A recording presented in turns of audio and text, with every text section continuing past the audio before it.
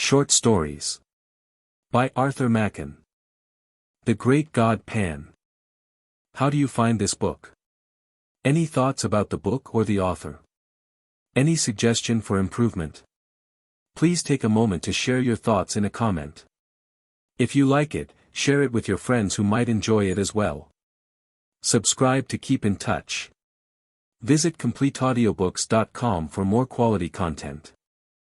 1. The Experiment. I am glad you came, Clarke, very glad indeed. I was not sure you could spare the time. I was able to make arrangements for a few days. Things are not very lively just now. But have you no misgivings, Raymond? Is it absolutely safe? The two men were slowly pacing the terrace in front of Dr. Raymond's house.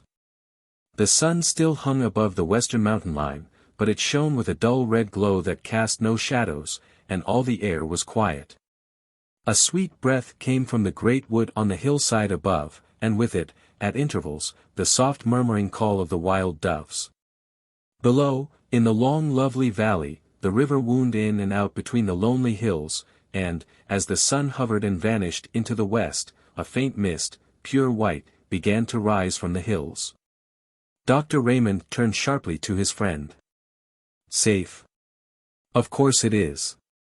In itself the operation is a perfectly simple one, any surgeon could do it. And there is no danger at any other stage? None, absolutely no physical danger whatsoever, I give you my word. You are always timid, Clarke, always. But you know my history. I have devoted myself to transcendental medicine for the last 20 years. I have heard myself called quack and charlatan and impostor, but all the while I knew I was on the right path. 5 years ago I reached the goal, and since then every day has been a preparation for what we shall do tonight. I should like to believe it is all true.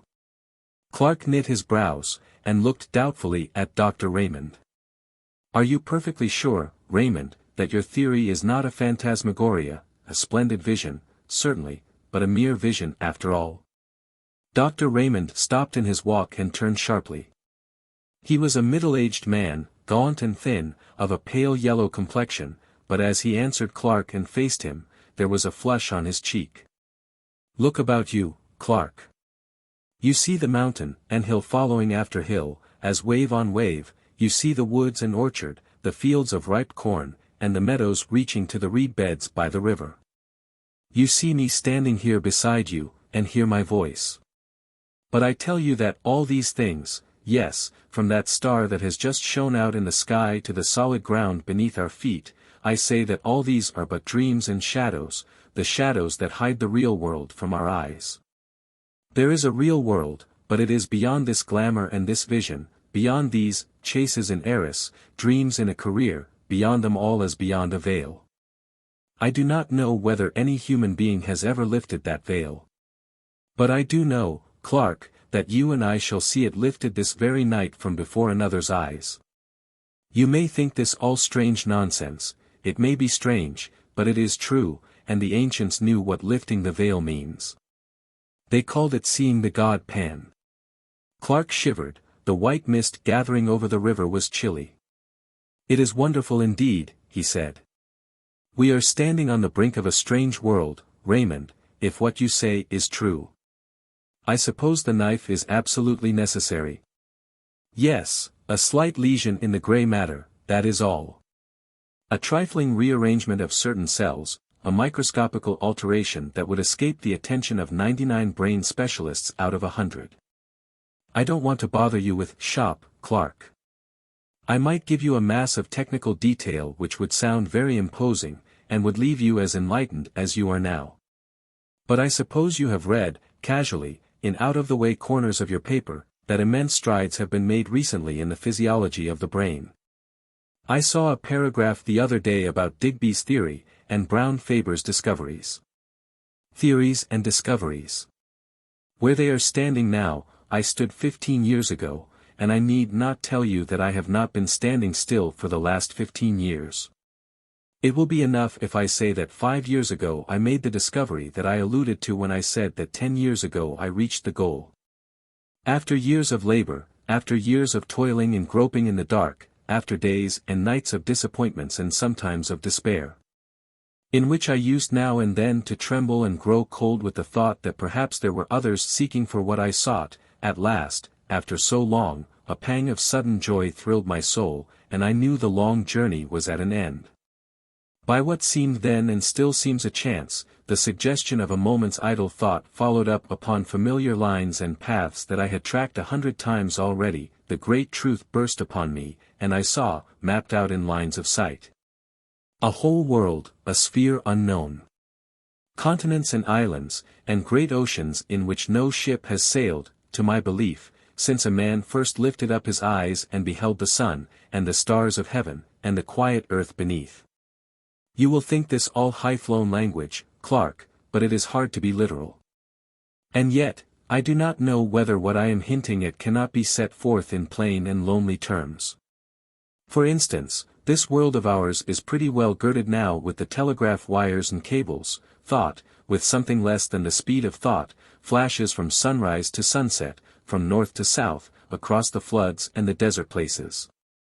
Suppose that an electrician of today were suddenly to perceive that he and his friends have merely been playing with pebbles and mistaking them for the foundations of the world. Suppose that such a man saw uttermost space lie open before the current, and words of men flash forth to the sun and beyond the sun into the systems beyond, and the voice of articulate speaking men echo in the waste void that bounds our thought. As analogies go, that is a pretty good analogy of what I have done. You can understand now a little of what I felt as I stood here one evening. It was a summer evening, and the valley looked much as it does now. I stood here, and saw before me the unutterable, the unthinkable gulf that yawns profound between two worlds, the world of matter and the world of spirit.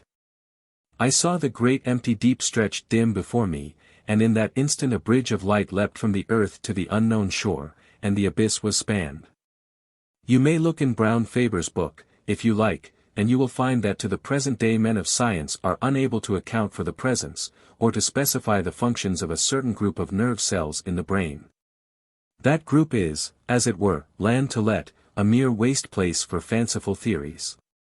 I am not in the position of Brown Faber and the specialists. I am perfectly instructed as to the possible functions of those nerve centers in the scheme of things.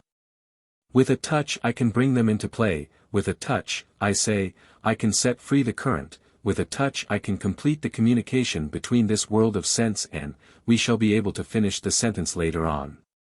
Yes, the knife is necessary. But think what that knife will effect. It will level utterly the solid wall of sense, and probably, for the first time since man was made, a spirit will gaze on a spirit world. Clarke, Mary will see the god Pan. But you remember what you wrote to me? I thought it would be requisite that she. He whispered the rest into the doctor's ear. Not at all, not at all. That is nonsense. I assure you. Indeed, it is better as it is, I am quite certain of that. Consider the matter well, Raymond. It's a great responsibility. Something might go wrong, you would be a miserable man for the rest of your days. No, I think not, even if the worst happened. As you know, I rescued Mary from the gutter, and from almost certain starvation, when she was a child. I think her life is mine, to use as I see fit.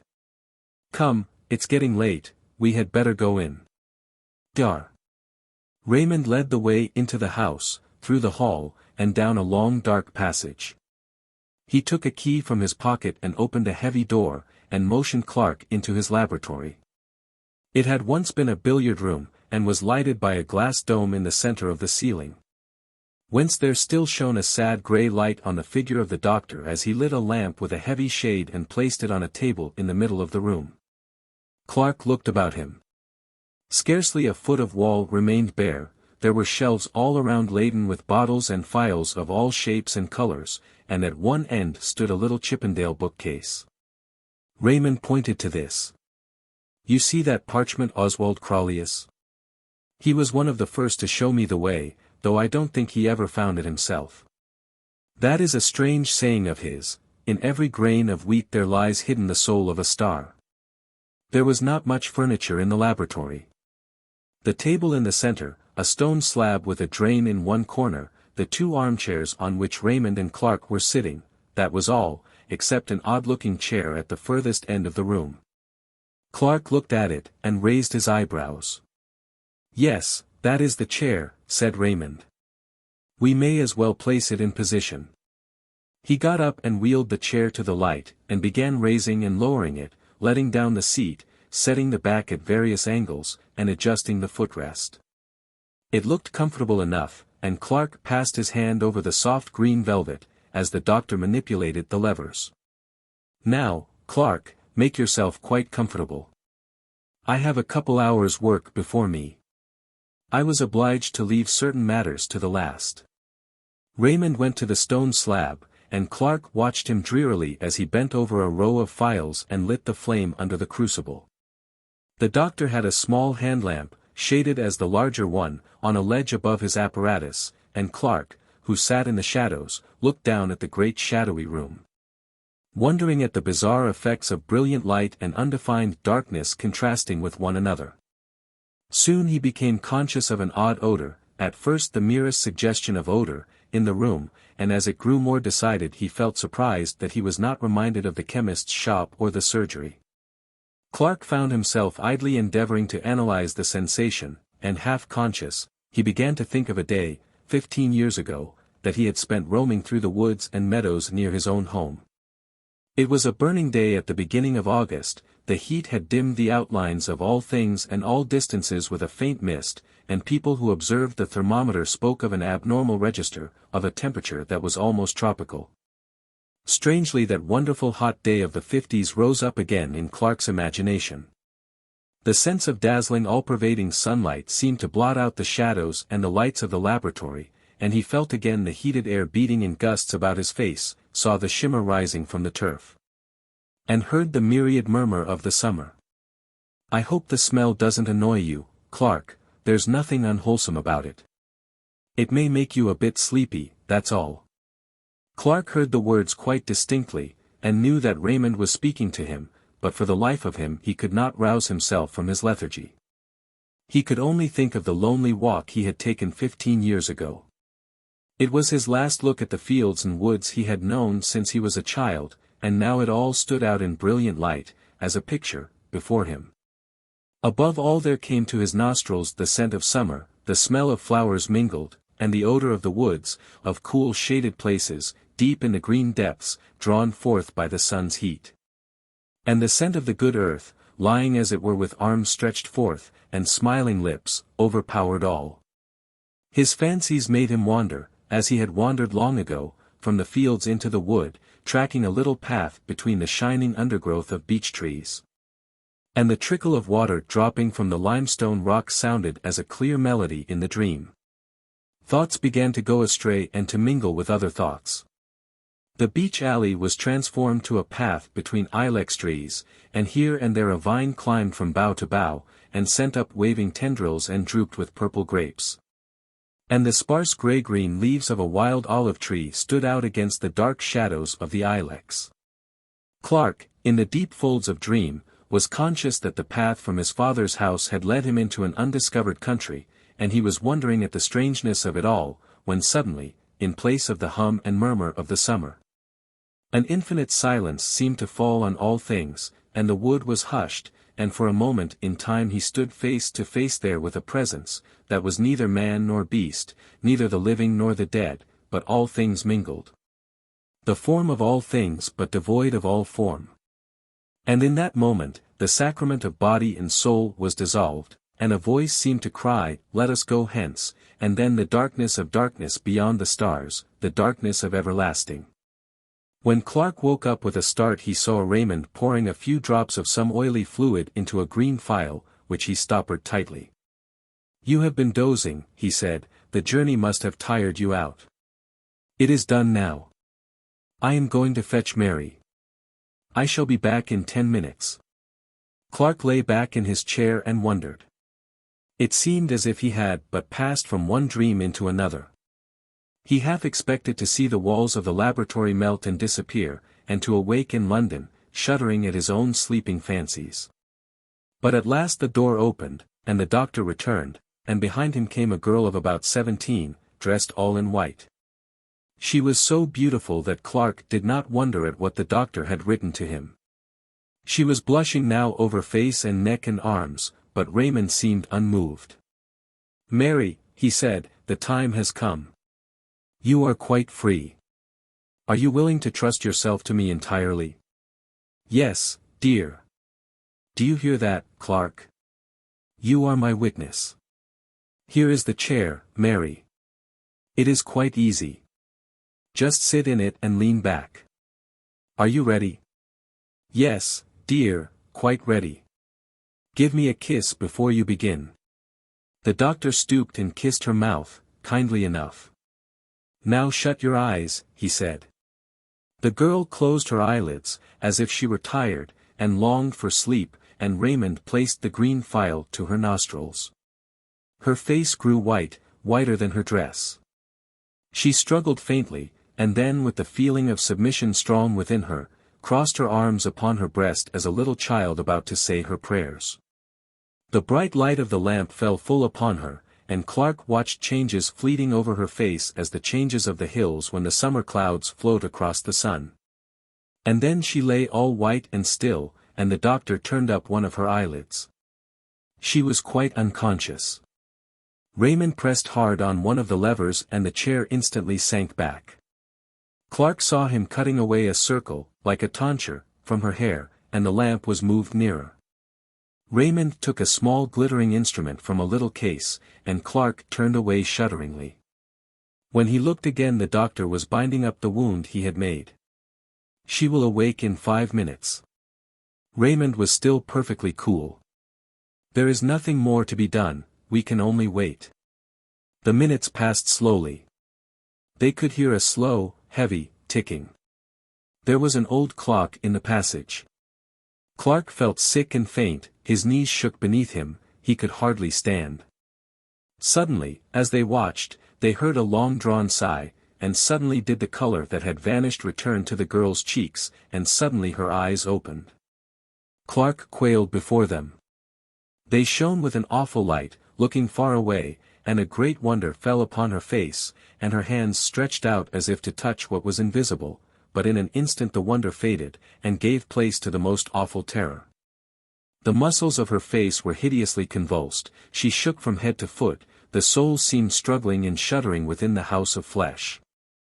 It was a horrible sight, and Clarke rushed forward, as she fell shrieking to the floor. 3 days later Raymond took Clarke to Mary's bedside. She was lying wide awake, rolling her head from side to side, and grinning vacantly. "Yes," said the doctor, still quite cool, "it is a great pity, she is a hopeless idiot. However, it could not be helped, and, after all, she has seen the great god Pan." 2. Mr. Clarke's Memoirs. Mr. Clarke, the gentleman chosen by Dr. Raymond to witness the strange experiment of the god Pan, was a person in whose character caution and curiosity were oddly mingled. In his sober moments he thought of the unusual and eccentric with undisguised aversion, and yet, deep in his heart, there was a wide-eyed inquisitiveness with respect to all the more recondite and esoteric elements in the nature of men. The latter tendency had prevailed when he accepted Raymond's invitation, for though his considered judgment had always repudiated the doctor's theories as the wildest nonsense, yet he secretly hugged a belief in fantasy, and would have rejoiced to see that belief confirmed. The horrors that he witnessed in the dreary laboratory were to a certain extent salutary. He was conscious of being involved in an affair not altogether reputable, and for many years afterwards he clung bravely to the commonplace, and rejected all occasions of occult investigation. Indeed, on some homeopathic principle, he for some time attended the séances of distinguished mediums, hoping that the clumsy tricks of these gentlemen would make him altogether disgusted with mysticism of every kind, but the remedy, though caustic, was not efficacious. Clarke knew that he still pined for the unseen, and little by little, the old passion began to reassert itself, as the face of Mary, shuddering and convulsed with an unknown terror, faded slowly from his memory. Occupied all day in pursuits both serious and lucrative, the temptation to relax in the evening was too great, especially in the winter months, when the fire cast a warm glow over his snug bachelor apartment. and a bottle of some choice claret stood ready by his elbow. His dinner digested, he would make a brief pretense of reading the evening paper, but the mere catalogue of news soon palled upon him, and Clarke would find himself casting glances of warm desire in the direction of an old Japanese bureau, which stood at a pleasant distance from the hearth. Like a boy before a jam closet, for a few minutes he would hover indecisive, but lust always prevailed, and Clarke ended by drawing up his chair, lighting a candle, and sitting down before the bureau. Its pigeonholes and drawers teemed with documents on the most morbid subjects, and in the well reposed a large manuscript volume, in which he had painfully entered gems of his collection. Clarke had a fine contempt for published literature. The most ghostly story ceased to interest him if it happened to be printed. His sole pleasure was in the reading, compiling, and rearranging what he called his memoirs to prove the existence of the devil, and engaged in this pursuit the evening seemed to fly and the night appeared too short. On one particular evening, an ugly December night, black with fog, and raw with frost, Clarke hurried over his dinner, and scarcely deigned to observe his customary ritual of taking up the paper and laying it down again. He paced 2 or 3 times up and down the room, and opened the bureau, stood still a moment, and sat down. He leant back, absorbed in one of those dreams to which he was subject, and at length drew out his book, and opened it at the last entry. There were 3 or 4 pages densely covered with Clarke's round, set penmanship, and at the beginning he had written in a somewhat larger hand: "Singular narrative told me by my friend, Dr. Phillips. He assures me that all the facts related therein are strictly and wholly true, but refuses to give either the surnames of the persons concerned, or the place where these extraordinary events occurred. Mr." Clarke began to read over the account for the 10th time, glancing now and then at the pencil notes he had made when it was told him by his friend. It was one of his humors to pride himself on a certain literary ability. He thought well of his style, and took pains in arranging the circumstances in dramatic order. He read the following story. The persons concerned in this statement are Helen V., who, if she is still alive, must now be a woman of 23, Rachel M., since deceased, who was a year younger than the above, and Trevor W., an imbecile, aged 18. These persons were at the period of the story inhabitants of a village on the borders of Wales, a place of some importance in the time of the Roman occupation, but now a scattered hamlet, of not more than 500 souls. It is situated on rising ground, about 6 miles from the sea, and is sheltered by a large and picturesque forest. Some 11 years ago, Helen V. came to the village under rather peculiar circumstances. It is understood that she, being an orphan, was adopted in her infancy by a distant relative, who brought her up in his own house until she was 12 years old. Thinking, however, that it would be better for the child to have playmates of her own age, he advertised in several local papers for a good home in a comfortable farmhouse for a girl of 12, and this advertisement was answered by Mr. R., a well-to-do farmer in the above-mentioned village. His references proving satisfactory, the gentleman sent his adopted daughter to Mr. R., with a letter, in which he stipulated that the girl should have a room to herself, and stated that her guardians need be at no trouble in the matter of education, as she was already sufficiently educated for the position in life which she would occupy. In fact, Mr. R. was given to understand that the girl be allowed to find her own occupations and to spend her time almost as she liked. Mr. R. duly met her at the nearest station, a town 7 miles away from his house, and seems to have remarked nothing extraordinary about the child except that she was reticent as to her former life and her adopted father. She was, however, of a very different type from the inhabitants of the village. Her skin was a pale, clear olive, and her features were strongly marked, and of a somewhat foreign character. She appears to have settled down easily enough into farmhouse life, and became a favorite with the children, who sometimes went with her on her rambles in the forest, for this was her amusement. Mr. R.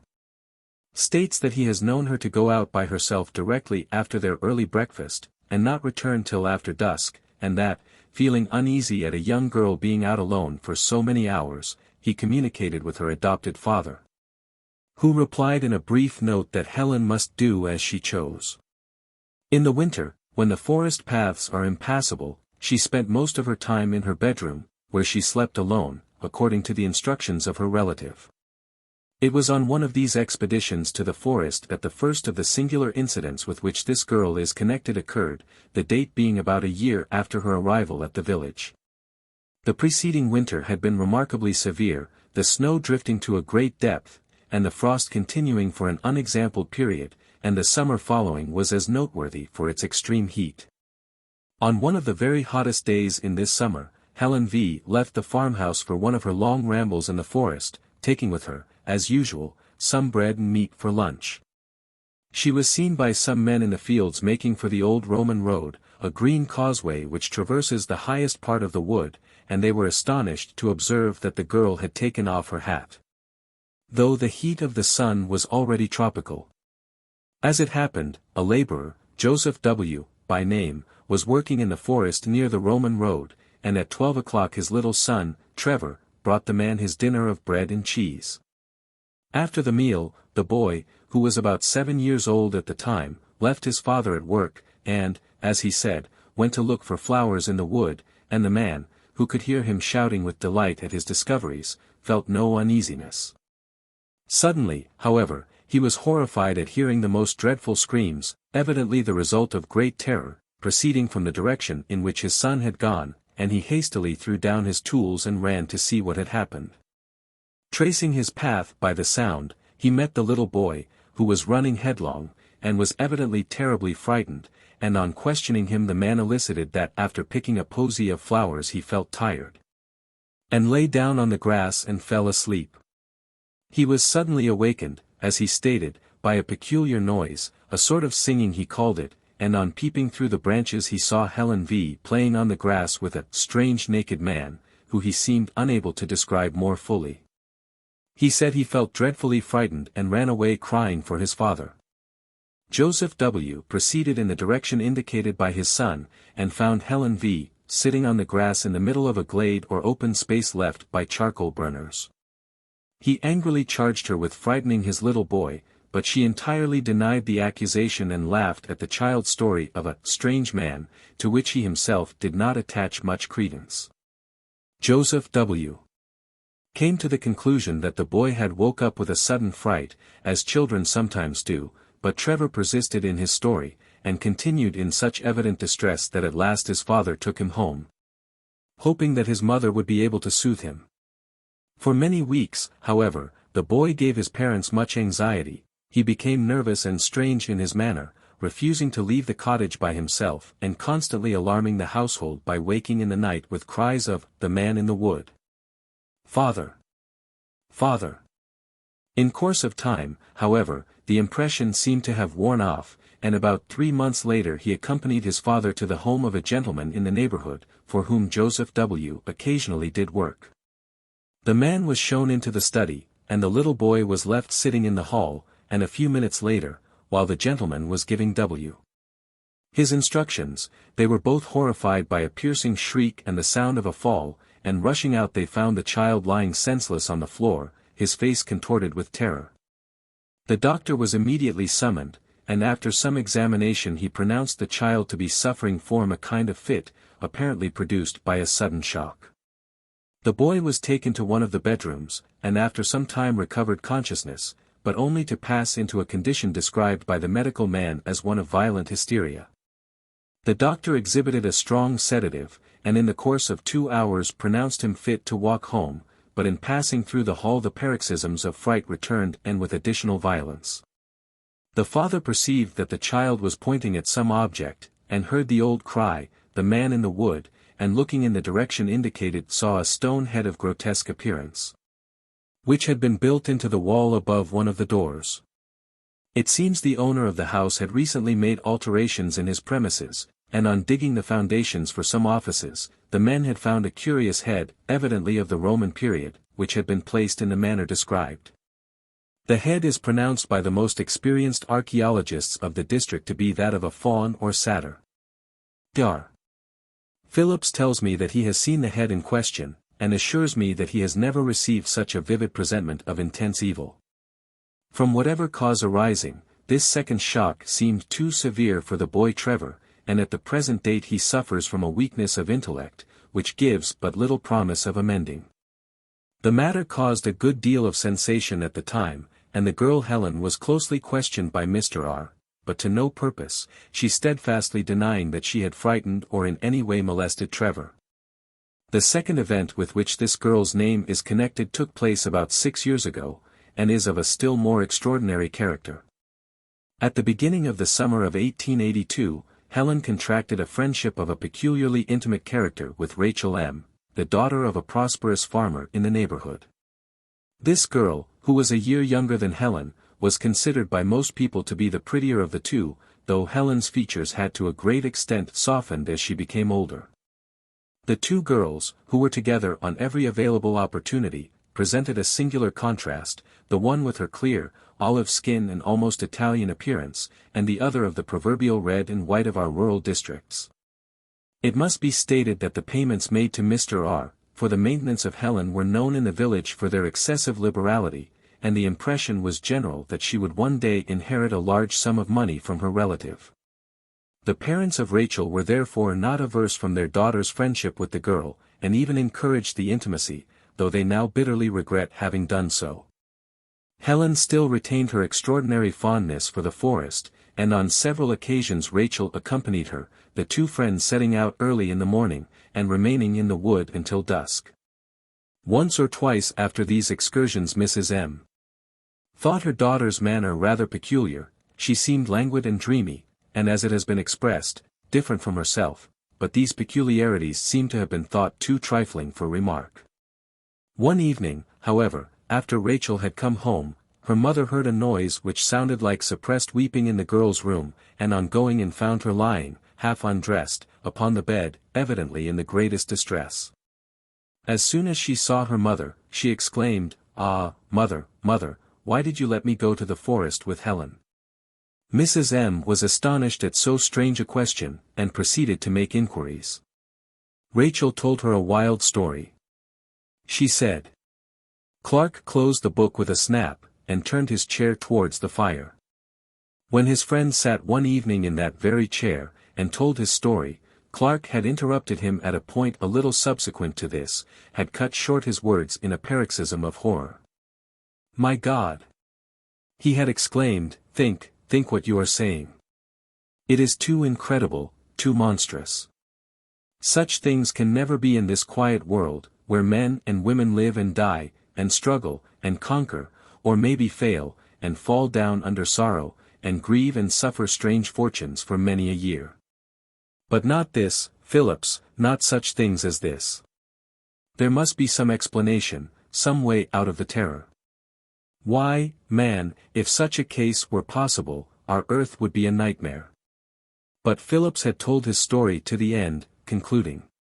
Her flight remains a mystery to this day. She vanished in broad sunlight, they saw her walking in a meadow, and a few moments later she was not there. Clarke tried to conceive the thing again, as he sat by the fire, and again his mind shuddered and shrank back, appalled before the sight of such awful, unspeakable elements enthroned as it were, and triumphant in human flesh. Before him stretched the long dim vista of the green causeway in the forest, as his friend had described it. He saw the swaying leaves and the quivering shadows on the grass, he saw the sunlight and the flowers, and far away, far in the long distance, the two figures moved toward him. One was Rachel, but the other. Clarke had tried his best to disbelieve it all, but at the end of the account, as he had written it in his book, he had placed the inscription. Et diabolus incarnate est et homo factus est. 3. The City of Resurrections.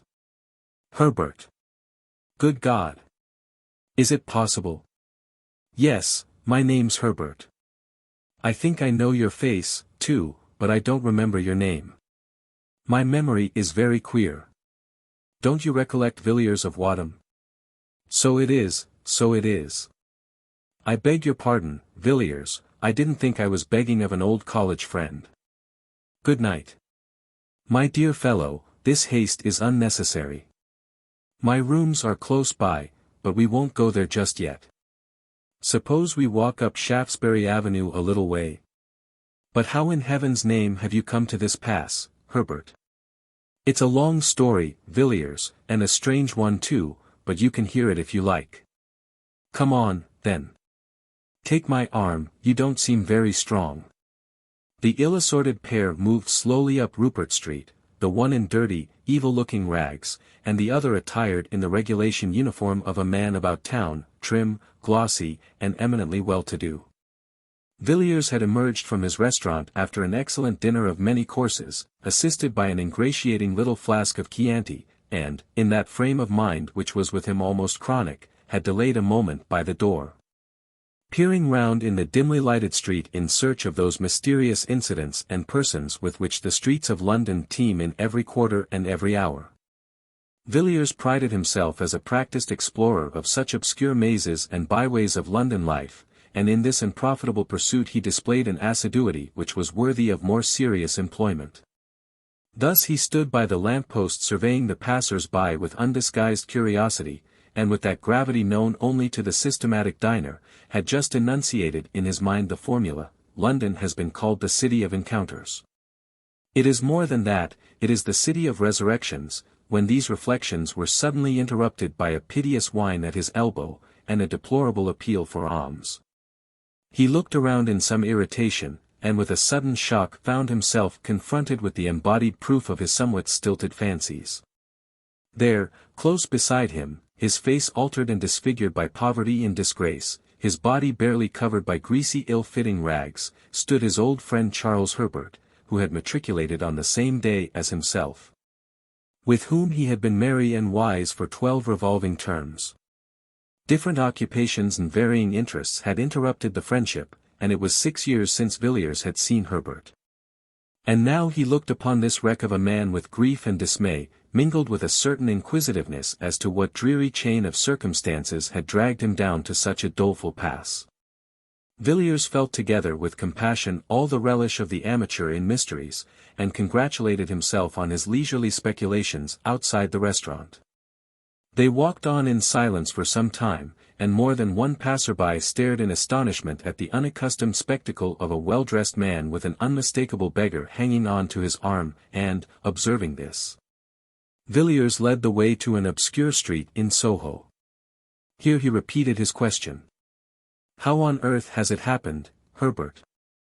I always understood you would succeed to an excellent position in Dorsetshire. Did your father disinherit you?" "Surely not. No, Villiers.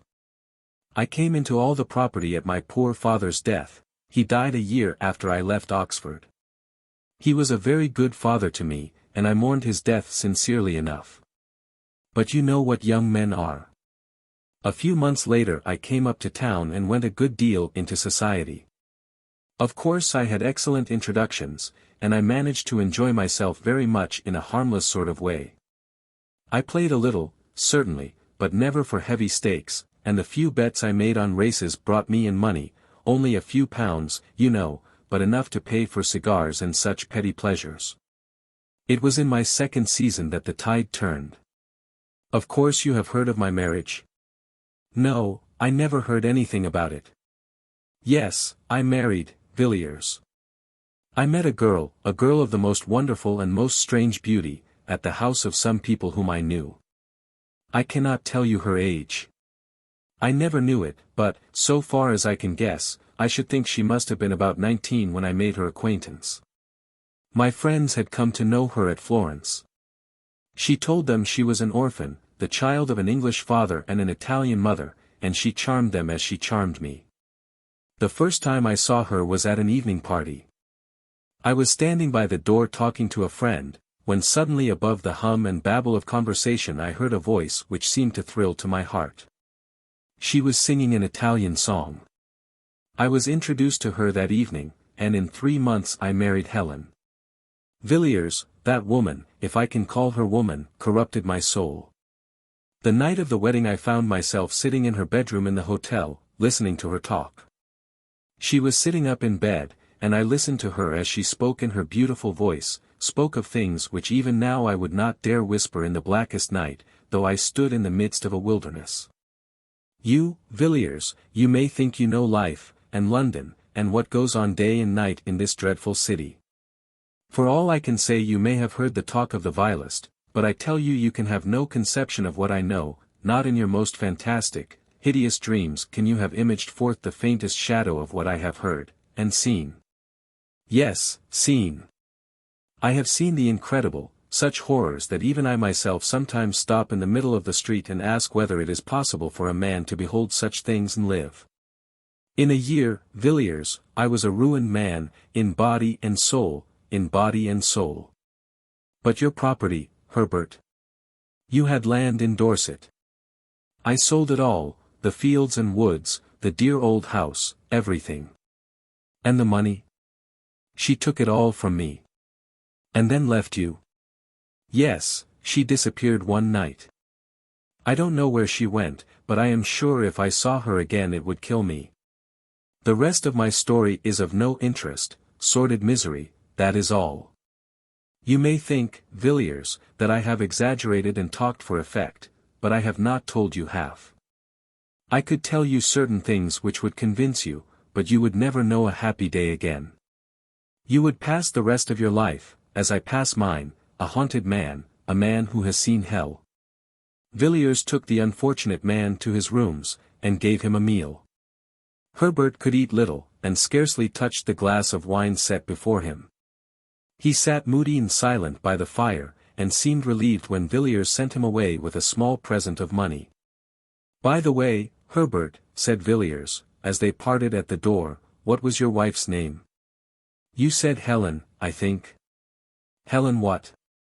The name she passed under when I met her was Helen Vaughan, but what her real name was I can't say. I don't think she had a name. No, not in that sense. Only human beings have names, Villiers, I can't say any more. Goodbye. Yes, I will not fail to call if I see any way in which you can help me. Good night. The man went out into the bitter night, and Villiers returned to his fireside. There was something about Herbert which shocked him inexpressibly. Not his poor rags nor the marks which poverty had set upon his face, but rather an indefinite terror which hung about him like a mist. He had acknowledged that he himself was not devoid of blame. The woman, he had avowed, had corrupted him body and soul, and Villiers felt that this man, once his friend, had been an actor in scenes evil beyond the power of words. His story needed no confirmation, he himself was the embodied proof of it. Villiers mused curiously over the story he had heard, and wondered whether he had heard both the first and the last of it. No, he thought, certainly not the last, probably only the beginning. A case like this is like a nest of Chinese boxes. You open one after the other and find a quainter workmanship in every box. Most likely poor Herbert is merely one of the outside boxes, there are stranger ones to follow. Villiers could not take his mind away from Herbert and his story, which seemed to grow wilder as the night wore on. The fire seemed to burn low, and the chilly air of the morning crept into the room. Villiers got up with a glance over his shoulder, and, shivering slightly, went to bed. A few days later he saw at his club a gentleman of his acquaintance, named Austin, who was famous for his intimate knowledge of London life, both in its tenebrous and luminous phases. Villiers, still full of his encounter in Soho and its consequences, thought Austin might possibly be able to shed some light on Herbert's history. And so after some casual talk he suddenly put the question. Do you happen to know anything of a man named Herbert, Charles Herbert? Austin turned round sharply and stared at Villiers with some astonishment. Charles Herbert? Weren't you in town 3 years ago? No, then you have not heard of the Paul Street case. It caused a good deal of sensation at the time. What was the case? Well, a gentleman, a man of very good position, was found dead, stark dead, in the area of a certain house in Paul Street, off Tottenham Court Road. Of course the police did not make the discovery. If you happen to be sitting up all night and have a light in your window, the constable will ring the bell, but if you happen to be lying dead in somebody's area, you will be left alone. In this instance, as in many others, the alarm was raised by some kind of vagabond. I don't mean a common tramp, or a public-house loafer, but a gentleman, whose business, or pleasure, or both, made him a spectator of the London streets at 5 o'clock in the morning. This individual was, as he said, going home, it did not appear whence or whither, and had occasion to pass through Paul Street between 4 and 5 a.m. Something or other caught his eye at number 20. He said, absurdly enough, that the house had the most unpleasant physiognomy he had ever observed, but, at any rate, he glanced down the area and was a good deal astonished to see a man lying on the stones, his limbs all huddled together, and his face turned up. Our gentleman thought his face looked peculiarly ghastly, and so set off at a run in search of the nearest policeman. The constable was at first inclined to treat the matter lightly, suspecting common drunkenness. However, he came, and after looking at the man's face, changed his tone, quickly enough. The early bird, who had picked up this fine worm, was sent off for a doctor, and the policeman rang and knocked at the door till a slatternly servant girl came down looking more than half asleep. The constable pointed out the contents of the area to the maid, who screamed loudly enough to wake up the street, but she knew nothing of the man, had never seen him at the house, and so forth. Meanwhile, the original discoverer had come back with a medical man, and the next thing was to get into the area. The gate was open, so the whole quartet stumped down the steps. The doctor hardly needed a moment's examination. He said the poor fellow had been dead for several hours, and it was then the case began to get interesting. The dead man had not been robbed, and in one of his pockets were papers identifying him as, well, as a man of good family and means, a favorite in society, and nobody's enemy, as far as could be known. I don't give his name, Villiers, because it has nothing to do with the story, and because it's no good raking up these affairs about the dead when there are no relations living. The next curious point was that the medical men couldn't agree as to how he met his death.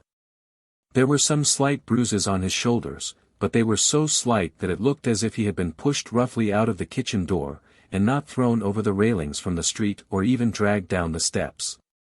But there were positively no other marks of violence about him, certainly none that would account for his death, and when they came to the autopsy there wasn't a trace of poison of any kind.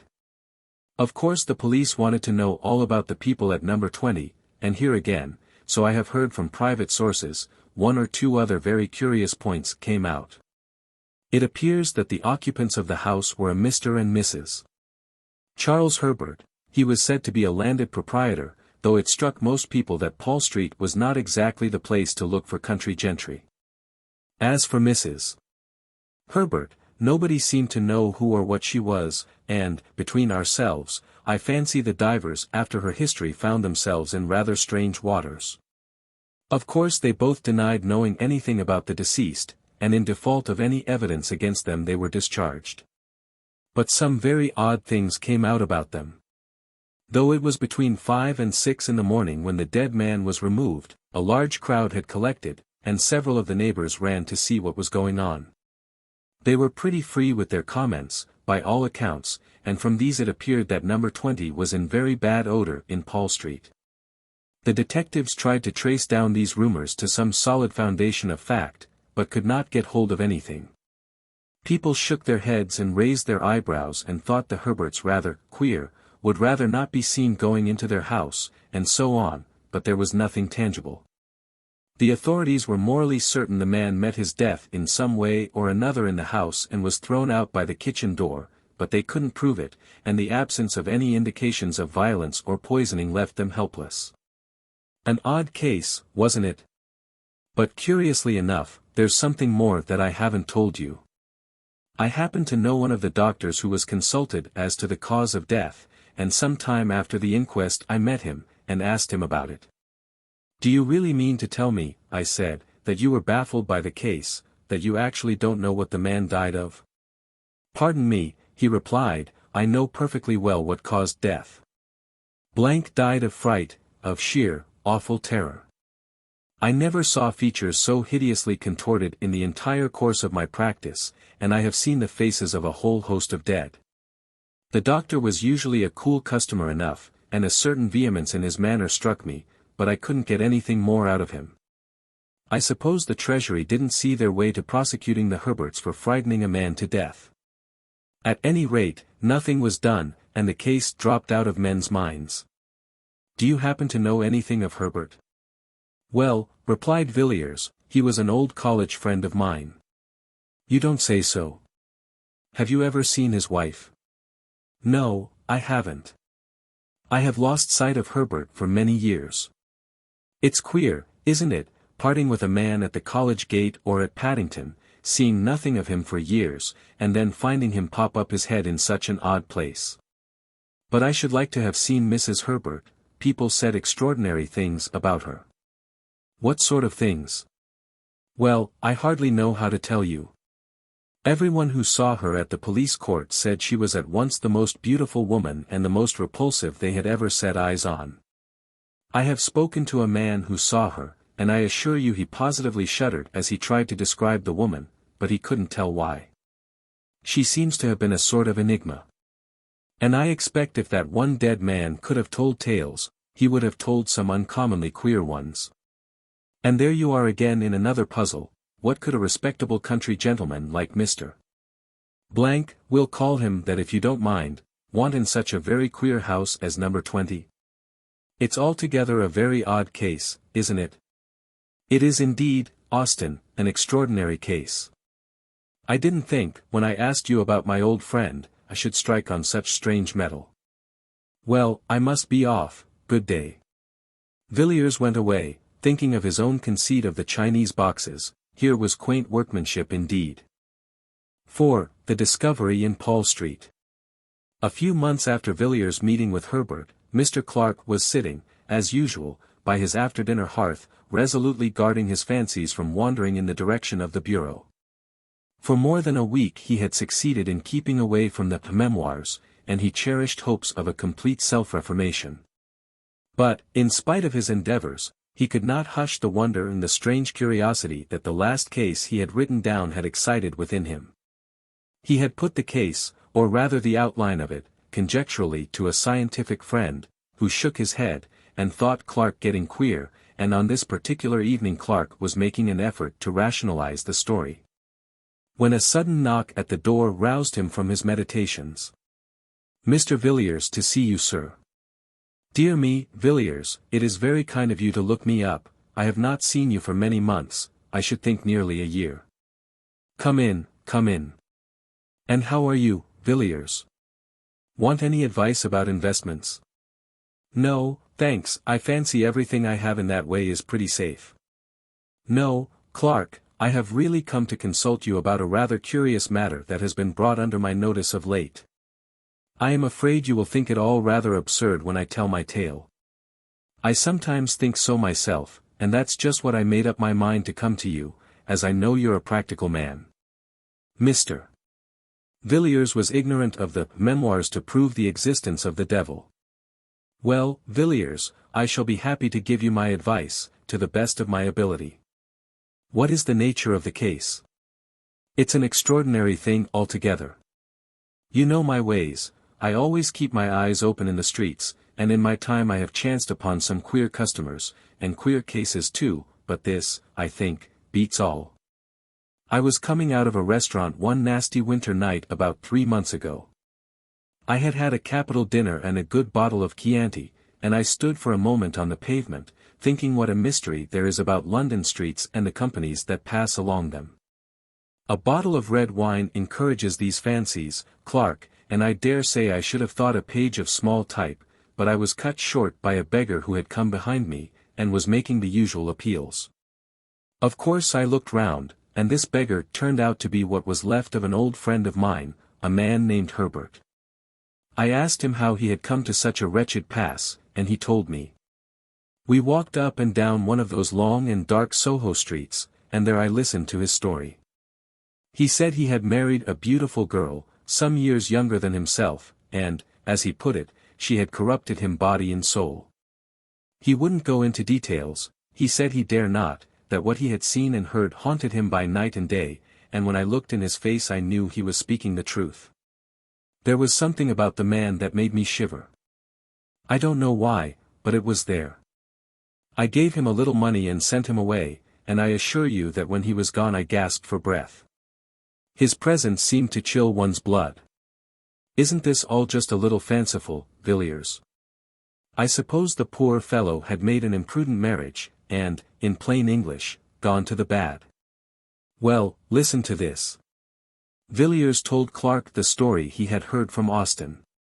You see, he concluded, there can be but little doubt that this Mr. Blank, whoever he was, died of sheer terror. He saw something so awful, so terrible, that it cut short his life.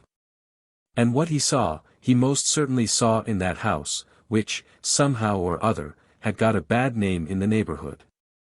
I had the curiosity to go and look at the place for myself. It's a saddening kind of street. The houses are old enough to be mean and dreary, but not old enough to be quaint. As far as I could see, most of them are let in lodgings, furnished and unfurnished, and almost every door has 3 bells to it. Here and there the ground floors have been made into shops of the commonest kind. It's a dismal street in every way. I found number 20 was to let, and I went to the agents and got the key. Of course I should have heard nothing of the Herberts in that quarter, but I asked the man, fair and square, how long they had left the house and whether there had been other tenants in the meanwhile. He looked at me queerly for a minute, and told me the Herberts had left immediately after the unpleasantness, as he called it, and since then the house had been empty. Mr. Villiers paused for a moment. I have always been rather fond of going over empty houses. There's a sort of fascination about the desolate empty rooms, with the nails sticking in the walls, and the dust thick upon the windowsills. But I didn't enjoy going over number 20, Paul Street. I had hardly put my foot inside the passage when I noticed a queer, heavy feeling about the air of the house. Of course all empty houses are stuffy, and so forth, but this was something quite different. I can't describe it to you, but it seemed to stop the breath. I went into the front room and the back room, and the kitchens downstairs. They were all dirty and dusty enough, as you would expect, but there was something strange about them all. I couldn't define it to you, I only know I felt queer. It was one of the rooms on the first floor, though, that was the worst. It was a largish room, and once on a time the paper must have been cheerful enough, but when I saw it, paint, paper, and everything were most doleful. But the room was full of horror. I felt my teeth grinding as I put my hand on the door, and when I went in, I thought I should have fallen fainting to the floor. However, I pulled myself together, and stood against the end wall, wondering what on earth there could be about the room to make my limbs tremble, and my heart beat as if I were at the hour of death. In one corner there was a pile of newspapers littered on the floor, and I began looking at them. They were papers of 3 or 4 years ago, some of them half torn, and some crumpled as if they had been used for packing. I turned the whole pile over, and amongst them I found a curious drawing. I will show it to you presently. But I couldn't stay in the room, I felt it was overpowering me. I was thankful to come out, safe and sound, into the open air. People stared at me as I walked along the street, and one man said I was drunk. I was staggering about from one side of the pavement to the other, and it was as much as I could do to take the key back to the agent and get home. I was in bed for a week, suffering from what my doctor called nervous shock and exhaustion. One of those days I was reading the evening paper, and happened to notice a paragraph headed, "Starved to Death." It was the usual style of thing. A model lodging house in Marylebone, a door locked for several days, and a dead man in his chair when they broke in. The deceased, said the paragraph, was known as Charles Herbert, and is believed to have been once a prosperous country gentleman. His name was familiar to the public 3 years ago in connection with the mysterious death in Paul Street, Tottenham Court Road, the deceased being the tenant of the house number 20. In the area of which a gentleman of good position was found dead under circumstances not devoid of suspicion.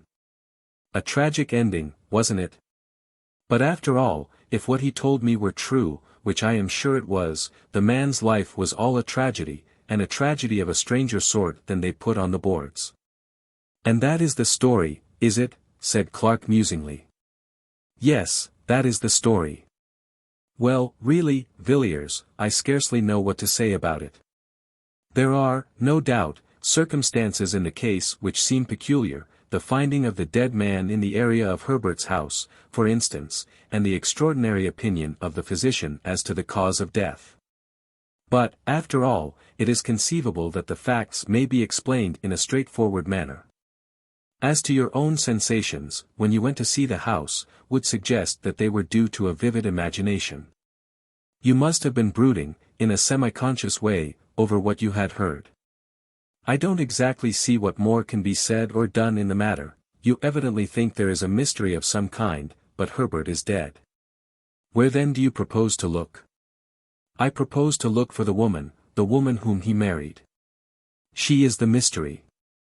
The two men sat silent by the fireside. Clarke secretly congratulating himself on having successfully kept up the character of advocate of the commonplace, and Villiers wrapped in his gloomy fancies. I think I will have a cigarette, he said at last, and put his hand in his pocket to feel for the cigarette case. Ah, he said, starting slightly, I forgot I had something to show you. You remember my saying that I had found a rather curious sketch amongst the pile of old newspapers at the house in Paul Street? Here it is. Villiers drew out a small thin parcel from his pocket. It was covered with brown paper, and secured with string, and the knots were troublesome. In spite of himself Clarke felt inquisitive. He bent forward on his chair as Villiers painfully undid the string, and unfolded the outer covering. Inside was a second wrapping of tissue, and Villiers took it off and handed the small piece of paper to Clarke without a word. There was dead silence in the room for 5 minutes or more. The two men sat so still that they could hear the ticking of the tall old-fashioned clock that stood outside in the hall, and in the mind of one of them the slow monotony of sound woke up a far, far memory. He was looking intently at the small pen-and-ink sketch of the woman's head. It had evidently been drawn with great care, and by a true artist, for the woman's soul looked out of the eyes, and the lips were parted with a strange smile. Clarke gazed still at the face. It brought to his memory one summer evening, long ago. He saw again the long lovely valley, the river winding between the hills, the meadows and the cornfields, the dull red sun, and the cold white mist rising from the water. He heard a voice speaking to him across the waves of many years, and saying, Clarke, Mary will see the god Pan. And then he was standing in the grim room beside the doctor, listening to the heavy ticking of the clock, waiting and watching the figure lying on the green char beneath the lamplight. Mary rose up, and he looked into her eyes, and his heart grew cold within him. Who is this woman? He said at last. His voice was dry and hoarse. That is the woman who Herbert married. Clarke looked again at the sketch. It was not Mary after all. There certainly was Mary's face, but there was something else, something he had not seen on Mary's features when the white-clad girl entered the laboratory with the doctor, nor at her terrible awakening, nor when she lay grinning on the bed.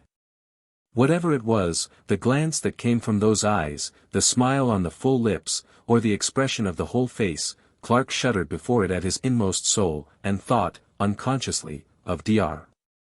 Philip's words, the most vivid presentment of evil I have ever seen. He turned the paper over mechanically in his hand and glanced at the back. Good God! Clarke, what is the matter? You are as white as death.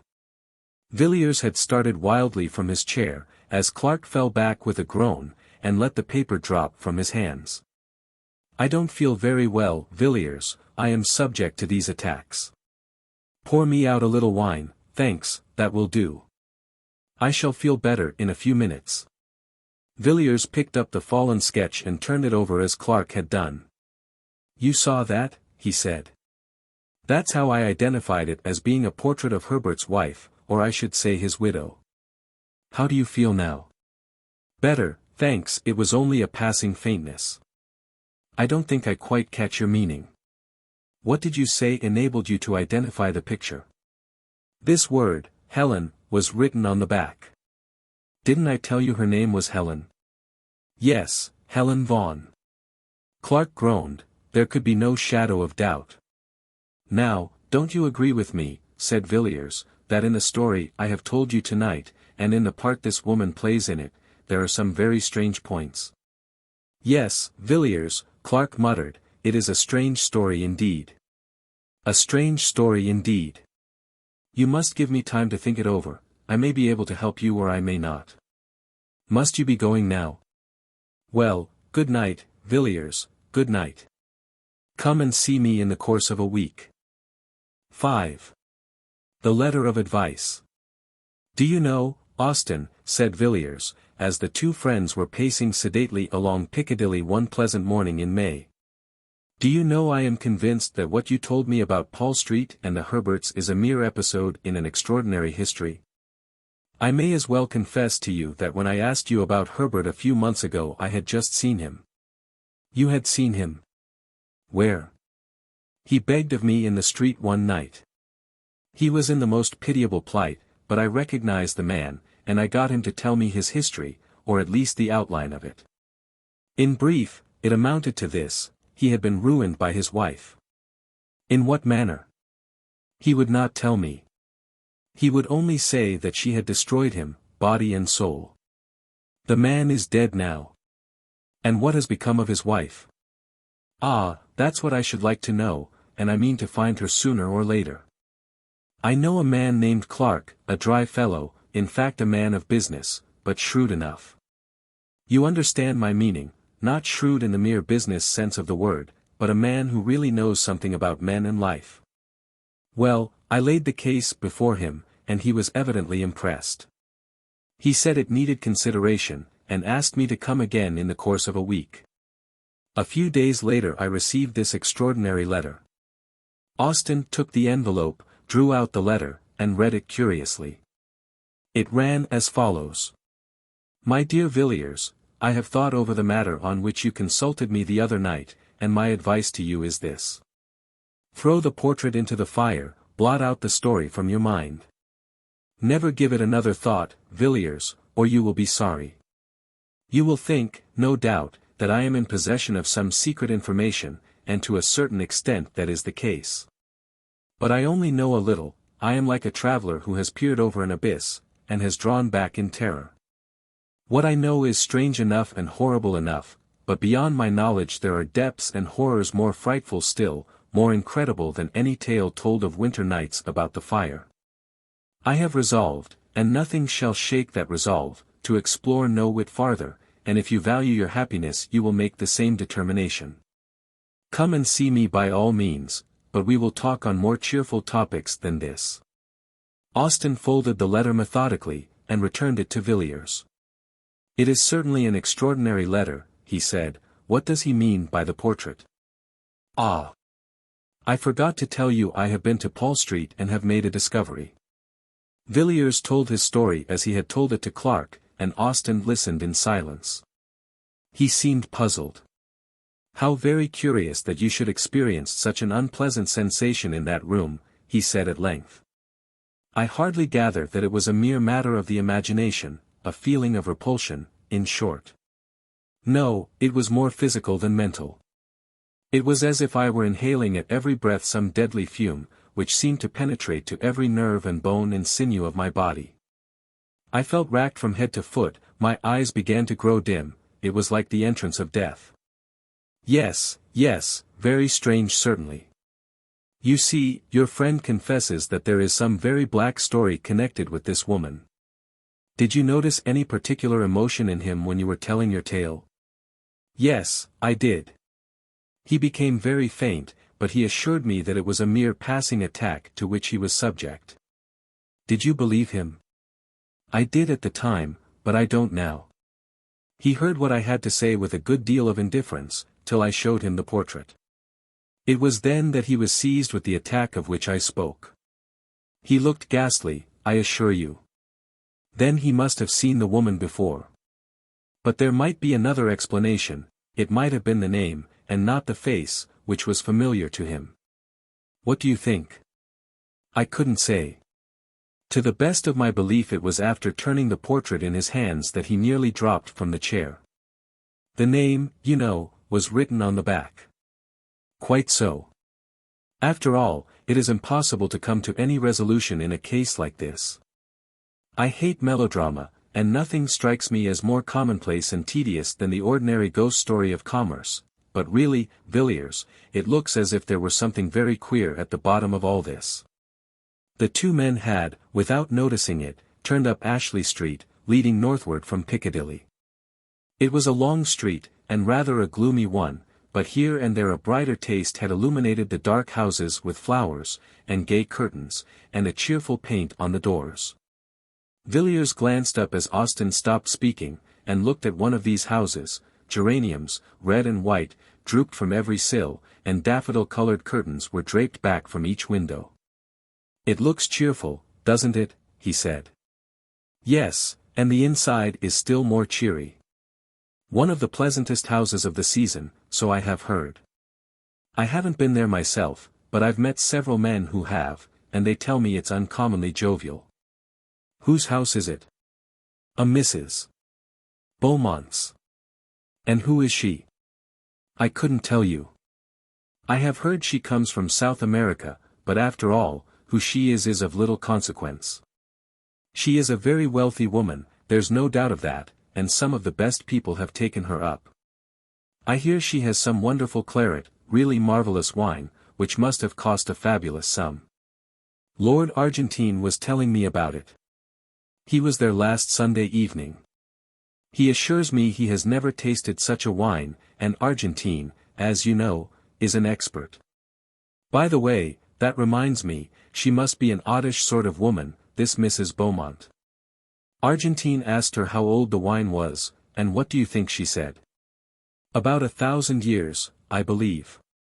Lord Argentine thought she was chaffing him, you know, but when he laughed she said she was speaking quite seriously and offered to show him the jar. Of course, he couldn't say anything more after that. "But it seems rather antiquated for a beverage, doesn't it?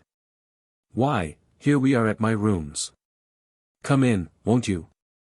"Thanks, I think I will. I haven't seen the curiosity shop for a while." It was a room furnished richly, yet oddly, where every jar and bookcase and table, and every rug and jar and ornament seemed to be a thing apart, preserving each its own individuality. "Anything fresh lately?" said Villiers after a while. "No. I think not. You saw those queer jugs, didn't you?" "I thought so. I don't think I have come across anything for the last few weeks." Austen glanced around the room from cupboard to cupboard, from shelf to shelf, in search of some new oddity. His eyes fell at last on an odd chest, pleasantly and quaintly carved, which stood in a dark corner of the room. "Ah," he said, "I was forgetting, I have got something to show you." Austen unlocked the chest, drew out a thick quarto volume, laid it on the table, and resumed the cigar he had put down. "Did you know Arthur Machen the painter, Villiers?" "A little. I met him 2 or 3 times at the house of a friend of mine." "What has become of him?" "I haven't heard his name mentioned for some time." "He's dead." "You don't say so. Quite young, wasn't he?" "Yes, only 30 when he died." "What did he die of?" "I don't know. He was an intimate friend of mine, and a thoroughly good fellow. He used to come here and talk to me for hours, and he was one of the best talkers I have met. He could even talk about painting, and that's more than can be said of most painters. About 18 months ago he was feeling rather overworked, and partly at my suggestion he went off on a sort of roving expedition, with no very definite end or aim about it. I believe New York was to be his first port, but I never heard from him. 3 months ago I got this book, with a very civil letter from an English doctor practicing at Buenos Aires, stating that he had attended the late Mr. Machen during his illness, and that the deceased had expressed an earnest wish that the enclosed packet should be sent to me after his death. That was all. And haven't you written for further particulars?" "I have been thinking of doing so." "You would advise me to write to the doctor?" "Certainly." "And what about the book?" "It was sealed up when I got it. I don't think the doctor had seen it. It is something very rare." "Machen was a collector, perhaps?" "No, I think not, hardly a collector. Now, what do you think of these Ainu jugs?" "They are peculiar, but I like them." "But aren't you going to show me poor Machen's legacy?" Yes, to be sure. The fact is, it's rather a peculiar sort of thing, and I haven't shown it to anyone. I wouldn't say anything about it if I were you. There it is." Villiers took the book, and opened it at haphazard. "It isn't a printed volume, then," he said. "No. It is a collection of drawings in black and white by my poor friend Merrick."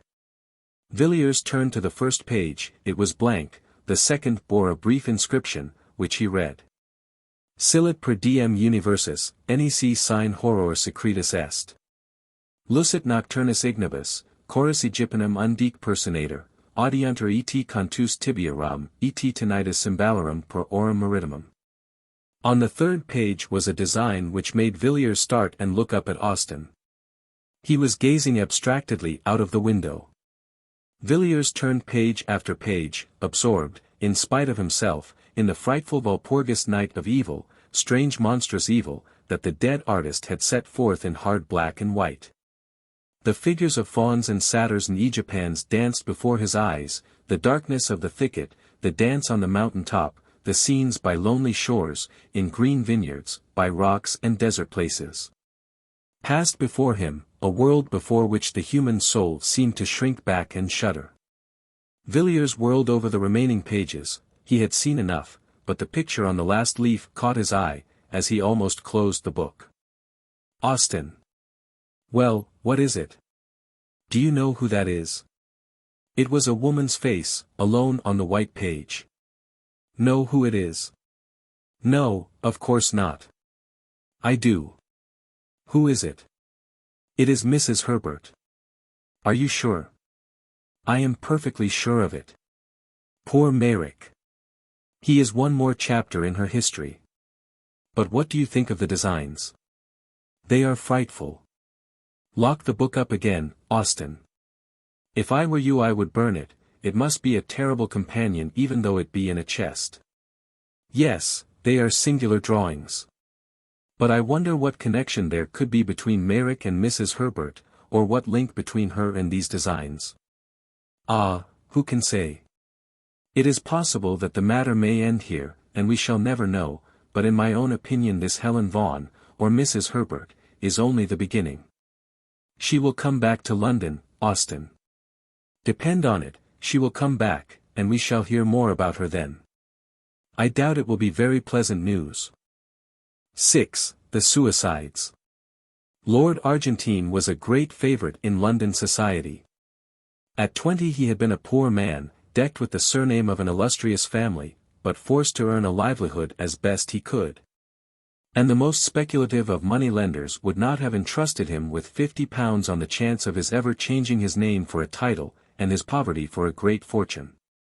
His father had been near enough to the fountain of good things to secure one of the family livings, but the son, even if he had taken orders, would scarcely have obtained so much as this, and moreover felt no vocation for the ecclesiastical estate.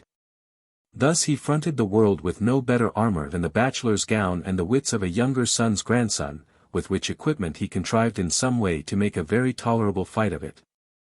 At 25 Mr. Charles Aubernon saw himself still a man of struggles and of warfare with the world, but out of the 7 who stood before him and the high places of his family 3 only remained.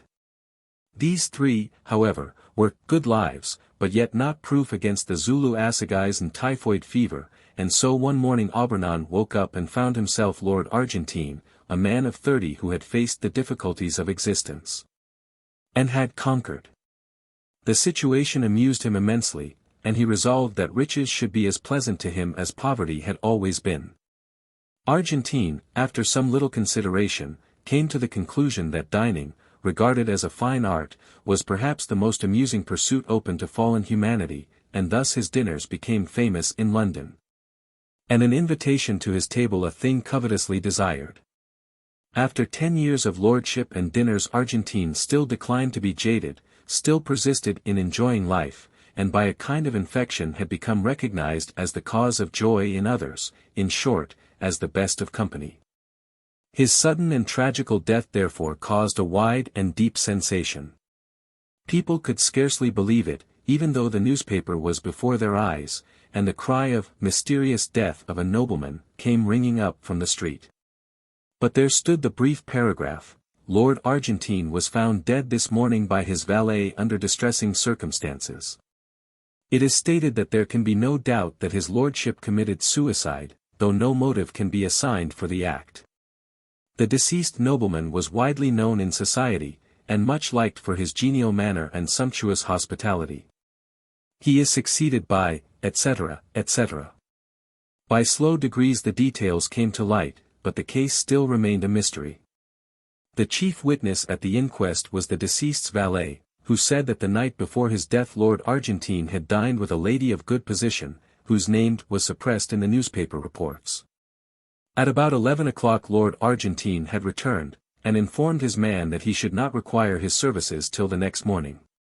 A little later the valet had occasion to cross the hall and was somewhat astonished to see his master quietly letting himself out at the front door.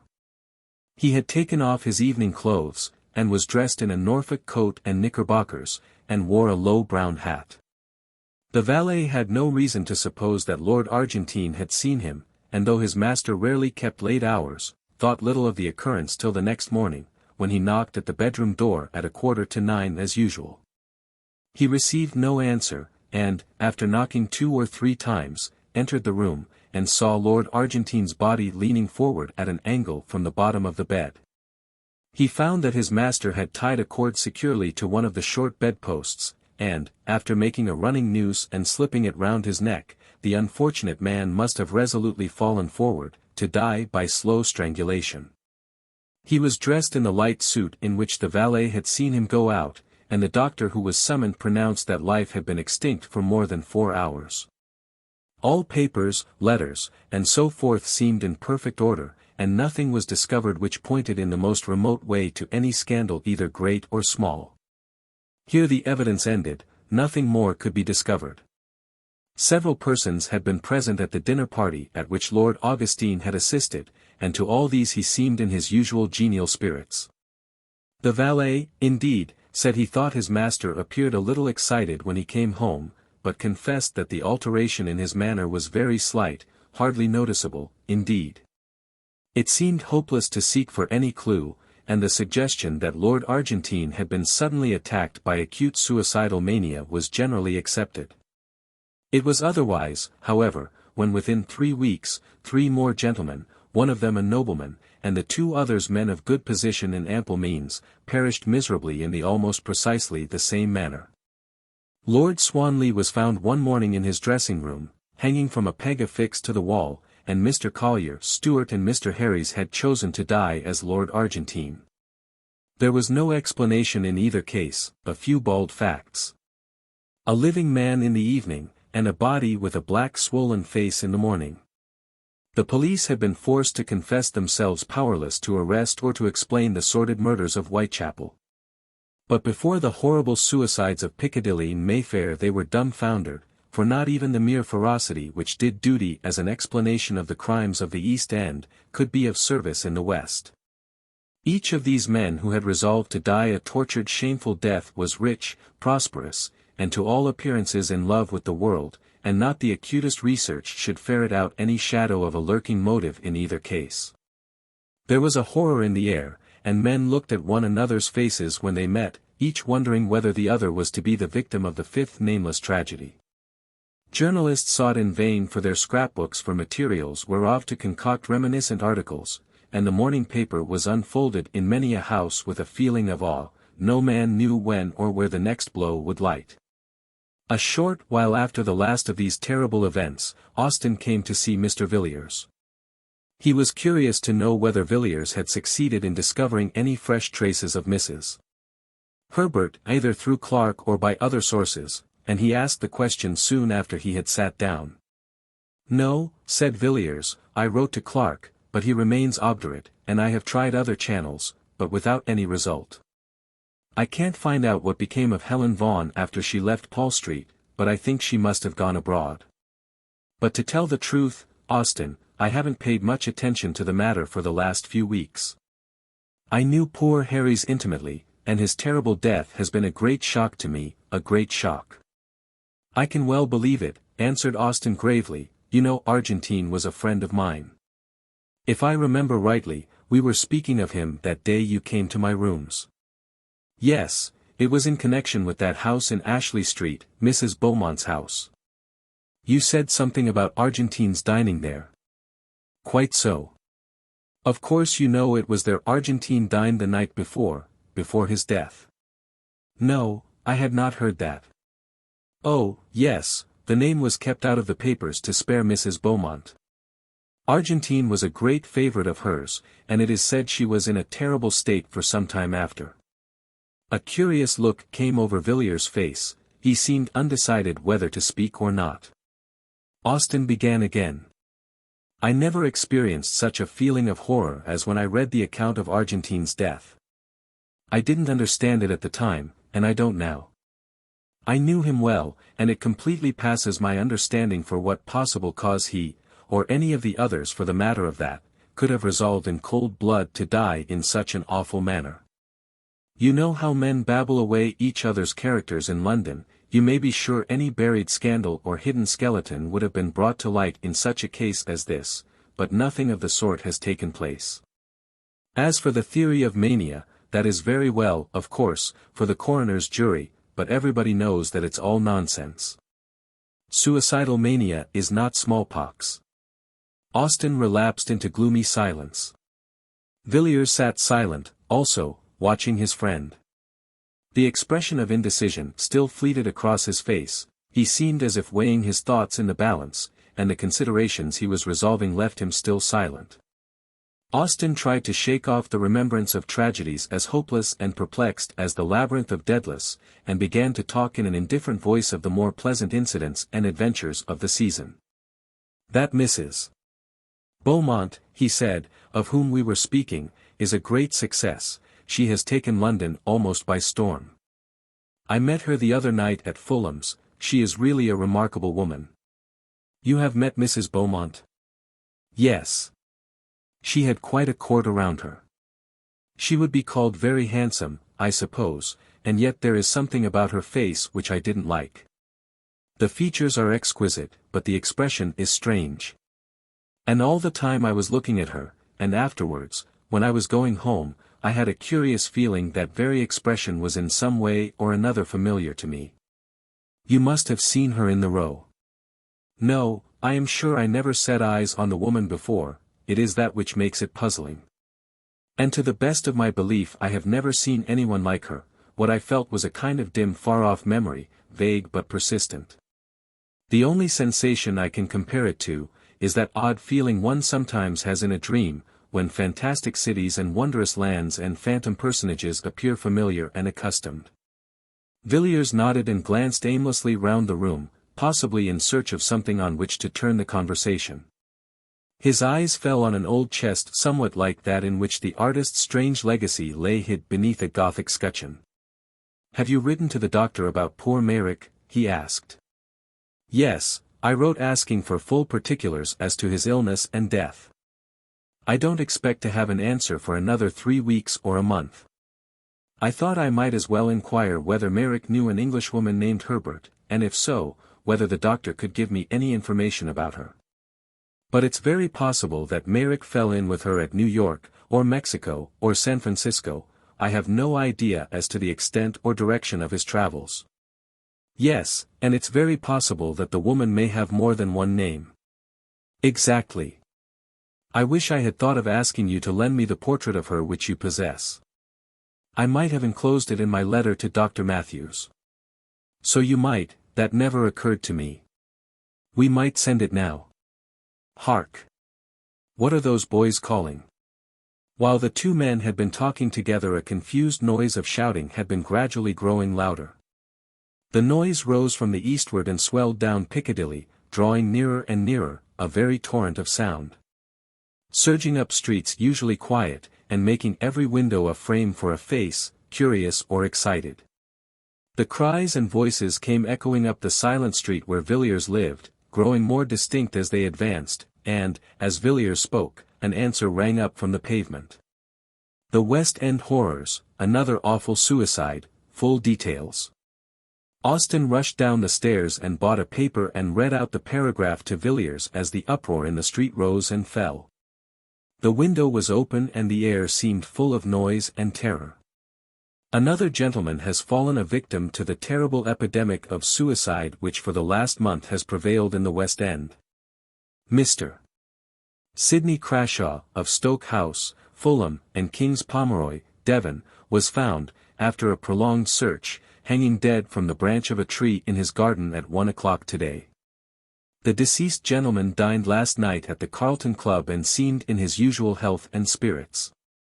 He left the club at about 10 o'clock, and was seen walking leisurely up St. James's Street a little later. Subsequent to this his movements cannot be traced. On the discovery of the body medical aid was at once summoned, but life had evidently been long extinct. So far as is known, Mr. Crashaw had no trouble or anxiety of any kind.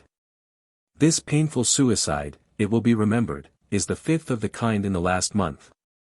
The authorities at Scotland Yard are unable to suggest any explanation of these terrible occurrences. Austen put down the paper in mute horror. "I shall leave London tomorrow," he said, "it is a city of nightmares. How awful this is, Villiers." Mr. Villiers was sitting by the window quietly looking out into the street. He had listened to the newspaper report attentively, and the hint of indecision was no longer on his face. "Wait a moment, Austen," he replied, "I have made up my mind to mention a little matter that occurred last night. It stated, I think, that Crashaw was last seen alive in St. James's Street shortly after 10.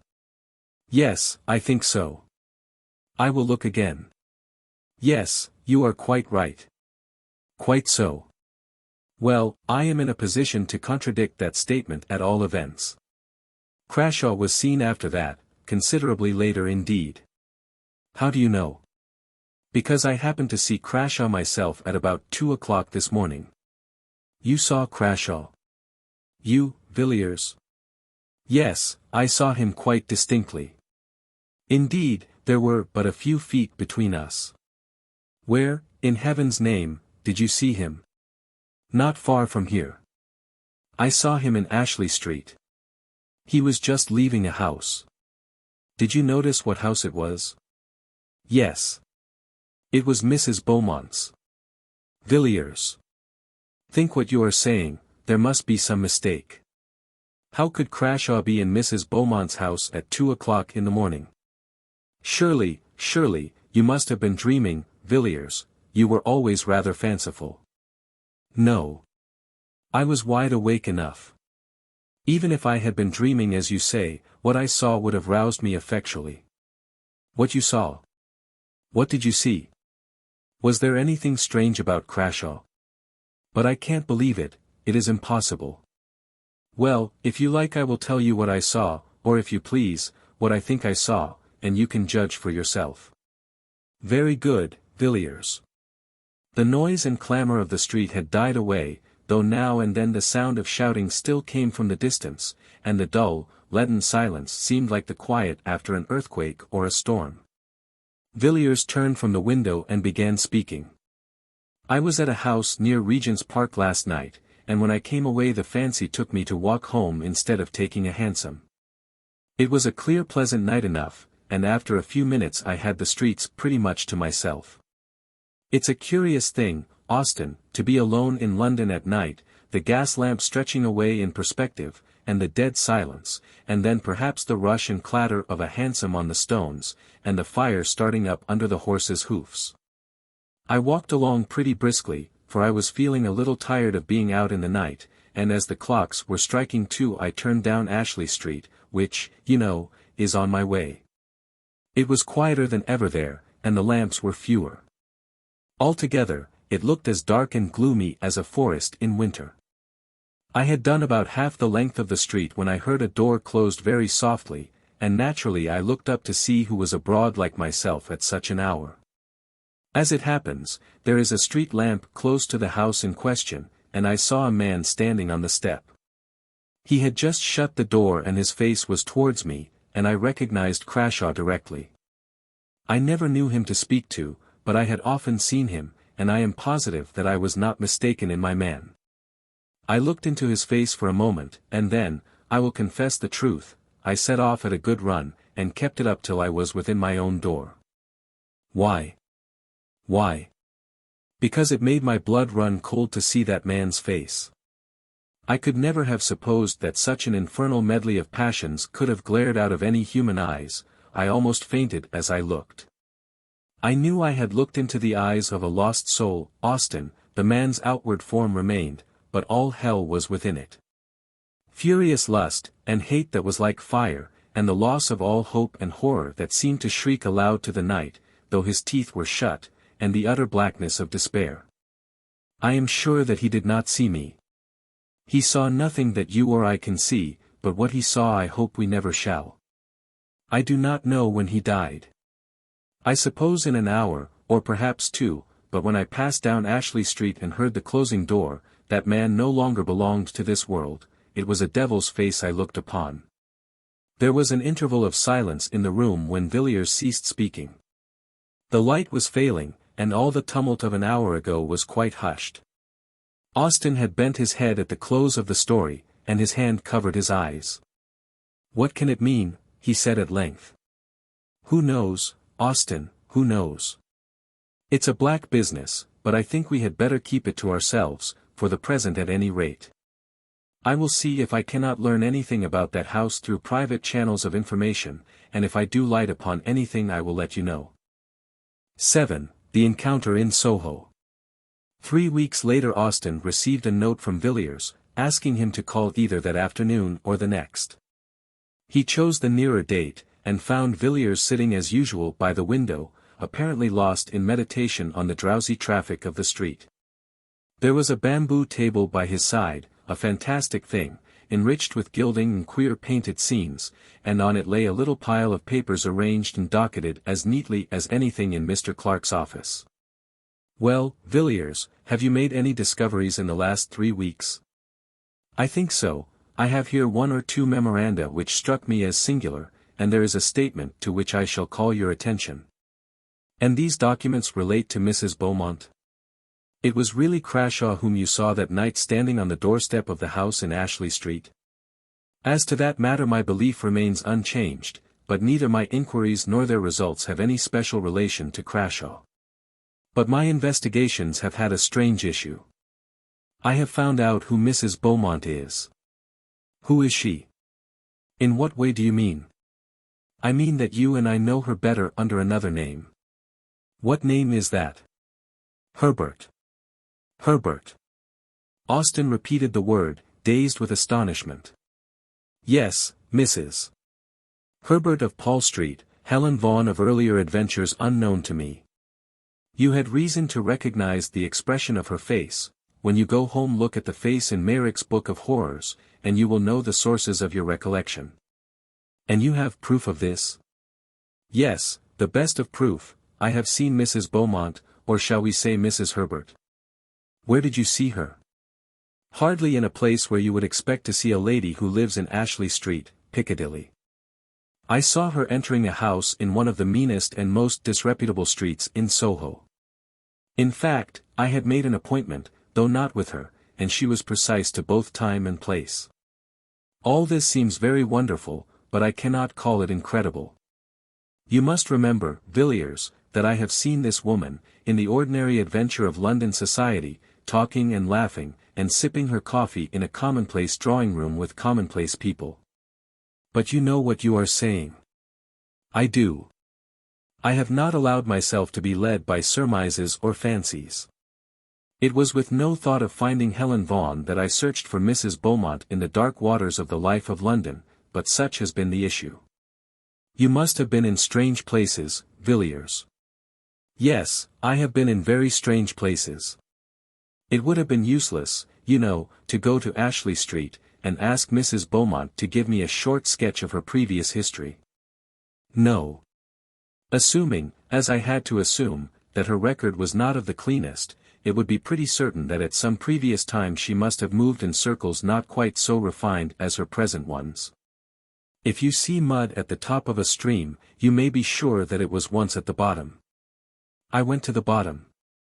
I have always been fond of diving into Queer Street for my amusement, and I found my knowledge of that locality and its inhabitants very useful. It is, perhaps, needless to say that my friends had never heard the name of Beaumont, and as I had never seen the lady, and was quite unable to describe her, I had to set to work in an indirect way. The people there know me. I have been able to do some of them a service now and again, so they made no difficulty about giving their information. They were aware I had no communication direct or indirect with Scotland Yard.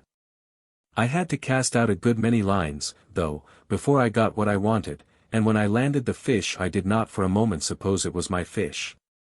But I listened to what I was told out of a constitutional liking for useless information, and I found myself in possession of a very curious story, though, as I imagined, not the story I was looking for. It was to this effect. Some 5 or 6 years ago, a woman named Raymond suddenly made her appearance in the neighborhood to which I am referring. She was described to me as being quite young, probably not more than 17 or 18, very handsome, and looking as if she came from the country. I should be wrong in saying that she found her level in going to this particular quarter, or associating with these people, for from what I was told, I should think the worst den in London far too good for her. The person from whom I got my information, as you may suppose, no great Puritan, shuddered and grew sick in telling me of the nameless infamies which were laid to her charge. After living there for a year, or perhaps a little more, she disappeared as suddenly as she came, and they saw nothing of her till about the time of the Paul Street case. At first she came to her old haunts only occasionally, then more frequently, and finally took up her abode there as before, and remained for 6 or 8 months. It's of no use my going into details as to the life that woman led. If you want particulars you can look at Meyrick's legacy. Those designs were not drawn from his imagination. She again disappeared, and the people of the place saw nothing of her till a few months ago. My informant told me that she had taken some rooms in a house which he pointed out, and these rooms she was in the habit of visiting 2 or 3 times a week and always at 10 in the morning. I was led to expect that one of these visits would be paid on a certain day about a week ago, and I accordingly managed to be on the lookout in company with my cicerone at 9:45, and the hour and the lady came with equal punctuality. My friend and I were standing under an archway, a little way back from the street, but she saw us, and gave me a glance that I shall be long in forgetting. That look was quite enough for me. I knew Miss Raymond to be Mrs. Herbert. As for Mrs. Beaumont, she had quite gone out of my head. She went into the house, and I watched it till 4 o'clock, when she came out, and then I followed her. It was a long chase, and I had to be very careful to keep a long way in the background, and yet not lose sight of the woman. She took me down to the Strand, and then to Westminster, and then up St. James's Street, and along Piccadilly. I felt queerish when I saw her turn up Ashley Street. The thought that Mrs. Herbert was Mrs. Beaumont came into my mind, but it seemed too impossible to be true. I waited at the corner, keeping my eye on her all the time, and I took particular care to note the house at which she stopped. It was the house with the gay curtains, the home of flowers, the house out of which Crashaw came the night he hanged himself in his garden. I was just going away with my discovery, when I saw an empty carriage come round and draw up in front of the house, and I came to the conclusion that Mrs. Herbert was going out for a drive, and I was right. There, as it happened, I met a man I know, and we stood talking together a little distance from the carriageway, to which I had my back. We had not been there for 10 minutes when my friend took off his hat, and I glanced round and saw the lady I had been following all day. "Who is that?" I said, and his answer was, "Mrs. Beaumont, lives in Ashley Street." Of course there could be no doubt after that. I don't know whether she saw me, but I don't think she did. I went home at once, and, on consideration, I thought that I had a sufficiently good case with which to go to Clarke. Why to Clarke? Because I am sure that Clarke is in possession of facts about this woman, facts of which I know nothing. Well, what then? Mr. Villiers leaned back in his chair and looked reflectively at Austen for a moment before he answered. My idea was that Clarke and I should call on Mrs. Beaumont. You would never go into such a house as that. No, no, Villiers, you cannot do it. Besides, consider, what result? I will tell you soon. But I was going to say that my information does not end here, it has been completed in an extraordinary manner. Look at this neat little packet of manuscript. It is paginated, you see, and I have indulged in the civil coquetry of a ribbon of red tape. It has almost a legal air, hasn't it? Run your eye over it, Austen. It is an account of the entertainment Mrs. Beaumont provided for her choicer guests. The man who wrote this escaped with his life, but I do not think he will live many years. The doctors tell him he must have sustained some severe shock to the nerves. Austen took the manuscript, but never read it. Opening the neat pages at haphazard, his eye was caught by a word and a phrase that followed it, and, sick at heart, with white lips and a cold sweat pouring like water from his temples, he flung the paper down. "Take it away, Villiers, never speak of this again. Are you made of stone, man? Why, the dread and horror of death itself, the thoughts of the man who stands in the keen morning air on the black platform, bound, the bell tolling in his ears, and waits for the harsh rattle of the bolt, are as nothing compared to this. I will not read it, I should never sleep again." "Very good. I can fancy what you saw. Yes, it is horrible enough. But after all, it is an old story, an old mystery played in our day, and in dim London streets instead of amidst the vineyards and the olive gardens. We know what happened to those who chanced to meet the great god Pan, and those who are wise know that all symbols are symbols of something, not of nothing. It was, indeed, an exquisite symbol beneath which men long ago veiled their knowledge of the most awful, most secret forces which lie at the heart of all things. Forces before which the souls of men must wither and die and blacken, as their bodies blacken under the electric current. Such forces cannot be named, cannot be spoken, cannot be imagined except under a veil and a symbol to the most of us appearing a quaint, poetic fancy, to some a foolish tale. But you and I, at all events, have known something of the terror that may dwell in the secret place of life, manifested under human flesh, that which is without form taking to itself a form. Oh, Austen, how can it be? How is it that the very sunlight does not turn to blackness before this thing, the hard earth melt and boil beneath such a burden? Villiers was pacing up and down the room, and the beads of sweat stood out on his forehead. Austen sat silent for a while, but Villiers saw him make a sign upon his breast. "I say again, Villiers, you will surely never enter such a house as that. You would never pass out alive." "Yes, Austen, I shall go out alive. And Clarke with me." "What do you mean?" "You cannot, you would not dare." "Wait a moment. The air was very pleasant and fresh this morning. There was a breeze blowing, even through this dull street, and I thought I would take a walk. Piccadilly stretched before me a clear, bright vista, and the sun flashed on the carriages and on the quivering leaves in the park. It was a joyous morning, and men and women looked at the sky and smiled as they went about their work or their pleasure, and the wind blew as blithely as upon the meadows and the scented gorse. But somehow or other I got out of the bustle and the gaiety, and found myself walking slowly along a quiet, dull street, where there seemed to be no sunshine and no air, and where the few foot passengers loitered as they walked, and hung indecisively about corners and archways. I walked along, hardly knowing where I was going or what I did there, but feeling impelled, as one sometimes is, to explore still further, with a vague idea of reaching some unknown goal. Thus I forged up the street, noting the small traffic of the milk shop, and wondering at the incongruous medley of penny pipes, black tobacco, sweets, newspapers, and comic songs which here and there jostled one another in the short compass of a single window. I think it was a cold shudder that suddenly passed through me that first told me that I had found what I wanted. I looked up from the pavement and stopped before a dusty shop, above which the lettering had faded, where the red bricks of 200 years ago had grimed to black, where the windows had gathered to themselves the dust of winters innumerable.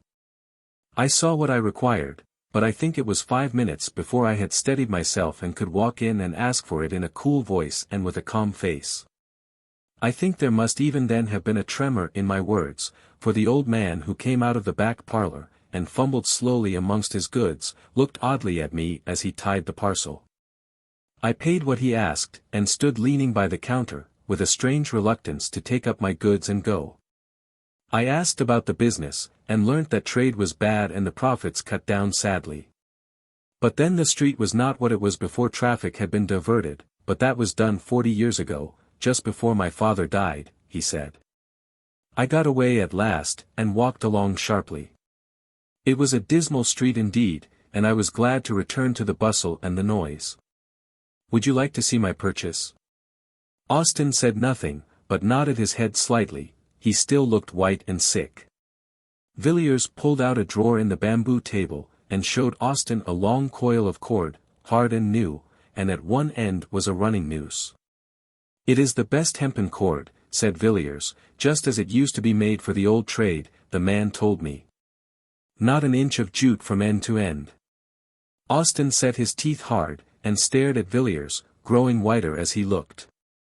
"You would not do it," he murmured at last. "You would not have blood on your hands." "My God!" he exclaimed, with sudden vehemence, "you cannot mean this, Villiers, that you will make yourself a hangman?" "No.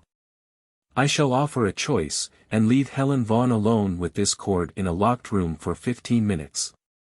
If when we go in it is not done, I shall call the nearest policeman. That is all. I must go now. I cannot stay here any longer, I cannot bear this. Good night." "Good night, Austin." The door shut, but in a moment it was open again, and Austin stood, white and ghastly, in the entrance. "I was forgetting," he said, "that I too have something to tell. I have received a letter from Dr. Harding of Buenos Aires. He says that he attended Merrick for 3 weeks before his death. And does he say what carried him off in the prime of life? It was not fever. No, it was not fever. According to the doctor, it was an utter collapse of the whole system, probably caused by some severe shock. But he states that the patient would tell him nothing, and that he was consequently at some disadvantage in treating the case. Is there anything more? Yes. Dr. Harding ends his letter by saying, "I think this is all the information I can give you about your poor friend. He had not been long in Buenos Aires, and knew scarcely any one, with the exception of a person who did not bear the best of characters, and has since left, a Mrs. Vaughan." 8. The Fragments. Amongst the papers of the well-known physician, Dr. Robert Matheson, of Ashley Street, Piccadilly, who died suddenly, of apoplectic seizure, at the beginning of 1892, a leaf of manuscript paper was found, covered with pencil jottings. These notes were in Latin, much abbreviated, and had evidently been made in great haste. The MS was only deciphered with difficulty, and some words have up to the present time evaded all the efforts of the expert employed. The date, XXV July 1888, is written on the right-hand corner of the MS. The following is a translation of Dr. Matheson's manuscript. Whether science would benefit by these brief notes if they could be published, I do not know, but rather doubt. But certainly I shall never take the responsibility of publishing or divulging one word of what is here written, not only on account of my oath given freely to those 2 persons who were present, but also because the details are too abominable. It is probably that, upon mature consideration, and after weighing the good and evil, I shall one day destroy this paper, or at least leave it under seal to my friend D., trusting in his discretion, to use it or to burn it, as he may think fit. As was befitting, I did all that my knowledge suggested to make sure that I was suffering under no delusion. At first astounded, I could hardly think, but in a minute's time I was sure that my pulse was steady and regular, and that I was in my real and true senses. I then fixed my eyes quietly on what was before me. Though horror and revolting nausea rose up within me, and an odor of corruption choked my breath, I remained firm. I was then privileged or accursed, I dare not say which, to see that which was on the bed, lying there black like ink, transformed before my eyes. The skin, and the flesh, and the muscles, and the bones, and the firm structure of the human body that I had thought to be unchangeable, and permanent as adamant, began to melt and dissolve. I know that the body may be separated into its elements by external agencies, but I should have refused to believe what I saw. For here there was some internal force, of which I knew nothing, that caused dissolution and change. Here too was all the work by which man had been made repeated before my eyes. I saw the form waver from sex to sex, dividing itself from itself, and then again reunited. Then I saw the body descend to the beasts whence it ascended, and that which was on the heights go down to the depths, even to the abyss of all being. The principle of life, which makes organism, always remained, while the outward form changed. The light within the room had turned to blackness, not the darkness of night, in which objects are seen dimly, for I could see clearly and without difficulty. But it was the negation of light.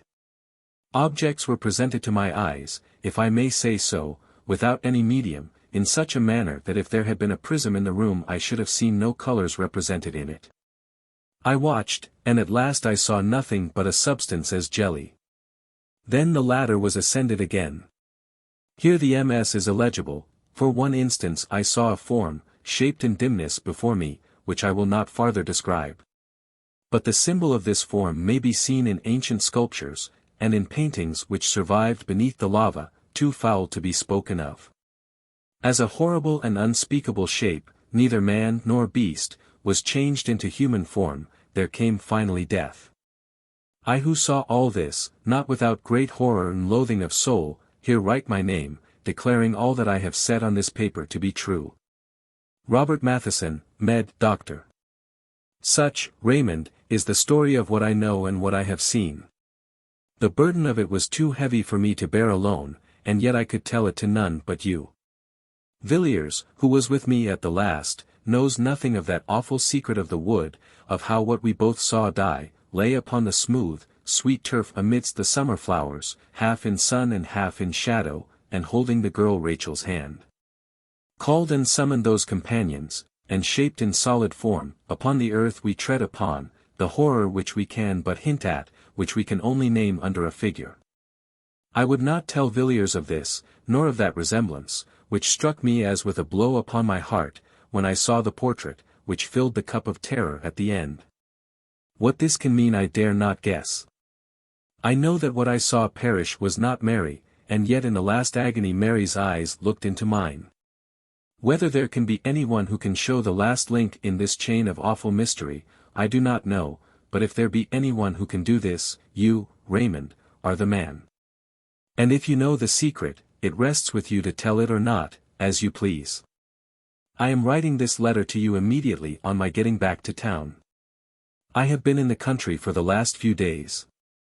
Perhaps you may be able to guess in which part.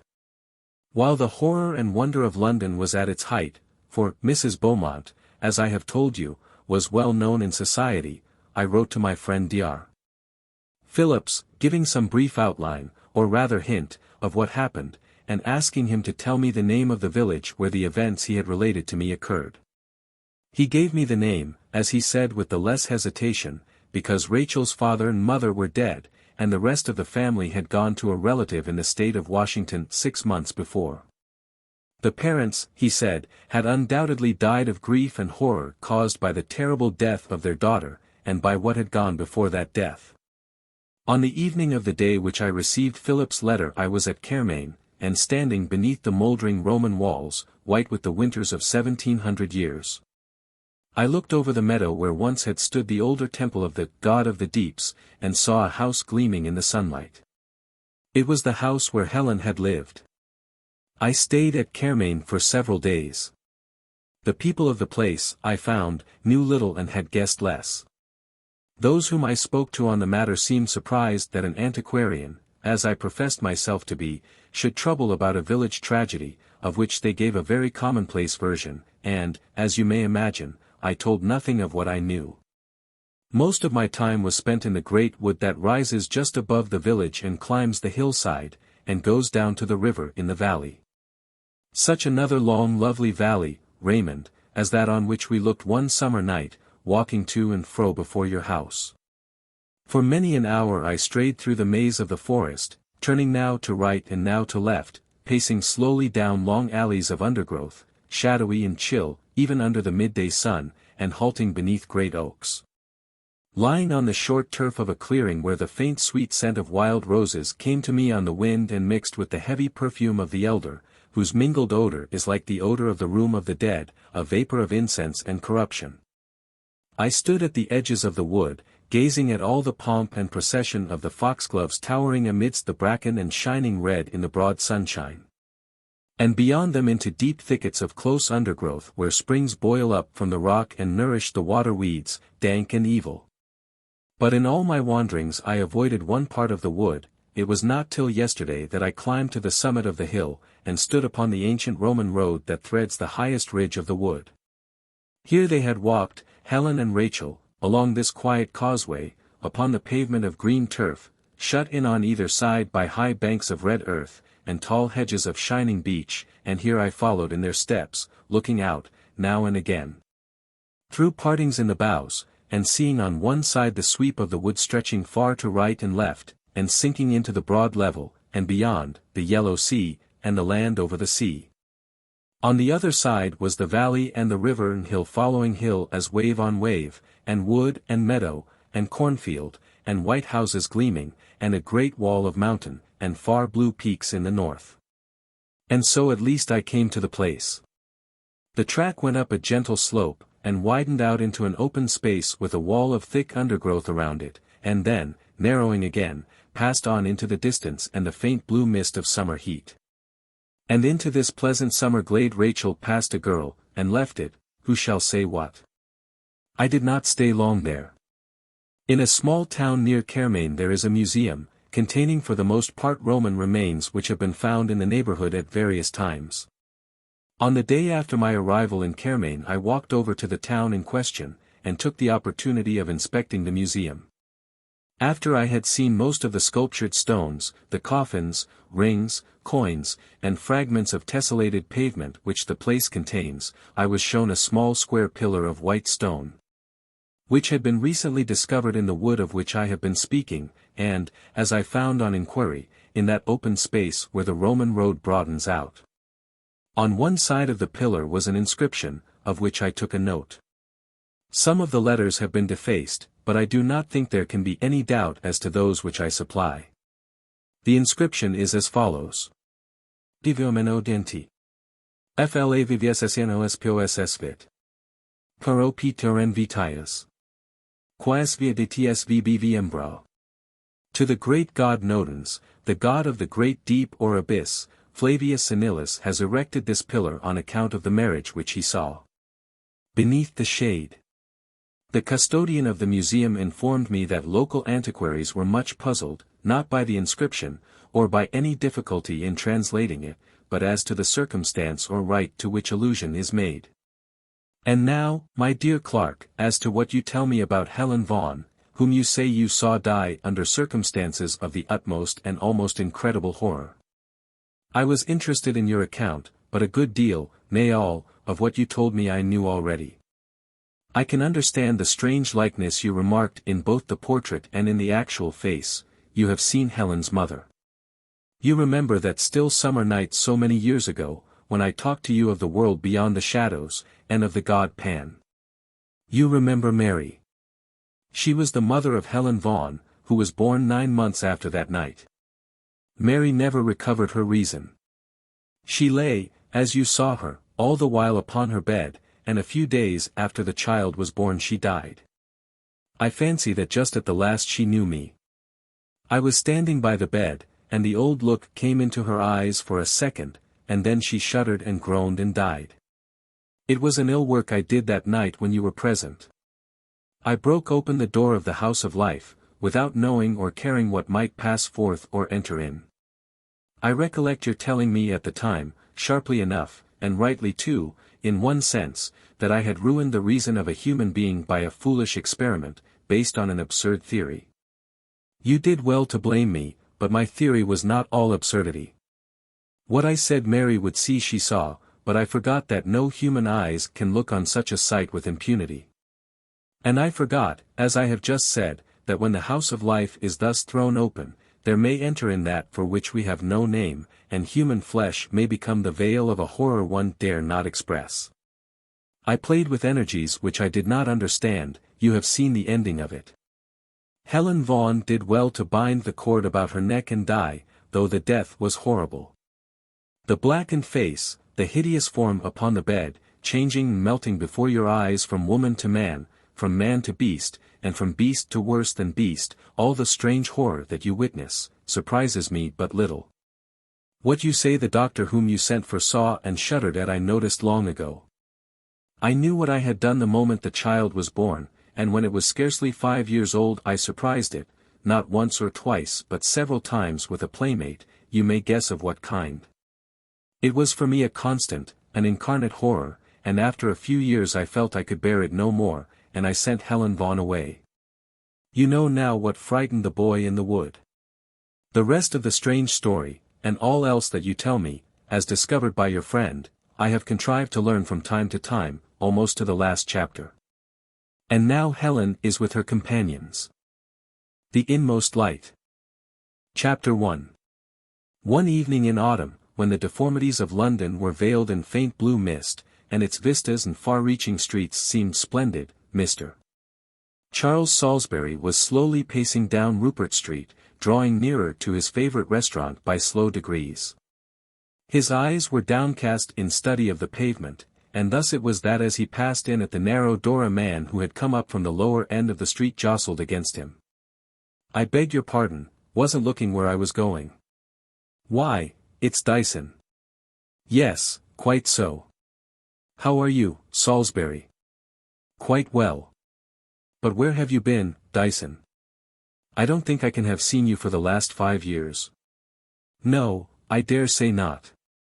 You remember I was getting rather hard up when you came to my place at Charlotte Street?" "Perfectly. I think I remember your telling me that you owed 5 weeks' rent, and that you had parted with your watch for a comparatively small sum." "My dear Salisbury, your memory is admirable." "Yes, I was hard up. But the curious thing is that soon after you saw me I became harder up. My financial state was described by a friend as stone broke. I don't approve of slang, mind you, but such was my condition. But suppose we go in, there might be other people who would like to dine, it's a human weakness, Salisbury." "Certainly, come along. I was wondering as I walked down whether the corner table were taken. It has a velvet back you know." "I know the spot, it's vacant." "Yes, as I was saying, I became even harder up." "What did you do then?" asked Salisbury, disposing of his hat, and settling down in the corner of the seat, with a glance of fond anticipation at the menu. "What did I do? Why, I sat down and reflected. I had a good classical education, and a positive distaste for business of any kind, that was the capital with which I faced the world. Do you know, I have heard people describe olives as nasty.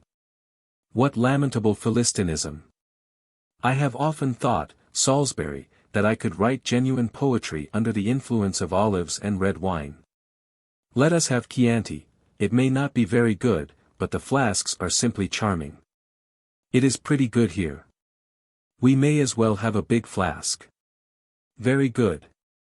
I reflected, then, on my want of prospects, and I determined to embark in literature. "Really, that was strange. You seem in pretty comfortable circumstances, though. What a satire upon a noble profession. I am afraid, Salisbury, you haven't a proper idea of the dignity of an artist.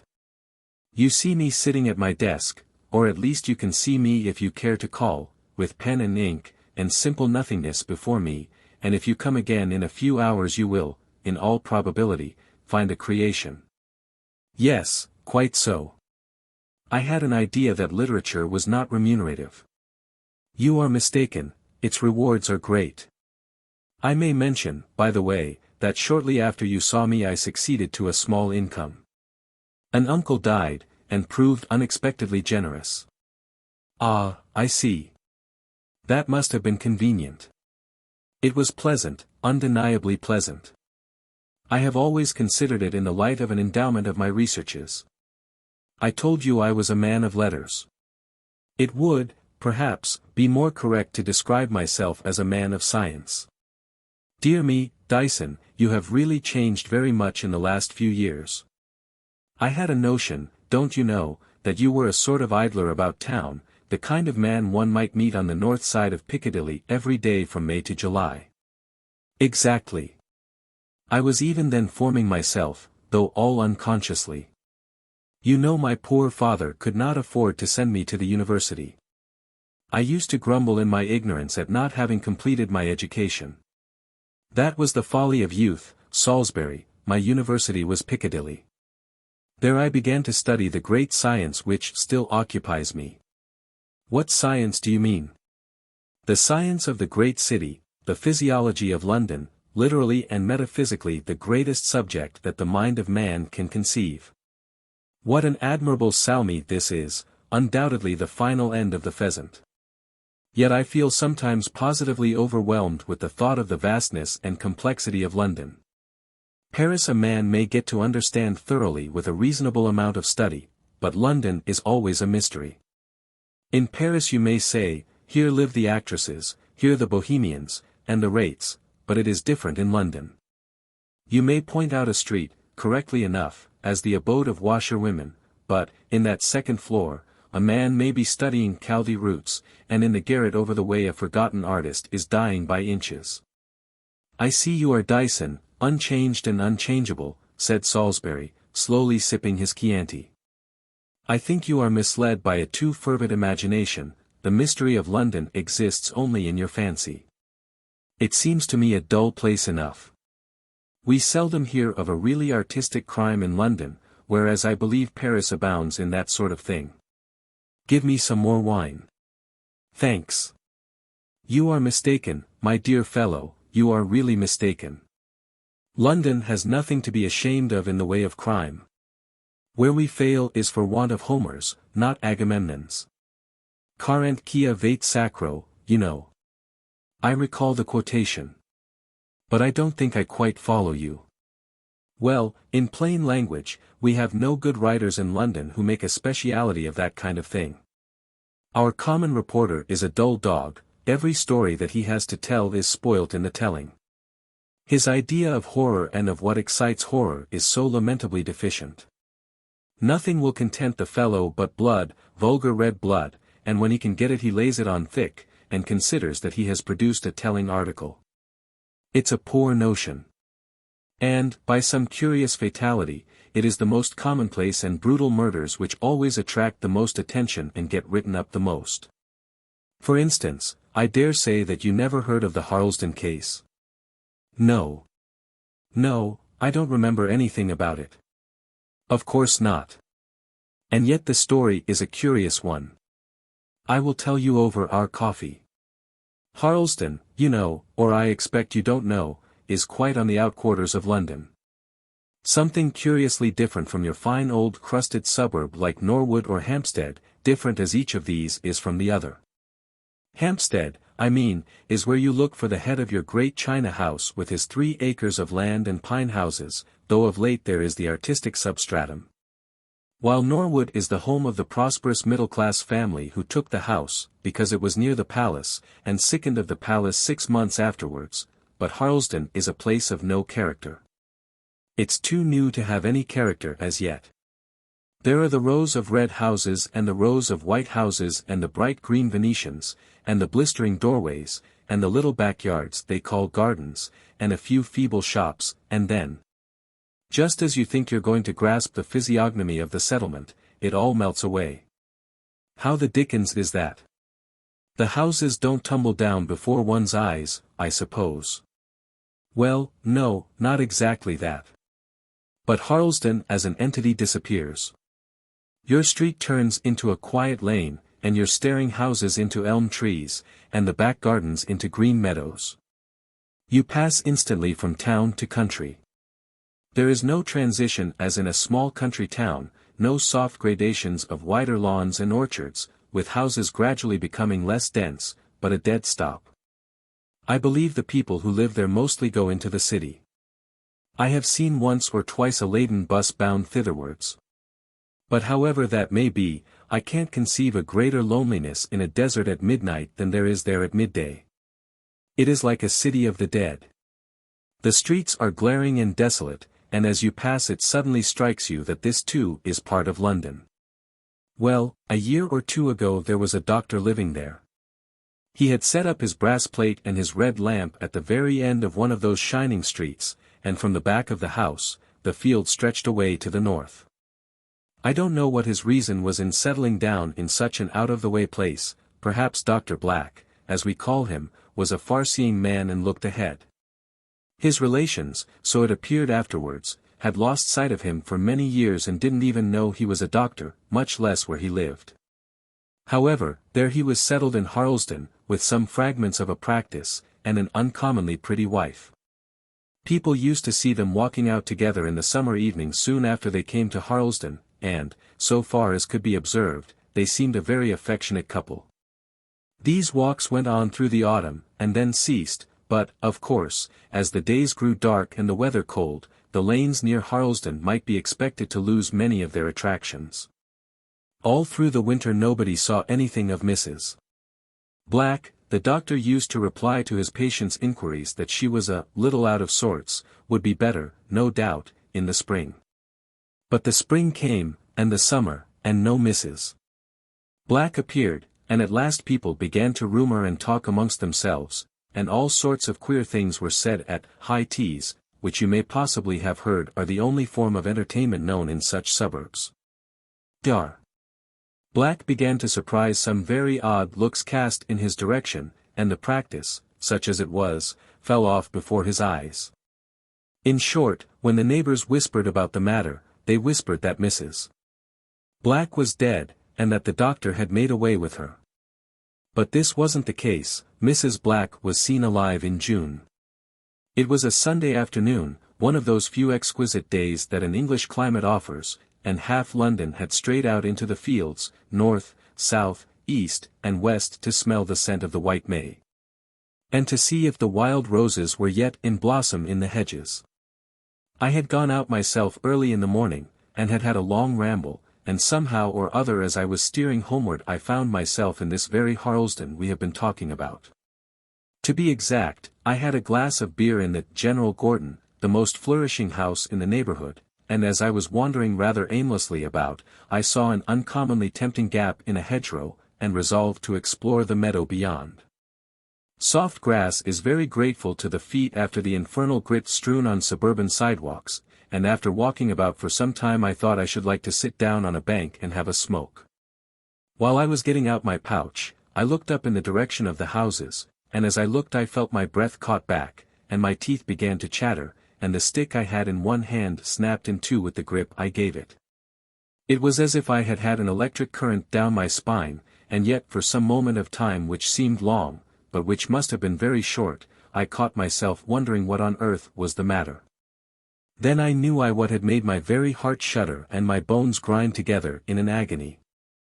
As I glanced up I had looked straight towards the last house in the row before me, and in an upper window of that house I had seen for some short fraction of a second a face.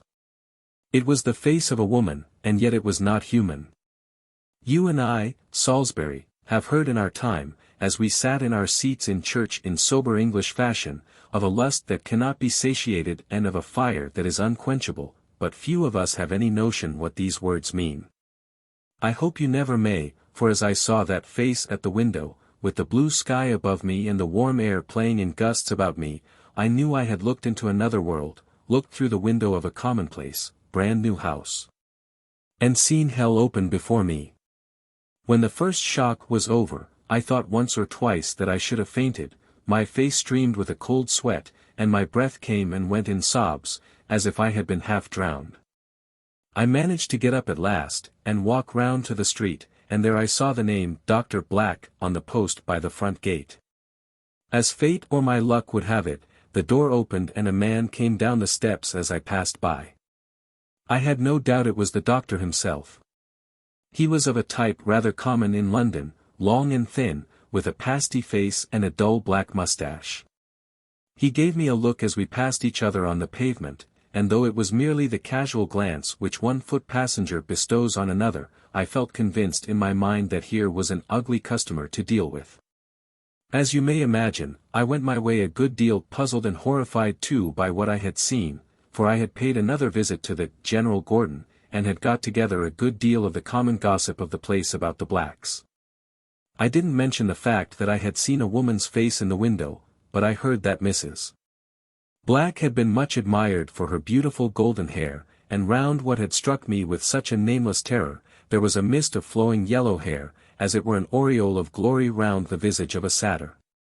The whole thing bothered me in an indescribable manner, and when I got home I tried my best to think of the impression I had received as an illusion, but it was no use. I knew very well I had seen what I have tried to describe to you, and I was morally certain that I had seen Mrs. Black. And then there was the gossip of the place, the suspicion of foul play, which I knew to be false. And my own conviction that there was some deadly mischief or other going on in that bright red house at the corner of Devon Road, how to construct a theory of a reasonable kind out of these two elements. In short, I found myself in a world of mystery. I puzzled my head over it and filled up my leisure moments by gathering together odd threads of speculation, but I never moved a step towards any real solution, and as the summer days went on the matter seemed to grow misty and indistinct, shadowing some vague terror, like a nightmare of last month. I suppose it would before long have faded into the background of my brain. I should not have forgotten it. For such a thing could never be forgotten, but one morning as I was looking over the paper my eye was caught by a heading over some 24 lines of small type. The words I had seen were simply, "The Harlesden Case," and I knew what I was going to read. Mrs. Black was dead. Black had called in another medical man to certify as to cause of death, and something or other had aroused the strange doctor's suspicions and there had been an inquest and post-mortem. And the result? That, I will confess, did astonish me considerably. It was the triumph of the unexpected. The two doctors who made the autopsy were obliged to confess that they could not discover the faintest trace of any kind of foul play. Their most exquisite tests and reagents failed to detect the presence of poison in the most infinitesimal quantity. Death, they found, had been caused by a somewhat obscure and scientifically interesting form of brain disease. The tissue of the brain and the molecules of the grey matter had undergone a most extraordinary series of changes. And the younger of the two doctors, who has some reputation, I believe, as a specialist in brain trouble, made some remarks in giving his evidence which struck me deeply at the time, though I did not then grasp their full significance. He said, "At the commencement of the examination I was astonished to find appearances of a character entirely new to me, notwithstanding my somewhat large experience. I need not specify these appearances at present. It will be sufficient for me to state that as I proceeded in my task I could scarcely believe that the brain before me was that of a human being at all." There was some surprise at this statement, as you may imagine, and the coroner asked the doctor if he meant that the brain resembled that of an animal.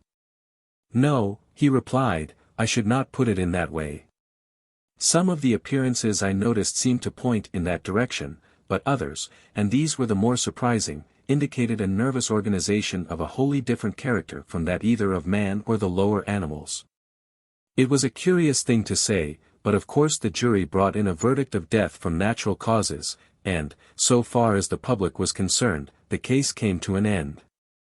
But after I had read what the doctor said I made up my mind that I should like to know a good deal more, and I set to work on what seemed likely to prove an interesting investigation.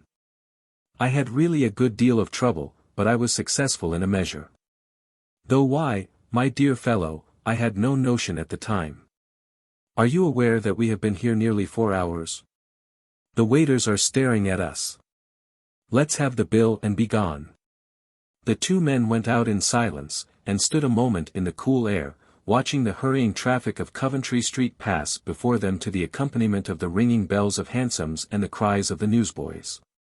The deep far murmur of London surging up ever and again from beneath these louder noises. "It is a strange case, isn't it?" said Dyson at length. "What do you think of it?" "My dear fellow, I haven't heard the end, so I will reserve my opinion. When will you give me the sequel?" "Come to my room some evening, say next Thursday. Here's the address. Good night, I want to get down to the Strand." Dyson hailed a passing hansom, and Salisbury turned northward to walk home to his lodgings. Chapter 2. Mr. Salisbury, as may have been gathered from the few remarks which he had found it possible to introduce in the course of the evening, was a young gentleman of a peculiarly solid form of intellect. Coy and retiring before the mysterious and the uncommon, with a constitutional dislike of paradox. During the restaurant dinner he had been forced to listen in almost absolute silence to a strange tissue of improbabilities strung together with the ingenuity of a born meddler in plots and mysteries. And it was with a feeling of weariness that he crossed Shaftesbury Avenue, and dived into the recesses of Soho, for his lodgings were in a modest neighbourhood to the north of Oxford Street. As he walked he speculated on the probable fate of Dyson, relying on literature, unbefriended by a thoughtful relative. And could not help concluding that so much subtlety united to a too vivid imagination would in all likelihood have been rewarded with a pair of sandwich boards or a super's banner. Absorbed in this train of thought, and admiring the perverse dexterity which could transmute the face of a sickly woman and a case of brain disease into the crude elements of romance, Salisbury strayed on through the dimly lighted streets. Not noticing the gusty wind which drove sharply round corners and whirled the stray rubbish of the pavement into the air in eddies, while black clouds gathered over the sickly yellow moon. Even a stray drop or two of rain blown into his face did not rouse him from his meditations, and it was only when with a sudden rush the storm tore down upon the street that he began to consider the expediency of finding some shelter. The rain, driven by the wind, pelted down with the violence of a thunderstorm, dashing up from the stones and hissing through the air, and soon a perfect torrent of water coursed along the kennels and accumulated in pools over the choked-up drains. The few stray passengers who had been loafing rather than walking about the street had scuttered away, like frightened rabbits, to some invisible places of refuge, and though Salisbury whistled loud and long for a hansom, no hansom appeared. He looked about him, as if to discover how far he might be from the haven of Oxford Street, but strolling carelessly along, he had turned out of his way, and found himself in an unknown region. And one to all appearance devoid even of a public house where shelter could be bought for the modest sum of twopence. The street lamps were few and at long intervals, and burned behind grimy glasses with the sickly light of oil, and by this wavering glimmer Salisbury could make out the shadowy and vast old houses of which the street was composed. As he passed along, hurrying, and shrinking from the full sweep of the rain, he noticed the innumerable bell handles, with names that seemed about to vanish of old age graven on brass plates beneath them. And here and there a richly carved penthouse overhung the door, blackening with the grime of 50 years. The storm seemed to grow more and more furious, he was wet through, and a new hat had become a ruin, and still Oxford Street seemed as far off as ever. It was with deep relief that the dripping man caught sight of a dark archway which seemed to promise shelter from the rain if not from the wind. Salisbury took up his position in the driest corner and looked about him. He was standing in a kind of passage contrived under part of a house, and behind him stretched a narrow footway leading between blank walls to regions unknown. He had stood there for some time, vainly endeavouring to rid himself of some of his superfluous moisture, and listening for the passing wheel of a hansom. When his attention was aroused by a loud noise coming from the direction of the passage behind, and growing louder as it drew nearer. In a couple of minutes he could make out the shrill, raucous voice of a woman, threatening and renouncing and making the very stones echo with her accents, while now and then a man grumbled and expostulated. Though to all appearance devoid of romance, Salisbury had some relish for street rows, and was, indeed, somewhat of an amateur in the more amusing phases of drunkenness. He therefore composed himself to listen and observe with something of the air of a subscriber to grand opera. To his annoyance, however, the tempest seemed suddenly to be composed, and he could hear nothing but the impatient steps of the woman and the slow lurch of the man as they came towards him. Keeping back in the shadow of the wall, he could see the two drawing nearer. The man was evidently drunk, and had much ado to avoid frequent collision with the wall as he tacked across from one side to the other, like some bark beating up against a wind. The woman was looking straight in front of her, with tears streaming from her blazing eyes, but suddenly as they went by the flame blazed up again, and she burst forth into a torrent of abuse, facing round upon her companion. "You low rascal, you mean, contemptible cur," she went on, after an incoherent storm of curses, "you think I'm to work and slave for you always, I suppose, while you're after that Green Street girl and drinking every penny you've got. But you're mistaken, Sam, indeed, I'll bear it no longer. Damn you, you dirty thief, I've done with you and your master too, so you can go your own errands, and I only hope they'll get you into trouble. The woman tore at the bosom of her dress, and taking something out that looked like paper, crumpled it up and flung it away. It fell at Salisbury's feet. She ran out and disappeared in the darkness, while the man lurched slowly into the street, grumbling indistinctly to himself in a perplexed tone of voice. Salisbury looked out after him, and saw him wandering along the pavement, halting now and then and swaying indecisively, and then starting off at some fresh tangent. The sky had cleared, and white fleecy clouds were fleeting across the moon, high in the heaven. The light came and went by turns, as the clouds passed by, and, turning round as the clear, white rays shone into the passage, Salisbury saw the little ball of crumpled paper which the woman had cast down. Oddly curious to know what it might contain, he picked it up and put it in his pocket, and set out afresh on his journey. Chapter 3. Salisbury was a man of habit. When he got home, drenched to the skin, his clothes hanging lank about him, and a ghastly dew besmearing his hat, his only thought was of his health, of which he took studious care.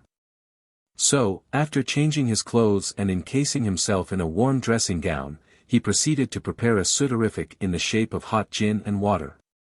Warming the latter over one of those spirit lamps which mitigate the austerities of the modern hermit's life. By the time this preparation had been exhibited, and Salisbury's disturbed feelings had been soothed by a pipe of tobacco, he was able to get into bed in a happy state of vacancy, without a thought of his adventure in the dark archway. Or of the weird fancies with which Dyson had seasoned his dinner. It was the same at breakfast the next morning, for Salisbury made a point of not thinking of anything until that meal was over. But when the cup and saucer were cleared away, and the morning pipe was lit, he remembered the little ball of paper, and began fumbling in the pockets of his wet coat. He did not remember into which pocket he had put it, and as he dived now into one and now into another, he experienced a strange feeling of apprehension lest it should not be there at all. Though he could not for the life of him have explained the importance he attached to what was in all probability mere rubbish. But he sighed with relief when his fingers touched the crumpled surface in an inside pocket, and he drew it out gently and laid it on the little desk by his easy chair with as much care as if it had been some rare jewel. Salisbury sat smoking and staring at his find for a few minutes, an odd temptation to throw the thing in the fire and have done with it struggling with as odd a speculation as to its possible contents. And as to the reason why the infuriated woman should have flung a bit of paper from her with such vehemence. As might be expected, it was the latter feeling that conquered in the end, and yet it was with something like repugnance that he at last took the paper and unrolled it, and laid it out before him. It was a piece of common dirty paper, to all appearance torn out of a cheap exercise book, and in the middle were a few lines written in a queer cramped hand.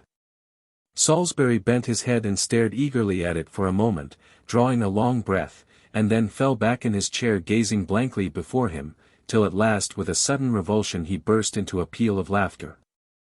So long and loud and uproarious that the landlady's baby in the floor below awoke from sleep and echoed his mirth with hideous yells. But he laughed again and again, and took the paper up to read a second time what seemed such meaningless nonsense. Q has had to go and see his friends in Paris, it began. Traverse handle S. Once around the grass, and twice around the lass, and thrice around the maple tree. Salisbury took up the paper and crumpled it as the angry woman had done, and aimed it at the fire.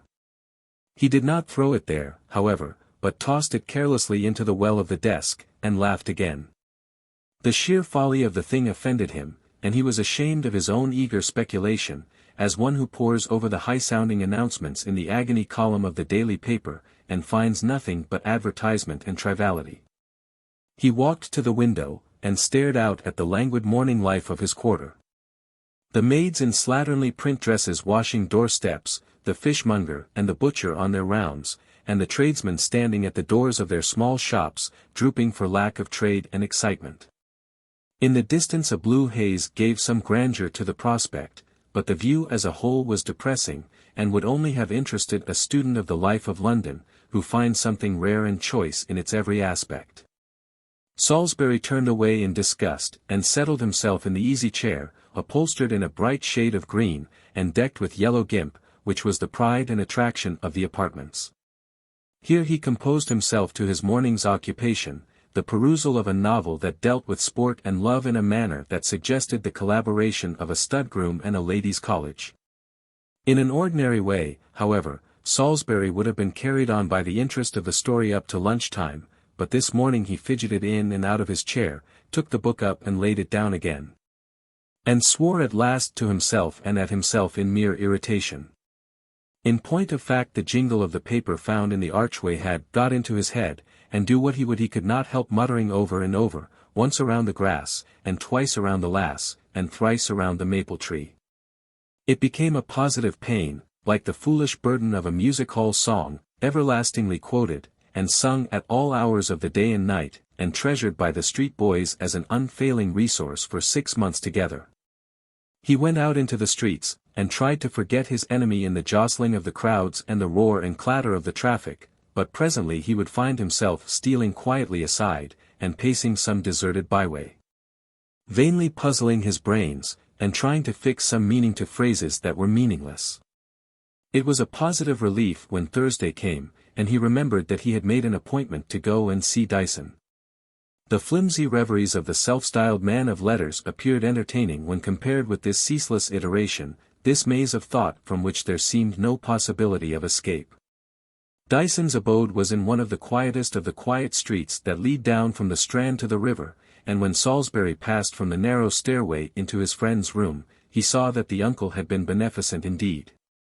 The floor glowed and flamed with all the colors of the East. It was, as Dyson pompously remarked, a sunset in a dream, and the lamplight, the twilight of London streets, was shut out with strangely worked curtains, glittering here and there with threads of gold. In the shelves of an oak armoire stood jars and plates of old French china, and the black and white of etchings not to be found in the Haymarket or in Bond Street, stood out against the splendor of a Japanese paper. Salisbury sat down on the settle by the hearth, and sniffed and mingled fumes of incense and tobacco, wondering and dumb before all this splendor after the green rep and the oleographs, the gilt-framed mirror, and the lustres of his own apartment. "I am glad you have come," said Dyson. "Comfortable little room, isn't it? But you don't look very well, Salisbury. Nothing disagreed with you, has it?" "No, but I have been a good deal bothered for the last few days. The fact is I had an odd kind of adventure, I suppose I may call it, that night I saw you, and it has worried me a good deal. And the provoking part of it is that it's the merest nonsense, but, however, I will tell you all about it, by and by. You were going to let me have the rest of that odd story you began at the restaurant." "Yes. But I am afraid, Salisbury, you are incorrigible. You are a slave to what you call matter of fact. You know perfectly well that in your heart you think the oddness in that case is of my making, and that it is all really as plain as the police reports. However, as I have begun, I will go on. But first we will have something to drink, and you may as well light your pipe." Dyson went up to the oak cupboard, and drew from its depths a rotund bottle and 2 little glasses, quaintly gilded. "It's Benedictine," he said. "You'll have some, won't you?" Salisbury assented, and the 2 men sat sipping and smoking reflectively for some minutes before Dyson began. "Let me see," he said at last, "we were at the inquest, weren't we?" "No, we had done with that." "Ah, I remember. I was telling you that on the whole I had been successful in my inquiries, investigation, or whatever you like to call it, into the matter. Wasn't that where I left off?" "Yes, that was it. To be precise, I think, though, was the last word you said on the matter." "Exactly. I have been thinking it all over since the other night, and I have come to the conclusion that, though, is a very big, though, indeed. Not to put too fine a point on it, I have had to confess that what I found out, or thought I found out, amounts in reality to nothing. I am as far away from the heart of the case as ever. However, I may as well tell you what I do know. You may remember my saying that I was impressed a good deal by some remarks of one of the doctors who gave evidence at the inquest. Well, I determined that my first step must be to try if I could get something more definite and intelligible out of that doctor. Somehow or other I managed to get an introduction to the man, and he gave me an appointment to come and see him. He turned out to be a pleasant, genial fellow, rather young and not in the least like the typical medical man, and he began the conference by offering me whiskey and cigars. I didn't think it worth while to beat about the bush, so I began by saying that part of his evidence at the Harlesden inquest struck me as very peculiar, and I gave him the printed report, with the sentences in question underlined. He just glanced at the slip, and gave me a queer look. "It struck you as peculiar, did it?" said he. "Well, you must remember that the Harlesden case was very peculiar. In fact, I think I may safely say that in some features it was unique, quite unique." "Quite so," I replied, "and that's exactly why it interests me, and why I want to know more about it. And I thought that if anybody could give me any information it would be you. What is your opinion of the matter?" It was a pretty downright sort of question, and my doctor looked rather taken aback. "Well," he said, "as I fancy your motive in inquiring into the question must be mere curiosity, I think I may tell you my opinion with tolerable freedom. So, Mr. Dyson, if you want to know my theory, it is this: I believe that Dr. Black killed his wife." "But the verdict," I answered, "the verdict was given from your own evidence." "Quite so. The verdict was given in accordance with the evidence of my colleague and myself, and, under the circumstances, I think the jury acted very sensibly. In fact, I don't see what else they could have done. But I stick to my opinion, mind you, and I say this also. I don't wonder at Black's doing what I firmly believe he did. I think he was justified." "Justified? How could that be?" I asked. I was astonished, as you may imagine, at the answer I had got. The doctor wheeled round his chair and looked steadily at me for a moment before he answered. "I suppose you are not a man of science yourself?" "No. Then it would be of no use my going into detail. I have always been firmly opposed myself to any partnership between physiology and psychology. I believe that both are bound to suffer. No one recognizes more decidedly than I do the impassable gulf, the fathomless abyss that separates the world of consciousness from the sphere of matter. We know that every change of consciousness is accompanied by a rearrangement of the molecules in the gray matter, and that is all. What the link between them is, or why they occur together, we do not know, and the most authorities believe that we never can know. Yet, I will tell you that as I did my work, the knife in my hand, I felt convinced, in spite of all theories, that what lay before me was not the brain of a dead woman, not the brain of a human being at all. Of course I saw the face. But it was quite placid, devoid of all expression. It must have been a beautiful face, no doubt, but I can honestly say that I would not have looked in that face when there was life behind it for 1,000 guineas, no, nor for twice that sum." "My dear sir," I said, "you surprise me extremely. You say that it was not the brain of a human being. What was it, then?" "The brain of a devil." He spoke quite coolly, and never moved a muscle. "The brain of a devil," he repeated, "and I have no doubt that Black found some way of putting an end to it. I don't blame him if he did. Whatever Mrs. Black was, she was not fit to stay in this world. Will you have anything more?" "No. Good night, good night." It was a queer sort of opinion to get from a man of science, wasn't it? When he was saying that he would not have looked on that face when alive for 1,000 guineas, or 2,000 guineas, I was thinking of the face I had seen, but I said nothing. I went again to Harlesden, and passed from one shop to another, making small purchases, and trying to find out whether there was anything about the Blacks which was not already common property, but there was very little to hear. One of the tradesmen to whom I spoke said he had known the dead woman well. She used to buy of him such quantities of grocery as were required for their small household, for they never kept a servant, but had a charwoman in occasionally, and she had not seen Mrs. Black for months before she died. According to this man, Mrs. Black was a nice lady, always kind and considerate, and so fond of her husband and he of her, as everyone thought. And yet, to put the doctor's opinion on one side, I knew what I had seen. And then after thinking it over, and putting one thing with another, it seemed to me that the only person likely to give me much assistance would be Black himself, and I made up my mind to find him. Of course he wasn't to be found in Harlesden. He had left, I was told, directly after the funeral. Everything in the house had been sold, and one fine day Black got into the train with a small portmanteau, and went, nobody knew where. It was a chance if he were ever heard of again, and it was by a mere chance that I came across him at last.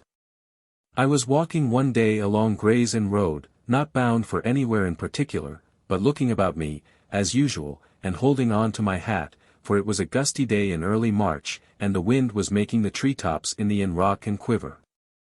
I had come up from the Holborn end, and I had almost got to Theobald's Road when I noticed a man walking in front of me, leaning on a stick, and to all appearance very feeble. There was something about his look that made me curious, I don't know why, and I began to walk briskly with the idea of overtaking him, when of a sudden his hat blew off and came bounding along the pavement to my feet. Of course I rescued the hat, and gave it a glance as I went towards its owner. It was a biography in itself, a Piccadilly maker's name in the inside, but don't think a beggar would have picked it out of the gutter. Then I looked up and saw Dr. Black of Harlesden waiting for me. A queer thing, wasn't it? But, Salisbury, what a change.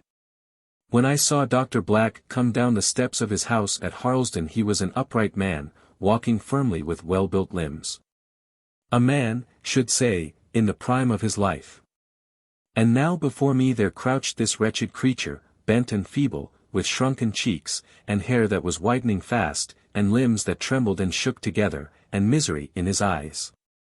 He thanked me for bringing him his hat, saying, I don't think I should ever have got it, I can't run much now. A gusty day, sir, isn't it? And with this he was turning away, but by little and little I contrived to draw him into the current of conversation, and we walked together eastward. I think the man would have been glad to get rid of me. But I didn't intend to let him go, and he stopped at last in front of a miserable house in a miserable street. It was, I verily believe, one of the most wretched quarters I have ever seen, houses that must have been sordid and hideous enough when new, that had gathered foulness with every year, and now seemed to lean and totter to their fall.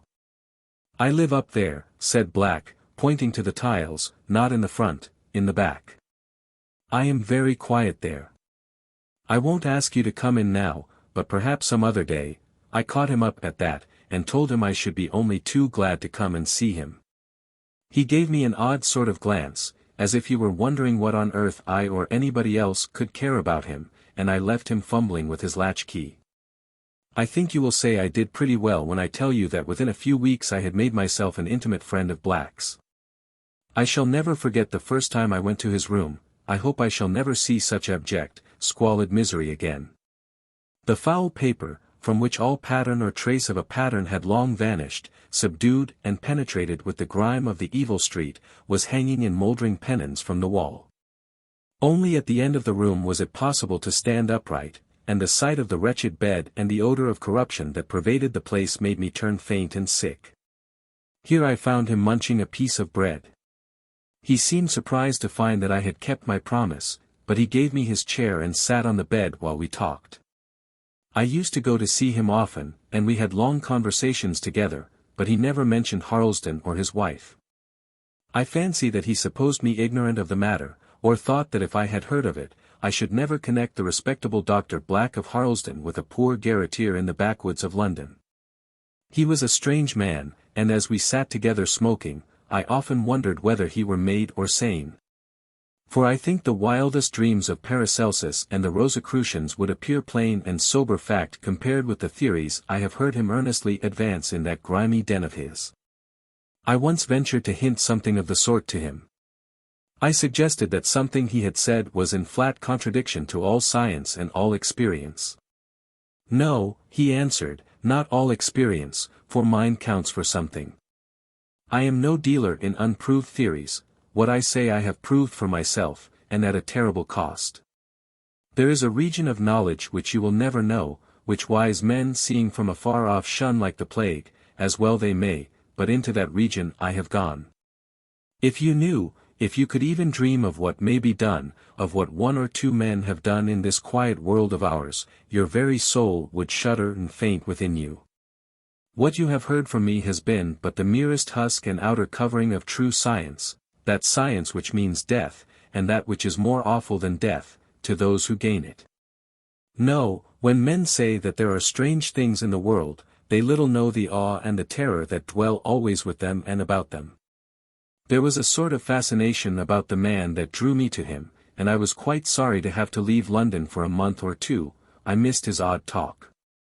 A few days after I came back to town I thought I would look him up, but when I gave the 2 rings at the bell that used to summon him, there was no answer. I rang and rang again, and was just turning to go away, when the door opened and a dirty woman asked me what I wanted. From her look I fancy she took me for a plainclothes officer after one of her lodgers, but when I inquired if Mr. Black were in, she gave me a stare of another kind. "There's no Mr. Black lives here," she said. "He's gone. He's dead this 6 weeks. I always thought he was a bit queer in his head, or else had been and got into some trouble or other. He used to go out every morning from 10 till 1, and one Monday morning we heard him come in, and go into his room and shut the door, and a few minutes after, just as we was sitting down to our dinner, there was such a scream that I thought I should have gone right off.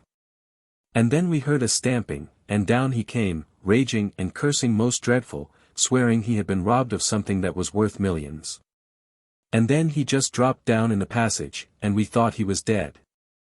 We got him up to his room, and put him on his bed, and I just sat there and waited, while my husband he went for the doctor. And there was the winder wide open, and a little tin box he had lying on the floor open and empty, but of course nobody could possible have got in at the winder, and as for him having anything that was worth anything, it's nonsense. For he was often weeks and weeks behind with his rent, and my husband he threatened often and often to turn him into the street, for, as he said, we've got a living to make like other people, and, of course, that's true. But, somehow, I didn't like to do it, though he was an odd kind of a man, and I fancy had been better off. And then the doctor came and looked at him, and said as he couldn't do nothing, and that night he died as I was sitting by his bed. And I can tell you that, with one thing and another, we lost money by him, for the few bits of clothes as he had were worth next to nothing when they came to be sold. I gave the woman half a sovereign for her trouble, and went home thinking of Dr. Black and the epitaph she had made him, and wondering at his strange fancy that he had been robbed. I take it that he had very little to fear on that score, poor fellow, but I suppose that he was really mad, and died in a sudden access of his mania. His landlady said that once or twice when she had had occasion to go into his room, to dun the poor wretch for his rent, most likely, he would keep her at the door for about a minute. And that when she came in she would find him putting away his tin box in the corner by the window. I suppose he had become possessed with the idea of some great treasure, and fancied himself a wealthy man in the midst of all his misery. Explicit, my tale is ended, and you see that though I knew Black, I knew nothing of his wife or of the history of her death. That's the Harlesden case, Salisbury. And I think it interests me all the more deeply because there does not seem the shadow of a possibility that I or any one else will ever know more about it. What do you think of it? Well, Dyson, I must say that I think you have contrived to surround the whole thing with a mystery of your own making. I go for the doctor's solution. Black murdered his wife, being himself in all probability an undeveloped lunatic. What? Do you believe, then, that this woman was something too awful, too terrible to be allowed to remain on the earth? You will remember that the doctor said it was the brain of a devil? Yes, but he was speaking, of course, metaphorically. It's really quite a simple matter if you only look at it like that. Ah, well, you may be right. But yet I am sure you are not. Well, it's not good discussing it any more. A little more Benedictine. That's right, try some of this tobacco. Didn't you say that you had been bothered by something which happened that night we dined together? Yes, I have been worried, Dyson, worried a great deal.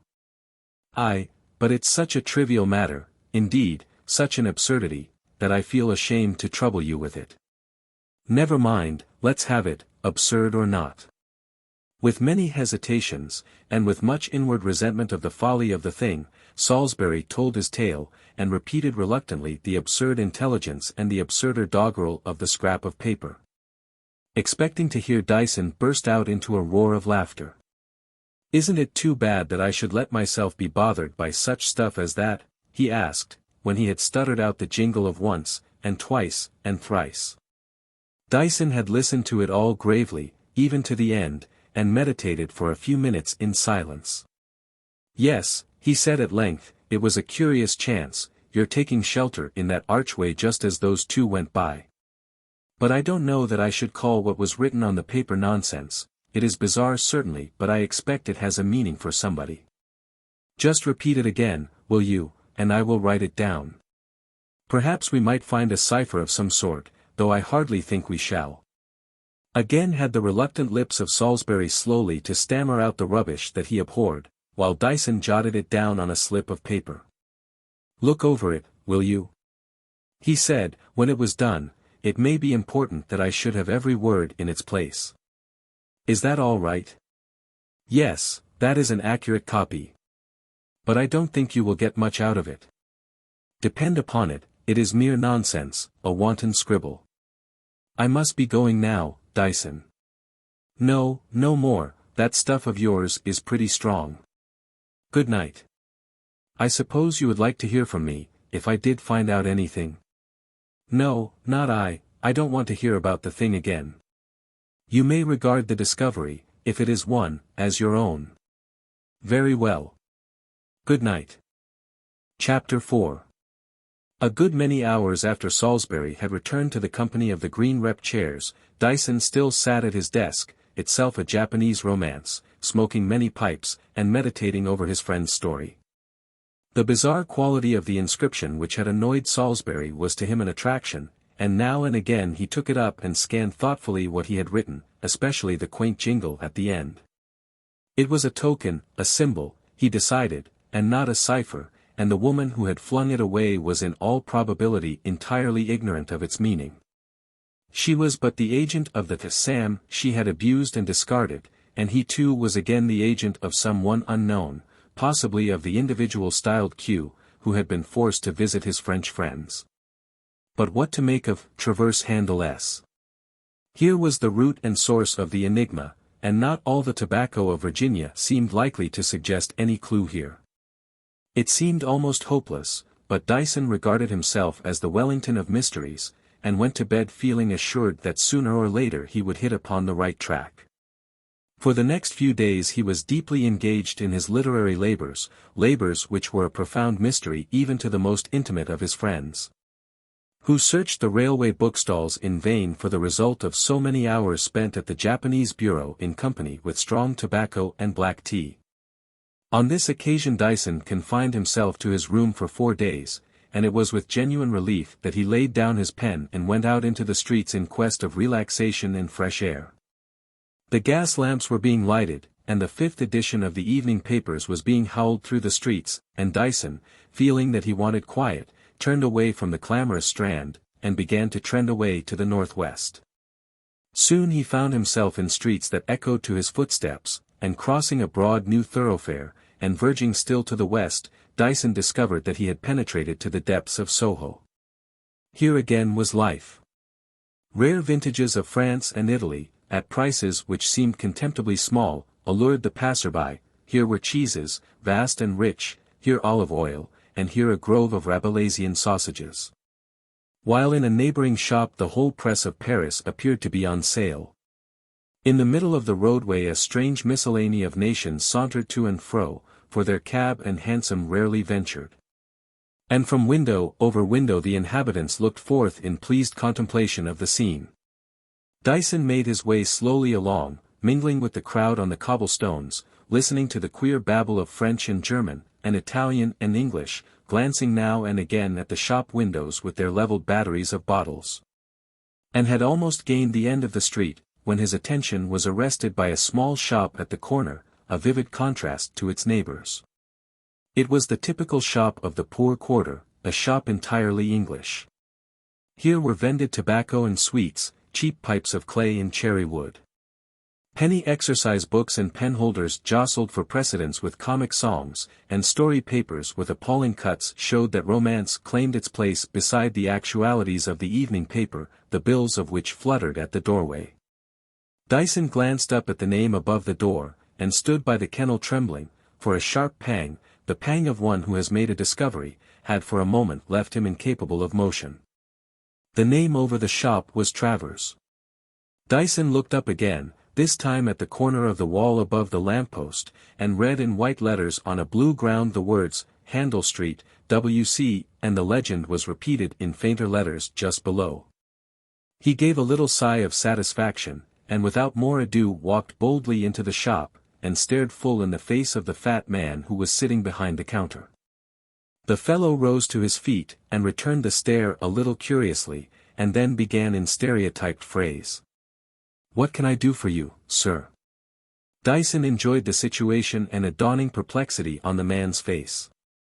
He propped his stick carefully against the counter and leaning over it, said slowly and impressively. "Once around the grass, and twice around the lass, and thrice around the maple tree." Dyson had calculated on his words producing an effect, and he was not disappointed. The vendor of the miscellanies gasped, open-mouthed like a fish, and steadied himself against the counter. When he spoke, after a short interval, it was in a hoarse mutter, tremulous and unsteady. "Would you mind saying that again, sir? I didn't quite catch it." "My good man, I shall most certainly do nothing of the kind. You heard what I said perfectly well. You have got a clock in your shop, I see, an admirable timekeeper, I have no doubt. Well, I give you a minute by your own clock." The man looked about him in a perplexed indecision, and Dyson felt that it was time to be bold. "Look here, Travers, the time is nearly up. You have heard of Q, I think. Remember, I hold your life in my hands. Now." Dyson was shocked at the result of his own audacity. The man shrank and shriveled in terror, the sweat poured down a face of ashy white, and he held up his hands before him. Mr. Davies, don't say that, don't for heaven's sake. I didn't know you at first, I didn't indeed. Good God! Mr. Davies, you wouldn't ruin me? I'll get it in a moment. You had better not lose any more time." The man slunk piteously out of his own shop, and went into a back parlor. Dyson heard his trembling fingers fumbling with a bunch of keys, and the creak of an opening box. He came back presently with a small package neatly tied up in brown paper in his hands, and still, full of terror, handed it to Dyson.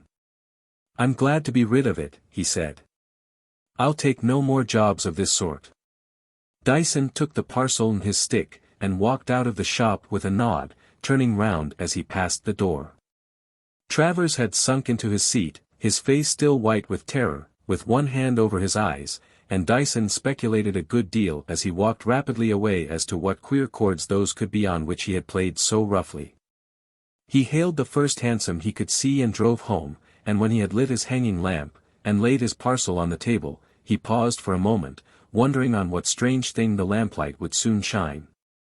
He locked his door, and cut the strings, and unfolded the paper layer after layer, and came at last to a small wooden box, simply but solidly made. There was no lock, and Dyson had simply to raise the lid, and as he did so he drew a long breath and started back. The lamp seemed to glimmer feebly like a single candle, but the whole room blazed with light, and not with light alone, but with 1,000 colors, with all the glories of some painted window. And upon the walls of his room and on the familiar furniture, the glow flamed back and seemed to flow again to its source, the little wooden box. For there upon a bed of soft wool lay the most splendid jewel, a jewel such as Dyson had never dreamed of, and within it shone the blue of far skies, and the green of the sea by the shore, and the red of the ruby, and deep violet rays. And in the middle of all it seemed aflame as if a fountain of fire rose up, and fell, and rose again with sparks like stars for drops. Dyson gave a long deep sigh, and dropped into his chair, and put his hands over his eyes to think. The jewel was like an opal, but from a long experience of the shop windows he knew there was no such thing as an opal 1/4 or 1/8 of its size.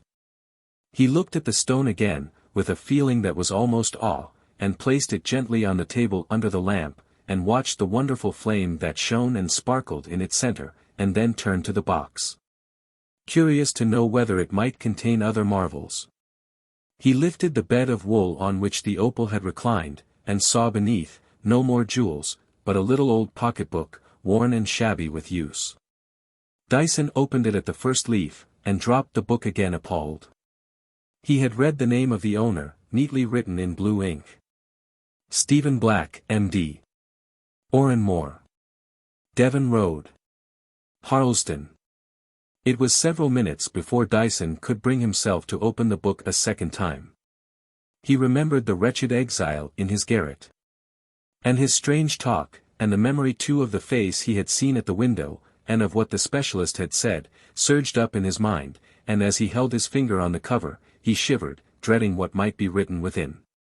When at last he held it in his hand, and turned the pages, he found that the first 2 leaves were blank, but the third was covered with clear, minute writing, and Dyson began to read with the light of the opal flaming in his eyes.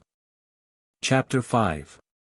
Ever since I was a young man, the record began, I devoted all my leisure and a good deal of time that ought to have been given to other studies to the investigation of curious and obscure branches of knowledge.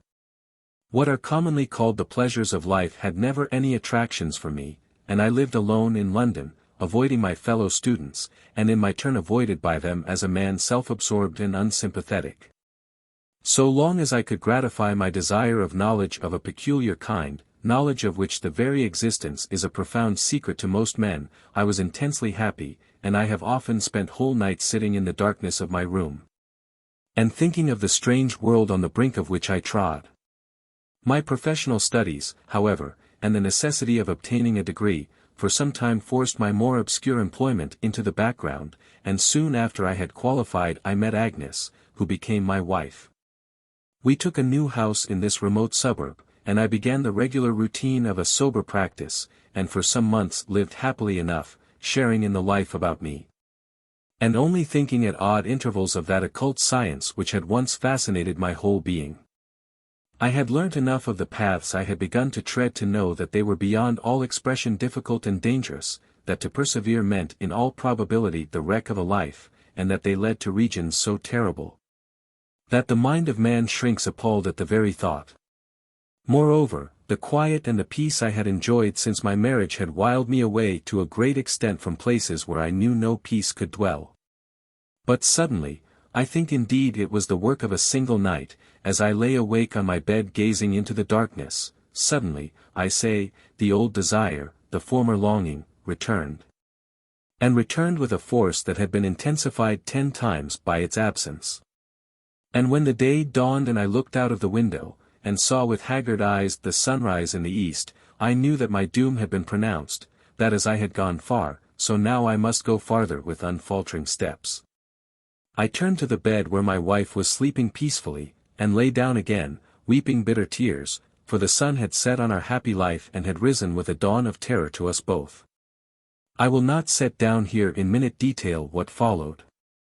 Outwardly I went about the day's labor as before, saying nothing to my wife. But she soon saw that I had changed. I spent my spare time in a room which I had fitted up as a laboratory, and often I crept upstairs in the grey dawn of the morning, when the light of many lamps still glowed over London. And each night I had stolen a step nearer to that great abyss which I was to bridge over, the gulf between the world of consciousness and the world of matter. My experiments were many and complicated in their nature, and it was some months before I realized whither they all pointed, and when this was borne in upon me in a moment's time, I felt my face whiten and my heart still within me. But the power to draw back, the power to stand before the doors that now opened wide before me and not to enter in, had long ago been absent, the way was closed, and I could only pass onward. My position was as utterly hopeless as that of the prisoner in an utter dungeon, whose only light is that of the dungeon above him. The doors were shut and escape was impossible. Experiment after experiment gave the same result, and I knew, and shrank even as the thought passed through my mind, that in the work I had to do there must be elements which no laboratory could furnish, which no scales could ever measure. In that work, from which even I doubted to escape with life, life itself must enter. From some human being there must be drawn that essence which men call the soul, and in its place, for in the scheme of the world there is no vacant chamber, in its place would enter in what the lips can hardly utter. What the mind cannot conceive without a horror more awful than the horror of death itself. And when I knew this, I knew also on whom this fate would fall. I looked into my wife's eyes. Even at that hour, if I had gone out and taken a rope and hanged myself, I might have escaped, and she also, but in no other way. At last I told her all. She shuddered, and wept, and called on her dead mother for help, and asked me if I had no mercy, and I could only sigh. I concealed nothing from her. I told her what she would become, and what would enter in where her life had been. I told her of all the shame and of all the horror. You who will read this when I am dead, if indeed I allow this record to survive, you who have opened the box and have seen what lies there, if you could understand what lies hidden in that opal. For one night my wife consented to what I asked of her, consented with the tears running down her beautiful face, and hot shame flushing red over her neck and breast, consented to undergo this for me. I threw open the window, and we looked together at the sky and the dark earth for the last time. It was a fine starlight night, and there was a pleasant breeze blowing, and I kissed her on her lips, and her tears ran down upon my face. That night she came down to my laboratory, and there, with shutters bolted and barred down, with curtains drawn thick and close, so that the very stars might be shut out from the sight of that room. While the crucible hissed and boiled over the lamp, I did what had to be done, and let out what was no longer a woman. But on the table the opal flamed and sparkled with such light as no eyes of man have ever gazed on, and the rays of the flame that was within it flashed and glittered, and shone even to my heart. My wife had only asked one thing of me. That when there came at last what I had told her, I would kill her. I have kept that promise. There was nothing more. Dyson let the little pocket-book fall, and turned and looked again at the opal with its flaming inmost light, and then with unutterable irresistible horror surging up in his heart, grasped the jewel, and flung it on the ground. And trampled it beneath his heel. His face was white with terror as he turned away, and for a moment stood sick and trembling, and then with a start he leapt across the room and steadied himself against the door. There was an angry hiss, as of steam escaping under great pressure, and as he gazed, motionless, a volume of heavy yellow smoke was slowly issuing from the very center of the jewel, and wreathing itself in snake-like coils above it. And then a thin white flame burst forth from the smoke, and shot up into the air and vanished, and on the ground there lay a thing like a cinder, black and crumbling to the touch. The Shining Pyramid. 1. The Arrowhead Character. Haunted, you said. Yes, haunted. Don't you remember, when I saw you 3 years ago, you told me about your place in the west with the ancient woods hanging all about it, and the wild, domed hills, and the ragged land?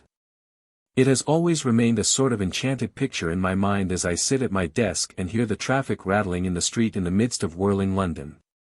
But when did you come up? The fact is, Dyson, I have only just got out of the train. I drove to the station early this morning and caught the 10.45. Well, I am very glad you looked in on me. How have you been getting on since we last met? There is no Mrs. Vaughan, I suppose? No, said Vaughan, I am still a hermit, like yourself. I have done nothing but loaf about. Vaughan had lit his pipe and sat in the elbow chair, fidgeting and glancing about him in a somewhat dazed and restless manner. Dyson had wheeled round his chair when his visitor entered and sat with one arm fondly reclining on the desk of his bureau, and touching the litter of manuscript. And you are still engaged in the old task? Said Vaughan, pointing to the pile of papers and the teeming pigeonholes. Yes, the vain pursuit of literature, as idle as alchemy, and as entrancing. But you have come to town for some time, I suppose. What shall we do tonight? Well, I rather wanted you to try a few days with me down in the West. It would do you a lot of good. I'm sure. You are very kind, Vaughan, but London in September is hard to leave.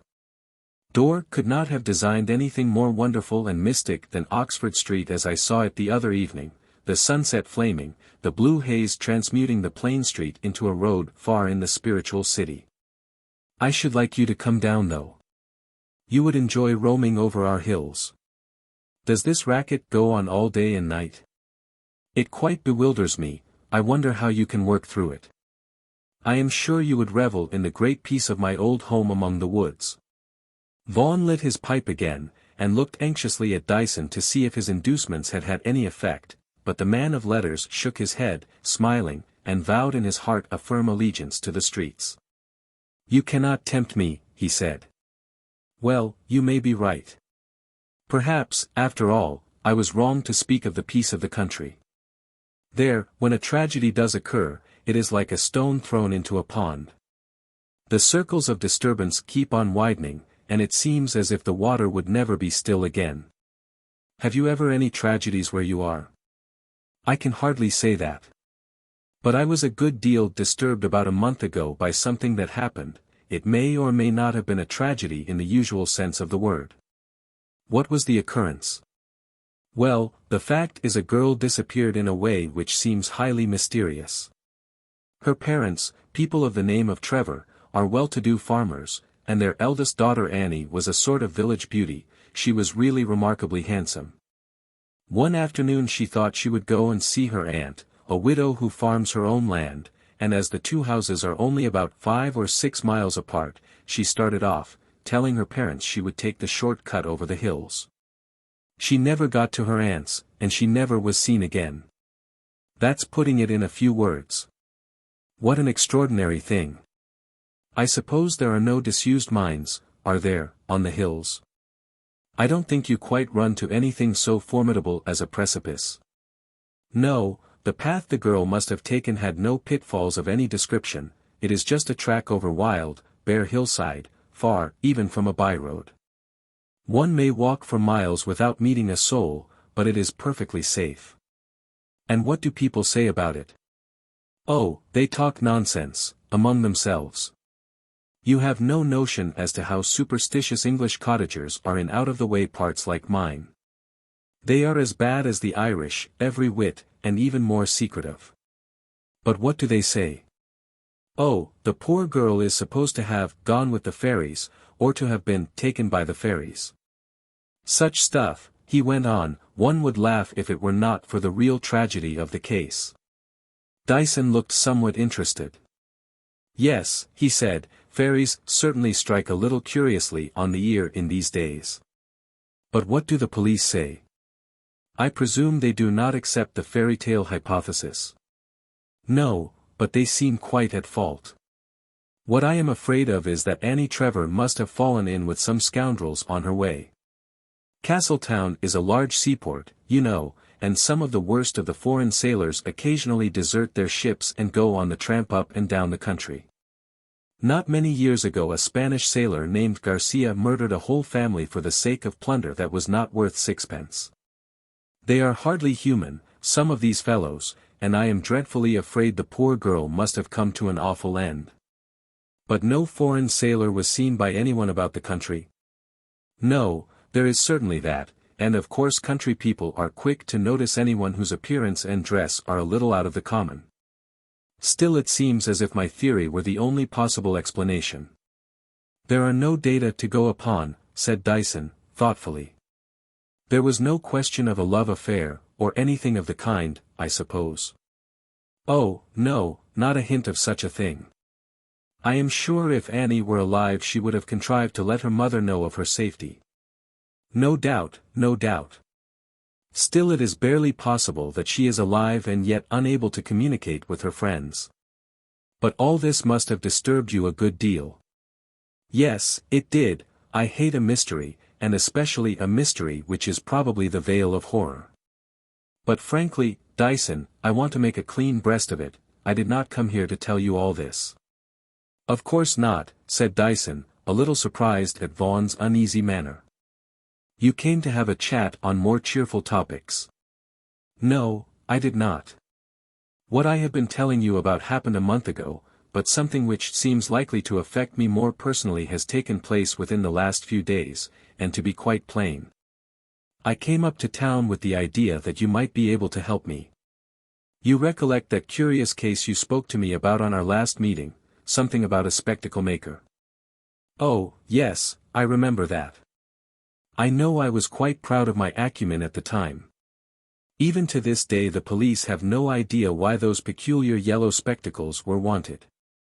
But, Vaughan, you really look quite put out. I hope there is nothing serious. No, I think I have been exaggerating, and I want you to reassure me. But what has happened is very odd. And what has happened? I am sure that you will laugh at me, but this is the story. You must know there is a path, a right-of-way, that goes through my land, and to be precise, close to the wall of the kitchen garden. It is not used by many people. A woodman now and again finds it useful, and 5 or 6 children who go to school in the village pass twice a day. Well, a few days ago I was taking a walk about the place before breakfast, and I happened to stop to fill my pipe just by the large doors in the garden wall. The wood, I must tell you, comes to within a few feet of the wall, and the track I spoke of runs right in the shadow of the trees. I thought the shelter from a brisk wind that was blowing rather pleasant, and I stood there smoking with my eyes on the ground. Then something caught my attention. Just under the wall, on the short grass, a number of small flints were arranged in a pattern, something like this, and Mr. Vaughan caught at a pencil and piece of paper, and dotted down a few strokes. You see, he went on, there were, I should think, 12 little stones neatly arranged in lines, and spaced at equal distances, as I have shown it on the paper. They were pointed stones, and the points were very carefully directed one way. Yes, said Dyson, without much interest, no doubt the children you have mentioned had been playing there on their way from school. Children, as you know, are very fond of making such devices with oyster shells or flints or flowers, or with whatever comes in their way. So I thought, I just noticed these flints were arranged in a sort of pattern and then went on. But the next morning I was taking the same round, which, as a matter of fact, is habitual with me, and again I saw at the same spot a device in flints. This time it was really a curious pattern. Something like the spokes of a wheel, all meeting at a common center, and this center formed by a device which looked like a bowl, all, you understand, done in flints. You are right, said Dyson, that seems odd enough. Still it is reasonable that your half a dozen school children are responsible for these fantasies in stone. Well, I thought I would set the matter at rest. The children passed the gate every evening at 5:30, and I walked by at 6, and found the device just as I had left it in the morning. The next day I was up and about at 6:45, and I found the whole thing had been changed. There was a pyramid outlined in flints upon the grass. The children I saw going by an hour and a half later, and they ran past the spot without glancing to right or left. In the evening I watched them going home, and this morning when I got to the gate at 6 o'clock there was a thing like a half-moon waiting for me. So then the series runs thus, firstly ordered lines, then, the device of the spokes and the bowl, then the pyramid, and finally, this morning, the half-moon.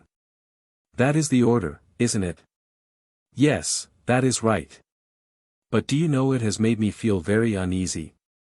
I suppose it seems absurd, but I can't help thinking that some kind of signaling is going on under my nose, and that sort of thing is disquieting. But what have you to dread? You have no enemies. No, but I have some very valuable old plate. You are thinking of burglars then, said Dyson, with an accent of considerable interest, but you must know your neighbors. Are there any suspicious characters about? Not that I am aware of. But you remember what I told you of the sailors. Can you trust your servants? Oh, perfectly. The plate is preserved in a strong room, the butler, an old family servant, alone knows where the key is kept. There is nothing wrong there. Still, everybody is aware that I have a lot of old silver, and all country folks are given to gossip. In that way information may have got abroad in very undesirable quarters. Yes, but I confess there seems something a little unsatisfactory in the burglar theory. Who is signaling to whom? I cannot see my way to accepting such an explanation. What put the plate into your head in connection with these flint signs, or whatever one may call them? It was the figure of the bull, said Vaughan. I happen to possess a very large and very valuable Charles II punch bowl. The chasing is really exquisite, and the thing is worth a lot of money. The sign I described to you was exactly the same shape as my punch bowl. A queer coincidence certainly. But the other figures or devices, you have nothing shaped like a pyramid. Ah, you will think that queerer. As it happens, this punch bowl of mine, together with a set of rare old ladles, is kept in a mahogany chest of a pyramidal shape. The four sides slope upwards, the narrow towards the top. I confess all this interests me a good deal, said Dyson. Let us go on then.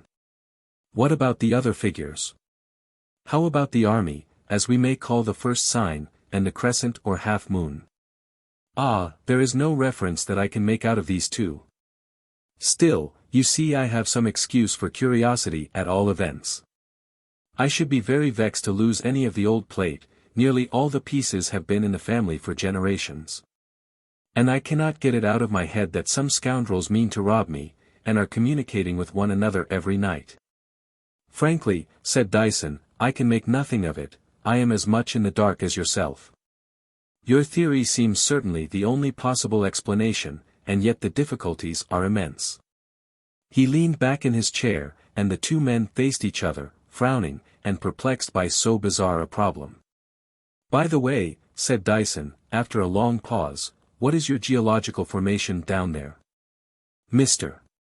Vaughan looked up, a good deal surprised by the question. Old red sandstone and limestone, I believe, he said. We are just beyond the coal measures, you know. But surely there are no flints either in the sandstone or the limestone. No, I never see any flints in the fields. I confess that did strike me as a little curious. I should think so. It is very important. By the way, what size were the flints used in making these devices? I happen to have brought one with me. I took it this morning. From the half-moon. Exactly. Here it is. He handed over a small flint, tapering to a point, and about 3 inches in length. Dyson's face blazed up with excitement as he took the thing from Vaughan. Certainly, he said, after a moment's pause, you have some curious neighbors in your country. I hardly think they can harbor any designs on your punch bowl. Do you know this is a flint arrowhead of vast antiquity, and not only that, but an arrowhead of a unique kind? I have seen specimens from all parts of the world, but there are features about this thing that are quite peculiar. He laid down his pipe, and took out a book from a drawer. We shall just have time to catch the 5.45 to Castletown, he said. 2. The Eyes on the Wall. Mr. Dyson drew in a long breath of the air of the hills and felt all the enchantment of the scene about him. It was very early morning, and he stood on the terrace in the front of the house. Vaughan's ancestor had built on the lower slope of a great hill, in the shelter of a deep and ancient wood that gathered on 3 sides about the house, and on the 4th side, the southwest, the land fell gently away and sank to the valley, where a brook wound in and out in mystic esses, and the dark and gleaming alders tracked the stream's course to the eye. On the terrace in the sheltered place no wind blew, and far beyond, the trees were still. Only one sound broke in upon the silence, and Dyson heard the noise of the brook singing far below, the song of clear and shining water rippling over the stones, whispering and murmuring as it sank to dark deep pools.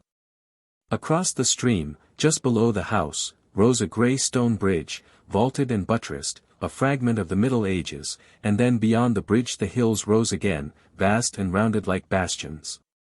Covered here and there with dark woods and thickets of undergrowth, but the heights were all bare of trees, showing only grey turf and patches of bracken, touched here and there with the gold of fading fronds. Dyson looked to the north and south, and still he saw the wall of the hills, and the ancient woods, and the stream drawn in and out between them, all grey and dim with morning mist beneath a grey sky in a hushed and haunted air. Mr. Vaughan's voice broke in upon the silence. I thought you would be too tired to be about so early, he said. I see you are admiring the view. It is very pretty, isn't it, though I suppose old Merrick Vaughan didn't think much about the scenery when he built the house. A queer grey, old place, isn't it? Yes, and how it fits into the surroundings. It seems of a piece with the grey hills and the grey bridge below. I am afraid I have brought you down on false pretenses, Dyson, said Vaughan, as they began to walk up and down the terrace. I have been to the place, and there is not a sign of anything this morning. Ah, indeed. Well, suppose we go round together. They walked across the lawn and went by a path through the ilex shrubbery to the back of the house. There Vaughan pointed out the track leading down to the valley and up to the heights above the wood, and presently they stood beneath the garden wall, by the door. Here, you see, it was, said Vaughan, pointing to a spot on the turf. I was standing just where you are now that morning I first saw the flints. Yes, quite so. That morning it was the army, as I call it, then the bowl, then the pyramid, and, yesterday, the half-moon. What a queer old stone that is, he went on, pointing to a block of limestone rising out of the turf just beneath the wall. It looks like a sort of dwarf pillar, but I suppose it is natural. Oh, yes, I think so. I imagine it was brought here, though, as we stand on the red sandstone. No doubt it was used as a foundation stone for some older building. Very likely. Dyson was peering about him attentively, looking from the ground to the wall, and from the wall to the deep wood that hung almost over the garden and made the place dark even in the morning. Look here, said Dyson at length, it is certainly a case of children this time. Look at that. He was bending down and staring at the dull red surface of the mellowed bricks of the wall. Vaughan came up and looked hard where Dyson's finger was pointing, and could scarcely distinguish a faint mark in deeper red. What is it? He said. I can make nothing of it. Look a little more closely. Don't you see it is an attempt to draw the human eye? Ah, now I see what you mean. My sight is not very sharp. Yes, so it is meant for an eye, no doubt, as you say. I thought the children learnt drawing at school. Well, it is an odd eye enough. Do you notice the peculiar almond shape, almost like the eye of a Chinaman? Dyson looked meditatively at the work of the undeveloped artist, and scanned the wall again, going down on his knees in the minuteness of his inquisition. I should like very much, he said at length, to know how a child in this out-of-the-way place could have any idea of the shape of the Mongolian eye. You see, the average child has a very distinct impression of the subject. He draws a circle, or something like a circle, and put a dot in the center. I don't think any child imagines that the eye is really made like that, it's just a convention of infantile art. But this almond-shaped thing puzzles me extremely. Perhaps it may be derived from a gilt Chinaman on a tea canister in the grocer's shop. Still, that's hardly likely. But why are you so sure it was done by a child? Why? Look at the height. These old-fashioned bricks are little more than 2 inches thick. There are 20 courses from the ground to the sketch, if we call it so, that gives a height of 3.5 feet. Now, just imagine you are going to draw something on this wall. Exactly, your pencil, if you had one, would touch the wall somewhere on the level with your eyes, that is, more than 5 feet from the ground. It seems, therefore, a very simple deduction to conclude that this eye on the wall was drawn by a child about 10 years old. Yes, I had not thought of that. Of course one of the children must have done it. I suppose so. And yet, as I said, there is something singularly unchildlike about those 2 lines, and the eyeball itself, you see, is almost an oval. To my mind, the thing has an odd, ancient air, and a touch that is not altogether pleasant. I cannot help fancying that if we could see a whole face from the same hand it would not be altogether agreeable. However, that is nonsense, after all, and we are not getting farther in our investigations. It is odd that the Flint series has come to such an abrupt end. The 2 men walked away towards the house, and as they went in at the porch there was a break in the grey sky, and a gleam of sunshine on the grey hill before them. All the day Dyson prowled meditatively about the fields and woods surrounding the house. He was thoroughly and completely puzzled by the trivial circumstances he proposed to elucidate, and now he again took the flint arrowhead from his pocket, turning it over and examining it with deep attention. There was something about the thing that was altogether different from the specimens he had seen at the museums and private collections. The shape was of a distinct type, and around the edge there was a line of little punctured dots, apparently a suggestion of ornament. Who, thought Dyson, could possess such things in so remote a place? And who, possessing the flints, could have put them to the fantastic use of designing meaningless figures under Vaughan's garden wall? The rank absurdity of the whole affair offended him unutterably. And as one theory after another rose in his mind only to be rejected, he felt strongly tempted to take the next train back to town. He had seen the silver plate which Vaughan treasured, and had inspected the punch bowl, the gem of the collection, with close attention. And what he saw and his interview with the butler convinced him that a plot to rob the strong box was out of the limits of inquiry. The chest in which the bowl was kept, a heavy piece of mahogany, evidently dating from the beginning of the century, was certainly strongly suggestive of a pyramid, and Dyson was at first inclined to the inept maneuvers of the detective. But a little sober thought convinced him of the impossibility of the burglary hypothesis, and he cast wildly about for something more satisfying. He asked Vaughan if there were any gypsies in the neighborhood, and heard that the Romany had not been seen for years. This dashed him a good deal, as he knew the gypsy habit of leaving queer hieroglyphics on the line of march, and had been much elated when the thought occurred to him. He was facing Vaughan by the old-fashioned hearth when he put the question, and leaned back in his chair in disgust at the destruction of his theory. "It is odd," said Vaughan, "but the gypsies never trouble us here. Now and then the farmers find traces of fires in the wildest part of the hills, but nobody seems to know who the fire-lighters are. Surely that looks like gypsies?" "No, not in such places as those. Tinkers and gypsies and wanderers of all sorts stick to the roads and don't go very far from the farmhouses." "Well, I can make nothing of it. I saw the children going by this afternoon, and, as you say, they ran straight on. So we shall have no more eyes on the wall at all events. No, I must waylay them one of these days and find out who is the artist." The next morning when Vaughan strolled in his usual course from the lawn to the back of the house he found Dyson already awaiting him by the garden door, and evidently in a state of high excitement, for he beckoned furiously with his hand. And gesticulated violently. "What is it?" asked Vaughan. "The flints again?" "No, but look here, look at the wall. There, don't you see it? There's another of those eyes." "Exactly. Drawn, you see, at a little distance from the first, almost on the same level, but slightly lower. What on earth is one to make of it? It couldn't have been done by the children, it wasn't their last night, and they won't pass for another hour. What can it mean?" "I think the very devil is at the bottom of all this," said Dyson. "Of course, one cannot resist the conclusion that these infernal almond eyes are to be set down to the same agency as the devices in the arrowheads. And where that conclusion is to lead us is more than I can tell. For my part, I have to put a strong check on my imagination, or it would run wild."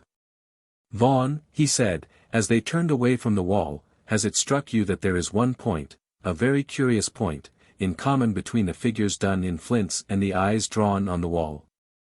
"What is that?" asked Vaughan, on whose face there had fallen a certain shadow of indefinite dread. "It is this. We know that the signs of the army, the bowl, the pyramid, and the half-moon must have been done at night. Presumably they were meant to be seen at night.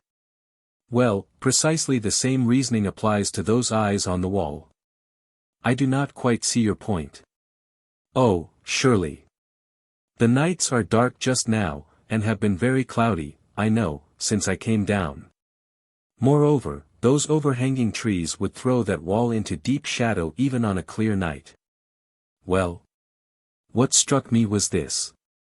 What very peculiarly sharp eyesight, they, whoever they are, must have to be able to arrange arrowheads in intricate order in the blackest shadow of the wood, and then draw the eyes on the wall without a trace of bungling, or a false line. I have read of persons confined in dungeons for many years who have been able to see quite well in the dark, said Vaughan. Yes, said Dyson, there was the Abbé in Monte Cristo. But it is a singular point. 3. The search for the bowl.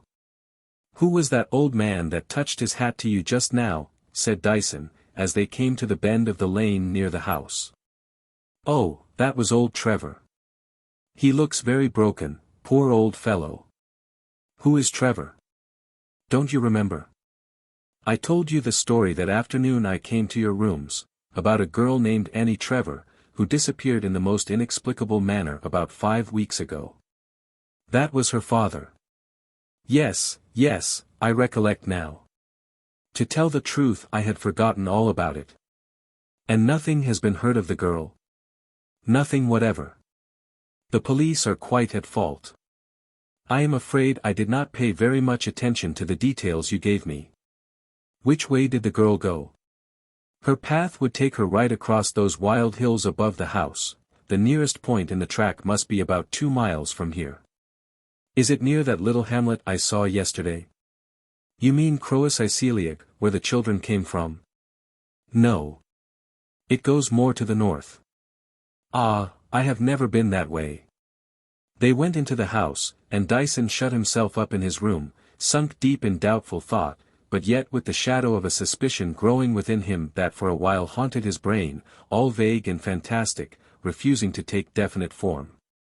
He was sitting by the open window and looking out on the valley and saw, as if in a picture, the intricate winding of the brook, the grey bridge, and the vast hills rising beyond. All still and without a breath of wind to stir the mystic hanging woods, and the evening sunshine glowed warm on the bracken, and down below a faint mist, pure white, began to rise from the stream. Dyson sat by the window as the day darkened and the huge bastioned hills loomed vast and vague, and the woods became dim and more shadowy, and the fancy that had seized him no longer appeared altogether impossible. He passed the rest of the evening in a reverie, hardly hearing what Vaughan said, and when he took his candle in the hall, he paused a moment before bidding his friend good night. I want a good rest, he said. I have got some work to do tomorrow. Some writing, you mean? No. I am going to look for the bowl. The bowl. If you mean my punch bowl, that is safe in the chest. I don't mean the punch bowl. You may take my word for it that your plate has never been threatened. No, I will not bother you with any suppositions. We shall in all probability have something much stronger than suppositions before long. Good night, Vaughan. The next morning Dyson set off after breakfast. He took the path by the garden wall, and noted that there were now 8 of the weird almond eyes dimly outlined on the brick. 6 days more, he said to himself, but as he thought over the theory he had formed, he shrank, in spite of strong conviction, from such a wildly incredible fancy. He struck up through the dense shadows of the wood, and at length came out on the bare hillside, and climbed higher and higher over the slippery turf, keeping well to the north, and following the indications given him by Vaughan. As he went on, he seemed to mount ever higher above the world of human life and customary things. To his right he looked at a fringe of orchard and saw a faint blue smoke rising like a pillar. There was the hamlet from which the children came to school, and there the only sign of life, for the woods embowered and concealed Vaughan's old grey house. As he reached what seemed the summit of the hill, he realized for the first time the desolate loneliness and strangeness of the land. There was nothing but grey sky and grey hill, a high, vast plain that seemed to stretch on for ever and ever, and a faint glimpse of a blue-peaked mountain far away and to the north. At length he came to the path, a slight track scarcely noticeable, and from its position and by what Vaughan had told him he knew that it was the way the lost girl, Annie Trevor, must have taken. He followed the path on the bare hilltop, noticing the great limestone rocks that cropped out of the turf, grim and hideous, and of an aspect as forbidding as an idol of the South Seas. And suddenly he halted, astonished, although he had found what he searched for. Almost without warning the ground shelved suddenly away on all sides, and Dyson looked down into a circular depression, which might well have been a Roman amphitheatre, and the ugly crags of limestone rimmed it round as if with a broken wall. Dyson walked round the hollow, and noted the position of the stones, and then turned on his way home.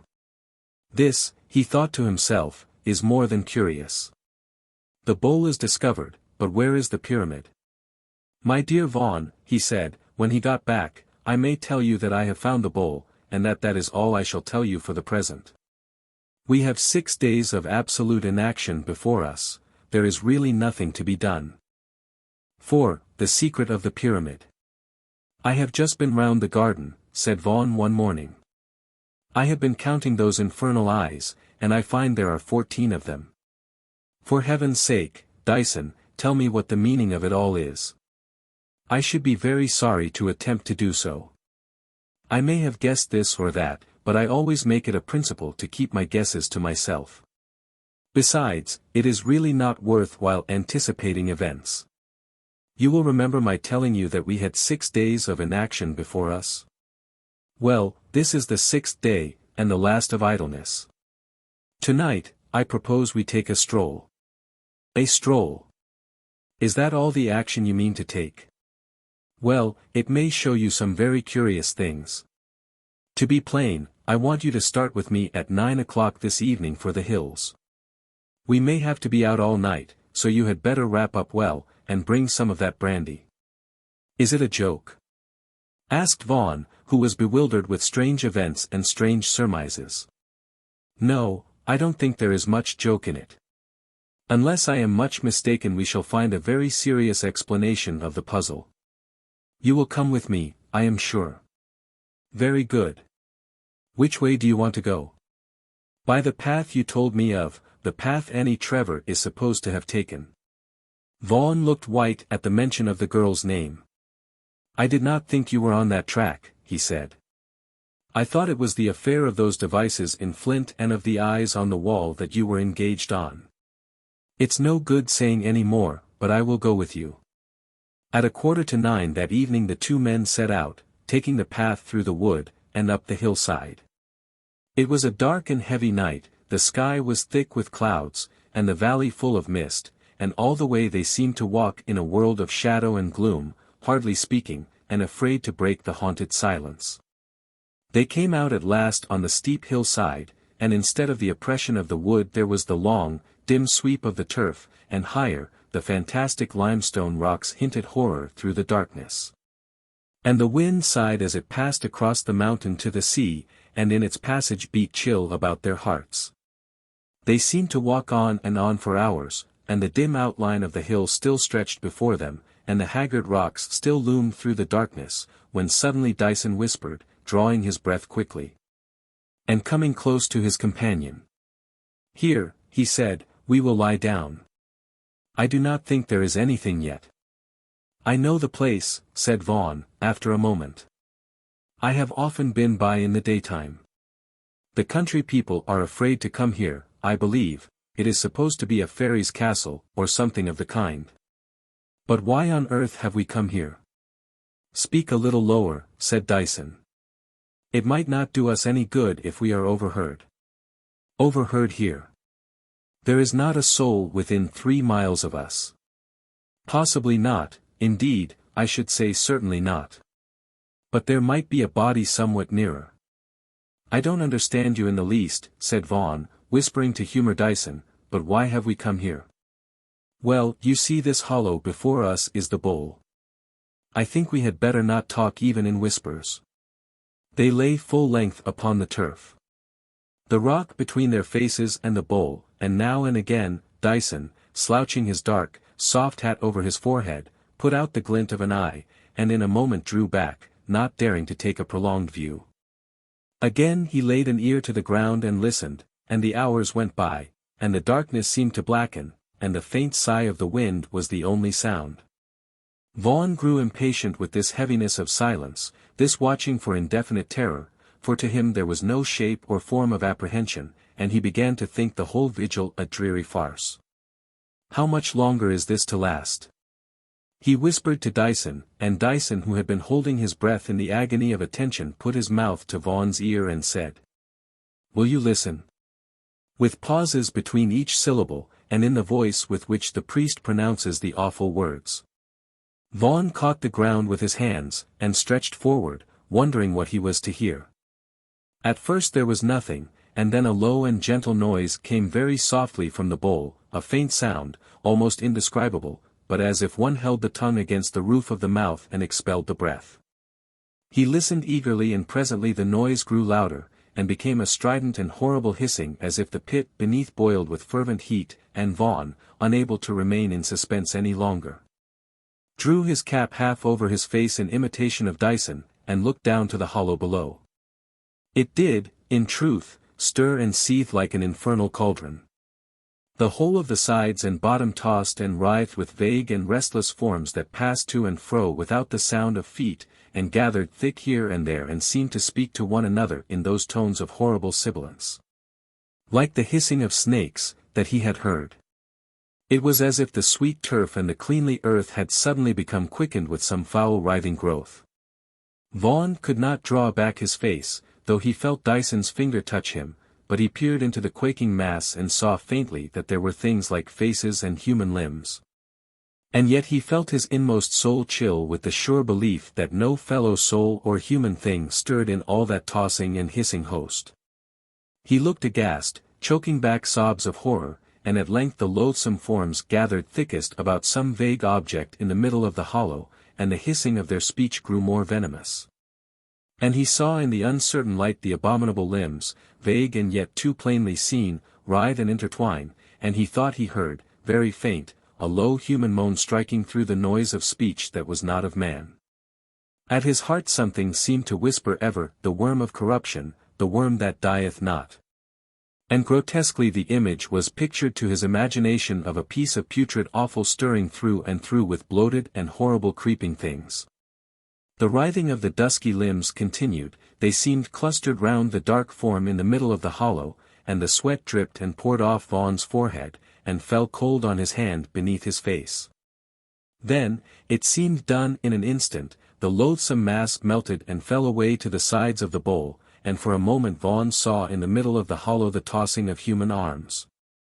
But a spark gleamed beneath, a fire kindled, and as the voice of a woman cried out loud in a shrill scream of utter anguish and terror, a great pyramid of flame spired up like a bursting of a pent fountain, and threw a blaze of light upon the whole mountain. In that instant Vaughan saw the myriads beneath, the things made in the form of men but stunted like children hideously deformed, the faces with the almond eyes burning with evil and unspeakable lusts. The ghastly yellow of the mass of naked flesh, and then as if by magic the place was empty, while the fire roared and crackled, and the flames shone abroad. "You have seen the pyramid," said Dyson in his ear, "the pyramid of fire." 5. The Little People. "Then you recognize the thing?" "Certainly. It is a brooch that Annie Trevor used to wear on Sundays, I remember the pattern."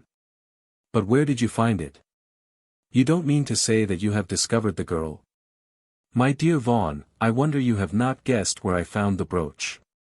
You have not forgotten last night already?"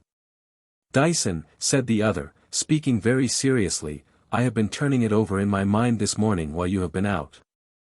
I have thought about what I saw, or perhaps I should say about what I thought I saw, and the only conclusion I can come to is this, that the thing won't bear recollection. As men live, I have lived soberly and honestly, in the fear of God, all my days, and all I can do is believe that I suffered from some monstrous delusion, from some phantasmagoria of the bewildered senses. You know, we went home together in silence, not a word passed between us as to what I fancied I saw. Had we not better agree to keep silence on the subject? When I took my walk in the peaceful morning sunshine, I thought all the earth seemed full of praise, and passing by that wall I noticed there were no more signs recorded, and I blotted out those that remained. The mystery is over, and we can live quietly again. I think some poison has been working for the last few weeks. I have trod on the verge of madness, but I am sane now. Mr. Vaughan had spoken earnestly, and bent forward in his chair and glanced at Dyson with something of entreaty. "My dear Vaughan," said the other, after a pause, "what's the use of this? It is much too late to take that tone, we have gone too deep. Besides, you know as well as I that there is no delusion in the case. I wish there were with all my heart. No, in justice to myself I must tell you the whole story, so far as I know it. Very good, said Vaughan with a sigh, if you must, you must. Then, said Dyson, we will begin with the end if you please. I found this brooch you have just identified in the place we have called the bowl. There was a heap of grey ashes, as if a fire had been burning, indeed, the embers were still hot, and this brooch was lying on the ground, just outside the range of the flame. It must have dropped accidentally from the dress of the person who was wearing it.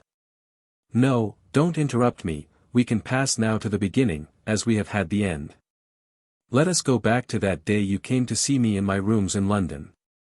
So far as I can remember, soon after you came in you mentioned, in a somewhat casual manner, that an unfortunate and mysterious incident had occurred in your part of the country. A girl named Annie Trevor had gone to see a relative, and had disappeared. I confess freely that what you said did not greatly interest me.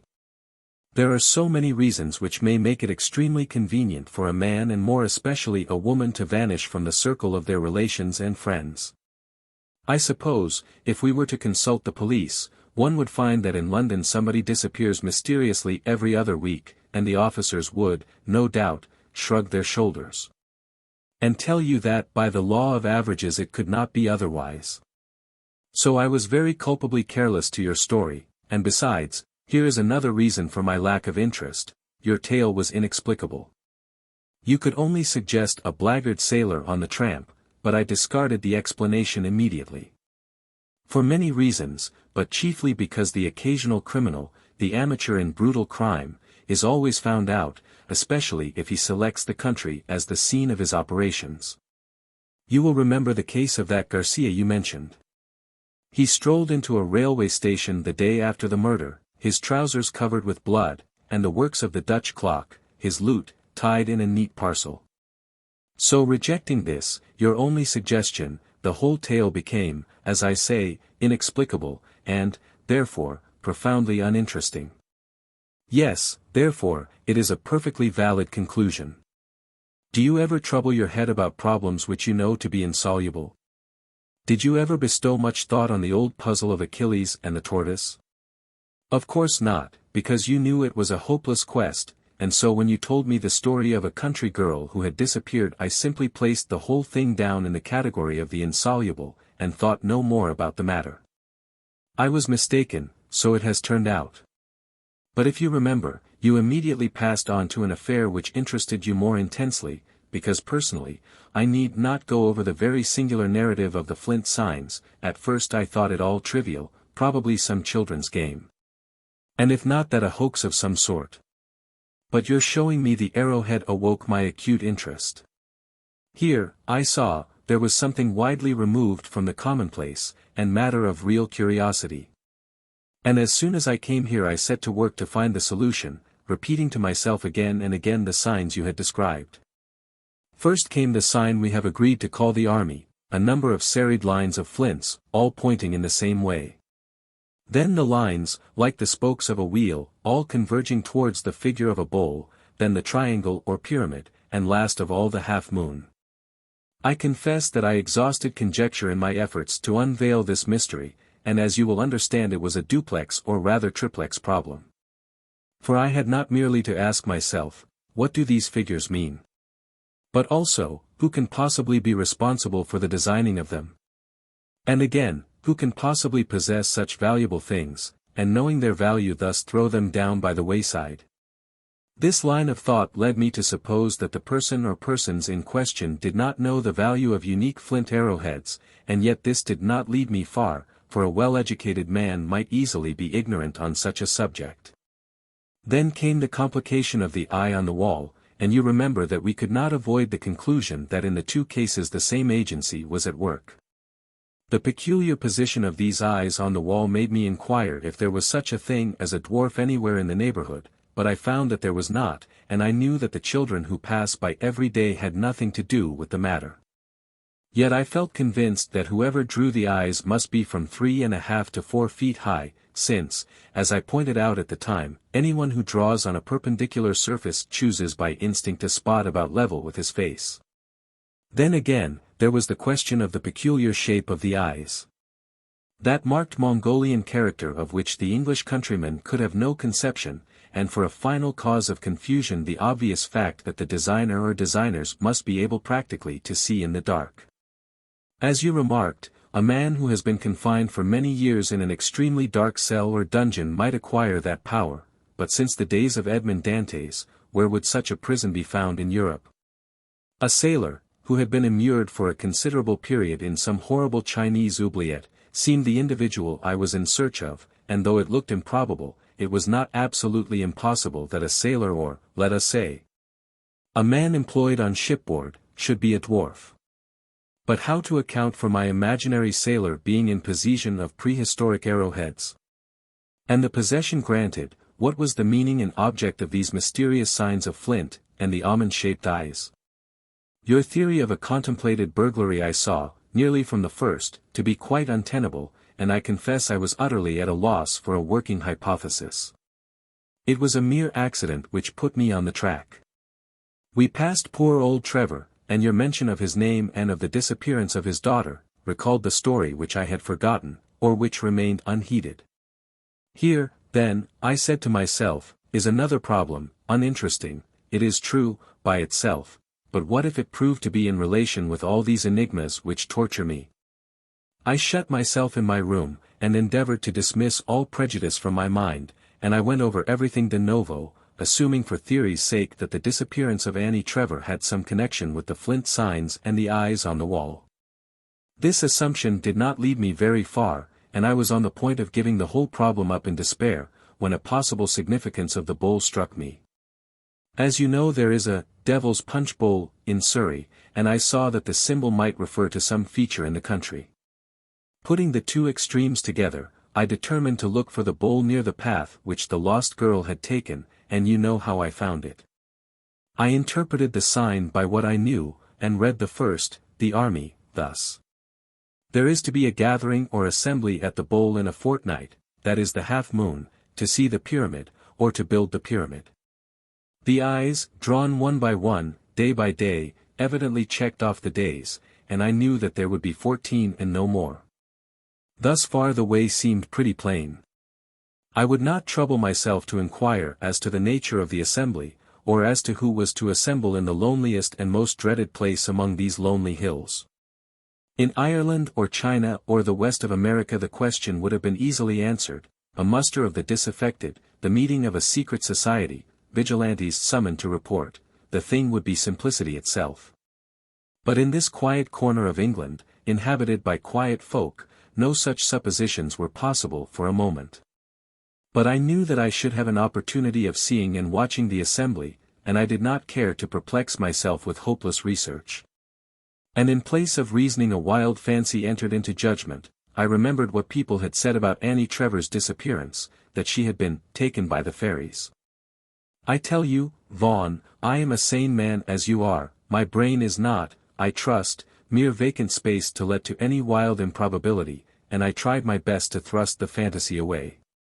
And the hint came of the old name of fairies, the little people, and the very probable belief that they represent a tradition of the prehistoric Turanian inhabitants of the country, who were cave dwellers, and then I realized with a shock that I was looking for a being under 4 feet in height, accustomed to live in darkness, possessing stone instruments, and familiar with the Mongolian cast of features. I say this, Vaughan, that I should be ashamed to hint at such visionary stuff to you, if it were not for that which you saw with your very eyes last night, and I say that I might doubt the evidence of my senses, if they were not confirmed by yours. But you and I cannot look each other in the face and pretend delusion. As you lay on the turf beside me I felt your flesh shrink and quiver, and I saw your eyes in the light of the flame. And so I tell you without any shame what was in my mind last night as we went through the wood and climbed the hill, and lay hidden beneath the rock. There was one thing that should have been most evident that puzzled me to the very last. I told you how I read the sign of the pyramid, the assembly was to see a pyramid, and the true meaning of the symbol escaped me to the last moment. The old derivation from up, fire, though false, should have set me on the track, but it never occurred to me. I think I need say very little more. You know we were quite helpless, even if we had foreseen what was to come. Ah, the particular place where these signs were displayed? Yes, that is a curious question. But this house is, so far as I can judge, in a pretty central situation amongst the hills. And possibly, who can say yes or no, that queer, old limestone pillar by your garden wall was a place of meeting before the Celts set foot in Britain. But there is one thing I must add, I don't regret our inability to rescue the wretched girl. You saw the appearance of those things that gathered thick and writhed in the bowl, you may be sure that what lay bound in the midst of them was no longer fit for earth. So, said Vaughan. So she passed in the pyramid of fire, said Dyson, and they passed again to the underworld, to the places beneath the hills. The Red Hand. The problem of the fish hooks. There can be no doubt whatever, said Mr. Phillips, that my theory is the true one, these flints are prehistoric fish hooks. I dare say. But you know that in all probability the things were forged the other day with a door key. Stuff, said Phillips, I have some respect, Dyson, for your literary abilities, but your knowledge of ethnology is insignificant, or rather non-existent. These fish hooks satisfy every test, they are perfectly genuine. Possibly, but as I said just now, you go to work at the wrong end. You neglect the opportunities that confront you and await you, obvious, at every corner. You positively shrink from the chance of encountering primitive man in this whirling and mysterious city, and you pass the weary hours in your agreeable retirement of Red Lion Square fumbling with bits of flint, which are, as I said, in all probability, rank forgeries. Phillips took one of the little objects, and held it up in exasperation. Look at that ridge, he said. Did you ever see such a ridge as that on a forgery? Dyson merely grunted and lit his pipe, and the two sat smoking in rich silence, watching through the open window the children in the square as they flitted to and fro in the twilight of the lamps. As elusive as bats flying on the verge of a dark wood. Well, said Phillips at last, it is really a long time since you have been round. I suppose you have been working at your old task. Yes, said Dyson, always the chase of the phrase. I shall grow old in the hunt. But it is a great consolation to meditate on the fact that there are not a dozen people in England who know what style means. I suppose not, for the matter of that, the study of ethnology is far from popular. And the difficulties. Primitive man stands dim and very far off across the great bridge of years.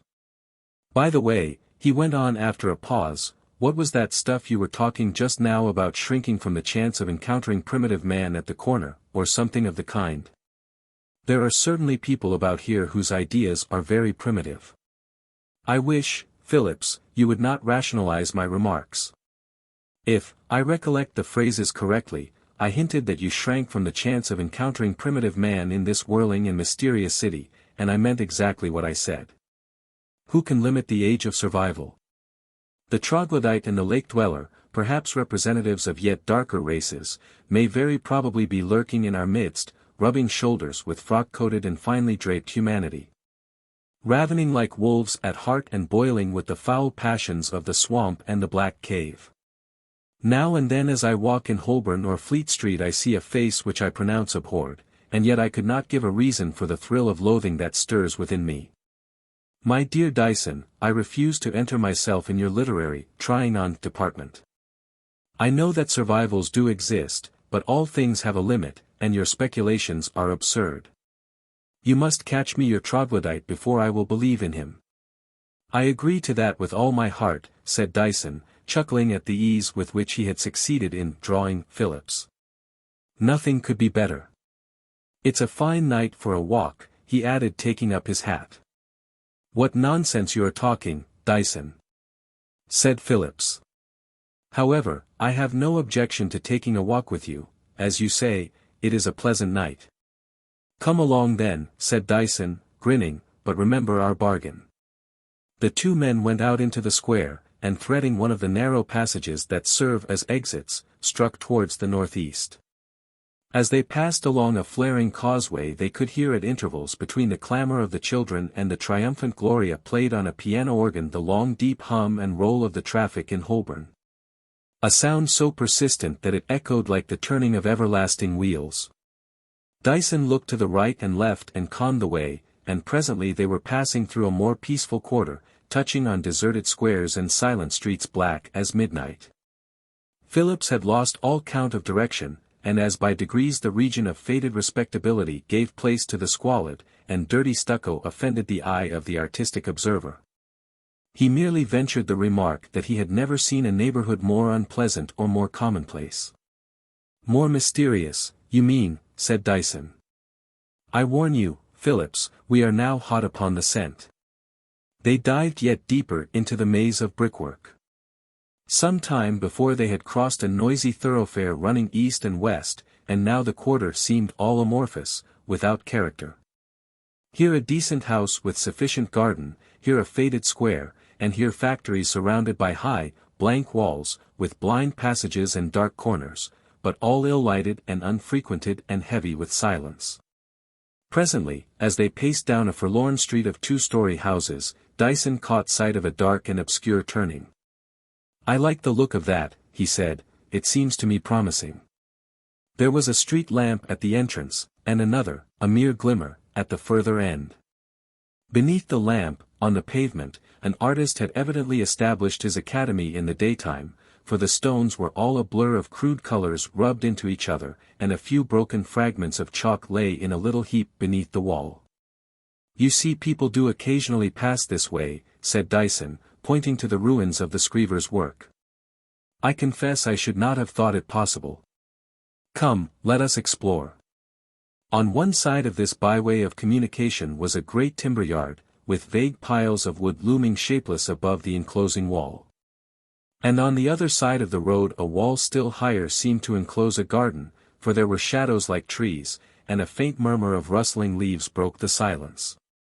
It was a moonless night, and clouds that had gathered after sunset had blackened, and midway between the feeble lamps the passage lay all dark and formless, and when one stopped and listened, and the sharp echo of reverberant footsteps ceased, there came from far away, as from beyond the hills, a faint roll of the noise of London. Phillips was bolstering up his courage to declare that he had had enough of the excursion, when a loud cry from Dyson broke in upon his thoughts. "Stop, stop, for heaven's sake, or you will tread on it. There. Almost under your feet." Phillips looked down, and saw a vague shape, dark, and framed in surrounding darkness, dropped strangely on the pavement, and then a white cuff glimmered for a moment as Dyson lit a match, which went out directly. "It's a drunken man," said Phillips very coolly. "It's a murdered man," said Dyson, and he began to call for police with all his might, and soon from the distance running footsteps echoed and grew louder, and cries sounded. A policeman was the first to come up. "What's the matter?" he said, as he drew to a stand, panting. "Anything amiss here?" for he had not seen what was on the pavement. "Look," said Dyson, speaking out of the gloom. "Look there. My friend and I came down this place 3 minutes ago, and that is what we found." The man flashed his light on the dark shape and cried out. "Why, it's murder," he said, "there's blood all about him, and a puddle of it in the gutter there. He's not dead long, either. Ah! There's the wound. It's in the neck." Dyson bent over what was lying there. He saw a prosperous gentleman, dressed in smooth, well-cut clothes. The neat whiskers were beginning to grizzle a little.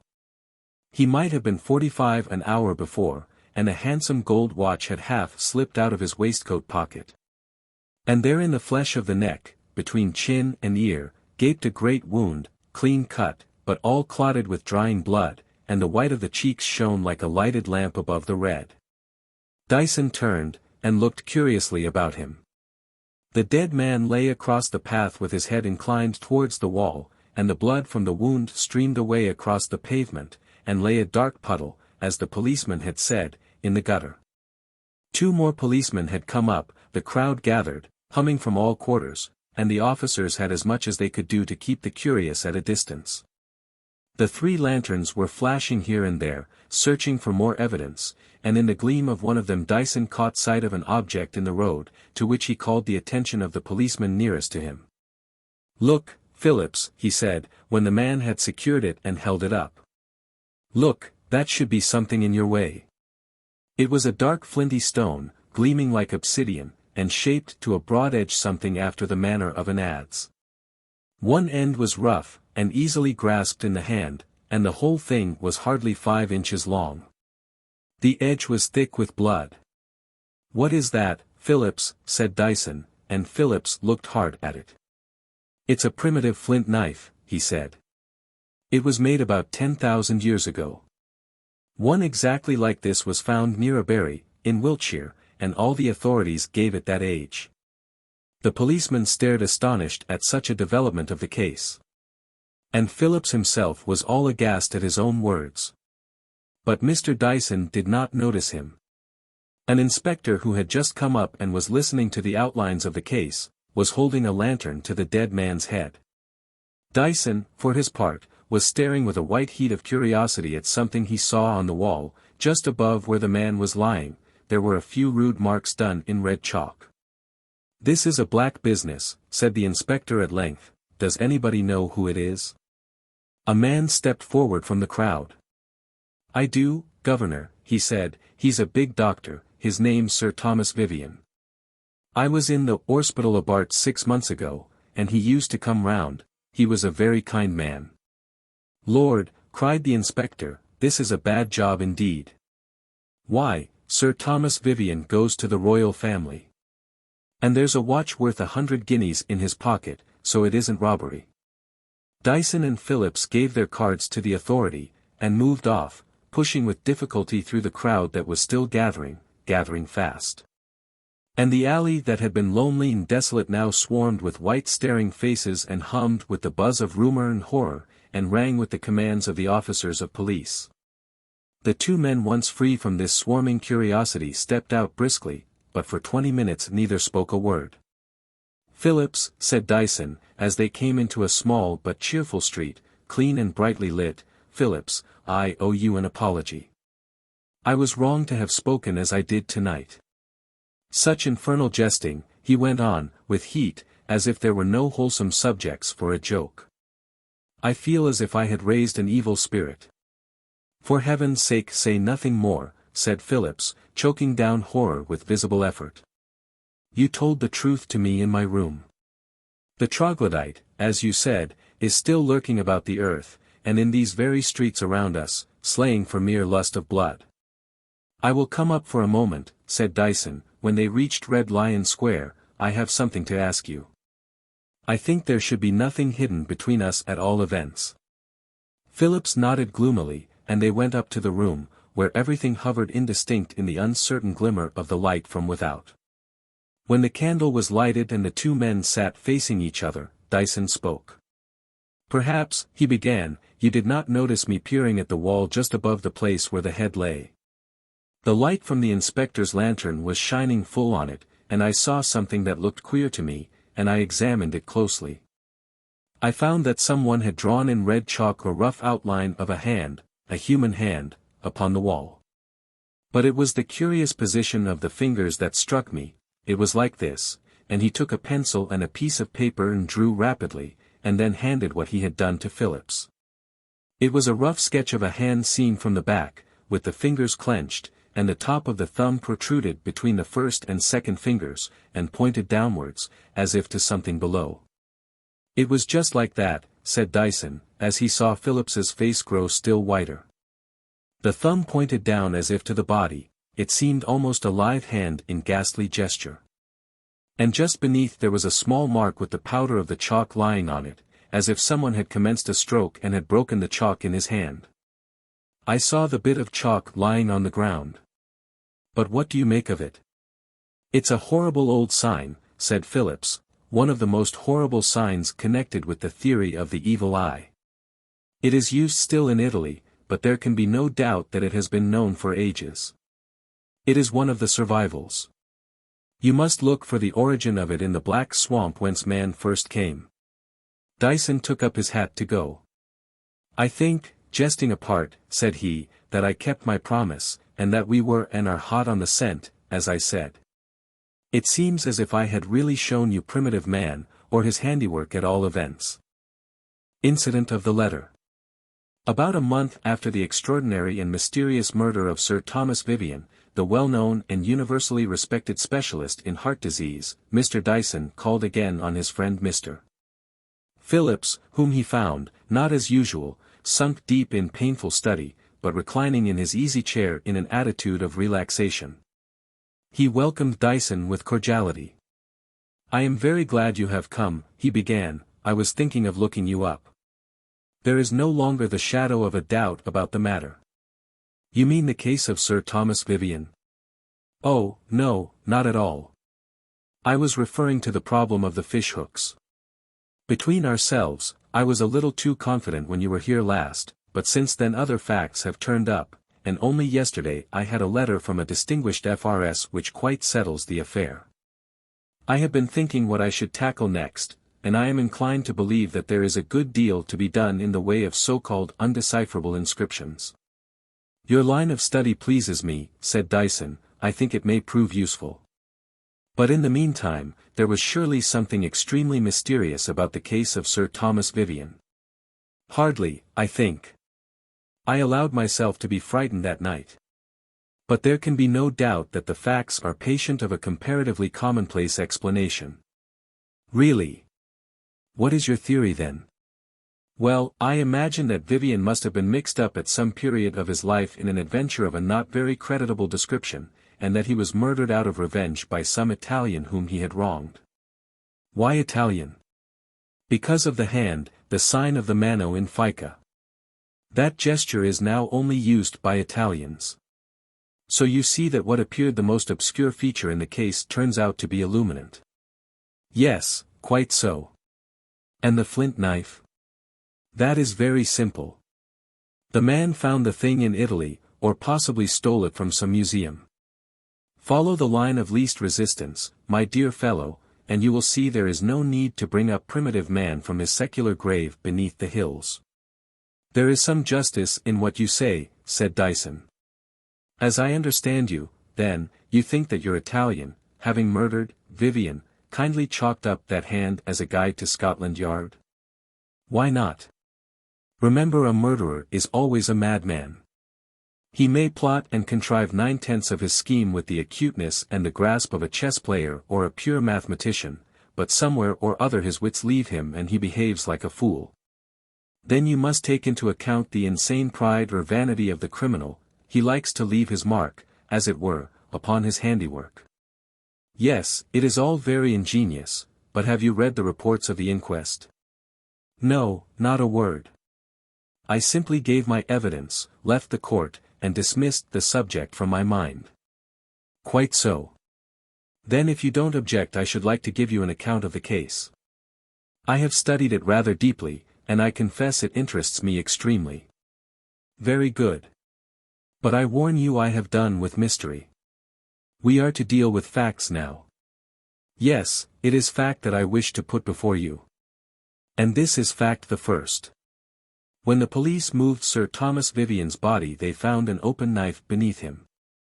It was an ugly-looking thing such as sailors carry, with a blade that the mere opening rendered rigid, and there the blade was already bare and gleaming, but without a trace of blood on it, and the knife was found to be quite new. It had never been used. Now, at the first glance it looks as if your imaginary Italian were just the man to have such a tool. But consider a moment. Would he be likely to buy a new knife expressly to commit murder? And, secondly, if he had such a knife, why didn't he use it, instead of that very odd flint instrument? And I want to put this to you. You think the murderer chalked up the hand after the murder as a sort of melodramatic Italian assassin his mark, touch. Passing over the question as to whether the real criminal ever does such a thing, I would point out that, on the medical evidence, Sir Thomas Vivian hadn't been dead for more than an hour. That would place the stroke at about 9:45, and you know it was perfectly dark when we went out at 9:30.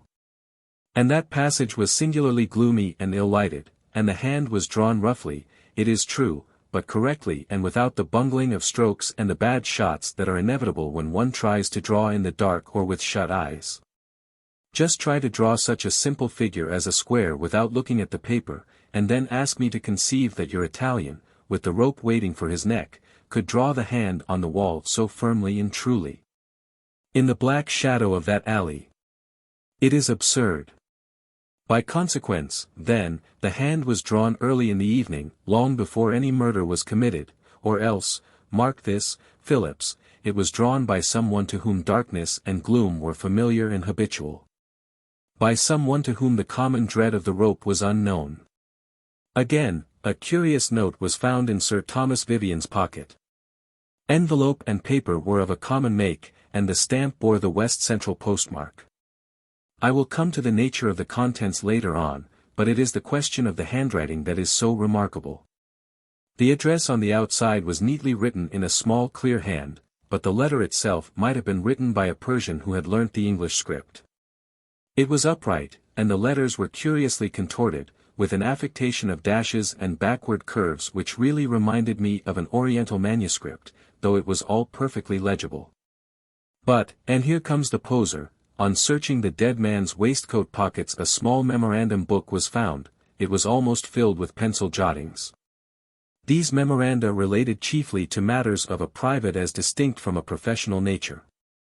There were appointments to meet friends, notes of theatrical first nights, the address of a good hotel in Tours, and the title of a new novel, nothing in any way intimate.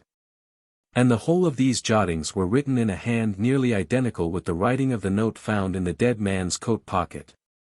There was just enough difference between them to enable the expert to swear that the two were not written by the same person. I will just read you so much of Lady Vivian's evidence as bears on this point of the writing. I have the printed slip with me. Here you see, she says, I was married to my late husband 7 years ago. I never saw any letter addressed to him in a hand at all resembling that on the envelope produced, nor have I ever seen writing like that in the letter before me. I never saw my late husband using the memorandum book, but I am sure he did write everything in it. I am certain of that because we stayed last May at the Hotel du Faisan, Rue Royale, Tours, the address of which is given in the book. I remember his getting the novel, A Sentinel, about 6 weeks ago. Sir Thomas Vivian never liked to miss the first nights at the theatres. His usual hand was perfectly different from that used in the notebook. And now, last of all, we come back to the note itself. Here it is in facsimile. My possession of it is due to the kindness of Inspector Cleeve, who is pleased to be amused at my amateur inquisitiveness. Read it, Phillips. You tell me you are interested in obscure inscriptions, here is something for you to decipher. Mr. Phillips, absorbed in spite of himself in the strange circumstances Dyson had related, took the piece of paper, and scrutinized it closely. The handwriting was indeed bizarre in the extreme, and, as Dyson had noted, not unlike the Persian character in its general effect, but it was perfectly legible. Read it aloud, said Dyson, and Phillips obeyed. Hand did not point in vain. The meaning of the stars is no longer obscure. Strangely enough, the black heaven vanished, or was stolen yesterday, but that does not matter in the least, as I have a celestial globe. Our old orbit remains unchanged. You have not forgotten the number of my sign, or will you appoint some other house? I have been on the other side of the moon, and can bring something to show you. And what do you make of that? Said Dyson. It seems to me mere gibberish, said Phillips. You suppose it has a meaning? Oh, surely, it was posted 3 days before the murder, it was found in the murdered man's pocket. It is written in a fantastic hand which the murdered man himself used for his private memoranda. There must be purpose under all this, and to my mind there is something ugly enough hidden under the circumstances of this case of Sir Thomas Vivian. But what theory have you formed? Oh, as to theories, I am still in a very early stage, it is too soon to state conclusions. But I think I have demolished your Italian. I tell you, Phillips, again the whole thing has an ugly look to my eyes. I cannot do as you do, and fortify myself with cast-iron propositions to the effect that this or that doesn't happen, and never has happened. You note that the first word in the letter is hand. That seems to me, taken with what we know about the hand on the wall, significant enough, and what you yourself told me of the history and meaning of the symbol, its connection with a world-old belief and faiths of dim far-off years. All this speaks of mischief, for me at all events. No, I stand pretty well to what I said to you half in joke that night before we went out. There are sacraments of evil as well as of good about us, and we live and move to my belief in an unknown world, a place where there are caves and shadows and dwellers in twilight. It is possible that man may sometimes return on the track of evolution, and it is my belief that an awful lore is not yet dead. I cannot follow you in all this, said Phillips, it seems to interest you strangely. What do you propose to do? My dear Phillips, replied Dyson, speaking in a lighter tone, I am afraid I shall have to go down a little in the world. I have a prospect of visits to the pawnbrokers before me, and the publicans must not be neglected. I must cultivate a taste for ale, shag tobacco I already love and esteem with all my heart. Search for the vanished heaven. For many days after the discussion with Phillips, Mr. Dyson was resolute in the line of research he had marked out for himself. A fervent curiosity and an innate liking for the obscure were great incentives. But especially in this case of Sir Thomas Vivian's death, for Dyson began to boggle a little at the word murder, there seemed to him an element that was more than curious. The sign of the red hand upon the wall, the tool of flint that had given death, the almost identity between the handwriting of the note and the fantastic script reserved religiously, as it appeared, by the doctor for trifling jottings. All these diverse and variegated threads joined to weave in his mind a strange and shadowy picture, with ghastly shapes dominant and deadly, and yet ill-defined, like the giant figures wavering in an ancient tapestry. He thought he had a clue to the meaning of the note, and in his resolute search for the black heaven, which had vanished, he beat furiously about the alleys and obscure streets of central London, making himself a familiar figure to the pawnbroker, and a frequent guest at the more squalid pot-houses. For a long time he was unsuccessful, and he trembled at the thought that the black heaven might be hid in the coy retirements of Peckham, or lurk perchance in distant Willesden, but finally, improbability, in which he put his trust, came to the rescue. It was a dark and rainy night, with something in the unquiet and stirring gusts that savoured of approaching winter, and Dyson, beating up a narrow street not far from the Gray's Inn Road, took shelter in an extremely dirty public, and called for beer, forgetting for the moment his preoccupations, and only thinking of the sweep of the wind about the tiles and the hissing of the rain through the black and troubled air. At the bar there gathered the usual company, the frowsy women and the men in shiny black, those who appeared to mumble secretly together, others who wrangled in interminable argument, and a few shy drinkers who stood apart, each relishing his dose, and the rank and biting flavour of cheap spirit. Dyson was wondering at the enjoyment of it all, when suddenly there came a sharper accent. The folding doors swayed open, and a middle-aged woman staggered towards the bar, and clutched the pewter rim as if she stepped a deck in a roaring gale. Dyson glanced at her attentively as a pleasing specimen of her class. She was decently dressed in black, and carried a black bag of somewhat rusty leather, and her intoxication was apparent and far advanced. As she swayed at the bar, it was evidently all she could do to stand upright, and the barman, who had eye-looked at her with disfavour, shook his head in reply to her thick-voiced demand for a drink. The woman glared at him, transformed in a moment to a fury, with bloodshot eyes, and poured forth a torrent of execration, a stream of blasphemies and early English phraseology. "Get out of this," said the man.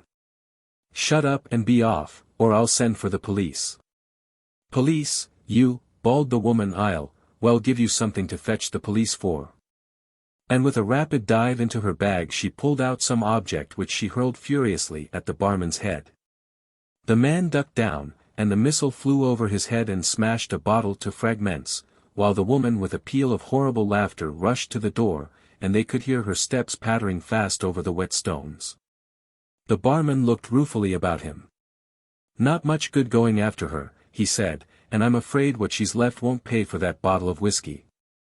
He fumbled amongst the fragments of broken glass, and drew out something dark, a kind of square stone it seemed, which he held up. "Valuable curiosity," he said, "any gent like to bid?" The habitués had scarcely turned from their pots and glasses during these exciting incidents. They gazed a moment, fishily, when the bottle smashed, and that was all, and the mumble of the confidential was resumed and the jangle of the quarrelsome. And the shy and solitary sucked in their lips and relished again the rank flavor of the spirit. Dyson looked quickly at what the barman held before him. "Would you mind letting me see it?" he said. "It's a queer-looking old thing, isn't it?" It was a small black tablet, apparently of stone, about 4 inches long by 2.5 broad, and as Dyson took it he felt rather than saw that he touched the secular with his flesh. There was some kind of carving on the surface, and, most conspicuous, a sign that made Dyson's heart leap. "I don't mind taking it," he said quietly. "Would 2 shillings be enough?" "Say $half, said the man, and the bargain was concluded. Dyson drained his pot of beer, finding it delicious, and lit his pipe, and went out deliberately soon after. When he reached his apartment he locked the door, and placed the tablet on his desk, and then fixed himself in his chair, as resolute as an army in its trenches before a beleaguered city. The tablet was full under the light of the shaded candle, and scrutinizing it closely, Dyson saw first the sign of the hand with the thumb protruding between the fingers. It was cut finely and firmly on the dully black surface of the stone, and the thumb pointed downward to what was beneath. "It is mere ornament," said Dyson to himself, "perhaps symbolical ornament, but surely not an inscription, or the signs of any words ever spoken." The hand pointed at a series of fantastic figures, spirals and whorls of the finest, most delicate lines, spaced at intervals over the remaining surface of the tablet. The marks were as intricate and seemed almost as much without design as the pattern of a thumb impressed upon a pane of glass. "Is it some natural marking?" thought Dyson. There have been queer designs, likenesses of beasts and flowers, in stones with which man's hand had nothing to do. And he bent over the stone with a magnifier, only to be convinced that no hazard of nature could have delineated these varied labyrinths of line. The whorls were of different sizes. Some were less than the 1/12 of an inch in diameter, and the largest was a little smaller than a sixpence, and under the glass the regularity and accuracy of the cutting were evident. And in the smaller spirals the lines were graduated at intervals of 1/100th of an inch. The whole thing had a marvellous and fantastic look, and gazing at the mystic whorls beneath the hand, Dyson became subdued with an impression of vast and far-off ages. And of a living being that had touched the stone with enigmas before the hills were formed, when the hard rocks still boiled with fervent heat. "The black heaven is found again," he said, "but the meaning of the stars is likely to be obscure for everlasting so far as I am concerned." London stilled without, and a chill breath came into the room as Dyson sat gazing at the tablet shining duskily under the candlelight. And at last as he closed the desk over the ancient stone, all his wonder at the case of Sir Thomas Vivian increased tenfold, and he thought of the well-dressed prosperous gentleman lying dead mystically beneath the sign of the hand. And the insupportable conviction seized him that between the death of this fashionable West End doctor and the weird spirals of the tablet there were most secret and unimaginable links. For days he sat before his desk gazing at the tablet, unable to resist its lodestone fascination, and yet quite helpless, without even the hope of solving the symbols so secretly inscribed. At last, desperate, he called in Mr. Phillips in consultation, and told in brief the story of the finding the stone. "Dear me," said Phillips, "this is extremely curious. You have had a find indeed. Why, it looks to me even more ancient than the Hittite seal. I confess the character, if it is a character, is entirely strange to me. These whorls are really very quaint." "Yes, but I want to know what they mean. You must remember this tablet is the black heaven of the letter found in Sir Thomas Vivian's pocket. It bears directly on his death." "Oh, no, that is nonsense. This is, no doubt, an extremely ancient tablet, which has been stolen from some collection." "Yes, the hand makes an odd coincidence, but only a coincidence after all. My dear Phillips, you are a living example of the truth of the axiom that extreme skepticism is mere credulity. But can you decipher the inscription?" "I undertake to decipher anything," said Phillips. "I do not believe in the insoluble. These characters are curious, but I cannot fancy them to be inscrutable." "Then take the thing away with you and make what you can of it." It has begun to haunt me. I feel as if I had gazed too long into the eyes of the Sphinx. Phillips departed with the tablet in an inner pocket. He had not much doubt of success, for he had evolved 37 rules for the solution of inscriptions. Yet when a week had passed and he called to see Dyson, there was no vestige of triumph on his features. He found his friend in a state of extreme irritation, pacing up and down in the room like a man in a passion. He turned with a start as the door opened. "Well," said Dyson, "you have got it. What is it all about?" "My dear fellow, I am sorry to say I have completely failed. I have tried every known device in vain. I have even been so officious as to submit it to a friend at the museum, but he, though a man of prime authority on the subject, tells me he is quite at fault. It must be some wreckage of a vanished race, almost, I think, a fragment of another world than ours. I am not a superstitious man, Dyson, and you know that I have no truck with even the noble delusions, but I confess I yearn to be rid of this small square of blackish stone. Frankly, it has given me an ill week. It seems to me troglodytic and abhorred." Phillips drew out the tablet and laid it on the desk before Dyson. "By the way," he went on, "I was right at all events in one particular, it has formed part of some collection. There is a piece of grimy paper on the back that must have been a label." "Yes, I noticed that," said Dyson, who had fallen into deepest disappointment. "No doubt the paper is a label. But as I don't much care where the tablet originally came from, and only wish to know what the inscription means, I paid no attention to the paper. The thing is a hopeless riddle, I suppose, and yet it must surely be of the greatest importance." Phillips left soon after, and Dyson, still despondent, took the tablet in his hand and carelessly turned it over. The label had so grimed that it seemed merely a dull stain, but as Dyson looked at it idly, and yet attentively, he could see pencil marks, and he bent over it eagerly, with his glass to his eye. To his annoyance, he found that part of the paper had been torn away, and he could only with difficulty make out odd words and pieces of words. First he read something that looked like inroad, and then beneath, stony-hearted step, and a tear cut off the rest. But in an instant a solution suggested itself, and he chuckled with huge delight. "Certainly," he said out loud, "this is not only the most charming but the most convenient quarter in all London. Here I am, allowing for the accidents of side streets, perched on a tower of observation." He glanced triumphant out of the window across the street to the gate of the British Museum. Sheltered by the boundary wall of that agreeable institution, the scriver, or artist in chalks, displayed his brilliant impressions on the pavement, soliciting the approval and the coppers of the gay and serious. "This," said Dyson, "is more than delightful. An artist is provided to my hand.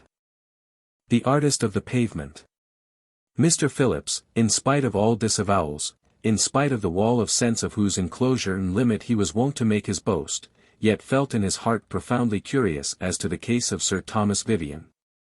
Though he kept a brave face for his friend, his reason could not decently resist the conclusion that Dyson had enunciated, namely, that the whole affair had a look both ugly and mysterious.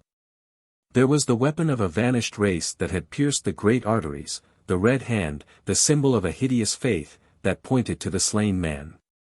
And then the tablet which Dyson declared he had expected to find, and had certainly found, bearing the ancient impress of the hand of malediction.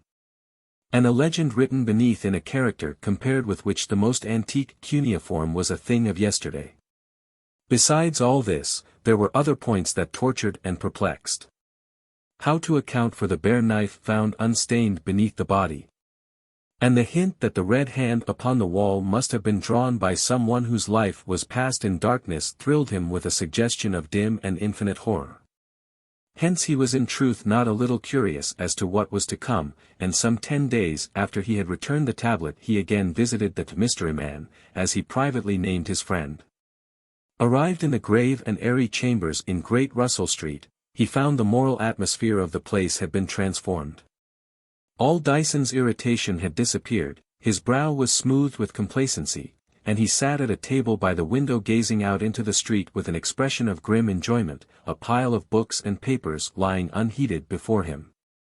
"My dear Phillips, I am delighted to see you. Pray excuse my moving. Draw your chair up here to the table, and try this admirable shag tobacco. Thank you, said Phillips, judging by the flavor of the smoke, I should think it is a little strong. But what on earth is all this? What are you looking at? I am on my watchtower. I assure you that the time seems short while I contemplate this agreeable street and the classic grace of the museum portico. Your capacity for nonsense is amazing, replied Phillips, but have you succeeded in deciphering the tablet? It interests me. I have not paid much attention to the tablet recently, said Dyson. I believe the spiral character may wait. Really? And how about the Vivian murder? Ah, you do take an interest in that case. Well, after all, we cannot deny that it was a queer business. But is not murder rather a coarse word? It smacks a little, surely, of the police poster. Perhaps I am a trifle decadent, but I cannot help believing in the splendid word.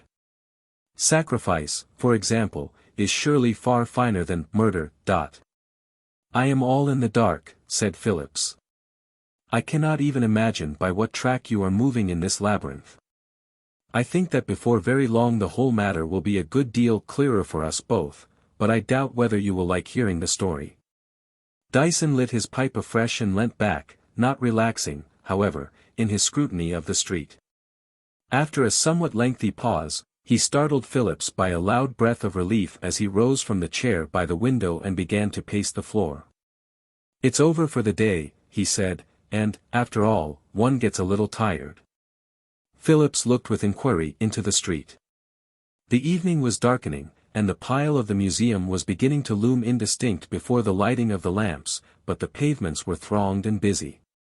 The artist in chalks across the way was gathering together his materials, and blurring all the brilliance of his designs, and a little lower down there was the clang of shutters being placed in position. Phillips could see nothing to justify Mr. Dyson's sudden abandonment of his attitude of surveillance, and grew a little irritated by all these thorny enigmas. Do you know, Phillips, said Dyson, as he strolled at ease up and down the room, I will tell you how I work. I go upon the theory of improbability. The theory is unknown to you. I will explain. Suppose I stand on the steps of St. Paul's and look out for a blind man lame of the left leg to pass me. It is evidently highly improbable that I shall see such a person by waiting for an hour. If I wait 2 hours the improbability is diminished, but is still enormous, and a watch of a whole day would give little expectation of success. But suppose I take up the same position day after day, and week after week, don't you perceive that the improbability is lessening constantly, growing smaller day after day? Don't you see that two lines which are not parallel are gradually approaching one another, drawing nearer and nearer to a point of meeting, till at last they do meet and improbability has vanished altogether? That is how I found the black tablet. I acted on the theory of improbability. It is the only scientific principle I know of which can enable one to pick out an unknown man from amongst 5 million. And you expect to find the interpreter of the black tablet by this method? Certainly. And the murderer of Sir Thomas Vivian also? Yes, I expect to lay my hands on the person concerned in the death of Sir Thomas Vivian in exactly the same way.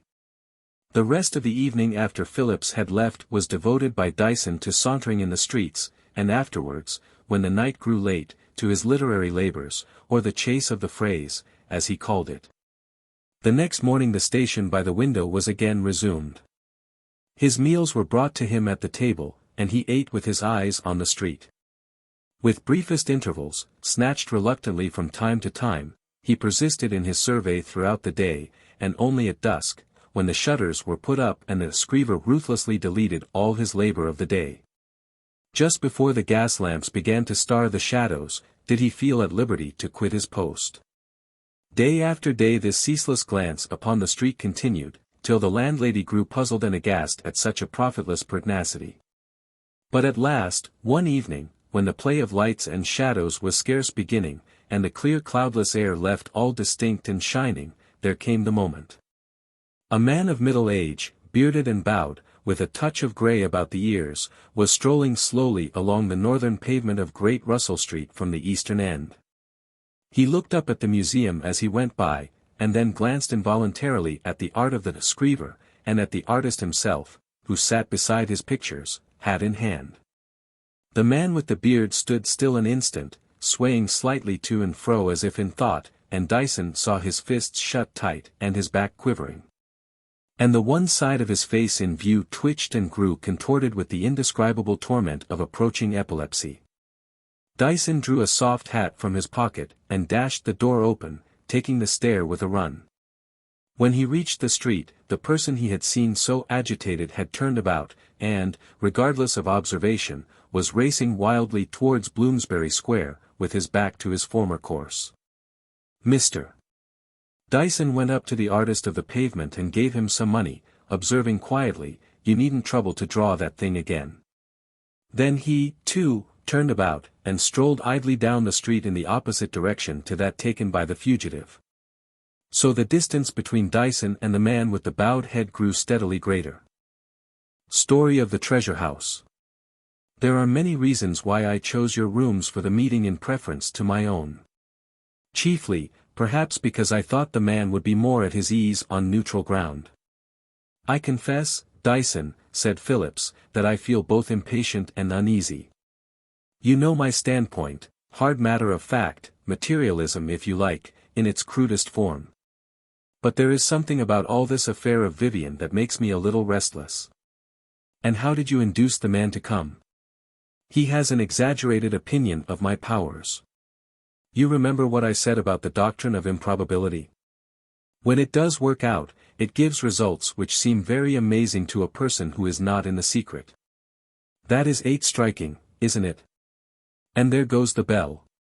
They heard footsteps on the stair, and presently the door opened, and a middle-aged man, with a bowed head, bearded, and with a good deal of grizzling hair about his ears, came into the room. Phillips glanced at his features, and recognized the lineaments of terror. "Come in, Mr. Selby," said Dyson. "This is Mr. Phillips, my intimate friend and our host for this evening. Will you take anything? Then perhaps we had better hear your story, a very singular one, I am sure." The man spoke in a voice hollow and a little quavering, and a fixed stare that never left his eyes seemed directed to something awful that was to remain before him by day and night for the rest of his life. "You will, I am sure, excuse preliminaries," he began. "What I have to tell is best told quickly. I will say, then, that I was born in a remote part of the west of England, where the very outlines of the woods and hills, and the winding of the streams in the valleys, are apt to suggest the mystical to anyone strongly gifted with imagination. When I was quite a boy there were certain huge and rounded hills, certain depths of hanging wood, and secret valleys bastioned round on every side that filled me with fancies beyond the bourne of rational expression. And as I grew older and began to dip into my father's books, I went by instinct, like the bee, to all that would nourish fantasy. Thus, from a course of obsolete and occult reading, and from listening to certain wild legends in which the older people still secretly believed, I grew firmly convinced of the existence of treasure, the hoard of a race extinct for ages, still hidden beneath the hills, and my every thought was directed to the discovery of the golden heaps that lay, as I fancied, within a few feet of the green turf. To one spot, in especial, I was drawn as if by enchantment. It was a tumulus, the domed memorial of some forgotten people, crowning the crest of a vast mountain range.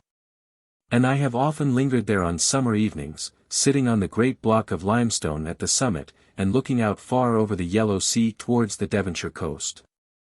One day as I dug heedlessly with the ferrule of my stick at the mosses and lichens which grew rank over the stone, my eye was caught by what seemed a pattern beneath the growth of green. There was a curving line, and marks that did not look altogether the work of nature. At first I thought I had bared some rarer fossil, and I took out my knife and scraped away at the moss till a square foot was uncovered.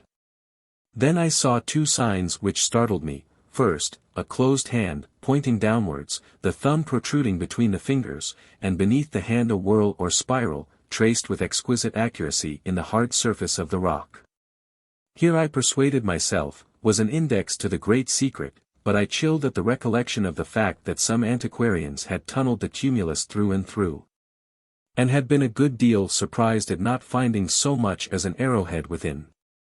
Clearly, then, the signs on the limestone had no local significance, and I made up my mind that I must search abroad. By sheer accident I was in a measure successful in my quest. Strolling by a cottage, I saw some children playing by the roadside. One was holding up some object in his hand, and the rest were going through one of the many forms of elaborate pretense which make up a great part of the mystery of a child's life. Something in the object held by the little boy attracted me, and I asked him to let me see it. The plaything of these children consisted of an oblong tablet of black stone.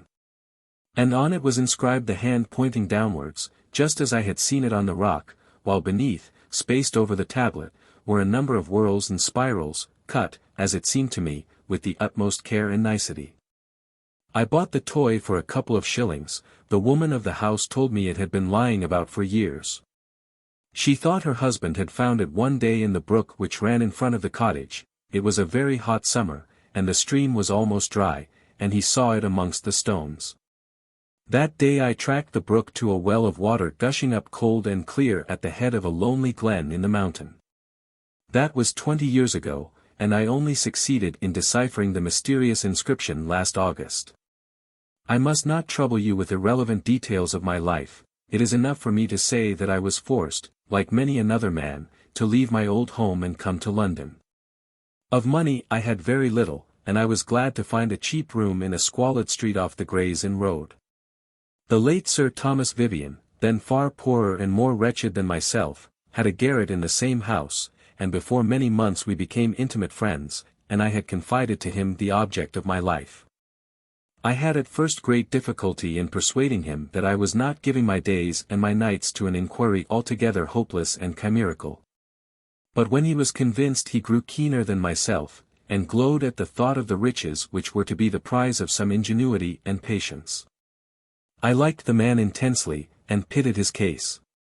He had a strong desire to enter the medical profession, but he lacked the means to pay the smallest fees, and indeed he was, not once or twice, but often reduced to the very verge of starvation.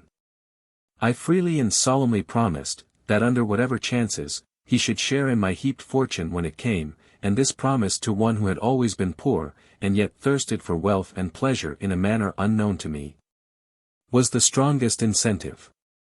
He threw himself into the task with eager interest, and applied a very acute intellect and unwearied patience to the solution of the characters on the tablet. I, like other ingenious young men, was curious in the matter of handwriting, and I had invented or adapted a fantastic script which I used occasionally, and which took Vivian so strongly that he was at the pains to imitate it.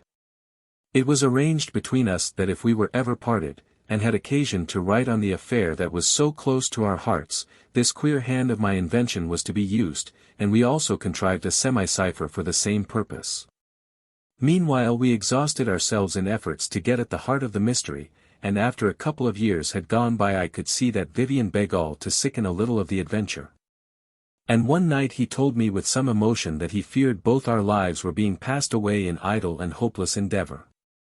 Not many months afterwards he was so happy as to receive a considerable legacy from an aged and distant relative whose very existence had been almost forgotten by him, and with money at the bank, he became at once a stranger to me. He had passed his preliminary examination many years before, and forthwith decided to enter at St. Thomas's Hospital, and he told me that he must look out for a more convenient lodging. As we said good-bye, I reminded him of the promise I had given, and solemnly renewed it, but Vivian laughed with something between pity and contempt in his voice and expression as he thanked me. I need not dwell on the long struggle and misery of my existence, now doubly lonely. I never wearied or despaired of final success, and every day saw me at work, the tablet before me, and only at dusk would I go out and take my daily walk along Oxford Street, which attracted me, I think, by the noise and motion and glitter of lamps. This walk grew with me to a habit. Every night, and in all weathers, I crossed the Gray's Inn Road and struck westward, sometimes choosing a northern track, by the Euston Road and Tottenham Court Road, sometimes I went by Holborn, and I sometimes by way of Great Russell Street. Every night I walked for an hour to and fro on the northern pavement of Oxford Street, and the tale of De Quincey and his name for the street, stony-hearted stepmother, often recurred to my memory. Then I would return to my grimy den and spend hours more in endless analysis of the riddle before me. The answer came to me one night a few weeks ago. It flashed into my brain in a moment, and I read the inscription, and saw that after all I had not wasted my days. The place of the treasure house of them that dwell below, were the first words I read, and then followed minute indications of the spot in my own country where the great works of gold were to be kept forever. Such a track was to be followed, such a pitfall avoided, here the way narrowed almost to a fox's hole, and there it broadened, and so at last the chamber would be reached. I determined to lose no time in verifying my discovery, not that I doubted at that great moment, but I would not risk even the smallest chance of disappointing my old friend Vivian, now a rich and prosperous man. I took the train for the west, and one night, with chart in hand, traced out the passage of the hills, and went so far that I saw the gleam of gold before me. I would not go on, I resolved that Vivian must be with me. And I only brought away a strange knife of flint which lay on the path, as confirmation of what I had to tell. I returned to London, and was a good deal vexed to find the stone tablet had disappeared from my rooms. My landlady, an inveterate drunkard, denied all knowledge of the fact, but I have little doubt she had stolen the thing for the sake of the glass of whiskey it might fetch. However, I knew what was written on the tablet by heart, and I had also made an exact facsimile of the characters, so the loss was not severe. Only one thing annoyed me: when I first came into possession of the stone, I had pasted a piece of paper on the back and had written down the date and place of finding, and later on I had scribbled a word or two, a trivial sentiment, the name of my street, and such like idle pencilings on the paper. And these memories of days that had seemed so hopeless were dear to me. I had thought they would help to remind me in the future of the hours when I had hoped against despair. However, I wrote at once to Sir Thomas Vivian, using the handwriting I have mentioned and also the quasi-cipher. I told him of my success, and after mentioning the loss of the tablet and the fact that I had a copy of the inscription, I reminded him once more of my promise, and asked him either to write or call. He replied that he would see me in a certain obscure passage in Clerkenwell well known to us both in the old days, and at 7 o'clock one evening I went to meet him. At the corner of this by-way, as I was walking to and fro, I noticed the blurred pictures of some street artist, and I picked up a piece of chalk he had left behind him, not much thinking what I was doing. I paced up and down the passage, wondering a good deal, as you may imagine, as to what manner of man I was to meet after so many years of parting, and the thoughts of the buried time coming thick upon me. I walked mechanically without raising my eyes from the ground. I was startled out of my reverie by an angry voice and a rough inquiry why I didn't keep to the right side of the pavement, and looking up I found I had confronted a prosperous and important gentleman, who eyed my poor appearance with a look of great dislike and contempt. I knew directly it was my old comrade, and when I recalled myself to him, he apologized with some show of regret, and began to thank me for my kindness, doubtfully, as if he hesitated to commit himself, and, as I could see, with the hint of a suspicion as to my sanity. I would have engaged him at first in reminiscences of our friendship, but I found Sir Thomas viewed those days with a good deal of distaste, and replying politely to my remarks, continually edged in business matters, as he called them. I changed my topics, and told him in greater detail what I have told you. Then I saw his manner suddenly change. As I pulled out the flint knife to prove my journey to the other side of the moon, as we called it in our jargon, there came over him a kind of choking eagerness, his features were somewhat discomposed. And I thought I detected a shuddering horror, a clenched resolution, and the effort to keep quiet succeed one another in a manner that puzzled me. I had occasion to be a little precise in my particulars, and it being still light enough, I remembered the red chalk in my pocket, and drew the hand on the wall. Here, you see, is the hand, I said, as I explained its true meaning. Note where the thumb issues from between the first and second fingers, and I would have gone on, and had applied the chalk to the wall to continue my diagram, when he struck my hand down much to my surprise. No, no, he said, I do not want all that. And this place is not retired enough, let us walk on, and do you explain everything to me minutely. I complied readily enough, and he led me away choosing the most unfrequented byways, while I drove in the plan of the hidden house word by word. Once or twice as I raised my eyes I caught Vivian looking strangely about him. He seemed to give a quick glint up and down, and glance at the houses, and there was a furtive and anxious air about him that displeased me. "Let us walk on to the north," he said at length, "we shall come to some pleasant lanes where we can discuss these matters, quietly, my night's rest is at your service." I declined, on the pretext that I could not dispense with my visit to Oxford Street, and went on till he understood every turning and winding and the minutest detail as well as myself. We had returned on our footsteps, and stood again in the dark passage, just where I had drawn the red hand on the wall, for I recognized the vague shape of the trees whose branches hung above us. "We have come back to our starting point," I said. "I almost think I could put my finger on the wall where I drew the hand. And I am sure you could put your finger on the mystic hand in the hills as well as I remember between stream and stone."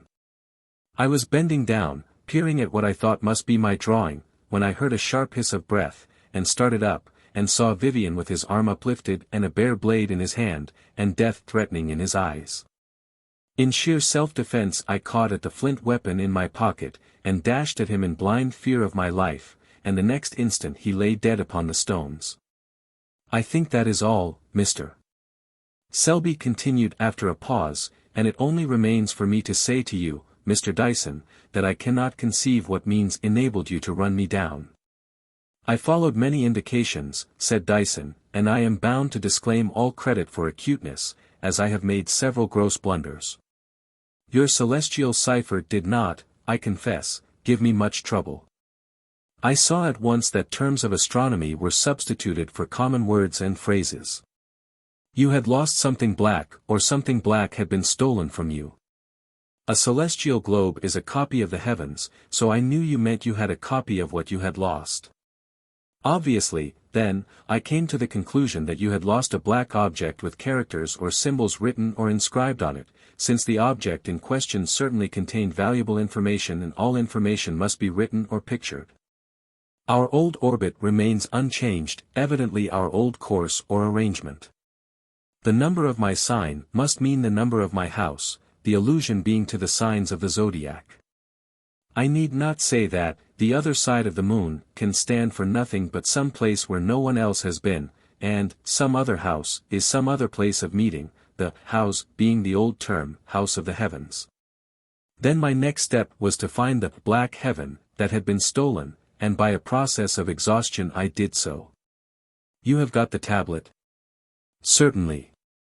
And on the back of it, on the slip of paper you have mentioned, I read inroad, which puzzled me a good deal, till I thought of Gray's in road, you forgot the second N. Stony-hearted step, immediately suggested the phrase of De Quincey you have alluded to. And I made the wild but correct shot, that you were a man who lived in or near the Gray's Inn Road, and had the habit of walking in Oxford Street, for you remember how the opium eater dwells on his wearying promenades along that thoroughfare. On the theory of improbability, which I have explained to my friend here, I concluded that occasionally, at all events, you would choose the way by Guildford Street, Russell Square, and Great Russell Street. And I knew that if I watched long enough I should see you. But how was I to recognize my man? I noticed the screever opposite my rooms, and got him to draw every day a large hand, in the gesture so familiar to us all, upon the wall behind him.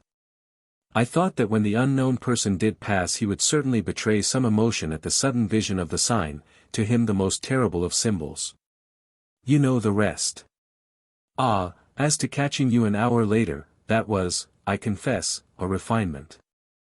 From the fact of your having occupied the same rooms for so many years, in a neighborhood moreover where lodgers are migratory to excess, I drew the conclusion that you were a man of fixed habit.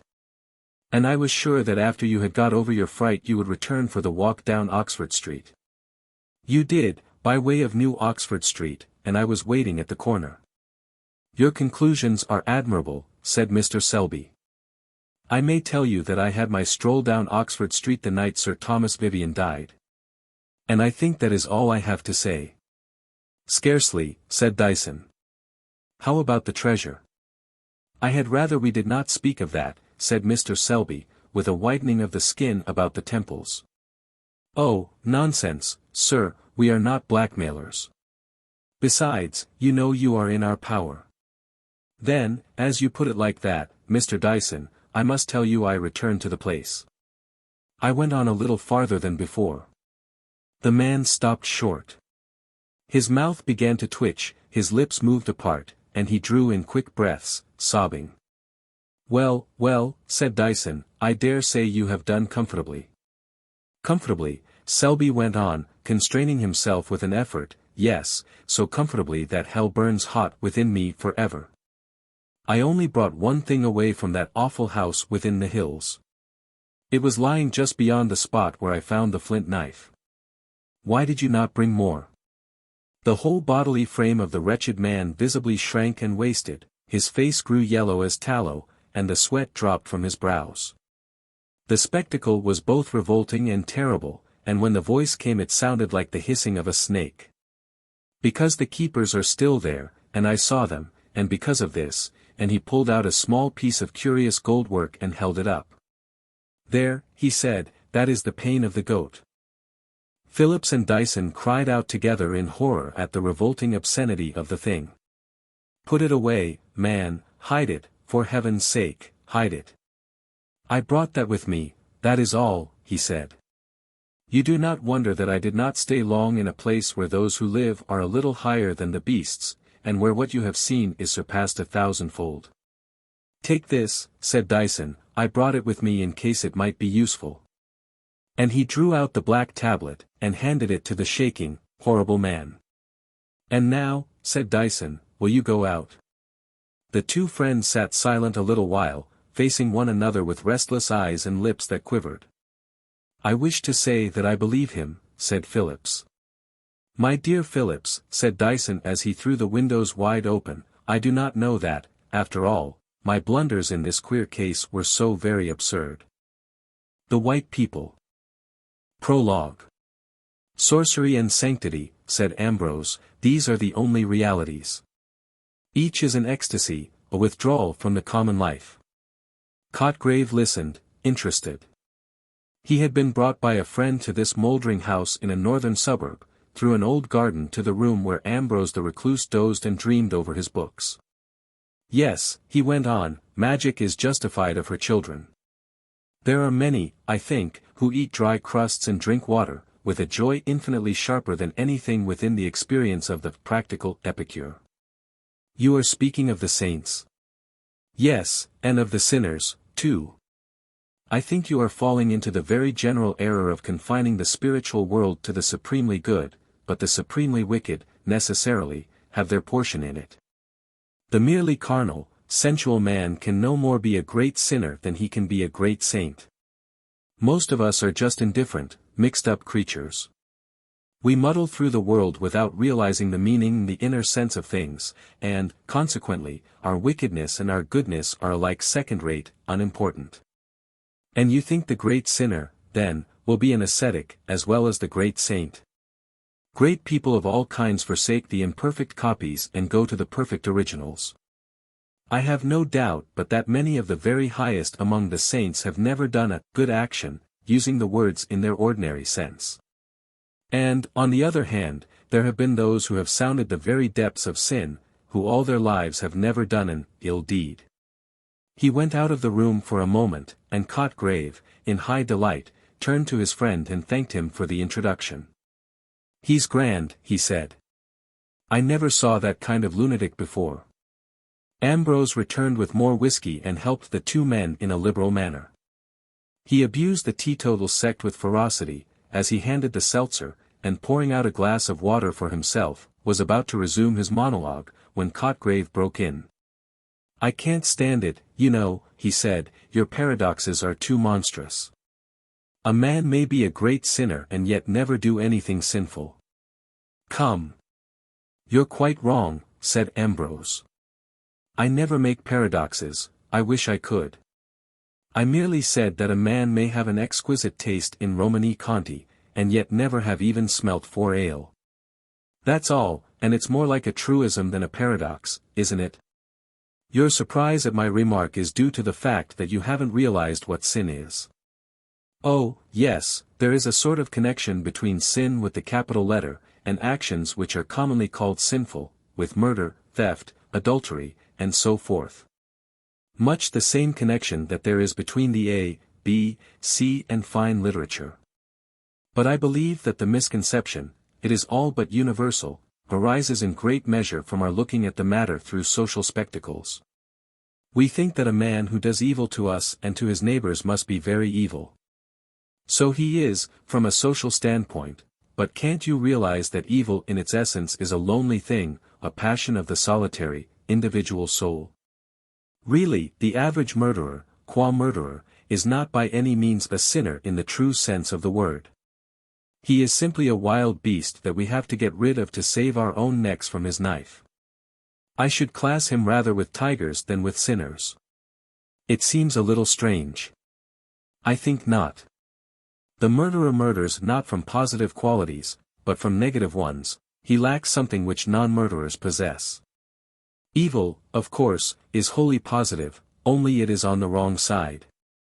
You may believe me that sin in its proper sense is very rare. It is probable that there have been far fewer sinners than saints. Yes, your standpoint is all very well for practical, social purposes. We are naturally inclined to think that a person who is very disagreeable to us must be a very great sinner. It is very disagreeable to have one's pocket picked, and we pronounce the thief to be a very great sinner. In truth, he is merely an undeveloped man. He cannot be a saint, of course. But he may be, and often is, an infinitely better creature than thousands who have never broken a single commandment. He is a great nuisance to us, I admit, and we very properly lock him up if we catch him. But between his troublesome and unsocial action and evil, oh, the connection is of the weakest. It was getting very late. The man who had brought Cotgrave had probably heard all this before, since he assisted with a bland and judicious smile, but Cotgrave began to think that his lunatic was turning into a sage. Do you know, he said, you interest me immensely. You think, then, that we do not understand the real nature of evil? No, I don't think we do. We overestimate it and we underestimate it. We take the very numerous infractions of our social bylaws, the very necessary and very proper regulations which keep the human company together, and we get frightened at the prevalence of sin and evil. But this is really nonsense. Take theft, for example. Have you any horror at the thought of Robin Hood, of the Highland caterans of the 17th century, of the moss troopers, of the company promoters of our day? Then, on the other hand, we underrate evil. We attach such an enormous importance to the sin of meddling with our pockets, and our wives, that we have quite forgotten the awfulness of real sin. And what is sin? Said Cotgrave. I think I must reply to your question by another. What would your feelings be, seriously, if your cat or your dog began to talk to you, and to dispute with you in human accents? You would be overwhelmed with horror. I am sure of it. And if the roses in your garden sang a weird song, you would go mad. And suppose the stones in the road began to swell and grow before your eyes, and if the pebble that you noticed at night had shot out stony blossoms in the morning? Well, these examples may give you some notion of what sin really is. Look here, said the third man, hitherto placid, you two seem pretty well wound up. But I'm going home. I've missed my tram, and I shall have to walk. Ambrose and Cotgrave seemed to settle down more profoundly when the other had gone out into the early misty morning and the pale light of the lamps. You astonish me, said Cotgrave. I had never thought of that. If that is really so, one must turn everything upside down. Then the essence of sin really is. In the taking of heaven by storm, it seems to me, said Ambrose. It appears to me that it is simply an attempt to penetrate into another and higher sphere in a forbidden manner. You can understand why it is so rare. There are few, indeed, who wish to penetrate into other spheres, higher or lower, in ways allowed or forbidden. Men, in the mass, are amply content with life as they find it. Therefore there are few saints, and sinners, in the proper sense, are fewer still, and men of genius, who partake sometimes of each character, are rare also. Yes, on the whole, it is, perhaps, harder to be a great sinner than a great saint. There is something profoundly unnatural about sin. Is that what you mean? Exactly. Holiness requires as great, or almost as great, an effort, but holiness works on lines that were natural once. It is an effort to recover the ecstasy that was before the fall. But sin is an effort to gain the ecstasy and the knowledge that pertain alone to angels, and in making this effort man becomes a demon. I told you that the mere murderer is not therefore a sinner, that is true, but the sinner is sometimes a murderer. Gilles de Rais is an instance. So you see that while the good and the evil are unnatural to man as he now is, to man the social, civilized being, evil is unnatural in a much deeper sense than good. The saint endeavors to recover a gift which he has lost. The sinner tries to obtain something which was never his. In brief, he repeats the fall. But are you a Catholic? Said Cotgrave. Yes, I am a member of the persecuted Anglican Church. Then, how about those texts which seem to reckon as sin that which you would set down as a mere trivial dereliction? Yes, but in one place the word sorcerers comes in the same sentence, doesn't it? That seems to me to give the keynote.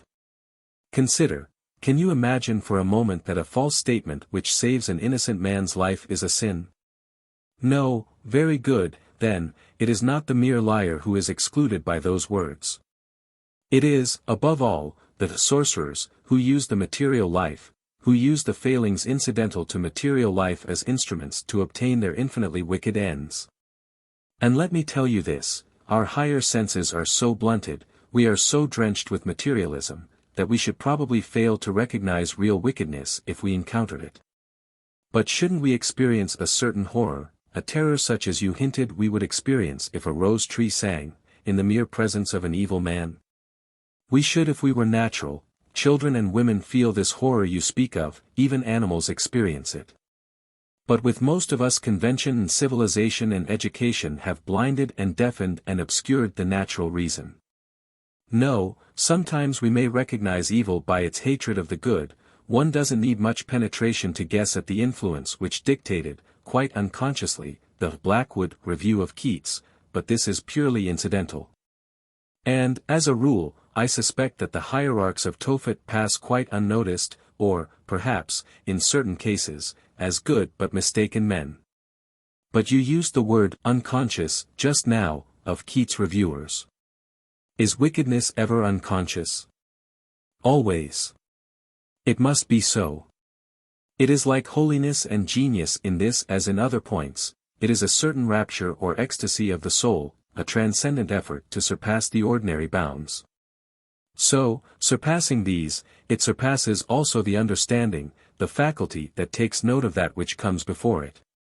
No, a man may be infinitely and horribly wicked and never suspect it. But I tell you, evil in this, its certain and true sense, is rare, and I think it is growing rarer. I am trying to get hold of it all, said Cotgrave. From what you say, I gather that the true evil differs generically from that which we call evil. Quite so. There is, no doubt, an analogy between the two. A resemblance such as enables us to use, quite legitimately, such terms as the foot of the mountain and the leg of the table. And, sometimes, of course, the two speak, as it were, in the same language. The rough miner, or puddler, the untrained, undeveloped tigerman, heated by a quart or two above his usual measure, comes home and kicks his irritating and injudicious wife to death. He is a murderer. And Gilles de Rais was a murderer. But you see the gulf that separates the two. The word, if I may so speak, is accidentally the same in each case, but the meaning is utterly different.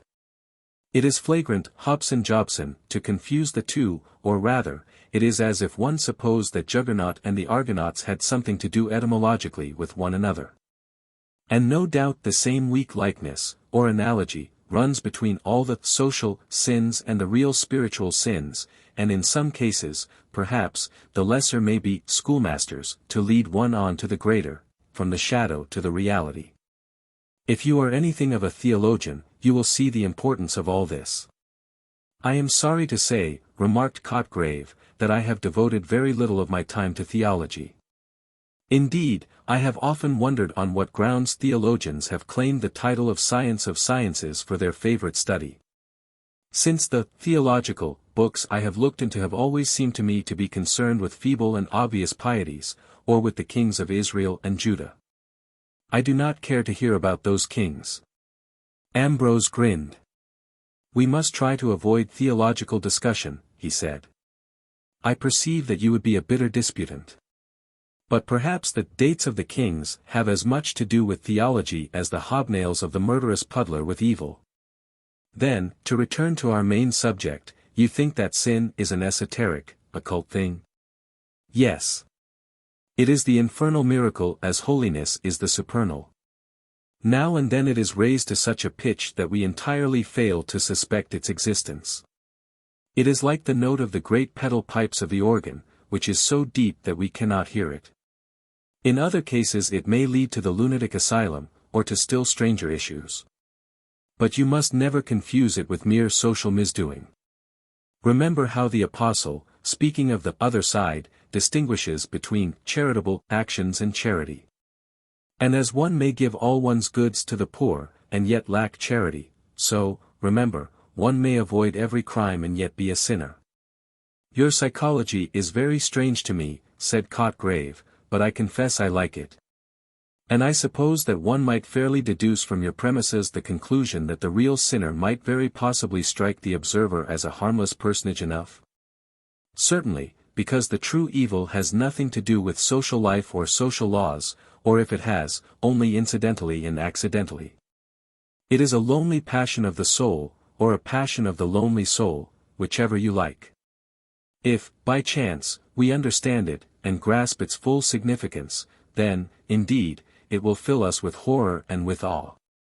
But this emotion is widely distinguished from the fear and the disgust with which we regard the ordinary criminal, since this latter is largely or entirely founded on the regard which we have for our own skins or purses. We hate a murder, because we know that we should hate to be murdered, or to have anyone that we like murdered. So, on the other side, we venerate the saints, but we don't like them as well as our friends.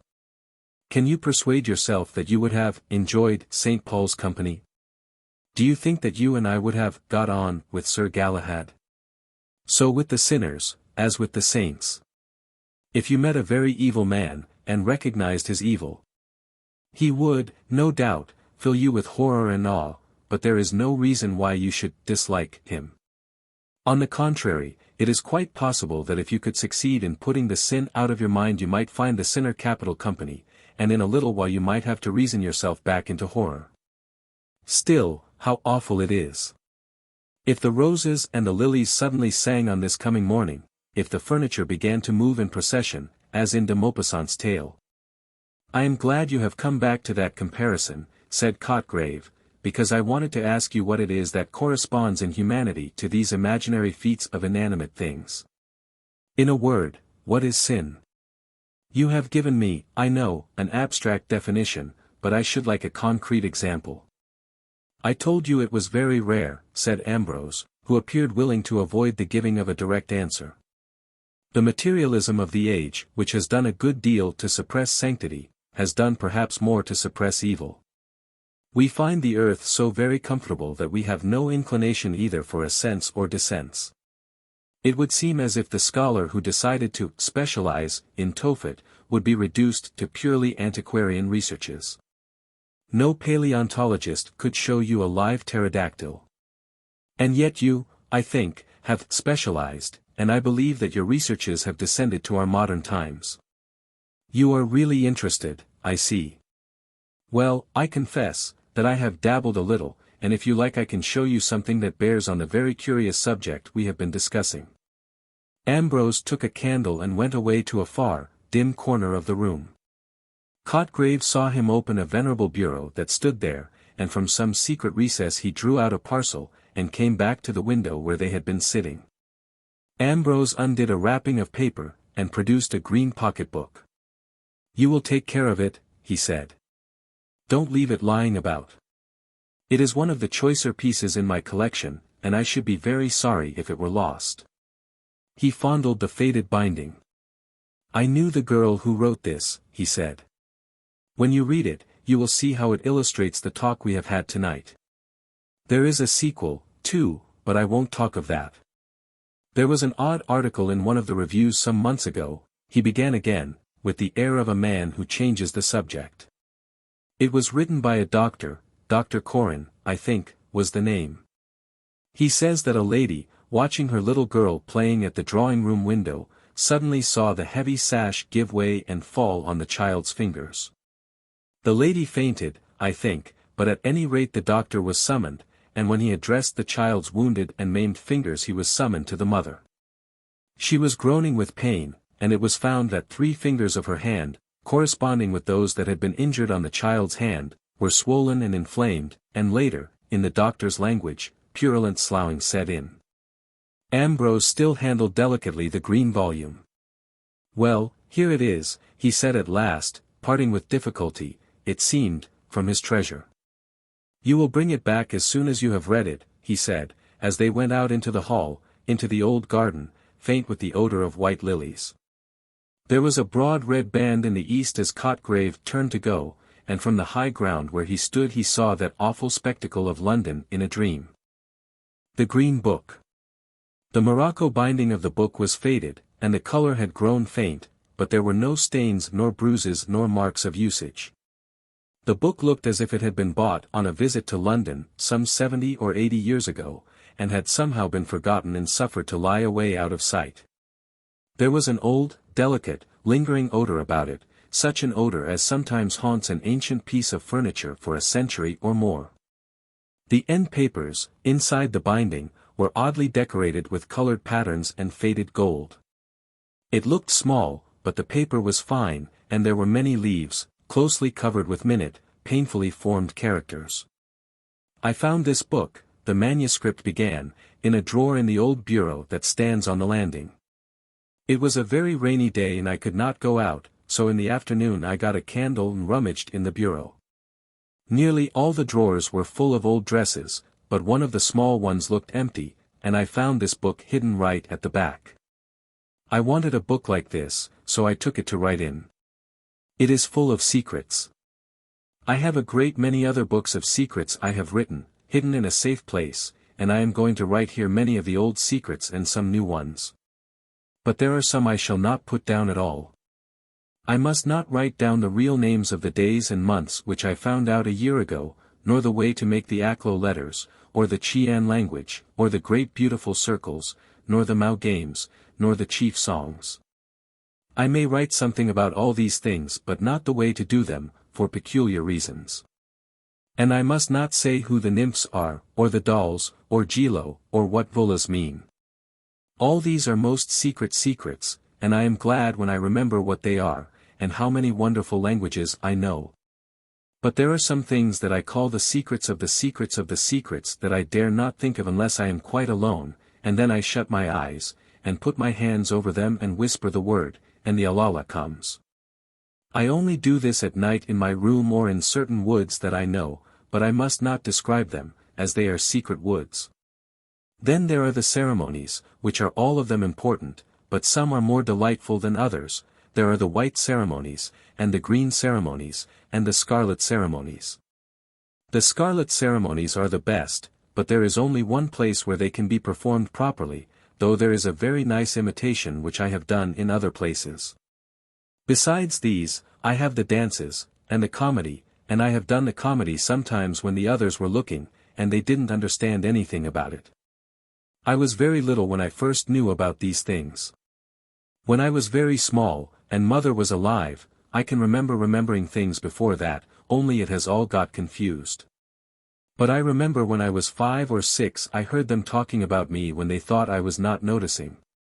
They were saying how queer I was a year or 2 before, and how nurse had called my mother to come and listen to me talking all to myself, and I was saying words that nobody could understand. I was speaking the Sioux language, but I only remember a very few of the words, as it was about the little white faces that used to look at me when I was lying in my cradle. They used to talk to me, and I learnt their language and talked to them in it about some great white place where they lived, where the trees and the grass were all white, and there were white hills as high up as the moon, and a cold wind. I have often dreamed of it afterwards, but the faces went away when I was very little. But a wonderful thing happened when I was about 5. My nurse was carrying me on her shoulder. There was a field of yellow corn, and we went through it. It was very hot. Then we came to a path through a wood, and a tall man came after us, and went with us till we came to a place where there was a deep pool, and it was very dark and shady. Nurse put me down on the soft moss under a tree, and she said, "She can't get to the pond now." So they left me there, and I sat quite still and watched, and out of the water and out of the wood came 2 wonderful white people, and they began to play and dance and sing. They were a kind of creamy white like the old ivory figure in the drawing-room. One was a beautiful lady with kind dark eyes, and a grave face, and long black hair, and she smiled such a strange sad smile at the other, who laughed and came to her. They played together, and danced round and round the pool, and they sang a song till I fell asleep. Nurse woke me up when she came back, and she was looking something like the lady had looked, so I told her all about it, and asked her why she looked like that. At first she cried, and then she looked very frightened, and turned quite pale. She put me down on the grass and stared at me, and I could see she was shaking all over. Then she said I had been dreaming, but I knew I hadn't.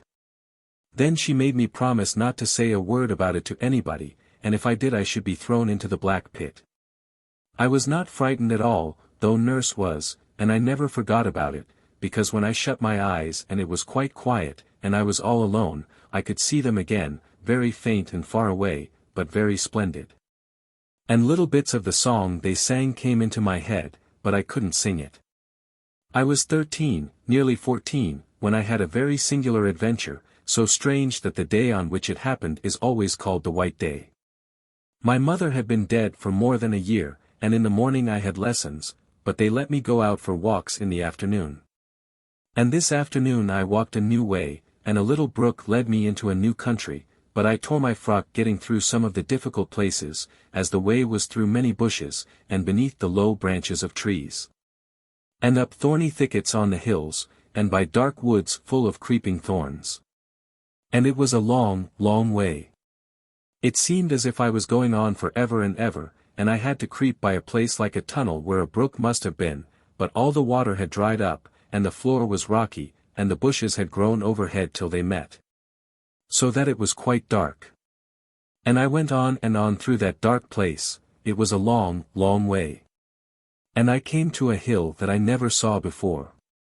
I was in a dismal thicket full of black twisted boughs that tore me as I went through them, and I cried out because I was smarting all over, and then I found that I was climbing, and I went up and up a long way. Till at last the thicket stopped and I came out crying just under the top of a big bare place, where there were ugly grey stones lying all about on the grass, and here and there a little twisted, stunted tree came out from under a stone. Like a snake. And I went up, right to the top, a long way. I never saw such big ugly stones before.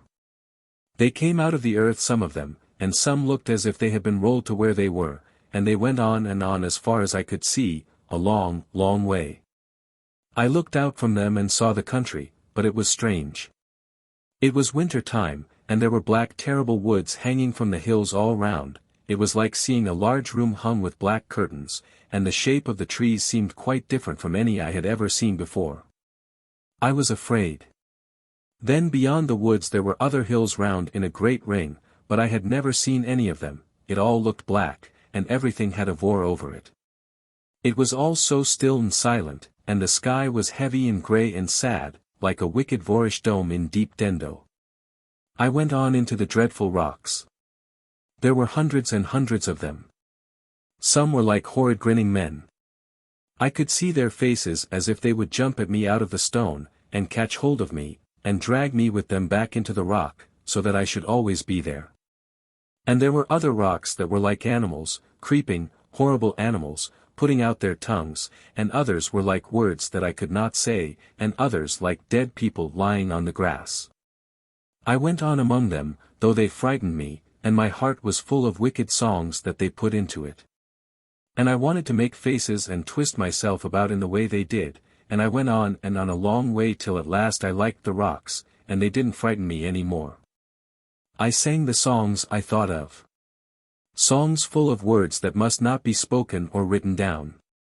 Then I made faces like the faces on the rocks, and I twisted myself about like the twisted ones, and I lay down flat on the ground like the dead ones, and I went up to one that was grinning, and put my arms round him and hugged him.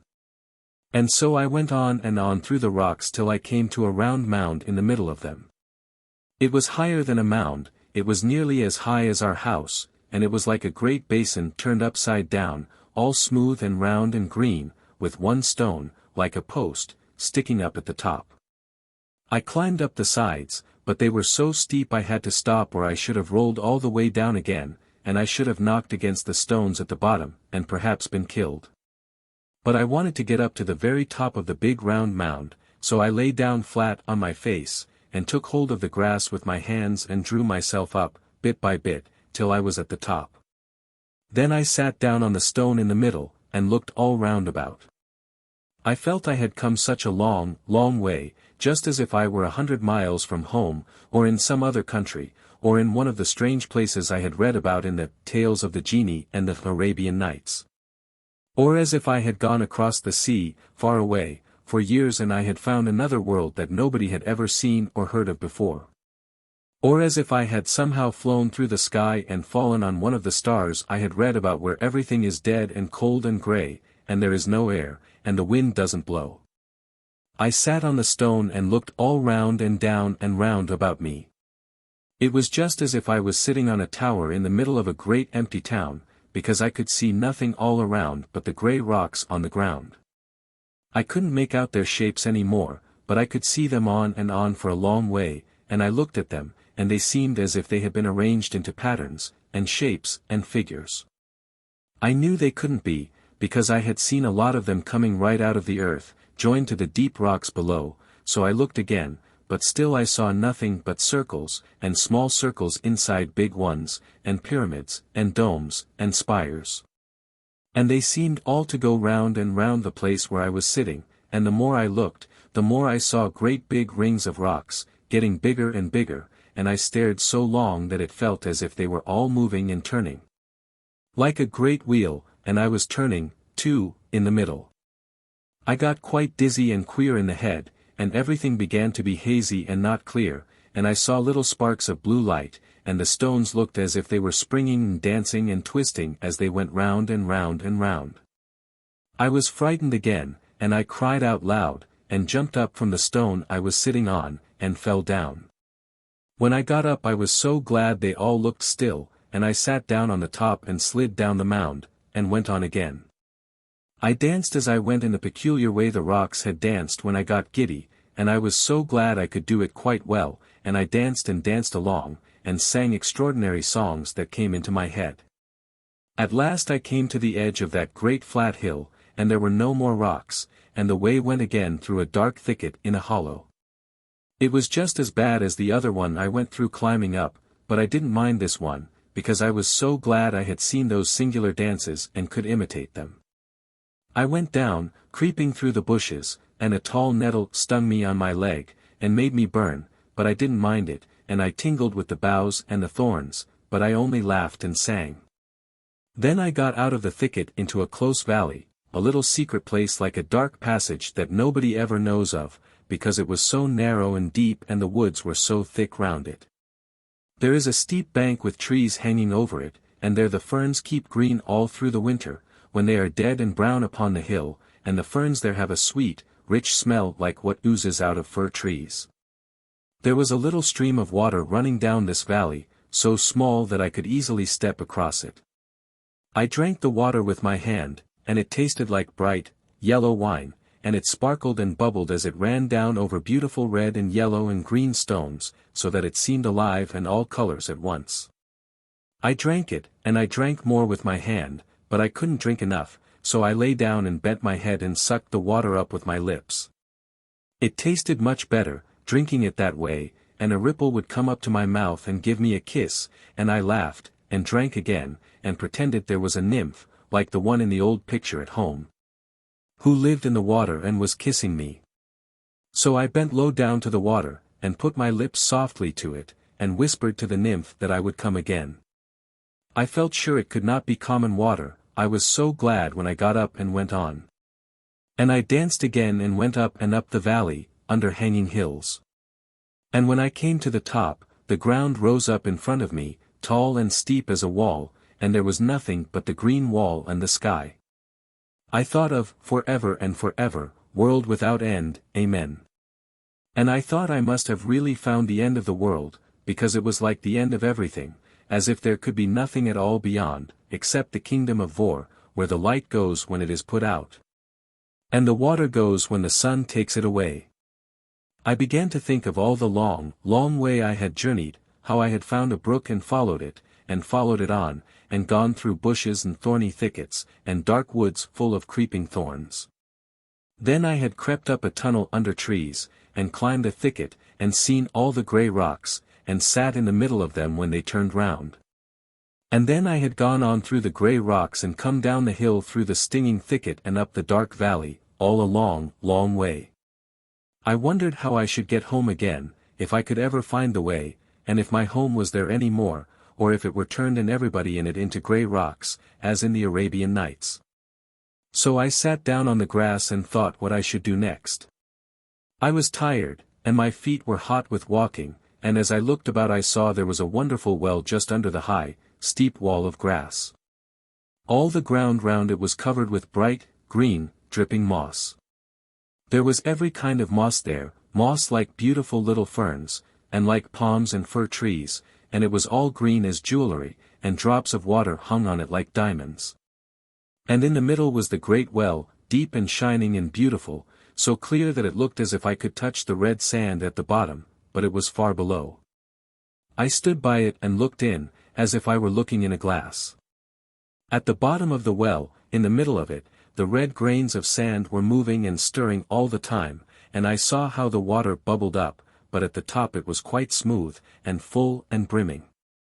It was a great well, large like a bath, and with the shining, glittering green moss about it, it looked like a great white jewel, with green jewels all round. My feet were so hot and tired that I took off my boots and stockings, and let my feet down into the water, and the water was soft and cold, and when I got up I wasn't tired any more, and I felt I must go on, farther and farther, and see what was on the other side of the wall.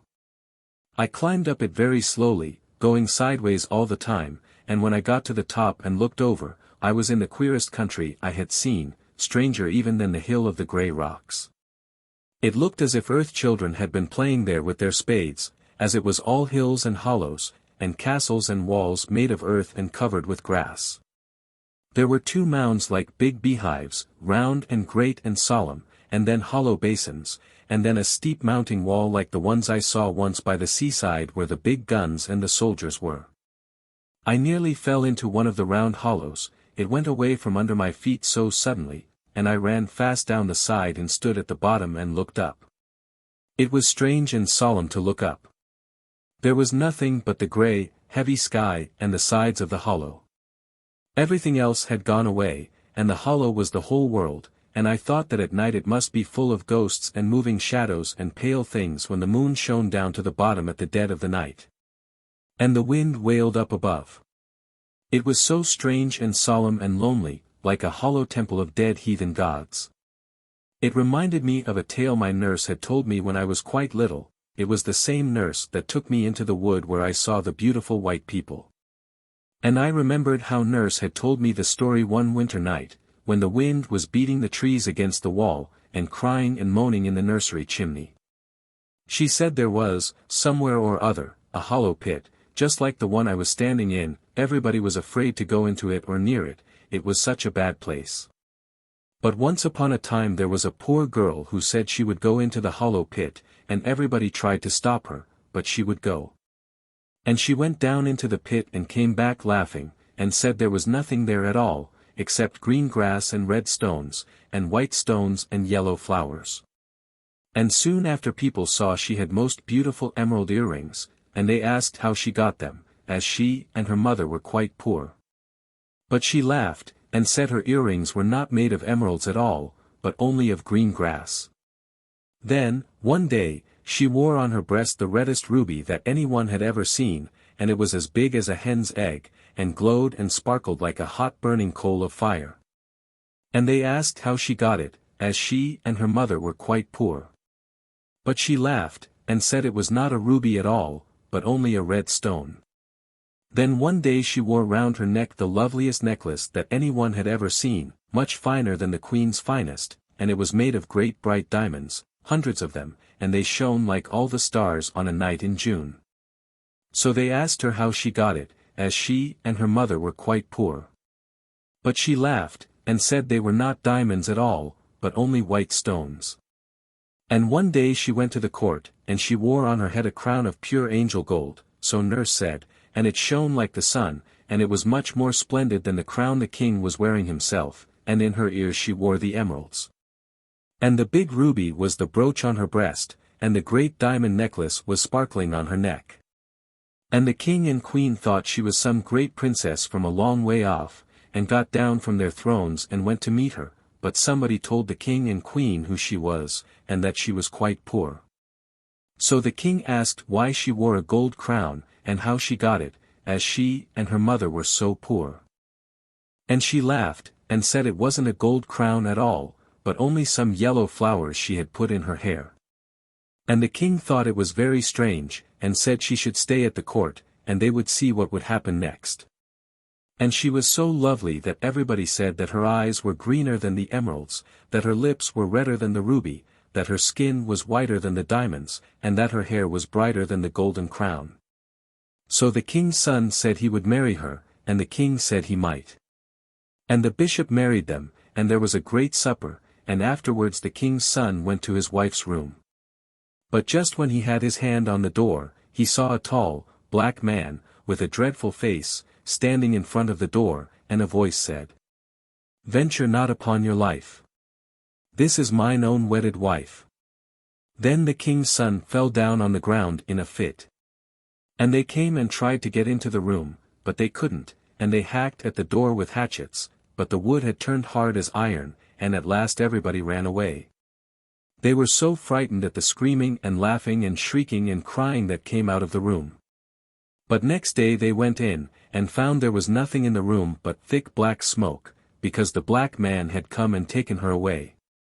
And on the bed there were 2 knots of faded grass and a red stone, and some white stones, and some faded yellow flowers. I remembered this tale of nurse's while I was standing at the bottom of the deep hollow. It was so strange and solitary there, and I felt afraid. I could not see any stones or flowers, but I was afraid of bringing them away without knowing, and I thought I would do a charm that came into my head to keep the black man away. So I stood right in the very middle of the hollow, and I made sure that I had none of those things on me, and then I walked round the place, and touched my eyes, and my lips, and my hair in a peculiar manner. And whispered some queer words that nurse taught me to keep bad things away. Then I felt safe and climbed up out of the hollow, and went on through all those mounds and hollows and walls, till I came to the end, which was high above all the rest. And I could see that all the different shapes of the earth were arranged in patterns, something like the grey rocks, only the pattern was different. It was getting late, and the air was indistinct, but it looked from where I was standing something like 2 great figures of people lying on the grass. And I went on, and at last I found a certain wood, which is too secret to be described, and nobody knows of the passage into it, which I found out in a very curious manner, by seeing some little animal run into the wood through it. So I went after the animal by a very narrow dark way, under thorns and bushes, and it was almost dark when I came to a kind of open place in the middle. And there I saw the most wonderful sight I have ever seen, but it was only for a minute, as I ran away directly, and crept out of the wood by the passage I had come by, and ran as fast as ever I could, because I was afraid. What I had seen was so wonderful and so strange and beautiful. But I wanted to get home and think of it, and I did not know what might not happen if I stayed by the wood. I was hot all over and trembling, and my heart was beating, and strange cries that I could not help came from me as I ran from the wood. I was glad that a great white moon came up from over a round hill and showed me the way, so I went back through the mounds and hollows and down the close valley, and up through the thicket over the place of the grey rocks. And so at last I got home again. My father was busy in his study, and the servants had not told about my not coming home, though they were frightened, and wondered what they ought to do, so I told them I had lost my way, but I did not let them find out the real way I had been. I went to bed and lay awake all through the night, thinking of what I had seen. When I came out of the narrow way, and it looked all shining, though the air was dark, it seemed so certain, and all the way home I was quite sure that I had seen it, and I wanted to be alone in my room, and be glad over it all to myself. And shut my eyes and pretend it was there, and do all the things I would have done if I had not been so afraid. But when I shut my eyes the sight would not come, and I began to think about my adventures all over again, and I remembered how dusky and queer it was at the end, and I was afraid it must be all a mistake. Because it seemed impossible it could happen. It seemed like one of Nurse's tales, which I didn't really believe in, though I was frightened at the bottom of the hollow. And the stories she told me when I was little came back into my head, and I wondered whether it was really there what I thought I had seen, or whether any of her tales could have happened a long time ago. It was so queer. I lay awake there in my room at the back of the house, and the moon was shining on the other side towards the river, so the bright light did not fall upon the wall. And the house was quite still. I had heard my father come upstairs, and just after the clock struck 12, and after the house was still and empty, as if there was nobody alive in it. And though it was all dark and indistinct in my room, a pale glimmering kind of light shone in through the white blind, and once I got up and looked out, and there was a great black shadow of the house covering the garden. Looking like a prison where men are hanged. And then beyond it was all white, and the wood shone white with black gulfs between the trees. It was still and clear, and there were no clouds on the sky. I wanted to think of what I had seen but I couldn't, and I began to think of all the tales that Nurse had told me so long ago that I thought I had forgotten, but they all came back. And mixed up with the thickets and the grey rocks and the hollows in the earth and the secret wood, till I hardly knew what was new and what was old, or whether it was not all dreaming. And then I remembered that hot summer afternoon, so long ago, when Nurse left me by myself in the shade, and the white people came out of the water and out of the wood, and played, and danced, and sang. And I began to fancy that Nurse told me about something like it before I saw them, only I couldn't recollect exactly what she told me. Then I wondered whether she had been the White Lady, as I remembered she was just as white and beautiful, and had the same dark eyes and black hair. And sometimes she smiled and looked like the lady had looked, when she was telling me some of her stories, beginning with Once on a Time, or In the Time of the Fairies. But I thought she couldn't be the lady, as she seemed to have gone a different way into the wood, and I didn't think the man who came after us could be the other, or I couldn't have seen that wonderful secret in the secret wood. I thought of the moon, but it was afterwards when I was in the middle of the wild land, where the earth was made into the shape of great figures, and it was all walls, and mysterious hollows, and smooth round mounds, that I saw the great white moon come up over a round hill. I was wondering about all these things, till at last I got quite frightened, because I was afraid something had happened to me, and I remembered Nurse's tale of the poor girl who went into the hollow pit, and was carried away at last by the black man. I knew I had gone into a hollow pit too, and perhaps it was the same, and I had done something dreadful. So I did the charm over again, and touched my eyes and my lips and my hair in a peculiar manner, and said the old words from the fairy language, so that I might be sure I had not been carried away. I tried again to see the secret wood, and to creep up the passage and see what I had seen there, but somehow I couldn't, and I kept on thinking of Nurse's stories. There was one I remembered about a young man who once upon a time went hunting, and all the day he and his hounds hunted everywhere, and they crossed the rivers and went into all the woods, and went round the marshes. But they couldn't find anything at all, and they hunted all day till the sun sank down and began to set behind the mountain. And the young man was angry because he couldn't find anything, and he was going to turn back, when just as the sun touched the mountain, he saw come out of a break in front of him a beautiful white stag. And he cheered to his hounds, but they whined and would not follow, and he cheered to his horse, but it shivered and stood stock still, and the young man jumped off the horse and left the hounds and began to follow the white stag all alone. And soon it was quite dark, and the sky was black, without a single star shining in it, and the stag went away into the darkness. And though the man had brought his gun with him, he never shot at the stag, because he wanted to catch it, and he was afraid he would lose it in the night. But he never lost it once, though the sky was so black and the air was so dark, and the stag went on and on till the young man didn't know a bit where he was. And they went through enormous woods where the air was full of whispers, and a pale, dead light came out from the rotten trunks that were lying on the ground, and just as the man thought he had lost the stag, he would see it all white and shining in front of him, and he would run fast to catch it, but the stag always ran faster, so he did not catch it. And they went through the enormous woods, and they swam across rivers, and they waded through black marshes where the ground bubbled, and the air was full of will-o'-the-wisps, and the stag fled away down into rocky narrow valleys, where the air was like the smell of a vault, and the man went after it. And they went over the great mountains, and the man heard the wind come down from the sky, and the stag went on and the man went after. At last the sun rose and the young man found he was in a country that he had never seen before. It was a beautiful valley with a bright stream running through it, and a great, big round hill in the middle. And the stag went down the valley, towards the hill, and it seemed to be getting tired and went slower and slower, and though the man was tired, too, he began to run faster, and he was sure he would catch the stag at last. But just as they got to the bottom of the hill, and the man stretched out his hand to catch the stag, it vanished into the earth, and the man began to cry. He was so sorry that he had lost it after all his long hunting. But as he was crying he saw there was a door in the hill, just in front of him, and he went in, and it was quite dark, but he went on, as he thought he would find the white stag. And all of a sudden it got light, and there was the sky, and the sun shining, and birds singing in the trees, and there was a beautiful fountain. And by the fountain a lovely lady was sitting, who was the queen of the fairies, and she told the man that she had changed herself into a stag to bring him there because she loved him so much. Then she brought out a great gold cup, covered with jewels, from her fairy palace, and she offered him wine in the cup to drink. And he drank, and the more he drank the more he longed to drink, because the wine was enchanted.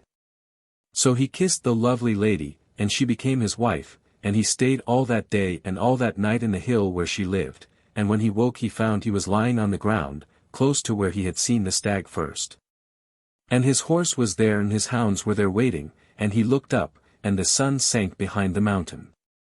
And he went home and lived a long time, but he would never kiss any other lady because he had kissed the queen of the fairies, and he would never drink common wine any more, because he had drunk enchanted wine.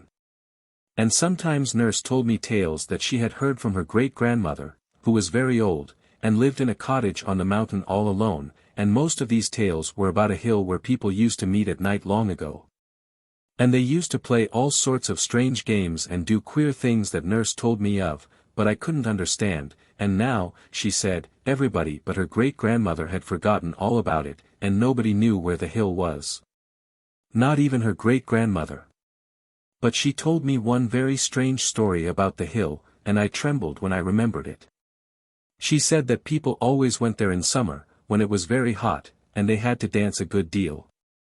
It would be all dark at first, and there were trees there, which made it much darker, and people would come, one by one, from all directions, by a secret path which nobody else knew, and 2 persons would keep the gate.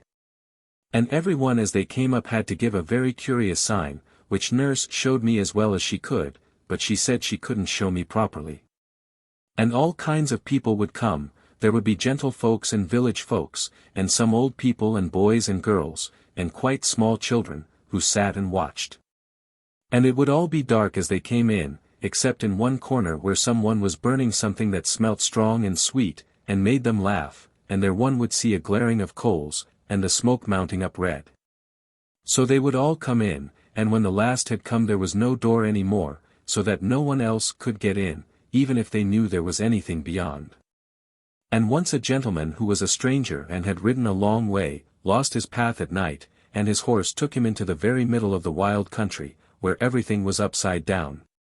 And there were dreadful marshes and great stones everywhere, and holes underfoot, and the trees looked like gibbet posts, because they had great black arms that stretched out across the way. And this strange gentleman was very frightened, and his horse began to shiver all over, and at last it stopped and wouldn't go any farther, and the gentleman got down and tried to lead the horse, but it wouldn't move. And it was all covered with a sweat, like death.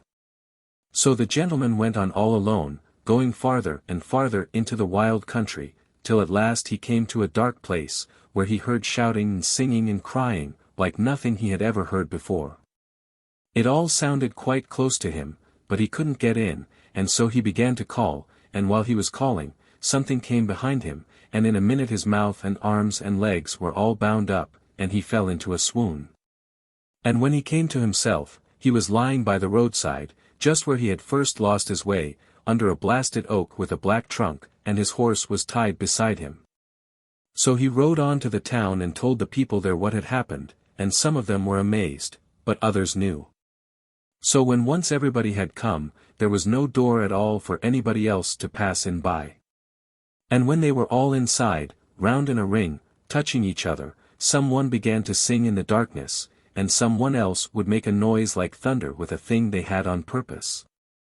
And on still nights people would hear the thundering noise far, far away beyond the wild land, and some of them, who thought they knew what it was, used to make a sign on their breasts when they woke up in their beds at dead of night and heard that terrible deep noise, like thunder on the mountains. And the noise and the singing would go on and on for a long time, and the people who were in a ring swayed a little to and fro, and the song was in an old language that nobody knows now, and the tune was queer. Nurse said her great-grandmother had known someone who remembered a little of it, when she was quite a little girl, and Nurse tried to sing some of it to me. And it was so strange a tune that I turned all cold and my flesh crept as if I had put my hand on something dead. Sometimes it was a man that sang and sometimes it was a woman, and sometimes the one who sang it did it so well that 2 or 3 of the people who were there fell to the ground shrieking and tearing with their hands. The singing went on, and the people in the ring kept swaying to and fro for a long time, and at last the moon would rise over a place they called the Tol Dale, and came up and showed them swinging and swaying from side to side, with the sweet thick smoke curling up from the burning coals, and floating in circles all around them. Then they had their supper. A boy and a girl brought it to them. The boy carried a great cup of wine, and the girl carried a cake of bread, and they passed the bread and the wine round and round, but they tasted quite different from common bread and common wine, and changed everybody that tasted them. Then they all rose up and danced, and secret things were brought out of some hiding place, and they played extraordinary games, and danced round and round and round in the moonlight. And sometimes people would suddenly disappear and never be heard of afterwards, and nobody knew what had happened to them.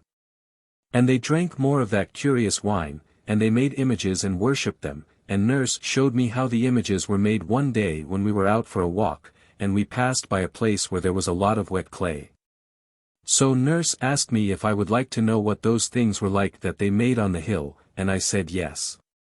Then she asked me if I would promise never to tell a living soul a word about it, and if I did I was to be thrown into the black pit with the dead people, and I said I wouldn't tell anybody, and she said the same thing again and again. And I promised. So she took my wooden spade and dug a big lump of clay and put it in my tin bucket, and told me to say if anyone met us that I was going to make pies when I went home. Then we went on a little way till we came to a little break growing right down into the road, and Nurse stopped, and looked up the road and down it, and then peeped through the hedge into the field on the other side, and then she said, "Quick!" And we ran into the break, and crept in and out among the bushes till we had gone a good way from the road. Then we sat down under a bush, and I wanted so much to know what Nurse was going to make with the clay, but before she would begin she made me promise again not to say a word about it, and she went again and peeped through the bushes on every side, though the lane was so small and deep that hardly anybody ever went there. So we sat down, and Nurse took the clay out of the bucket, and began to knead it with her hands, and do queer things with it, and turn it about. And she hid it under a big dock leaf for a minute or 2 and then she brought it out again, and then she stood up and sat down, and walked round the clay in a peculiar manner, and all the time she was softly singing a sort of rhyme.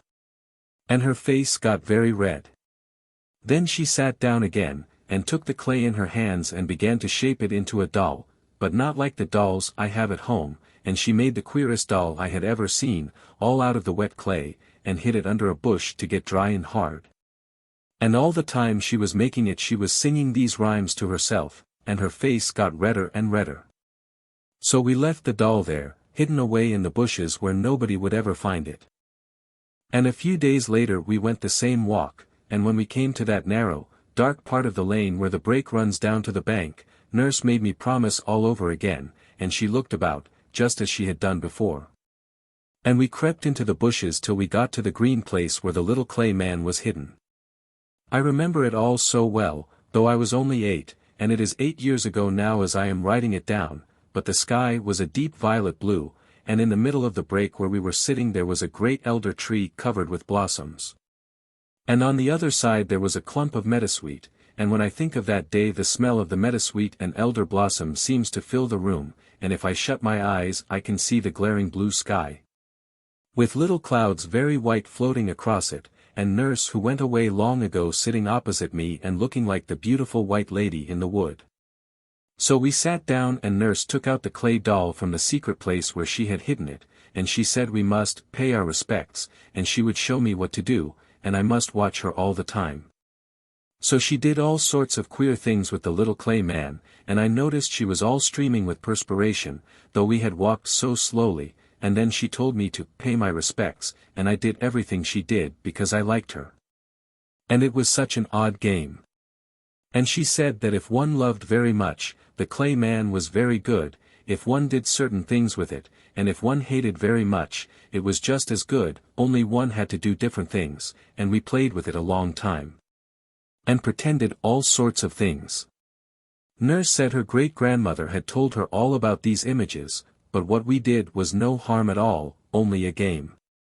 But she told me a story about these images that frightened me very much, and that was what I remembered that night when I was lying awake in my room in the pale, empty darkness, thinking of what I had seen in the secret wood. Nurse said there was once a young lady of the high gentry, who lived in a great castle. And she was so beautiful that all the gentlemen wanted to marry her, because she was the loveliest lady that anybody had ever seen, and she was kind to everybody, and everybody thought she was very good. But though she was polite to all the gentlemen who wished to marry her, she put them off, and said she couldn't make up her mind, and she wasn't sure she wanted to marry anybody at all. And her father, who was a very great lord, was angry, though he was so fond of her, and he asked her why she wouldn't choose a bachelor out of all the handsome young men who came to the castle. But she only said she didn't love any of them very much, and she must wait, and if they pestered her, she said she would go and be a nun in a nunnery.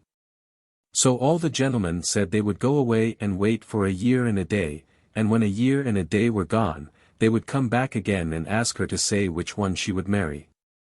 So the day was appointed and they all went away. And the lady had promised that in a year and a day it would be her wedding day with one of them. But the truth was, that she was the queen of the people who danced on the hill on summer nights, and on the proper nights she would lock the door of her room. And she and her maid would steal out of the castle by a secret passage that only they knew of, and go away up to the hill in the wild land. And she knew more of the secret things than anyone else, and more than anyone knew before or after, because she would not tell anybody the most secret secrets. She knew how to do all the awful things, how to destroy young men, and how to put a curse on people, and other things that I could not understand. And her real name was the Lady Olwen, but the dancing people called her Cassap, which meant somebody very wise, in the old language. And she was whiter than any of them and taller, and her eyes shone in the dark like burning rubies. And she could sing songs that none of the others could sing, and when she sang they all fell down on their faces and worshipped her. And she could do what they called shibsho, which was a very wonderful enchantment. She would tell the great lord, her father, that she wanted to go into the woods to gather flowers, so he let her go, and she and her maid went into the woods where nobody came, and the maid would keep watch. Then the lady would lie down under the trees and begin to sing a particular song, and she stretched out her arms, and from every part of the wood great serpents would come, hissing and gliding in and out among the trees, and shooting out their forked tongues as they crawled up to the lady. And they all came to her, and twisted round her body, and her arms, and her neck, till she was covered with writhing serpents, and there was only her head to be seen. And she whispered to them, and she sang to them, and they writhed round and round, faster and faster, till she told them to go. And they all went away directly, back to their holes, and on the lady's breast there would be a most curious, beautiful stone, shaped something like an egg, and coloured dark blue and yellow, and red, and green, marked like a serpent's scales. It was called a glame stone, and with it one could do all sorts of wonderful things, and nurse said her great-grandmother had seen a glame stone with her own eyes, and it was for all the world shiny and scaly like a snake.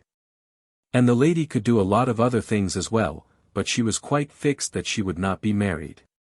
And there were a great many gentlemen who wanted to marry her, but there were 5 of them who were chief, and their names were Sir Simon, Sir John, Sir Oliver, Sir Richard, and Sir Rowland. All the others believed she spoke the truth, and that she would choose one of them to be her man when a year and a day was done. It was only Sir Simon, who was very crafty, who thought she was deceiving them all, and he vowed he would watch and try if he could find out anything.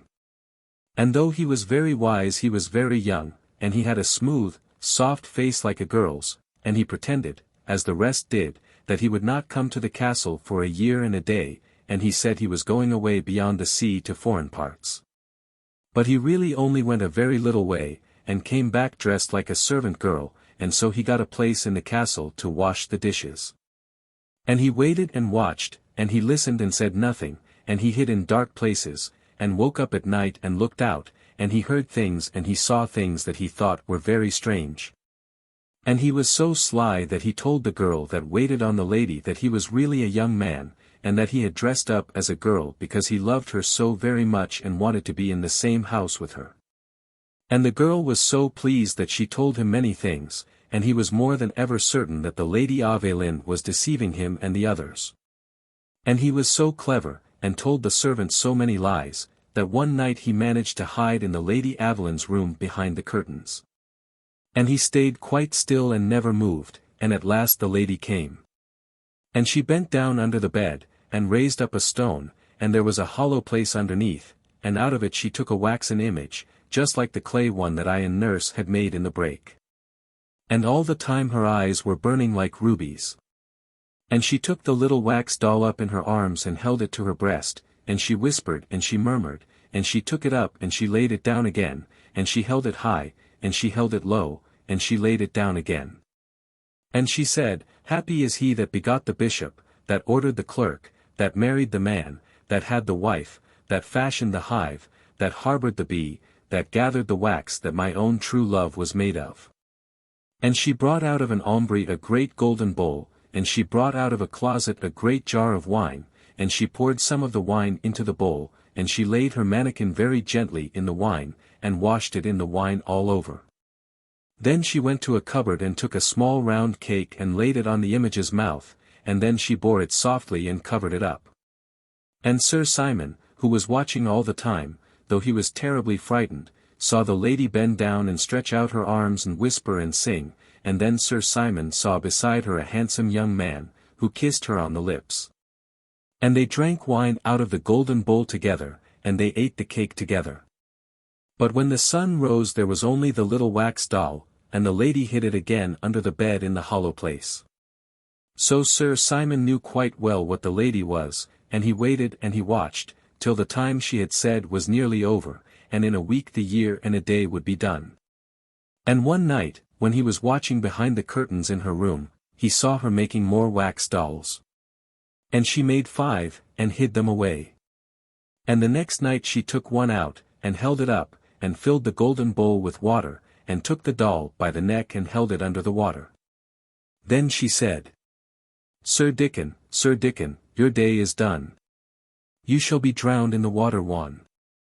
And the next day news came to the castle that Sir Richard had been drowned at the ford. And at night she took another doll and tied a violet cord round its neck and hung it up on a nail. Then she said, Sir Roland, your life has ended its span.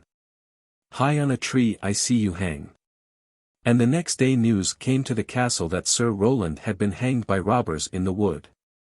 And at night she took another doll, and drove her bodkin right into its heart. Then she said, Sir Noel, so cease your life. Your heart is pierced with the knife. And the next day news came to the castle that Sir Oliver had fought in a tavern, and a stranger had stabbed him to the heart.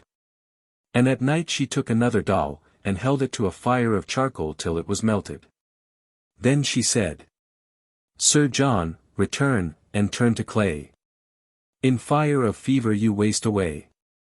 And the next day news came to the castle that Sir John had died in a burning fever. So then Sir Simon went out of the castle and mounted his horse and rode away to the bishop and told him everything. And the bishop sent his men, and they took the Lady Aveline, and everything she had done was found out.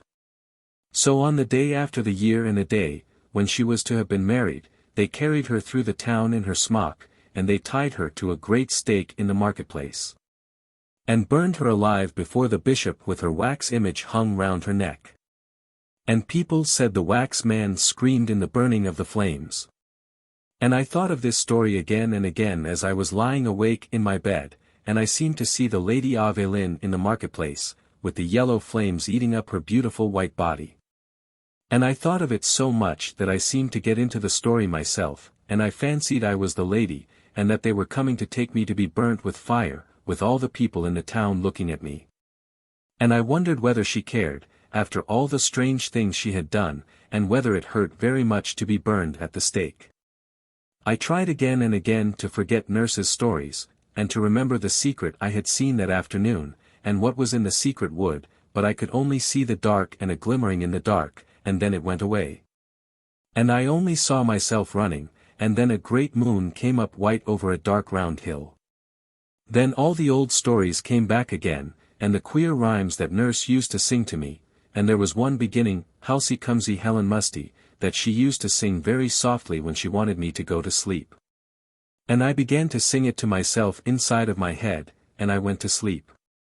The next morning I was very tired and sleepy, and could hardly do my lessons, and I was very glad when they were over and I had had my dinner, as I wanted to go out and be alone. It was a warm day, and I went to a nice turfy hill by the river, and sat down on my mother's old shawl that I had brought with me on purpose. The sky was grey, like the day before, but there was a kind of white gleam behind it, and from where I was sitting I could look down on the town, and it was all still and quiet and white, like a picture. I remembered that it was on that hill that nurse taught me to play an old game called Troy Town, in which one had to dance, and wind in and out on a pattern in the grass. And then when one had danced and turned long enough the other person asks you questions, and you can't help answering whether you want to or not, and whatever you are told to do you feel you have to do it. Nurse said there used to be a lot of games like that some people knew of. And there was one by which people could be turned into anything you liked, and an old man her great-grandmother had seen had known a girl who had been turned into a large snake. And there was another very ancient game of dancing and winding and turning, by which you could take a person out of himself and hide him away as long as you liked, and his body went walking about quite empty, without any sense in it. But I came to that hill because I wanted to think of what had happened the day before, and of the secret of the wood. From the place where I was sitting I could see beyond the town, into the opening I had found, where a little brook had led me into an unknown country. And I pretended I was following the brook over again, and I went all the way in my mind, and at last I found the wood, and crept into it under the bushes, and then in the dusk I saw something that made me feel as if I were filled with fire. As if I wanted to dance and sing and fly up into the air, because I was changed and wonderful. But what I saw was not changed at all, and had not grown old, and I wondered again and again how such things could happen, and whether nurse's stories were really true. Because in the daytime in the open air everything seemed quite different from what it was at night, when I was frightened, and thought I was to be burned alive. I once told my father one of her little tales, which was about a ghost, and asked him if it was true, and he told me it was not true at all, and that only common, ignorant people believed in such rubbish. He was very angry with nurse for telling me the story, and scolded her, and after that I promised her I would never whisper a word of what she told me, and if I did I should be bitten by the great black snake that lived in the pool in the wood. And all alone on the hill I wondered what was true. I had seen something very amazing and very lovely, and I knew a story, and if I had really seen it, and not made it up out of the dark, and the black bough, and the bright shining that was mounting up to the sky from over the great round hill, but had really seen it in truth, then there were all kinds of wonderful and lovely and terrible things to think of, so I longed and trembled, and I burned and got cold. And I looked down on the town, so quiet and still, like a little white picture, and I thought over and over if it could be true. I was a long time before I could make up my mind to anything. There was such a strange fluttering at my heart that seemed to whisper to me all the time that I had not made it up out of my head, and yet it seemed quite impossible, and I knew my father and everybody would say it was dreadful rubbish. I never dreamed of telling him or anybody else a word about it, because I knew it would be of no use, and I should only get laughed at or scolded, so for a long time I was very quiet, and went about thinking and wondering. And at night I used to dream of amazing things, and sometimes I woke up in the early morning and held out my arms with a cry. And I was frightened, too, because there were dangers, and some awful thing would happen to me, unless I took great care, if the story were true. These old tales were always in my head, night and morning, and I went over them and told them to myself over and over again, and went for walks in the places where nurse had told them to me. And when I sat in the nursery by the fire in the evenings I used to fancy nurse was sitting in the other chair, and telling me some wonderful story in a low voice, for fear anybody should be listening. But she used to like best to tell me about things when we were right out in the country, far from the house, because she said she was telling me such secrets, and walls have ears. And if it was something more than ever secret, we had to hide in breaks or woods. And I used to think it was such fun creeping along a hedge, and going very softly, and then we would get behind the bushes or run into the wood all of a sudden, when we were sure that none was watching us. So we knew that we had our secrets quite all to ourselves, and nobody else at all knew anything about them. Now and then, when we had hidden ourselves as I have described, she used to show me all sorts of odd things. One day, I remember, we were in a hazel brake, overlooking the brook, and we were so snug and warm, as though it was April. The sun was quite hot, and the leaves were just coming out. Nurse said she would show me something funny that would make me laugh, and then she showed me, as she said, how one could turn a whole house upside down, without anybody being able to find out, and the pots and pans would jump about. And the china would be broken, and the chairs would tumble over of themselves. I tried it one day in the kitchen, and I found I could do it quite well, and a whole row of plates on the dresser fell off it, and cook's little work table tilted up and turned right over, before her eyes, as she said. But she was so frightened and turned so white that I didn't do it again, as I liked her. And afterwards, in the hazel copse, when she had shown me how to make things tumble about, she showed me how to make rapping noises, and I learnt how to do that, too.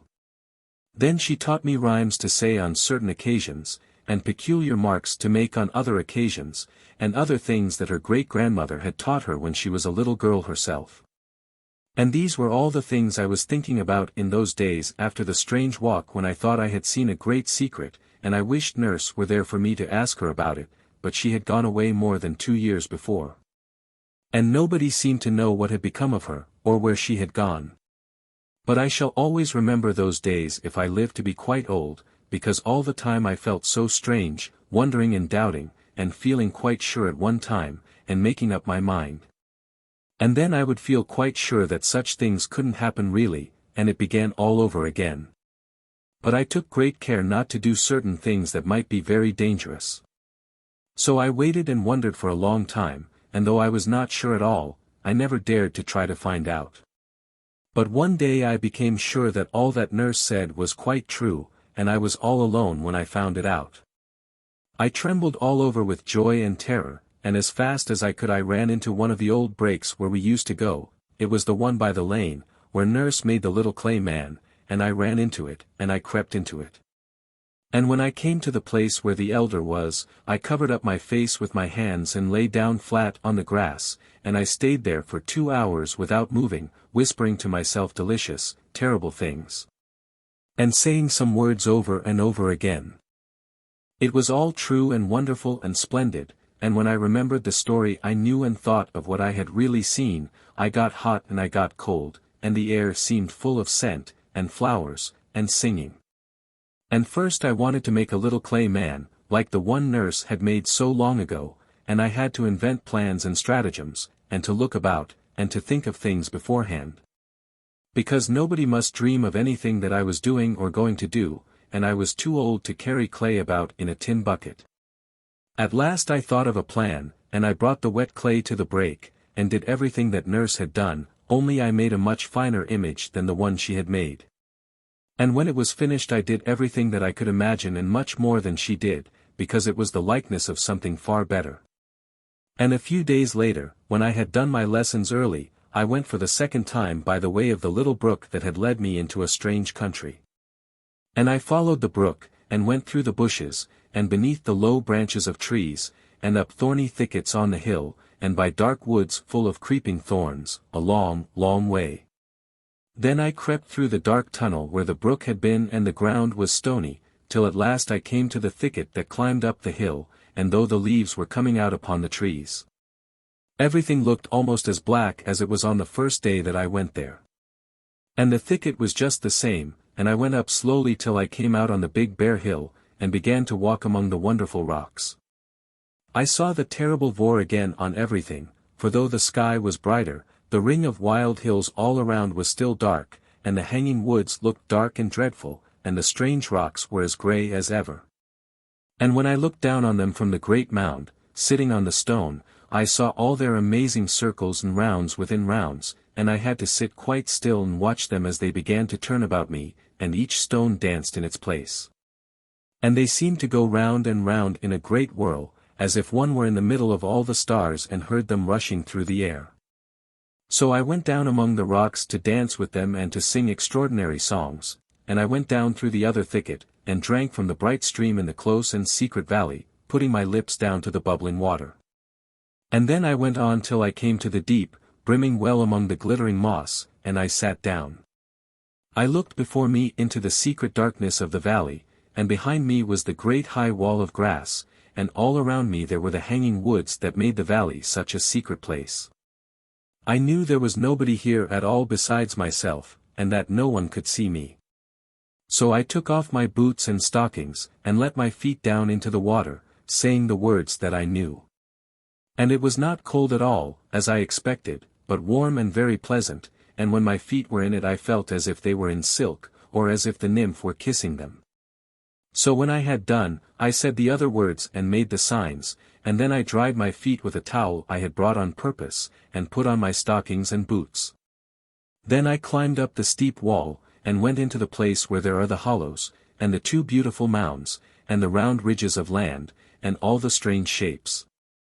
I did not go down into the hollow this time, but I turned at the end, and made out the figures quite plainly, as it was lighter, and I had remembered the story I had quite forgotten before, and in the story the two figures are called Adam and Eve. And only those who know the story understand what they mean. So I went on and on till I came to the secret wood which must not be described, and I crept into it by the way I had found.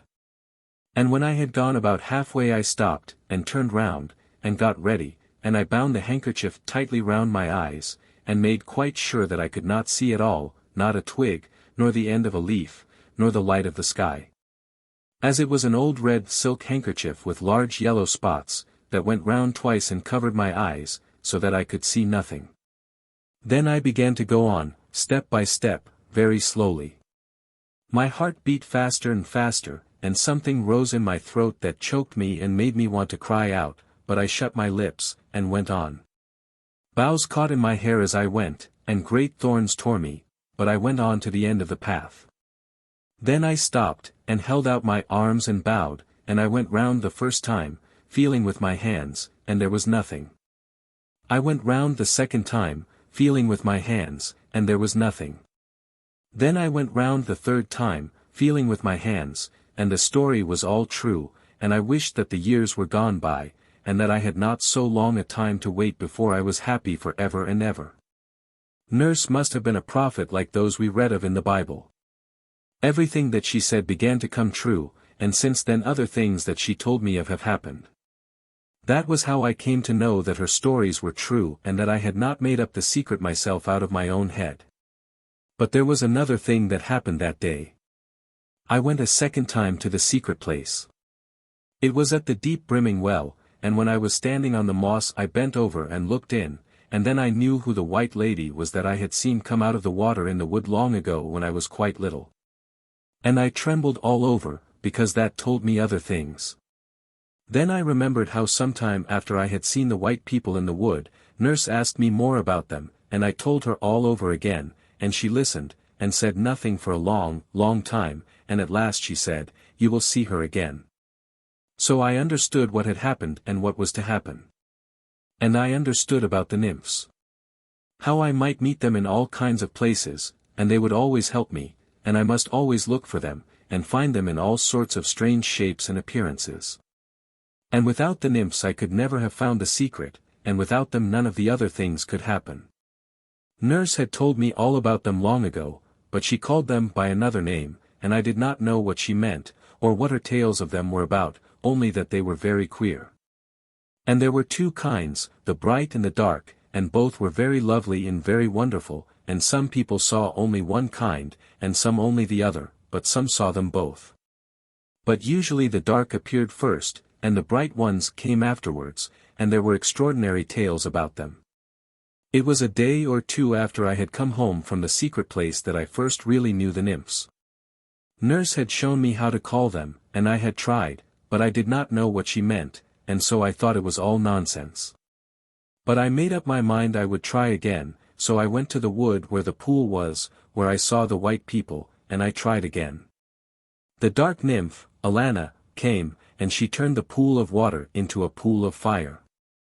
Epilogue. "That's a very queer story," said Cotgrave, handing back the green book to the recluse, Ambrose. "I see the drift of a good deal, but there are many things that I do not grasp at all. On the last page, for example, what does she mean by nymphs?" "Well, I think there are references throughout the manuscript to certain processes, which have been handed down by tradition from age to age. Some of these processes are just beginning to come within the purview of science, which has arrived at them, or rather at the steps which lead to them, by quite different paths. I have interpreted the reference to nymphs as a reference to one of these processes." "And you believe that there are such things?" "Oh, I think so. Yes, I believe I could give you convincing evidence on that point." "I am afraid you have neglected the study of alchemy." "It is a pity, for the symbolism, at all events, is very beautiful, and moreover if you were acquainted with certain books on the subject. I could recall to your mind phrases which might explain a good deal in the manuscript that you have been reading." "Yes, but I want to know whether you seriously think that there is any foundation of fact beneath these fancies. Is it not all a department of poetry, a curious dream with which man has indulged himself? I can only say that it is no doubt better for the great mass of people to dismiss it all as a dream. But if you ask my veritable belief, that goes quite the other way. No, I should not say belief, but rather knowledge. I may tell you that I have known cases in which men have stumbled quite by accident on certain of these processes, and have been astonished by wholly unexpected results.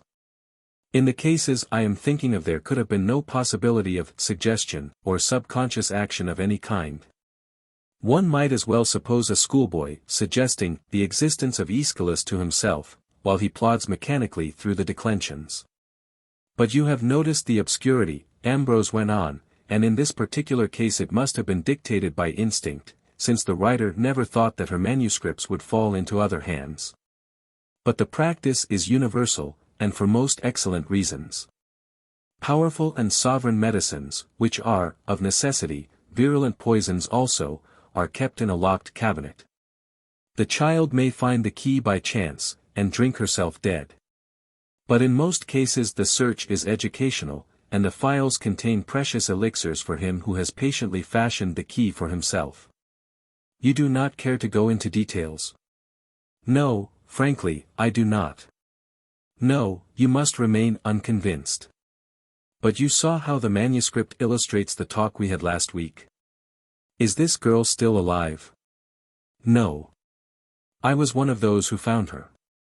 I knew the father well, he was a lawyer, and had always left her very much to herself. He thought of nothing but deeds and leases, and the news came to him as an awful surprise. She was missing one morning. I suppose it was about a year after she had written what you have read. The servants were called, and they told things, and put the only natural interpretation on them, a perfectly erroneous one. They discovered that green book somewhere in her room, and I found her in the place that she described with so much dread, lying on the ground before the image. It was an image. Yes, it was hidden by the thorns and the thick undergrowth that had surrounded it. It was a wild, lonely country, but you know what it was like by her description, though of course you will understand that the colors have been heightened. A child's imagination always makes the heights higher and the depths deeper than they really are, and she had, unfortunately for herself, something more than imagination. One might say, perhaps, that the picture in her mind which she succeeded in a measure in putting into words, was the scene as it would have appeared to an imaginative artist. But it is a strange, desolate land. And she was dead. Yes. She had poisoned herself, in time. No, there was not a word to be said against her in the ordinary sense. You may recollect a story I told you the other night about a lady who saw her child's fingers crushed by a window. And what was this statue? Well, it was of Roman workmanship, of a stone that with the centuries had not blackened, but had become white and luminous.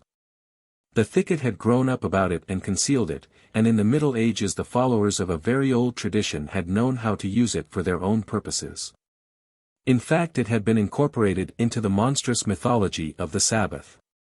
You will have noted that those to whom a sight of that shining whiteness had been vouchsafed by chance, or rather, perhaps, by apparent chance, were required to blindfold themselves on their second approach.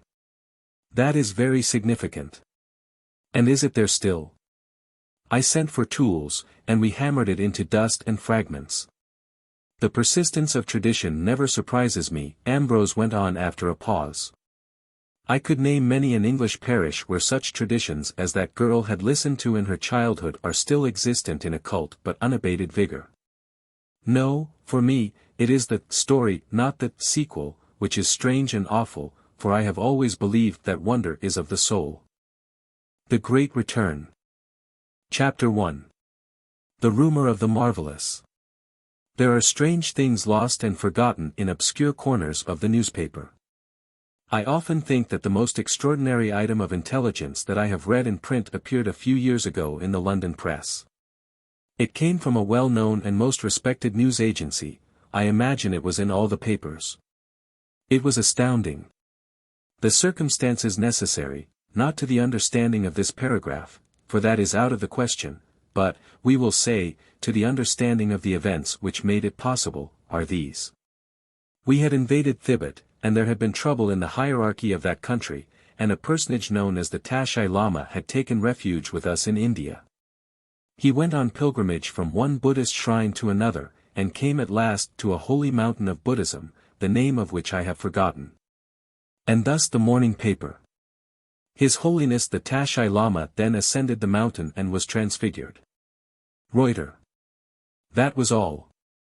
And from that day to this I have never heard a word of explanation or comment on this amazing statement. There was no more, it seemed, to be said. Reuter, apparently, thought he had made his simple statement of the facts of the case, had thereby done his duty, and so it all ended. Nobody, so far as I know, ever wrote to any paper asking what Reuter meant by it, or what the Tashai Lama meant by it. I suppose the fact was that nobody cared twopence about the matter. And so this strange event, if there were any such event, was exhibited to us for a moment, and the lantern show revolved to other spectacles. This is an extreme instance of the manner in which the marvellous is flashed out to us and then withdrawn behind its black veils and concealments, but I have known of other cases. Now and again, at intervals of a few years, there appear in the newspapers strange stories of the strange doings of what are technically called poltergeists. Some house, often a lonely farm, is suddenly subjected to an infernal bombardment. Great stones crash through the windows, thunder down the chimneys, impelled by no visible hand. The plates and cups and saucers are whirled from the dresser into the middle of the kitchen, no one can say how or by what agency. Upstairs the big bedstead and an old chest or two are heard bounding on the floor as if in a mad ballet. Now and then such doings as these excite a whole neighborhood. Sometimes a London paper sends a man down to make an investigation. He writes half a column of description on the Monday, a couple of paragraphs on the Tuesday, and then returns to town. Nothing has been explained, the matter vanishes away, and nobody cares. The tale trickles for a day or two through the press, and then instantly disappears, like an Australian stream, into the bowels of darkness. It is possible, I suppose, that this singular incuriousness as to marvellous events and reports is not wholly unaccountable. It may be that the events in question are, as it were, psychic accidents and misadventures. They are not meant to happen, or, rather, to be manifested.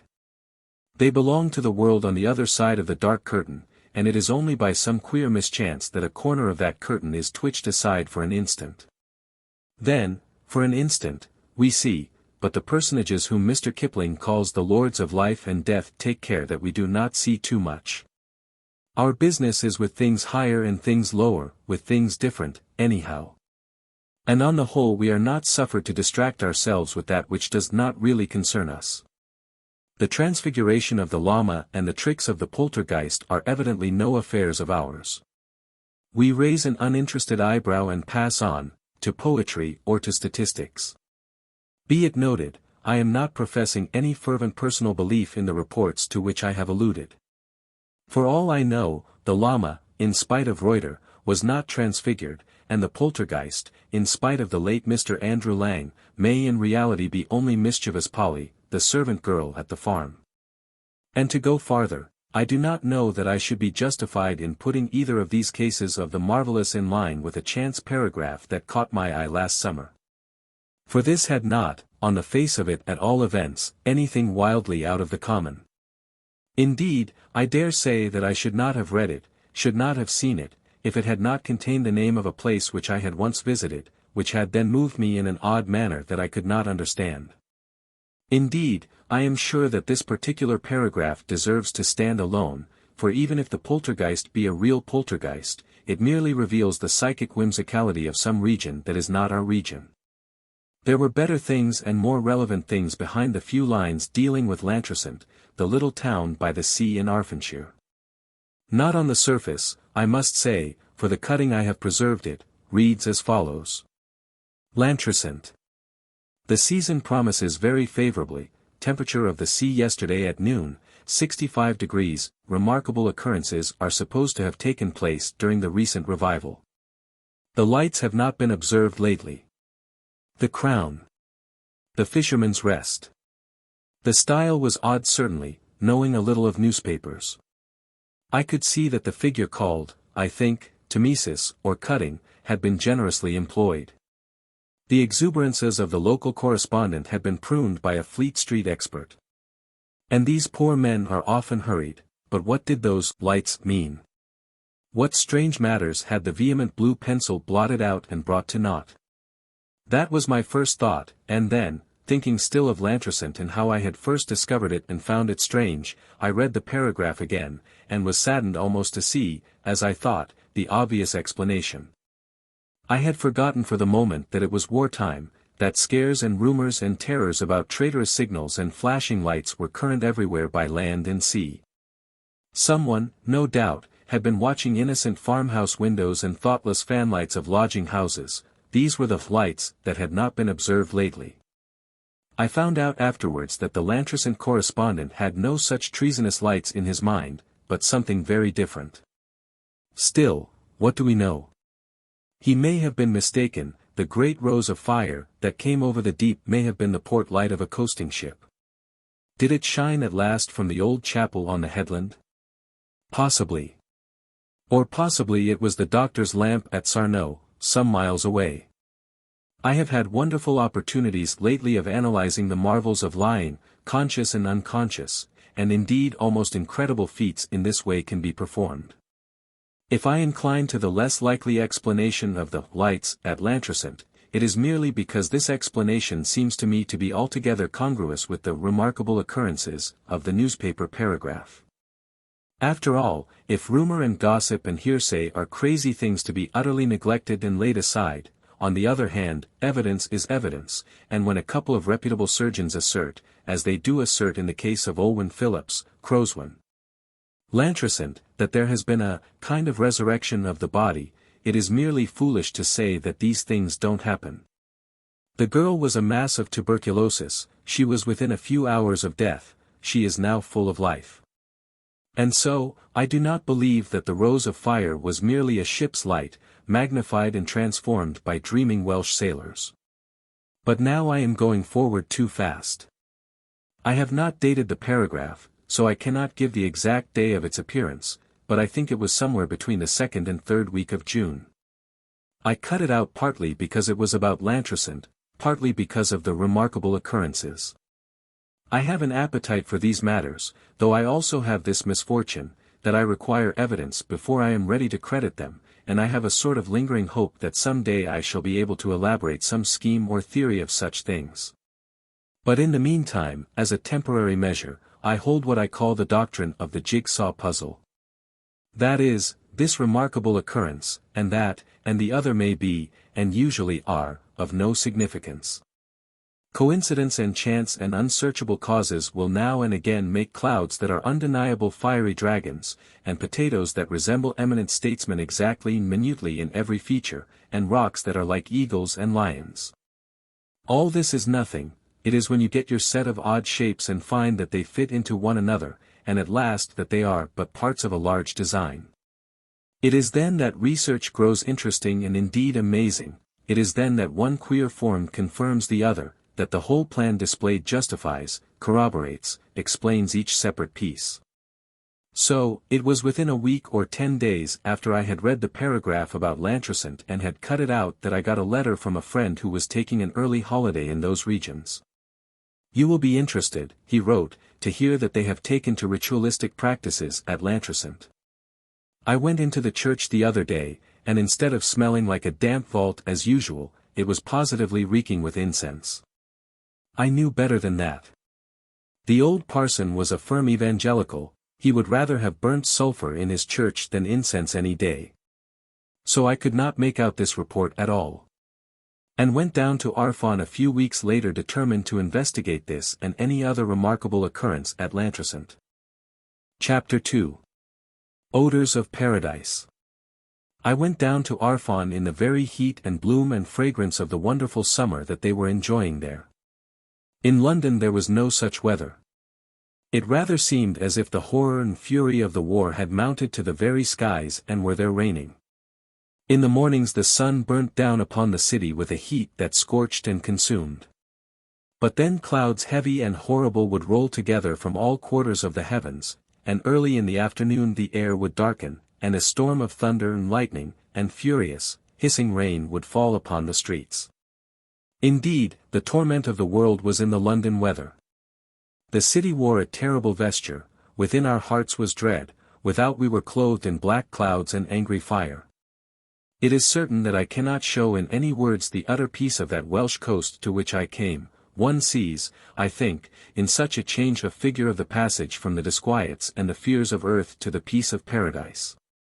A land that seemed to be in a holy, happy dream, a sea that changed all the while from olivine to emerald, from emerald to sapphire, from sapphire to amethyst, that washed in white foam at the bases of the firm, grey rocks. And about the huge crimson bastions that hid the western bays and inlets of the waters. To this land I came, and to hollows that were purple and odorous with wild thyme, wonderful with many tiny, exquisite flowers. There was benediction in Centauri, pardon in Eyebright, joy in Lady's Slipper. And so the weary eyes were refreshed, looking now at the little flowers and the happy bees about them, now on the magic mirror of the deep, changing from marvel to marvel with the passing of the great white clouds, with the brightening of the sun. And the ears, torn with jangle and racket and idle, empty noise, were soothed and comforted by the ineffable, unutterable, unceasing murmur, as the tide swam to and fro, uttering mighty, hollow voices in the caverns of the rocks. For 3 or 4 days I rested in the sun and smelt the savour of the blossoms and of the salt water, and then, refreshed, I remembered that there was something queer about Lantricent that I might as well investigate. It was no great thing that I thought to find, for, it will be remembered, I had ruled out the apparent oddity of the reporters or commissioners' reference to lights, on the ground that he must have been referring to some local panic about signalling to the enemy, who had certainly torpedoed a ship or 2 off Lundy in the Bristol Channel.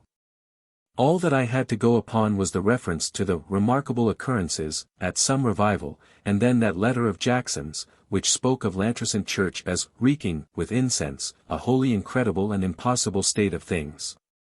Why, old Mr. Evans, the rector, looked upon coloured stoles as the very robe of Satan and his angels, as things dear to the heart of the Pope of Rome.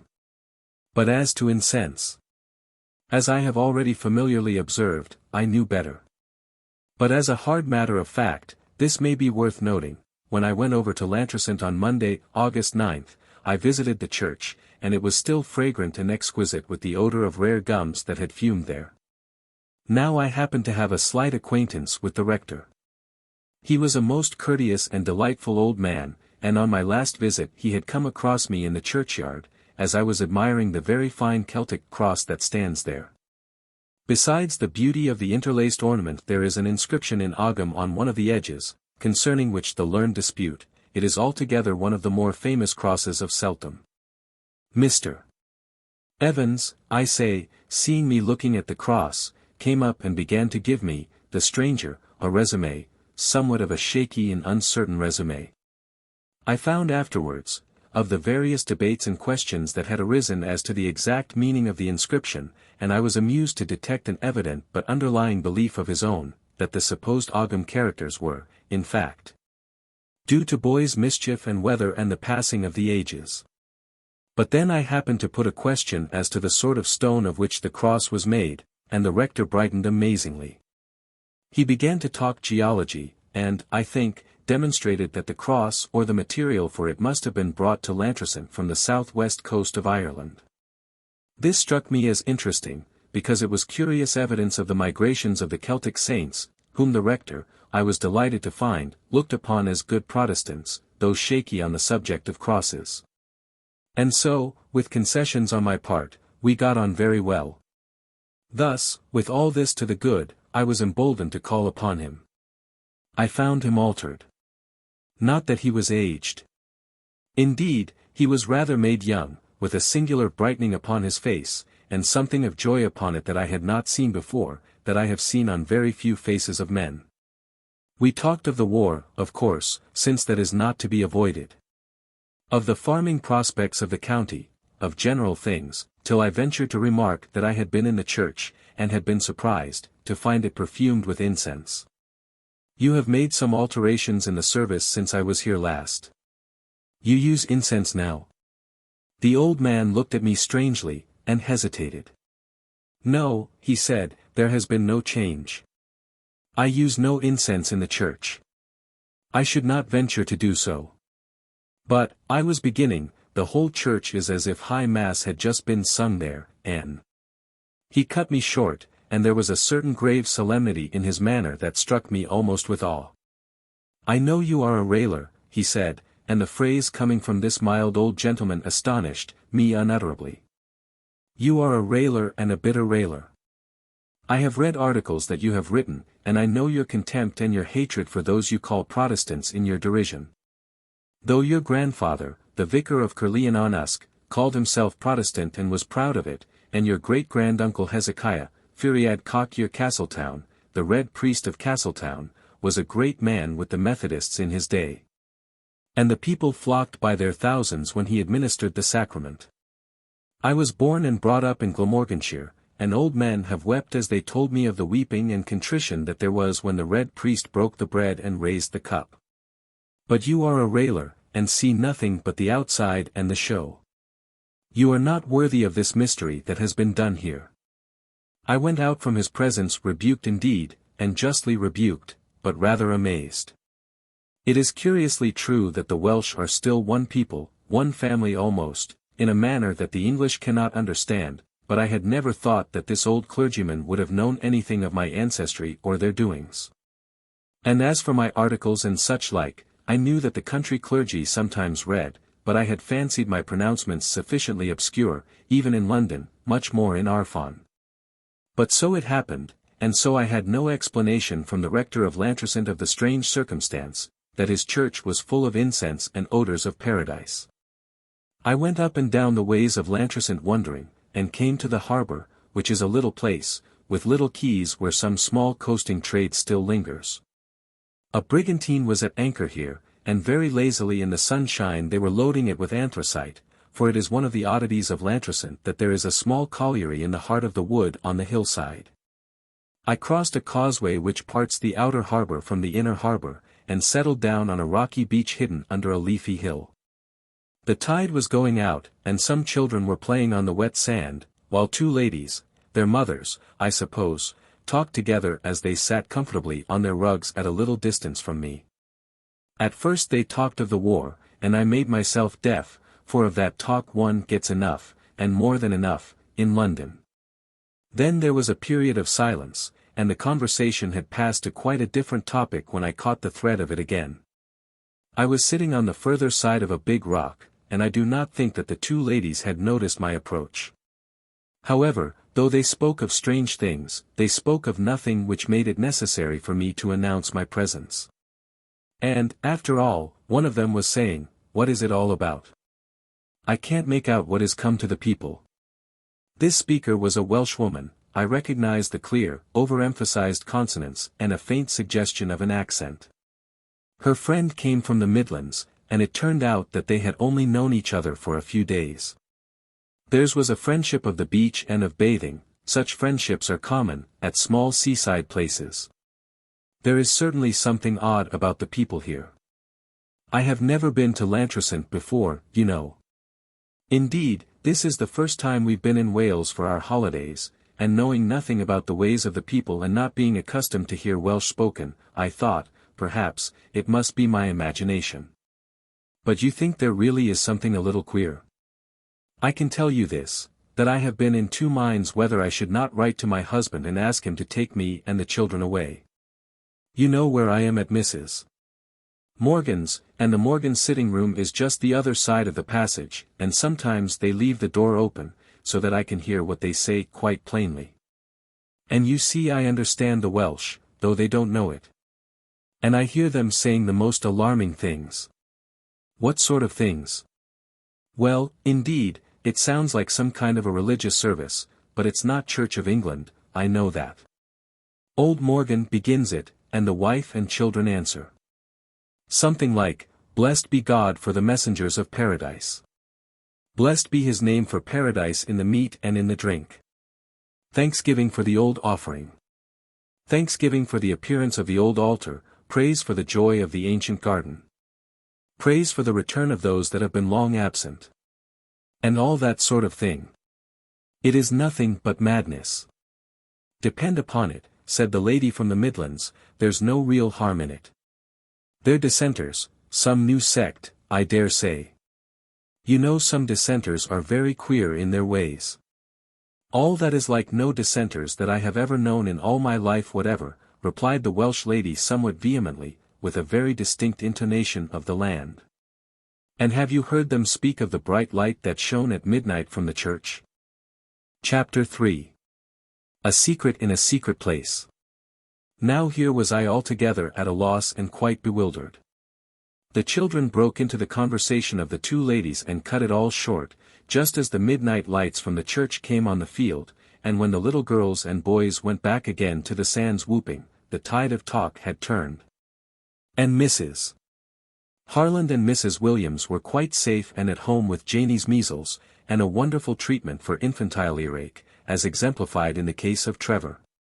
There was no more to be got out of them, evidently, so I left the beach, crossed the harbour causeway, and drank beer at the Fisherman's Rest, till it was time to climb up 2 miles of deep lane and catch the train for Penfro, where I was staying. And I went up the lane, as I say, in a kind of amazement. And not so much, I think, because of evidences and hints of things strange to the senses, such as the savour of incense where no incense had smoked for 350 years and more, or the story of bright light shining from the dark closed church at dead of night, as because of that sentence of thanksgiving for paradise in meat and in drink. For the sun went down and the evening fell as I climbed the long hill through the deep woods and the high meadows, and the scent of all the green things rose from the earth and from the heart of the wood. And at a turn of the lane far below was the misty glimmer of the still sea, and from far below its deep murmur sounded as it washed on the little hidden, enclosed bay where Llantrisant stands. And I thought, if there be paradise in meat and in drink, so much the more is there paradise in the scent of the green leaves at evening and in the appearance of the sea and in the redness of the sky. And there came to me a certain vision of a real world about us all the while, of a language that was only secret because we would not take the trouble to listen to it and discern it. It was almost dark when I got to the station, and here were the few feeble oil lamps lit, glimmering in that lonely land, where the way is long from farm to farm. The train came on its way, and I got into it. And just as we moved from the station I noticed a group under one of those dim lamps. A woman and her child had got out, and they were being welcomed by a man who had been waiting for them. I had not noticed his face as I stood on the platform, but now I saw it as he pointed down the hill towards Llantrisant, and I think I was almost frightened.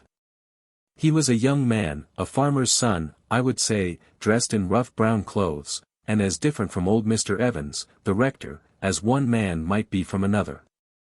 But on his face, as I saw it in the lamplight, there was the like brightening that I had seen on the face of the rector. It was an illuminated face, glowing with an ineffable joy, and I thought it rather gave light to the platform lamp than received light from it.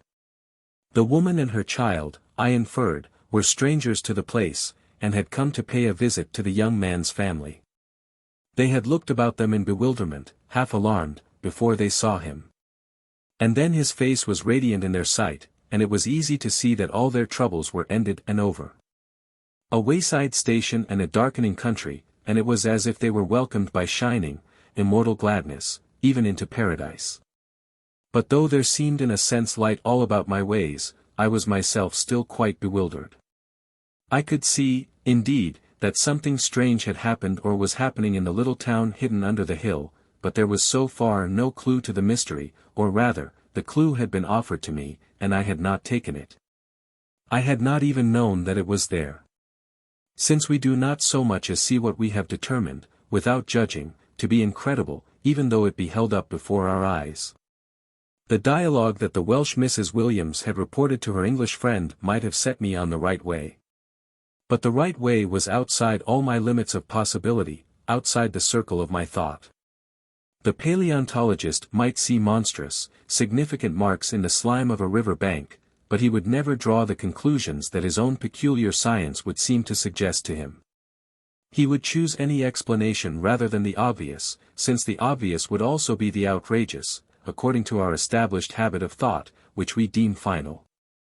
The next day I took all these strange things with me for consideration to a certain place that I knew of not far from Penfro. I was now in the early stages of the jigsaw process, or rather I had only a few pieces before me, and, to continue the figure, my difficulty was this, that though the markings on each piece seemed to have design and significance, yet I could not make the wildest guess as to the nature of the whole picture, of which these were the parts. I had clearly seen that there was a great secret. I had seen that on the face of the young farmer on the platform of Llantrisant station. And in my mind there was all the while the picture of him going down the dark, steep, winding lane that led to the town and the sea, going down through the heart of the wood, with light about him. But there was bewilderment in the thought of this, and in the endeavor to match it with the perfumed church and the scraps of talk that I had heard and the rumor of midnight brightness. And though Penfro is by no means populous, I thought I would go to a certain solitary place called the Old Camp Head, which looks towards Cornwall and to the great deeps that roll beyond Cornwall to the far ends of the world. A place where fragments of dreams, they seemed such then, might, perhaps, be gathered into the clearness of vision. It was some years since I had been to the Head, and I had gone on that last time and on a former visit by the cliffs, a rough and difficult path. Now I chose a landward way, which the county map seemed to justify, though doubtfully, as regarded the last part of the journey. So I went inland and climbed the hot summer by-roads, till I came at last to a lane which gradually turned turfy and grass-grown, and then on high ground, ceased to be. It left me at a gate in a hedge of old thorns.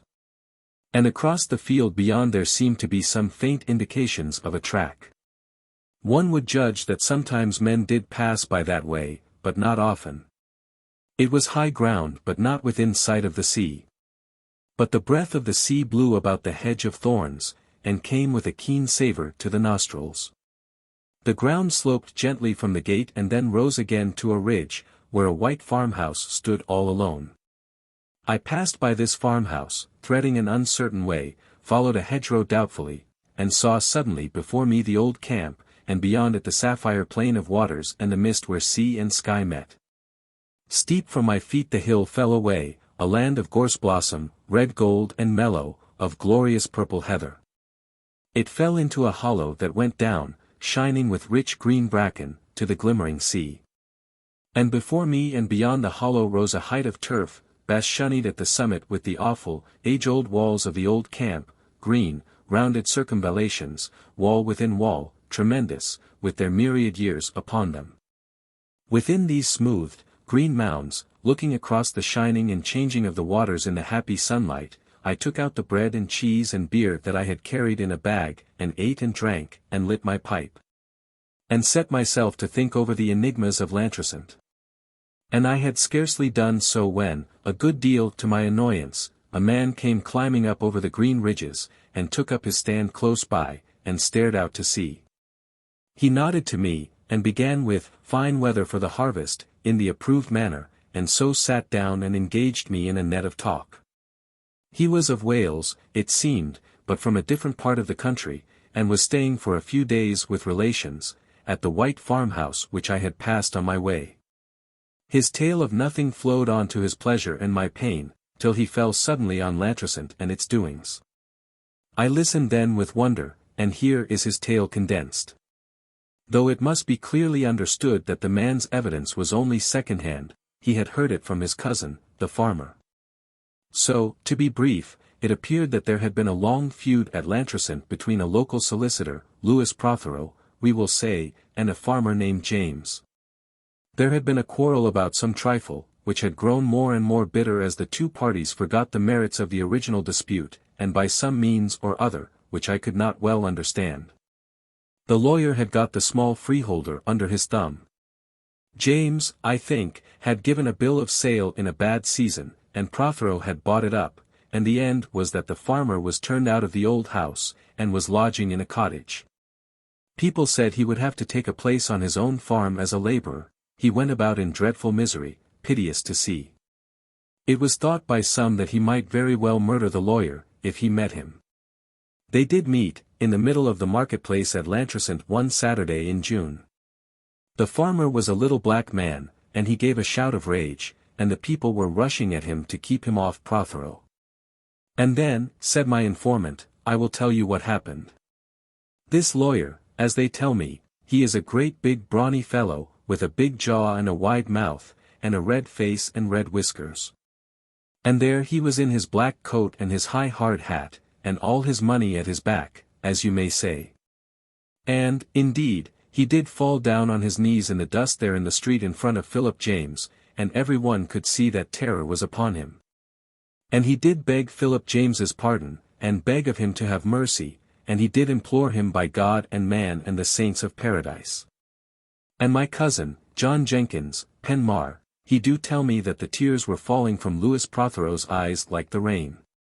And he put his hand into his pocket and drew out the deed of Pentirios, Philip James's old farm that was, and did give him the farm back and £100 for the stock that was on it, and £200, all in notes of the bank. For amendment and consolation. And then, from what they do tell me, all the people did go mad, crying and weeping and calling out all manner of things at the top of their voices. And at last nothing would do but they must all go up to the churchyard, and there Philip James and Lewis Prothero they swear friendship to one another for a long age before the old cross, and everyone sings praises. And my cousin he do declare to me that there were men standing in that crowd that he did never see before in Lantricent in all his life, and his heart was shaken within him as if it had been in a whirlwind. I had listened to all this in silence. I said then, "What does your cousin mean by that? Men that he had never seen in Lantricent? What men?" "The people," he said very slowly, "call them the fishermen."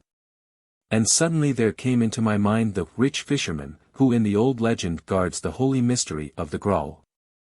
Chapter 4. The Ringing of the Bell.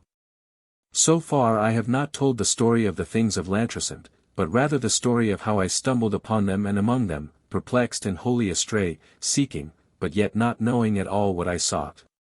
Bewildered now and again by circumstances which seemed to me wholly inexplicable, devoid, not so much of the key to the enigma, but of the key to the nature of the enigma. You cannot begin to solve a puzzle till you know what the puzzle is about. Yards divided by minutes, said the mathematical master to me long ago, will give neither pigs, sheep, nor oxen. He was right, though his manner on this and on all other occasions was highly offensive. This is enough of the personal process, as I may call it, and here follows the story of what happened at Lantricent last summer, the story as I pieced it together at last. It all began, it appears, on a hot day, early in last June. So far as I can make out, on the first Saturday in the month. There was a deaf old woman, a Mrs. Perry, who lived by herself in a lonely cottage a mile or so from the town. She came into the marketplace early on the Saturday morning in a state of some excitement, and as soon as she had taken up her usual place on the pavement by the churchyard, with her ducks and eggs and a few very early potatoes, she began to tell her neighbors about her having heard the sound of a great bell. The good women on each side smiled at one another behind Mrs. Perry's back, for one had to bawl into her ear before she could make out what one meant, and Mrs. Williams, Pennicode, bent over and yelled, "What bell should that be, Mrs. Perry? There's no church near you up at Penrue." "Do you hear what nonsense she talks?" said Mrs. Williams in a low voice to Mrs. Morgan. As if she could hear any bell, whatever. "What makes you talk nonsense yourself?" said Mrs. Perry, to the amazement of the two women. "I can hear a bell as well as you, Mrs. Williams, and as well as your whispers either. And there is the fact, which is not to be disputed, though the deductions from it may be open to endless disputations. This old woman who had been all but stone deaf for 20 years, the defect had always been in her family, could suddenly hear on this June morning as well as anybody else.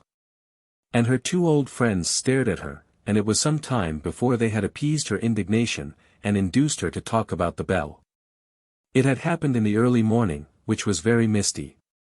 She had been gathering sage in her garden, high on a round hill looking over the sea. And there came in her ears a sort of throbbing and singing and trembling, as if there were music coming out of the earth, and then something seemed to break in her head, and all the birds began to sing and make melody together. And the leaves of the poplars round the garden fluttered in the breeze that rose from the sea, and the cock crowed far off at Twin, and the dog barked down in Kemmy's valley. But above all these sounds, unheard for so many years, there thrilled the deep and chanting note of the bell, like a bell and a man's voice singing at once. They stared again at her and at one another. "Where did it sound from?" asked one. "It came sailing across the sea," answered Mrs. Perry quite composedly, "and I did hear it coming nearer and nearer to the land." "Well, indeed," said Mrs. Morgan, "it was a ship's bell then, though I can't make out why they would be ringing like that." "It was not ringing on any ship, Mrs. Morgan," said Mrs. Perry. "Then where do you think it was ringing?" "Why, Maradwies," replied Mrs. Perry. "Now that means, in paradise," and the two others changed the conversation quickly. They thought that Mrs. Perry had got back her hearing suddenly, such things did happen now and then, and that the shock had made her a bit queer. And this explanation would no doubt have stood its ground, if it had not been for other experiences. Indeed, the local doctor who had treated Mrs. Perry for a dozen years, not for her deafness, which he took to be hopeless and beyond cure, but for a tiresome and recurrent winter cough, sent an account of the case to a colleague at Bristol, suppressing, naturally enough, The reference to paradise. The Bristol physician gave it as his opinion that the symptoms were absolutely what might have been expected.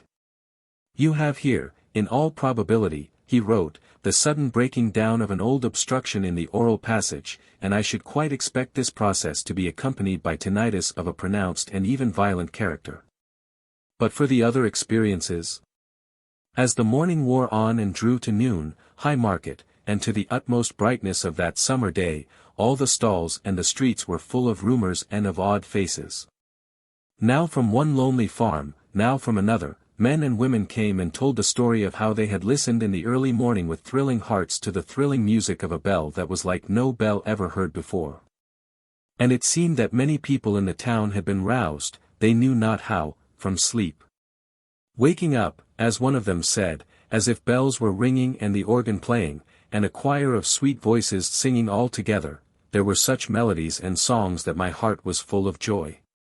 And a little past noon some fishermen who had been out all night returned, and brought a wonderful story into the town of what they had heard in the mist, and one of them said he had seen something go by at a little distance from his boat. It was all golden and bright, he said, and there was glory about it. Another fisherman declared there was a song upon the water that was like heaven.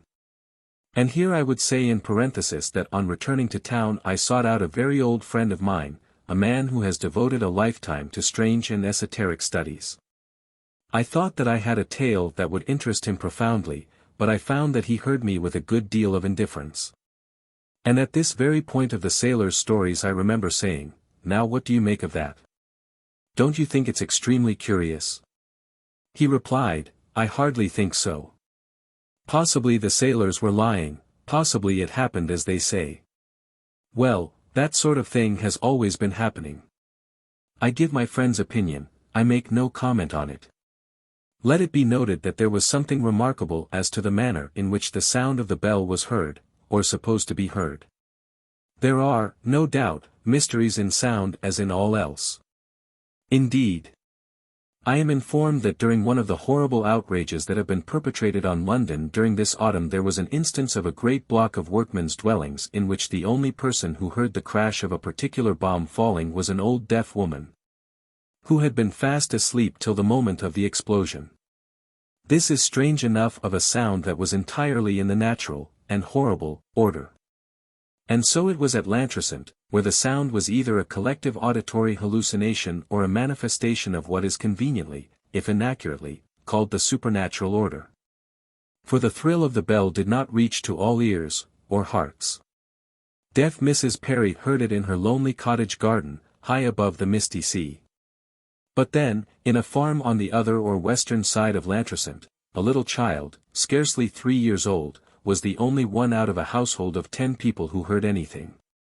He called out in stammering baby Welsh something that sounded like, "Clisho 4, the great bells," and his mother wondered what he was talking about. Of the crews of half a dozen trawlers that were swinging from side to side in the mist, not more than 4 men had any tale to tell. And so it was that for an hour or two the man who had heard nothing suspected his neighbor who had heard marvels of lying. And it was some time before the mass of evidence coming from all manner of diverse and remote quarters convinced the people that there was a true story here.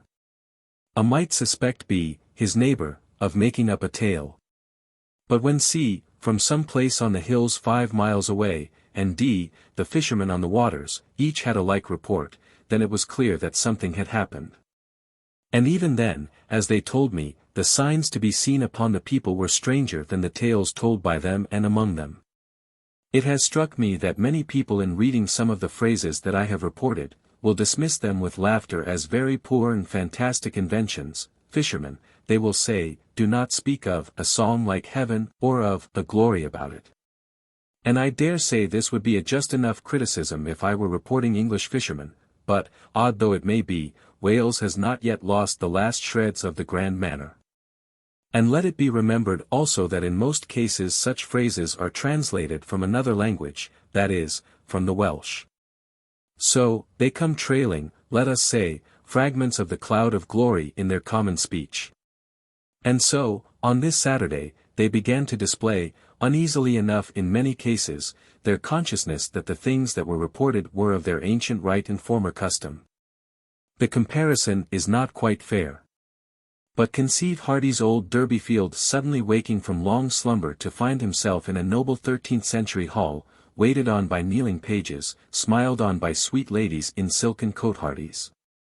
So by evening time there had come to the old people the recollection of stories that their fathers had told them as they sat round the hearth of winter nights, 50, 60, 70 years ago. Stories of the wonderful bell of Tylo Sant, that had sailed across the glassy seas from Sion, that was called a portion of paradise, and the sound of its ringing was like the perpetual choir of the angels.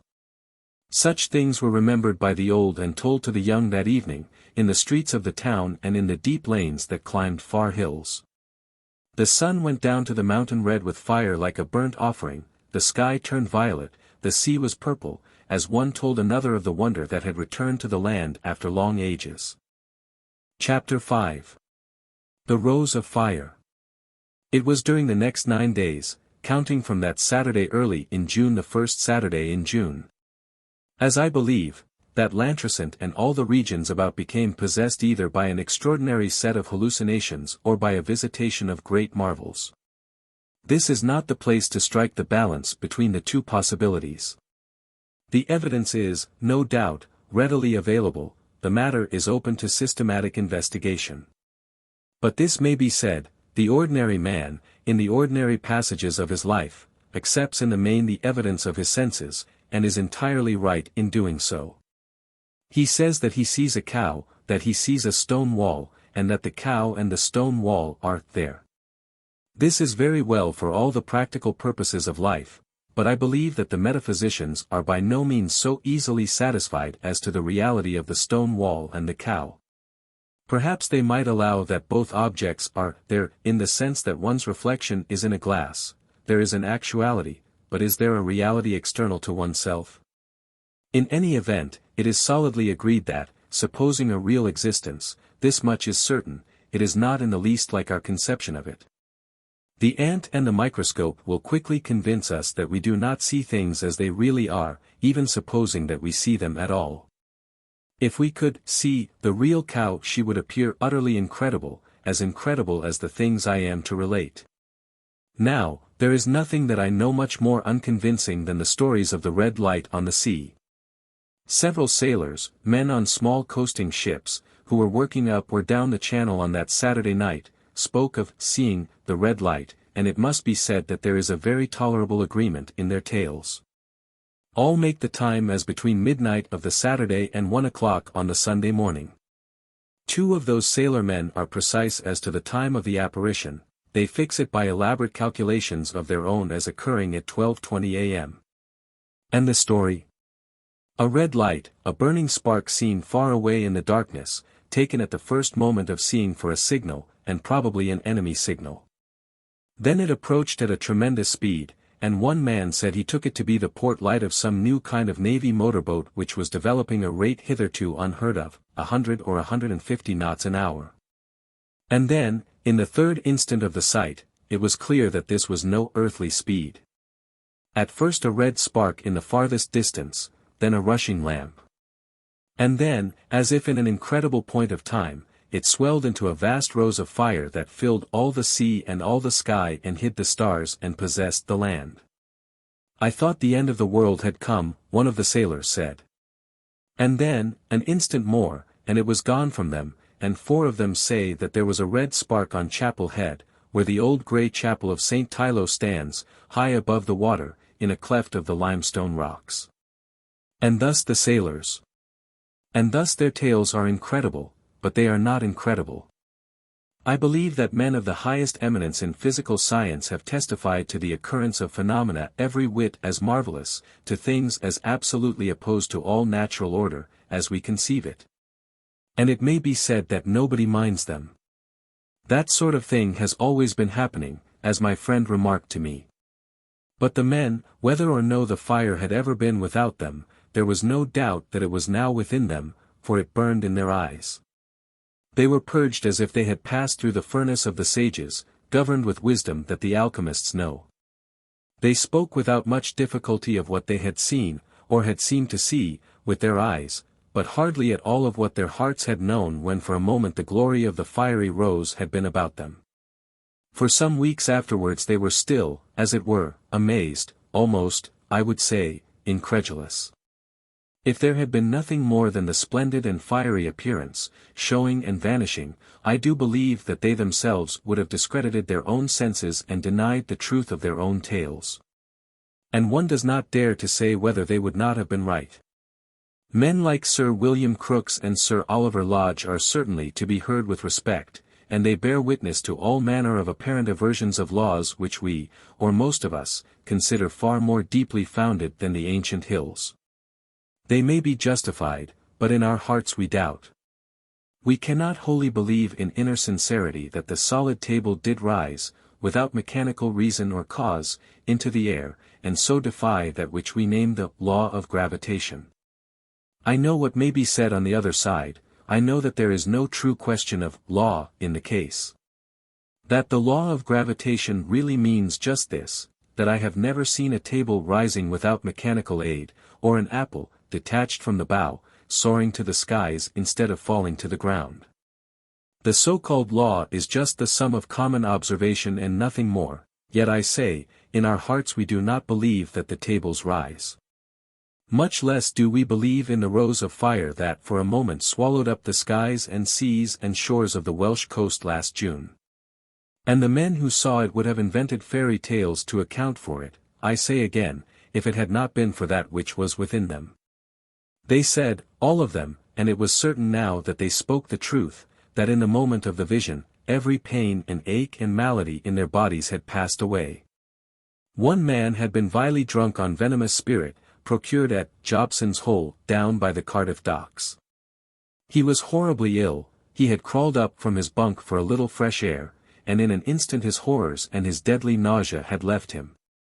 Another man was almost desperate with the raging hammering pain of an abscess on a tooth. He says that when the red flame came near he felt as if a dull, heavy blow had fallen on his jaw, and then the pain was quite gone. He could scarcely believe that there had been any pain there. And they all bear witness to an extraordinary exaltation of the senses. It is indescribable, this, for they cannot describe it. They are amazed, again. They do not in the least profess to know what happened, but there is no more possibility of shaking their evidence than there is a possibility of shaking the evidence of a man who says that water is wet and fire hot. I felt a bit queer afterwards, said one of them, and I steadied myself by the mast, and I can't tell how I felt as I touched it. I didn't know that touching a thing like a mast could be better than a big drink when you're thirsty, or a soft pillow when you're sleepy. I heard other instances of this state of things, as I must vaguely call it, since I do not know what else to call it. But I suppose we can all agree that to the man in average health, the average impact of the external world on his senses is a matter of indifference. The average impact. A harsh scream, the bursting of a motor tire, any violent assault on the oral nerves will annoy him, and he may say, damn. Then, on the other hand, the man who is not fit will easily be annoyed and irritated by someone pushing past him in a crowd, by the ringing of a bell, by the sharp closing of a book. But so far as I could judge from the talk of these sailors, the average impact of the external world had become to them a fountain of pleasure. Their nerves were on edge, but an edge to receive exquisite sensuous impressions. The touch of the rough mast, for example, that was a joy far greater than is the joy of fine silk to some luxurious skins. They drank water and stared as if they had been Finn's gourmets tasting an amazing wine. The creak and whine of their ship on its slow way were as exquisite as the rhythm and song of a Bach fugue to an amateur of music. And then, within, these rough fellows have their quarrels and strifes and variances and envyings like the rest of us. But that was all over between them that had seen the rosy light. Old enemies shook hands heartily, and roared with laughter as they confessed one to another what fools they had been. I can't exactly say how it has happened or what has happened at all, said one, but if you have all the world and the glory of it, how can you fight for 5p? The church of Llantrisant is a typical example of a Welsh parish church, before the evil and horrible period of Restoration. This lower world is a palace of lies, and of all foolish lies there is none more insane than a certain vague fable about the medieval Freemasons, a fable which somehow imposed itself upon the cold intellect of Hallam the historian.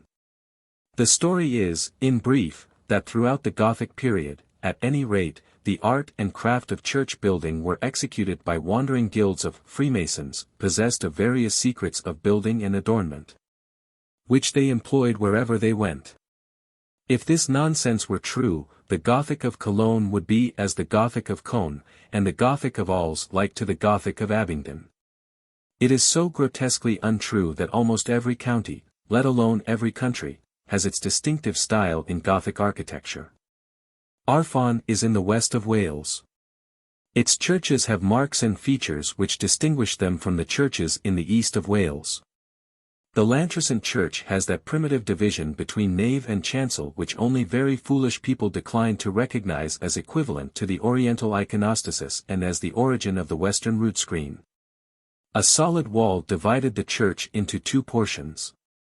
In the center was a narrow opening with a rounded arch, through which those who sat towards the middle of the church could see the small, red-carpeted altar and the three roughly shaped lancet windows above it.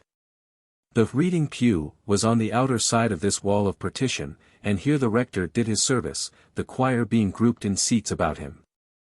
On the inner side were the pews of certain privileged houses of the town and district. On the Sunday morning the people were all in their accustomed places, not without a certain exultation in their eyes, not without a certain expectation of they knew not what. The bells stopped ringing, the rector, in his old-fashioned, ample surplice, entered the reading desk, and gave out the hymn, My God, and is thy table spread. And, as the singing began, all the people who were in the pews within the wall came out of them and streamed through the archway into the nave. They took what places they could find up and down the church, and the rest of the congregation looked at them in amazement. Nobody knew what had happened. Those whose seats were next to the aisle tried to peer into the chancel, to see what had happened or what was going on there. But somehow the light flamed so brightly from the windows above the altar, those being the only windows in the chancel, one small lancet in the south wall excepted, that no one could see anything at all. It was as if a veil of gold adorned with jewels was hanging there, one man said, and indeed there are a few odds and scraps of old painted glass left in the eastern lancets. But there were few in the church who did not hear now and again voices speaking beyond the veil. Chapter 6. Olwen's Dream. The well-to-do and dignified personages who left their pews in the chancel of Llantrisant Church and came hurrying into the nave could give no explanation of what they had done. They felt, they said, that they had to go, and to go quickly. They were driven out, as it were, by a secret, irresistible command. But all who were present in the church that morning were amazed, though all exulted in their hearts. For they, like the sailors who saw the rose of fire on the waters, were filled with a joy that was literally ineffable, since they could not utter it or interpret it to themselves. And they too, like the sailors, were transmuted, or the world was transmuted for them. They experienced what the doctors call a sense of bien-être, but a bien-être raised, to the highest power. Old men felt young again, eyes that had been growing dim now saw clearly, and saw a world that was like paradise, the same world, it is true, but a world rectified and glowing, as if an inner flame shone in all things, and behind all things. And the difficulty in recording this state is this, that it is so rare an experience that no set language to express it is in existence. A shadow of its raptures and ecstasies is found in the highest poetry. There are phrases in ancient books telling of the Celtic saints that dimly hint at it. Some of the old Italian masters of painting had known it, for the light of it shines in their skies and about the battlements of their cities that are founded on magic hills. But these are but broken hints. It is not poetic to go to Apothecary's Hall for similes. But for many years I kept by me an article from the Lancet or the British Medical Journal, I forget which, in which a doctor gave an account of certain experiments he had conducted with a drug called the mescal button, or Anhelonium lewinii.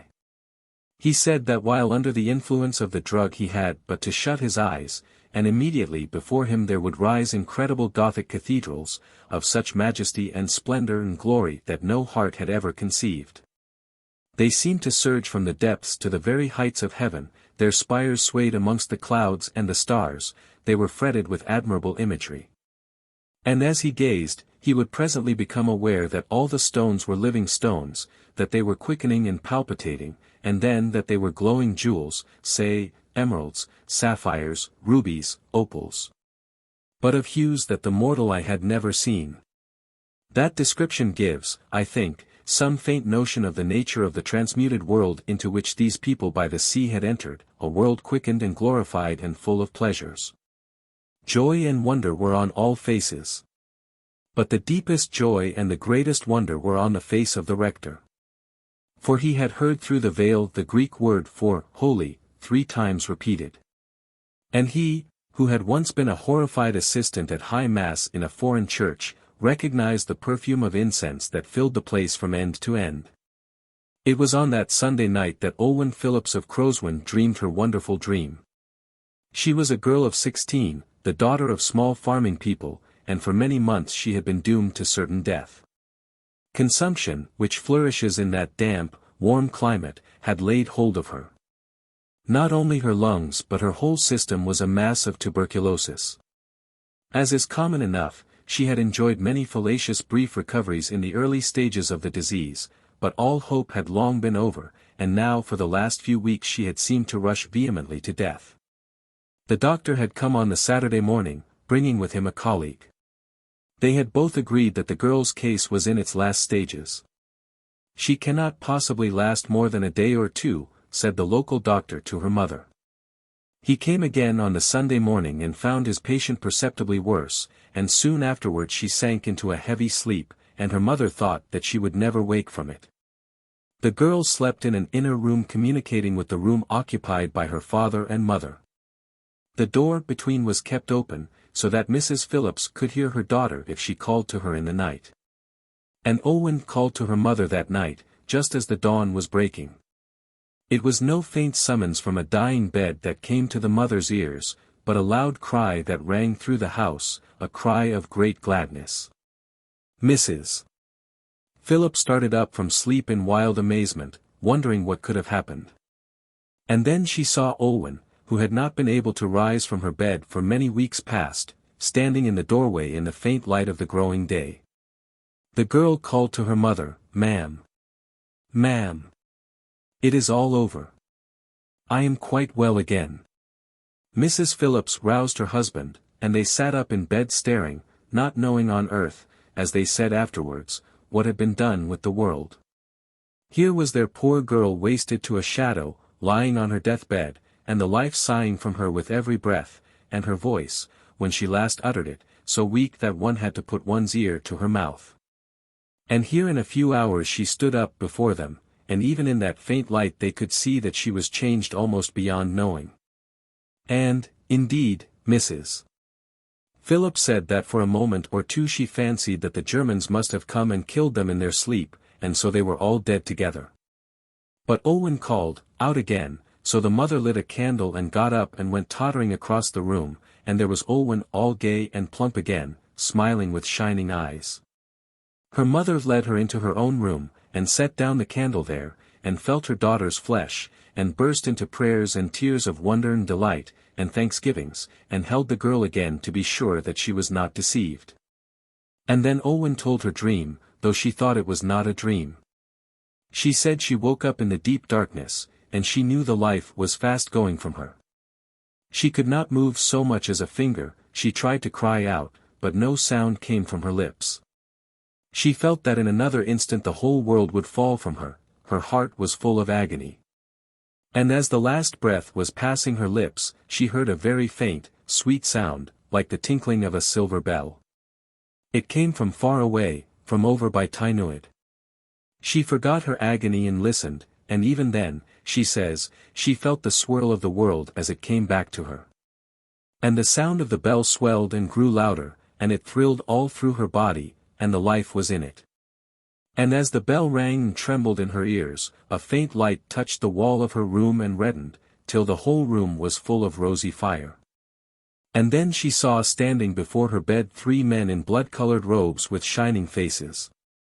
And one man held a golden bell in his hand.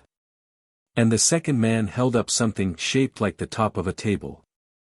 It was like a great jewel, and it was of a blue color, and there were rivers of silver and of gold running through it and flowing as quick streams flow, and there were pools in it as if violets had been poured out into water. And then it was green as the sea near the shore, and then it was the sky at night with all the stars shining, and then the sun and the moon came down and washed in it. And the third man held up high above this a cup that was like a rose on fire, there was a great burning in it, and a dropping of blood in it, and a red cloud above it, and I saw a great secret. And I heard a voice that sang 9 times, Glory and praise to the conqueror of death, to the fountain of life immortal. Then the red light went from the wall, and it was all darkness, and the bell rang faint again by Capel Tylo, and then I got up and called to you. The doctor came on the Monday morning with the death certificate in his pocketbook, and Olwen ran out to meet him. I have quoted his phrase in the first chapter of this record, a kind of resurrection of the body. He made a most careful examination of the girl. He has stated that he found that every trace of disease had disappeared. He left on the Sunday morning a patient entering into the coma that precedes death, a body condemned utterly and ready for the grave. He met at the garden gate on the Monday morning a young woman in whom life sprang up like a fountain, in whose body life laughed and rejoiced as if it had been a river flowing from an unending well. Now this is the place to ask one of those questions, there are many such, which cannot be answered. The question is as to the continuance of tradition, more especially as to the continuance of tradition among the Welsh Celts of today. On the one hand, such waves and storms have gone over them. The wave of the heathen Saxons went over them, then the wave of Latin medievalism, then the waters of Anglicanism. Last of all the flood of their queer Calvinistic Methodism, half Puritan, half pagan. It may well be asked whether any memory can possibly have survived such a series of deluges. I have said that the old people of Llantrisant had their tales of the Bell of Tylo Sant, but these were but vague and broken recollections. And then there is the name by which the strangers who were seen in the marketplace were known. That is more precise. Students of the Graal legend know that the keeper of the Graal in the romances is the king fisherman, or the rich fisherman. Students of Celtic hagiology know that it was prophesied before the birth of Dewi, or David, that he should be a man of aquatic life, that another legend tells how a little child, destined to be a saint, was discovered on a stone in the river. How through his childhood a fish for his nourishment was found on that stone every day, while another saint, Eiler, if I remember, was expressly known as the fisherman. But has the memory of all this persisted in the church-going and chapel-going people of Wales at the present day? It is difficult to say. There is the affair of the healing cup of Nant Eos, or Tregaron healing cup, as it is also called. It is only a few years ago since it was shown to a wandering harper, who treated it lightly, and then spent a wretched night, as he said, and came back penitently and was left alone with the sacred vessel to pray over it, till his mind was at rest. That was in 1887. Then, for my part, I only know modern Wales on the surface. I am sorry to say, I remember 3 or 4 years ago speaking to my temporary landlord of certain relics of St. Tylo, which are supposed to be in the keeping of a particular family in that country. The landlord is a very jovial, merry fellow, and I observed with some astonishment that his ordinary, easy manner was completely altered as he said, gravely, that will be over there, up by the mountain, pointing vaguely to the north. And he changed the subject, as a Freemason changes the subject. There the matter lies, and its appositeness to the story of Llantrisant is this, that the dream of Olwen Phillips was, in fact, the vision of the Holy Graal. Chapter 7. The Mass of the Sangraal. Ffradwyr Melchizedek. Feriadwyr Melchizedek, shouted the old Calvinistic Methodist deacon with the grey beard. Priesthood of Melchizedek. Priesthood of Melchizedek. And he went on. The bell that is like YGLWIS your angel YM Maradwis, the joy of the angels in paradise, is returned. The altar that is of a color that no man can discern is returned, the cup that came from Sion is returned, the ancient offering is restored, the 3 saints have come back to the church of the Tri-Sant, the 3 holy fishermen are amongst us. And their net is full. Gogoniant, gogoniant, glory, glory. Then another Methodist began to recite in Welsh a verse from Wesley's hymn. God still respects thy sacrifice. Its savour sweet doth always please. The offering smokes through earth and skies, diffusing life and joy and peace. To these thy lower courts it comes, and fills them with divine perfumes. The whole church was full, as the old books tell, of the odour of the rarest spiceries.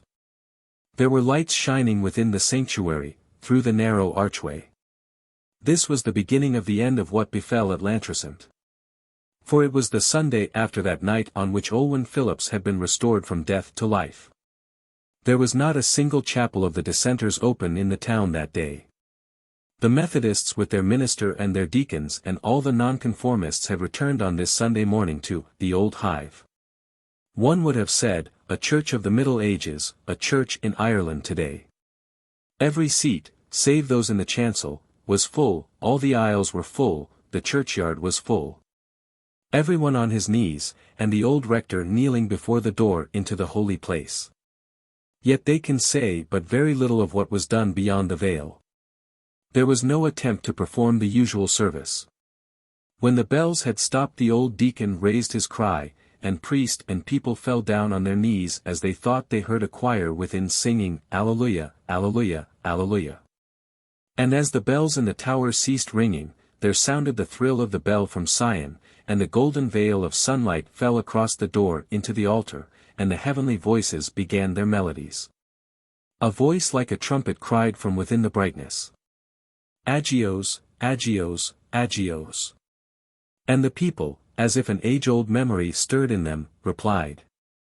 Agios your tad, agios your mab, agios your wes pryd glan. Sant, sant, sant, drinded sant vendigade. Sanctus arguid de Sabaoth, Dominus Deus.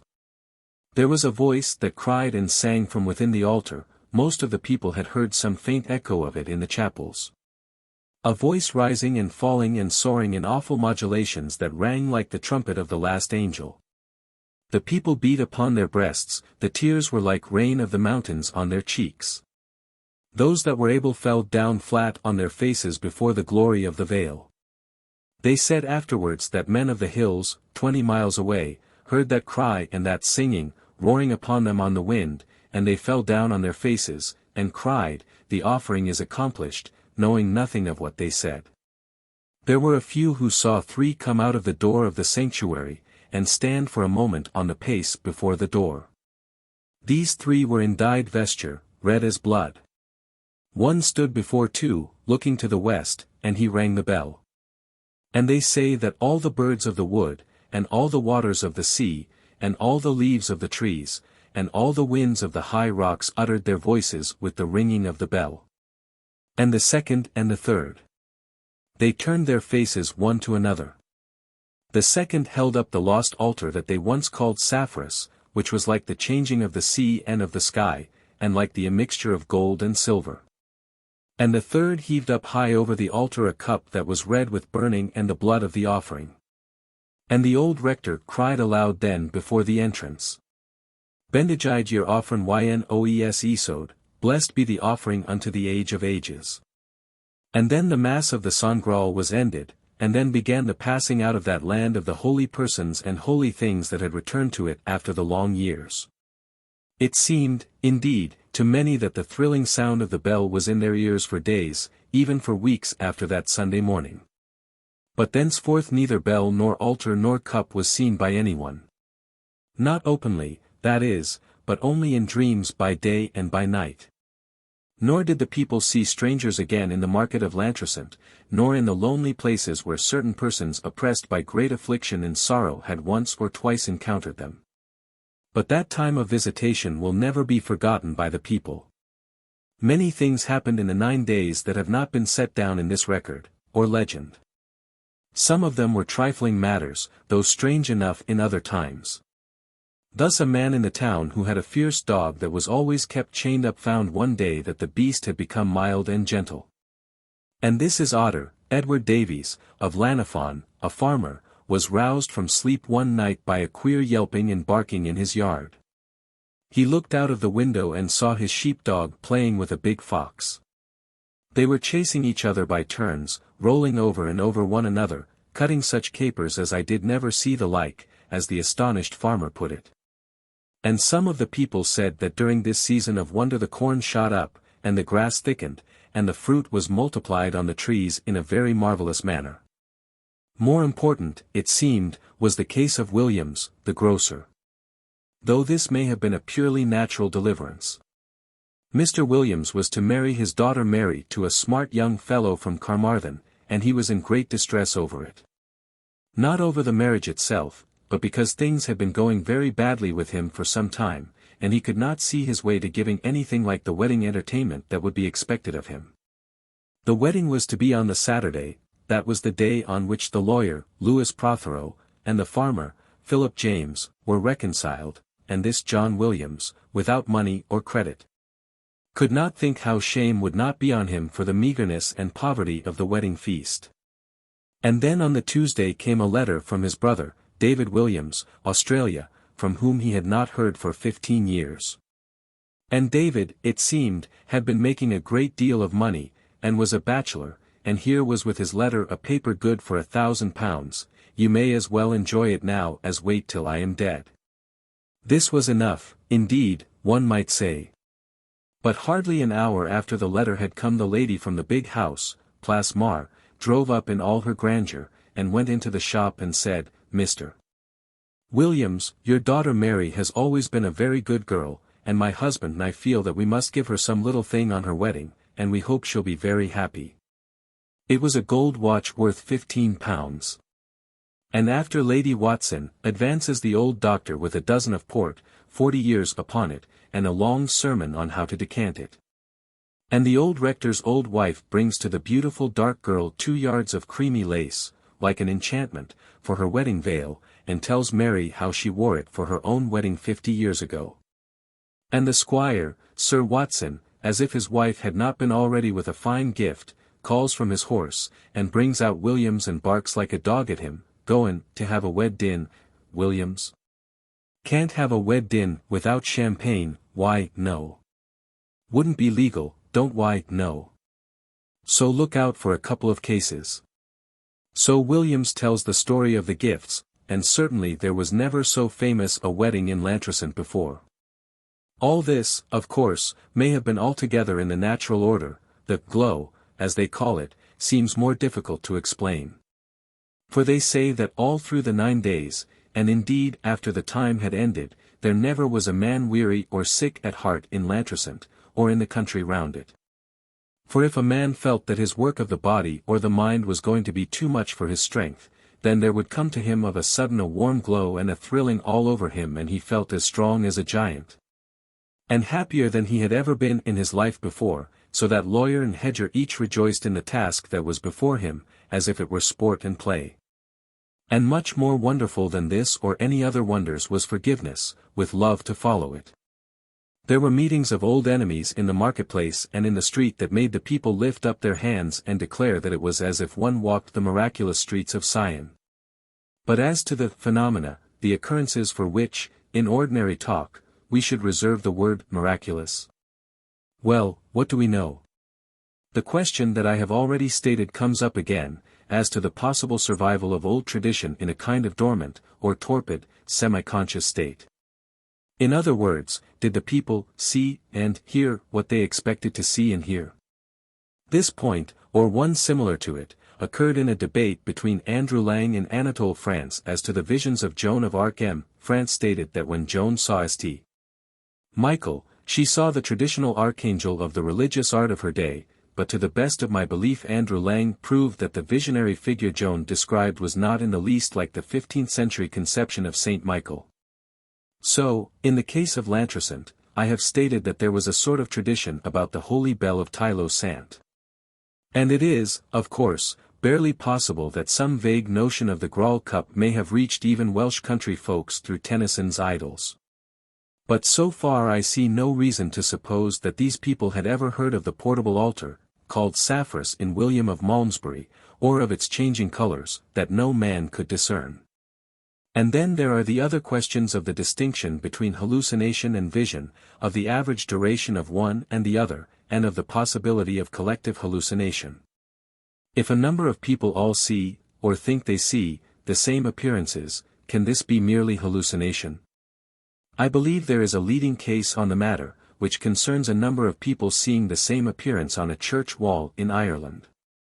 But there is, of course, this difficulty, that one may be hallucinated and communicate his impression to the others, telepathically. But at the last, what do we know? The children of the pool.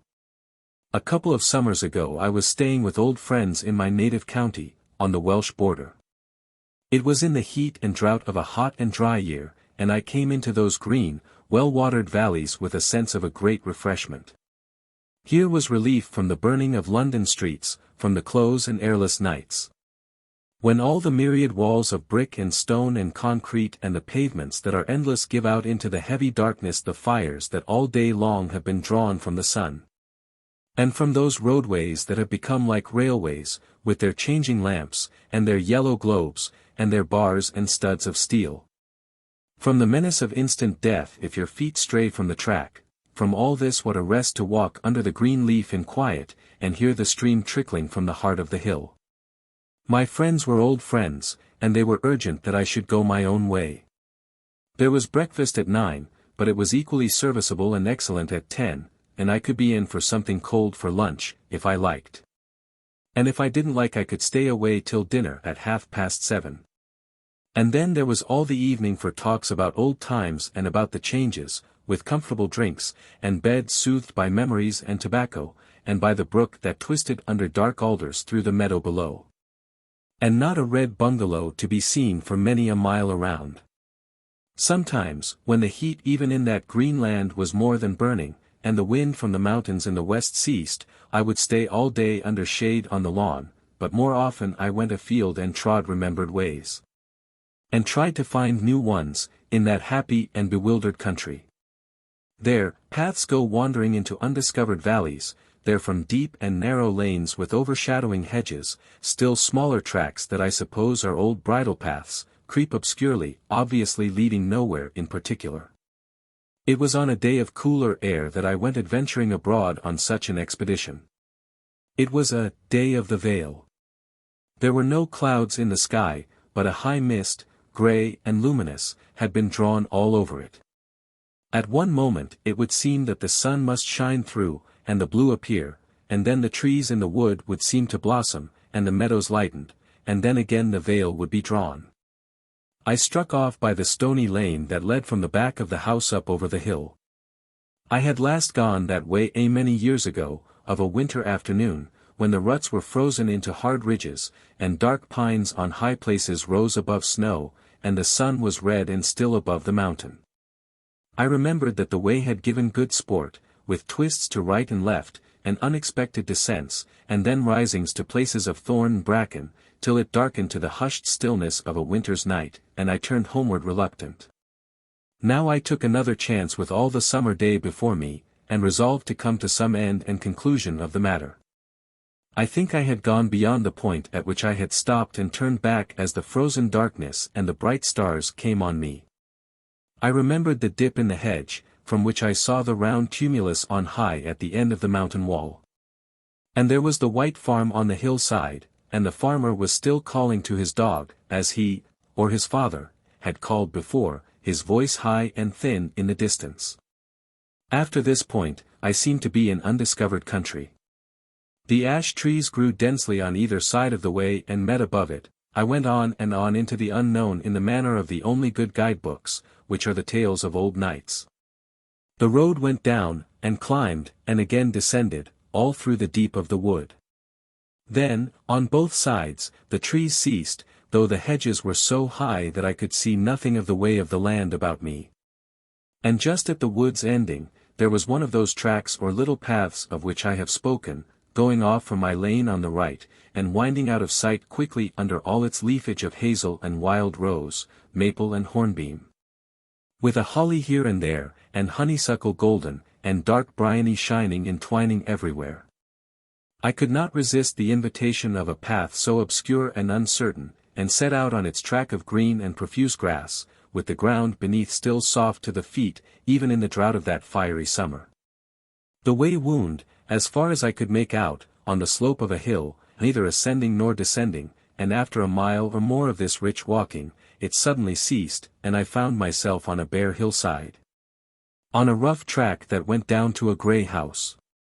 It was now a farm by its looks and surroundings, but there were signs of old state about it, good 16th-century mullioned windows and a Jacobean porch projecting from the centre, with dim armorial bearings mouldering above the door. It struck me that bread and cheese and cider would be grateful, and I beat upon the door with my stick, and brought a pleasant woman to open it. "Do you think," I began, "you could be so good as—" And then came a shout from somewhere at the end of the stone passage, and a great voice called, "Come in, then, come in, you old scoundrel, if your name is Merrick, as I'm sure it is." I was amazed. The pleasant woman grinned and said, "It seems you are well known here, sir, already. But perhaps you had heard that Mr. Roberts was staying here." My old acquaintance, James Roberts, came tumbling out from his den at the back. He was a man whom I had known a long time, but not very well. Our affairs in London moved on different lines, and so we did not often meet. But I was glad to see him in that unexpected place. He was a round man, always florid and growing redder in the face with his years. He was a countryman of mine, but I had hardly known him before we both went to town, since his home had been at the northern end of the county.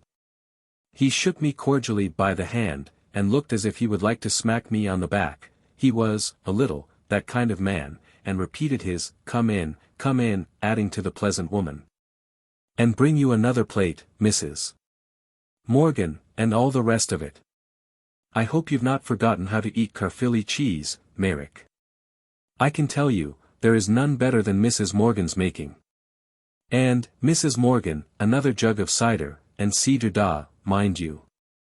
I never knew whether he had been brought up as a boy to speak Welsh. In London he had lost all but the faintest trace of accent, but down here in Gwent the tones of the country had quickly returned to him. And he smacked as strongly of the land in his speech as the cheerful farmer's wife herself. I judged his accent was a part of his holiday. He drew me into the little parlour with its old furniture and its pleasant old-fashioned ornaments and faintly flowering wallpaper, and set me in an elbow chair at the round table, and gave me, as I told him, exactly what I had meant to ask for. Bread and cheese and cider. All very good, Mrs. Morgan, it was clear, had the art of making a Caerphilly cheese that was succulent, a sort of white bel paese, far different from those dry and stony cheeses that often bring dishonour on the Caerphilly name. And afterwards there was gooseberry jam and cream.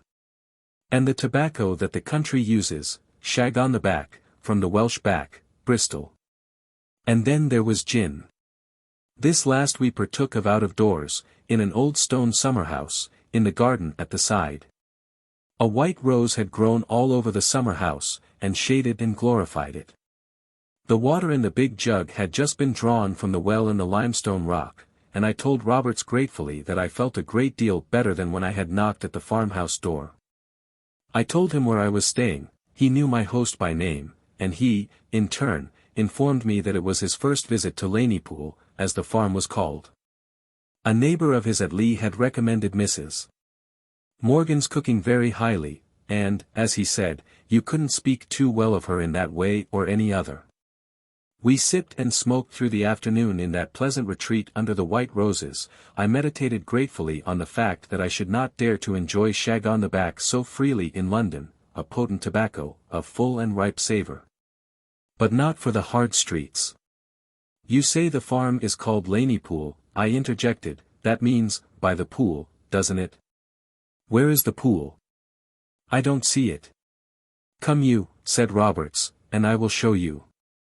He took me by a little gate through the garden hedge of laurels, thick and high, and round to the left of the house, the opposite side to that by which I had made my approach.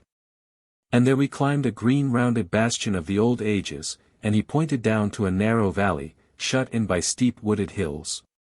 There at the bottom was a level, half marshland and half black water lying in still pools, with green islands of iris and of all manner of rank and strange growths that love to have their roots in slime. "There is your pool for you," said Roberts. It was the most strange place. I thought, hidden away under the hills as if it were a secret. The steeps that went down to it were a tangle of undergrowth, of all manner of boughs mingled with taller trees rising above the mass, and down at the edge of the marsh some of these had perished in the swampy water, and stood white and bare and ghastly, with leprous limbs. "An ugly-looking place," I said to Roberts. "I quite agree with you. It is an ugly place enough. They tell me at the farm it's not safe to go near it, or you may get fever and I don't know what else. And, indeed, if you didn't go down carefully and watch your steps, you might easily find yourself up to the neck in that black muck there." We turned back into the garden and to our summer house, and soon after, it was time for me to make my way home. "How long are you staying with Nickel?" Roberts asked me as we parted. I told him, and he insisted on my dining with him at the end of the week. "I will send you," he said. "I will take you by a short cut across the fields and see that you don't lose your way. Roast duck and green peas," he added alluringly, "and something good for the digestion afterwards." It was a fine evening when I next journeyed to the farm, but indeed we got tired of saying "fine weathers" throughout that wonderful summer. I found Roberts cheery and welcoming, but, I thought, hardly in such rosy spirits as on my former visit. We were having a cocktail of his composition in the summer house, as the famous duck gained the last glow of brown perfection. And I noticed that his speech was not bubbling so freely from him as before. He fell silent once or twice and looked thoughtful. He told me he'd ventured down to the pool, the swampy place at the bottom. "And it looks no better when you see it close at hand. Black, oily stuff that isn't like water, with a scum upon it, and weeds like a lot of monsters. I never saw such queer, ugly plants. There's one rank-looking thing down there covered with dull crimson blossoms, all bloated out and speckled like a toad." "You're no botanist," I remarked. "No, not I. I know buttercups and daisies and not much more. Mrs. Morgan here was quite frightened when I told her where I'd been. She said she hoped I mightn't be sorry for it. But I feel as well as ever. I don't think there are many places left in the country now where you can get malaria." We proceeded to the duck and the green peas and rejoiced in their perfection. There was some very old ale that Mr. Morgan had bought when an ancient tavern in the neighborhood had been pulled down. Its age and original excellence had combined to make a drink like a rare wine.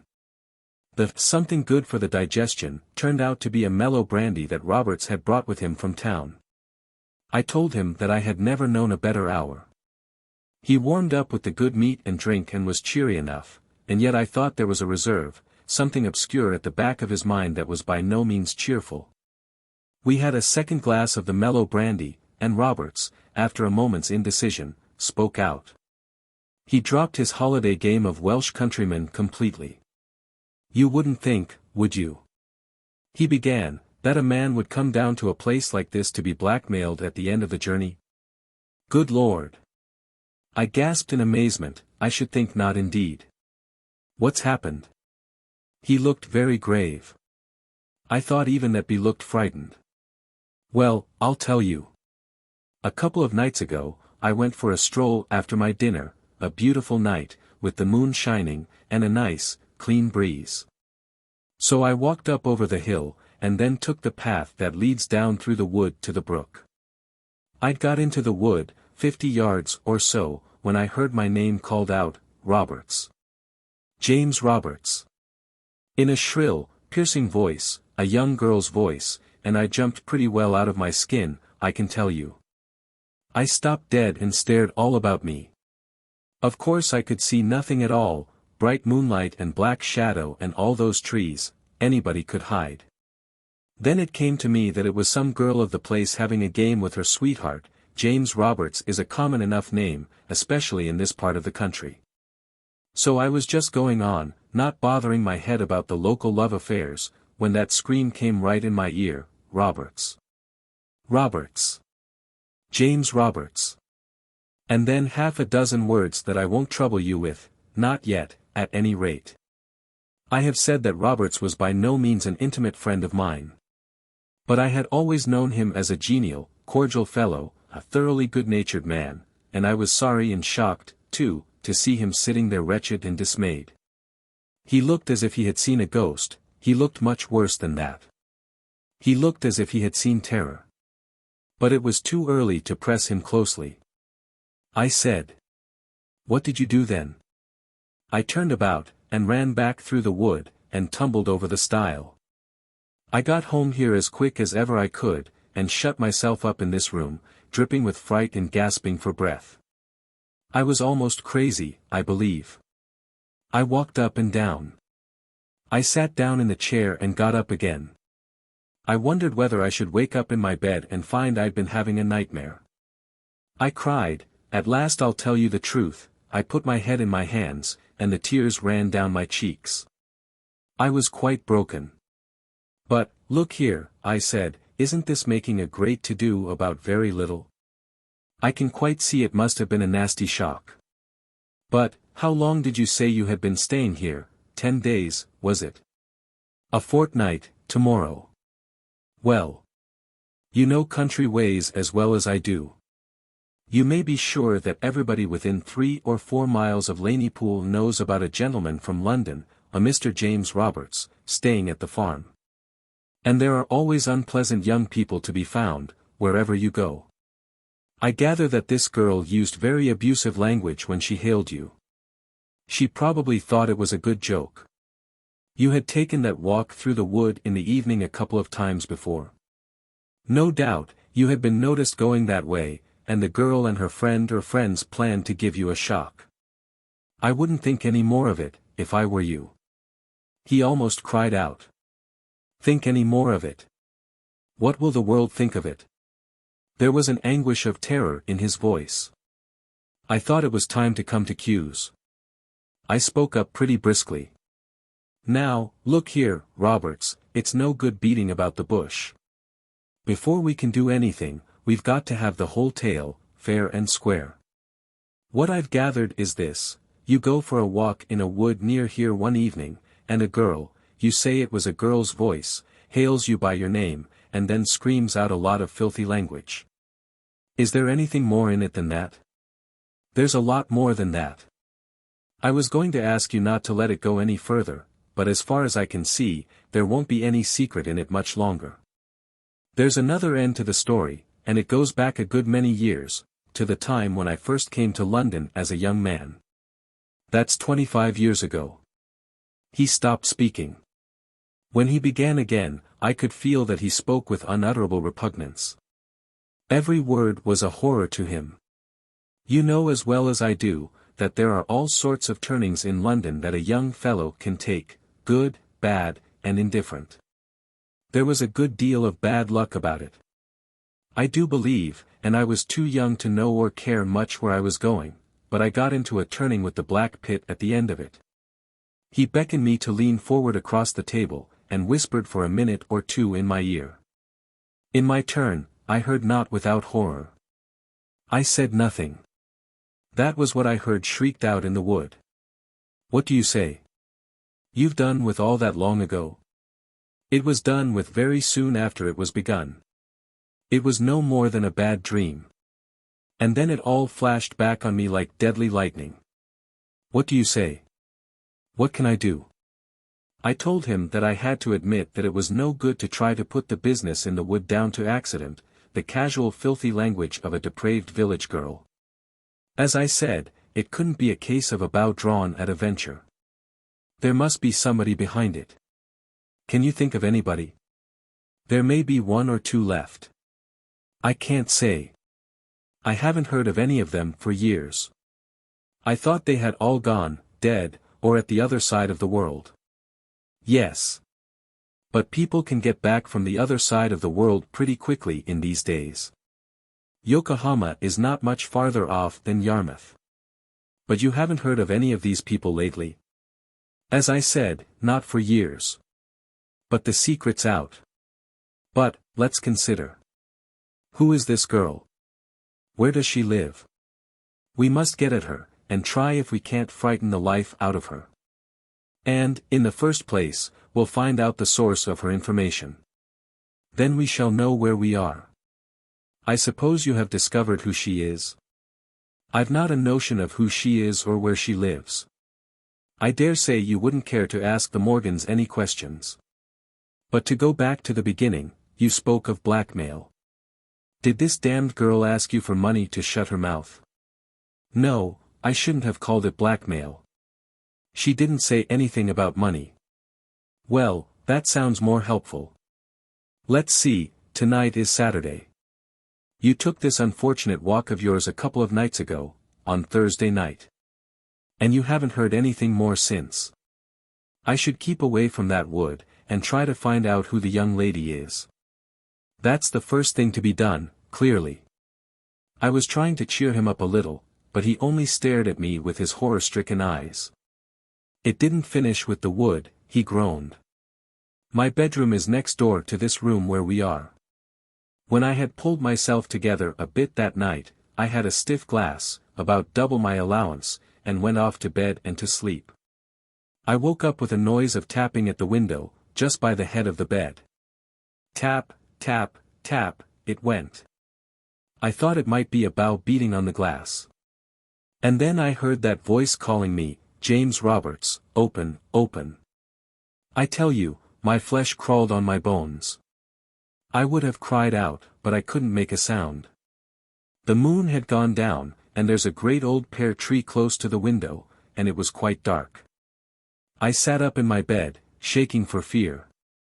It was dead still, and I began to think that the fright I had got in the wood had given me a nightmare. Then the voice called again, and louder. James Roberts. Open. Quick. And I had to open. I leaned half out of bed, and got at the latch, and opened the window a little. I didn't dare to look out. But it was too dark to see anything in the shadow of the tree. And then she began to talk to me. She told me all about it from the beginning. She knew all the names. She knew where my business was in London, and where I lived, and who my friends were. She said that they should all know. And she said, and you yourself shall tell them, and you shall not be able to keep back a single word. The wretched man fell back in his chair, shuddering and gasping for breath. He beat his hands up and down, with a gesture of hopeless fear and misery, and his lips grinned with dread. I won't say that I began to see light. But I saw a hint of certain possibilities of light or, let us say, of a lessening of the darkness. I said a soothing word or two, and let him get a little more quiet.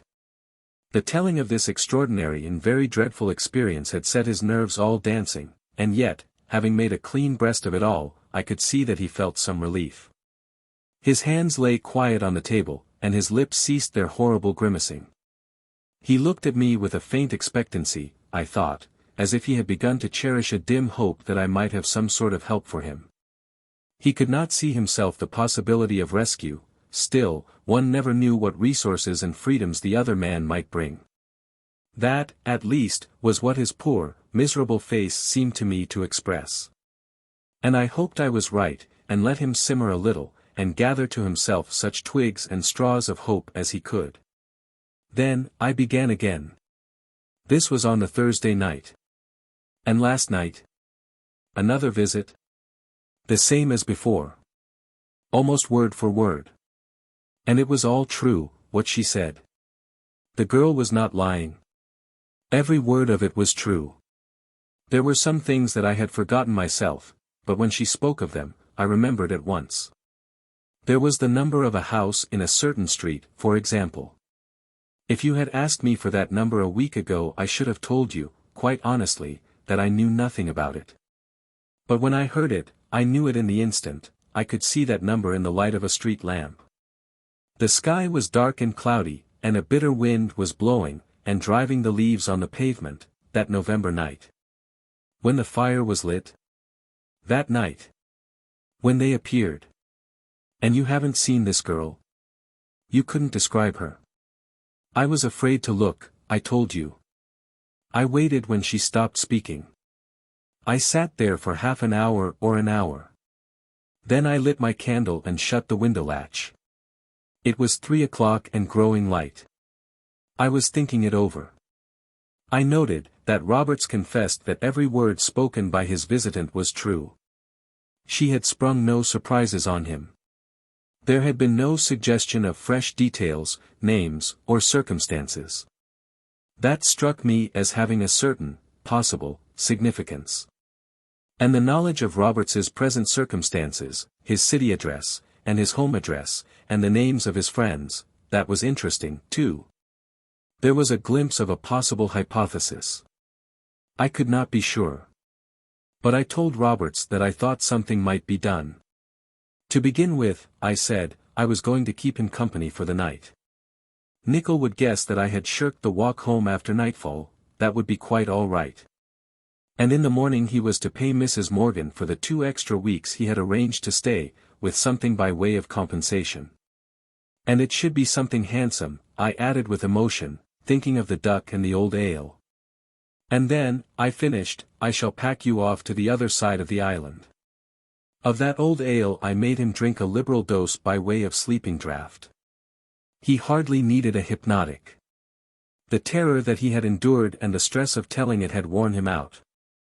I saw him fall into bed and fall asleep in a moment, and I curled up, comfortably enough, in a roomy armchair.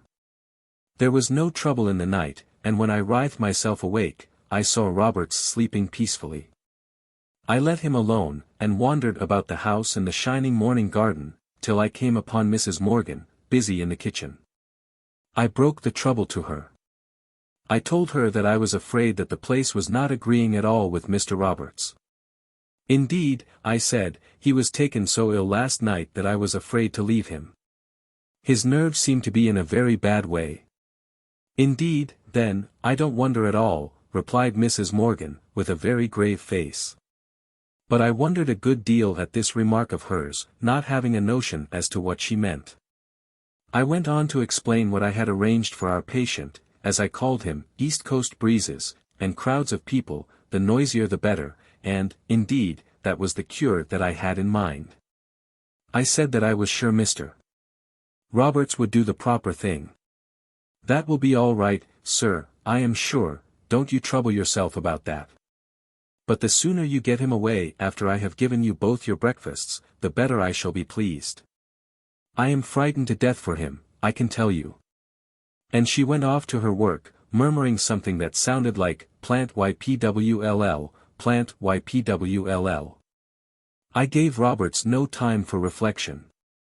I woke him up, bustled him out of bed, hurried him through his breakfast, saw him pack his suitcase, make his farewells to the Morgans, and had him sitting in the shade on Nickel's lawn well before the family were back from church.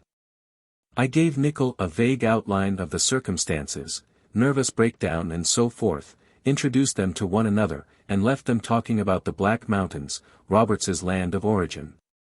The next day I saw him off at the station, on his way to Great Yarmouth, via London. I told him with an air of authority that he would have no more trouble, from any quarter, I emphasized. And he was to write to me at my town address in a week's time.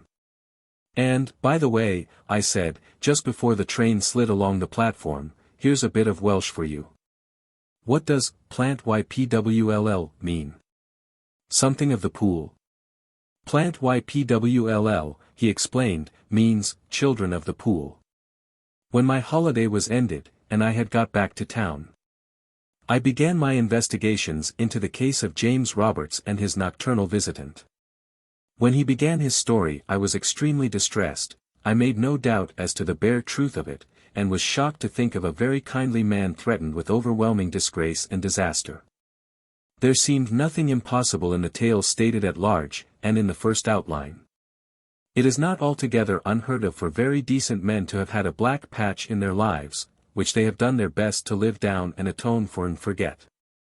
Often enough, the explanation of such misadventure is not hard to seek. You have a young fellow, very decently but very simply brought up among simple country people, suddenly pitched into the labyrinth of London, into a maze in which there are many turnings, as the unfortunate Roberts put it, which lead to disaster.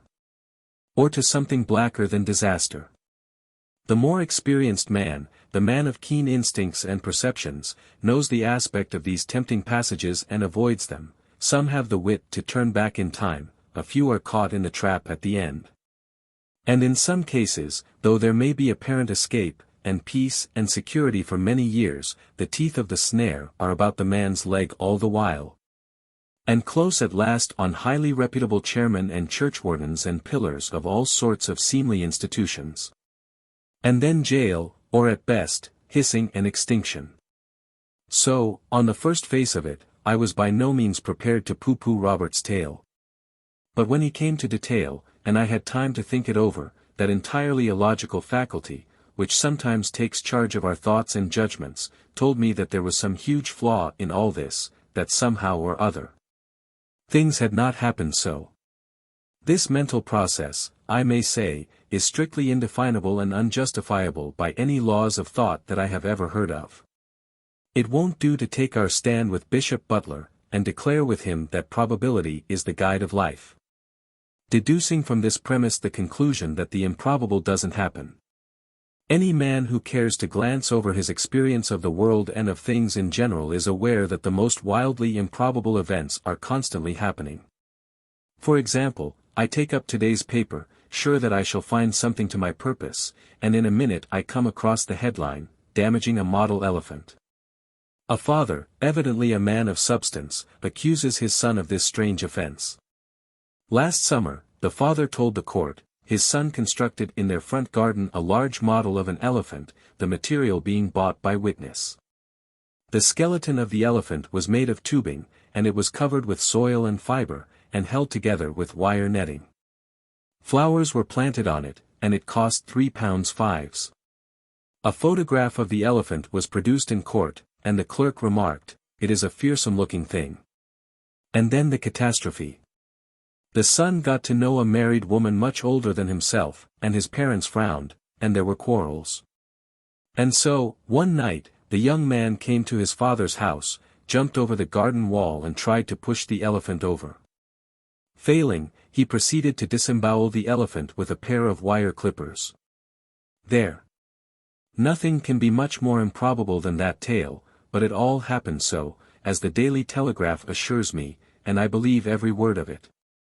And I have no doubt that if I care to look I shall find something as improbable, or even more improbable, in the newspaper columns 3 or perhaps 4 times a week. What about the old man, unknown, unidentified, found in the Thames, in one pocket, a stone Buddha, in the other, a leather wallet, with the inscription, "The hen that sits on the china egg is best off." The improbable happens and is constantly happening. But, using that faculty which I am unable to define, I rejected Roberts's Girl of the Wood and the Window. I did not suspect him for a moment of leg-pulling of an offensive and vicious kind. His misery and terror were too clearly manifest for that, and I was certain that he was suffering from a very serious and dreadful shock, and yet I didn't believe in the truth of the story he had told me. I felt convinced that there was no girl in the case, either in the wood or at the window. And when Roberts told me, with increased horror, that every word she spoke was true, that she had even reminded him of matters that he had himself forgotten, I was greatly encouraged in my growing surmise. For, it seemed to me at least probable that if the case had been such as he supposed it, there would have been new and damning circumstances in the story, utterly unknown to him and unsuspected by him. But, as it was, everything that he was told he accepted, as a man in a dream accepts without hesitation the wildest fantasies as matters and incidents of his daily experience. Decidedly, there was no girl there. On the Sunday that he spent with me at the Wern, Nicholl's place, I took advantage of his calmer condition, the night's rest had done him good, to get some facts and dates out of him, and when I returned to town, I put these to the test. It was not altogether an easy investigation since, on the surface, at least, the matters to be investigated were eminently trivial, the early days of a young man from the country up in London in a business house, and 25 years ago.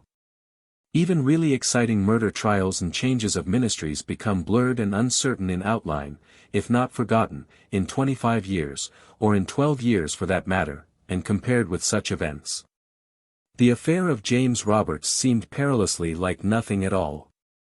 However, I had made the best use I could of the information that Roberts had given me, and I was fortified for the task by a letter I received from him.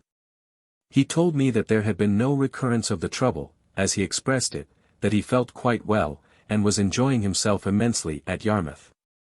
He said that the shows and entertainments on the sands were doing him no end of good.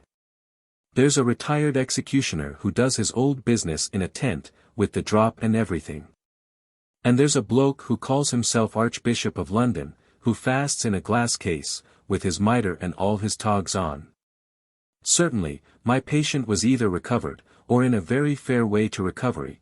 I could set about my researches in a calm spirit of scientific curiosity, without the nervous tension of the surgeon called upon at short notice to perform a life-or-death operation. As a matter of fact, it was all more simple than I thought it would be. True, the results were nothing, or almost nothing, but that was exactly what I had expected and hoped. With the slight sketch of his early career in London, furnished me by Roberts, the horrors omitted by my request, with a name or two and a date or two, I got along very well. And what did it come to? Simply this: here was a lad, he was just 17, who had been brought up amongst lonely hills and educated at a small grammar school, furnished through a London uncle with a very small stool in a city office. By arrangement, settled after a long and elaborate correspondence, he was to board with some distant cousins, who lived in the Cricklewood, Kilburn-Bronsbury region, and with them he settled down, comfortably enough, as it seemed. Though Cousin Ellen objected to his learning to smoke in his bedroom, and begged him to desist. The household consisted of Cousin Ellen, her husband, Henry Watts, and the two daughters, Helen and Justine.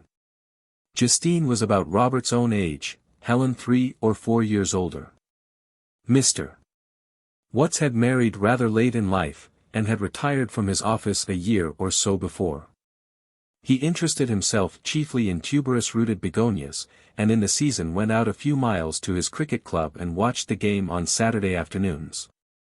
Every morning there was breakfast at 8, every evening there was high tea at 7, and in the meantime young Roberts did his best in the city, and liked his job well enough.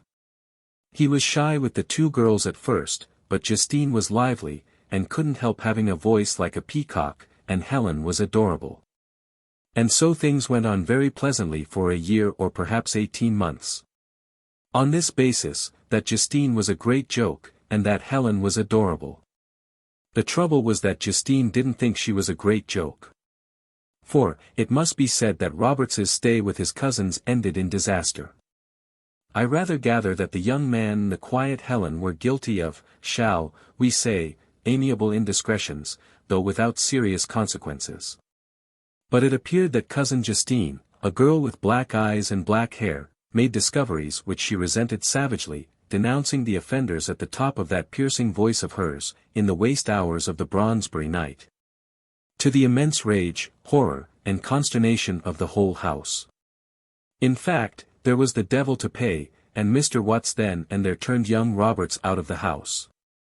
And there is no doubt that he should have been thoroughly ashamed of himself. But young men. Nothing very much happened. Old Watts had cried in his rage that he would let Roberts's chief in the city hear the whole story, but, on reflection, he held his tongue. Roberts roamed about London for the rest of the night, refreshing himself occasionally at coffee stalls. When the shops opened, he had a wash and brush up, and was prompt and bright at his office. At midday, in the underground smoking room of the tea shop, he conferred with a fellow clerk over their dominoes, and arranged to share rooms with him out Norwood Way.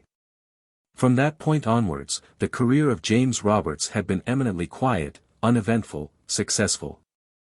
Now, everybody, I suppose, is aware that in recent years the silly business of divination by dreams has ceased to be a joke and has become a very serious science.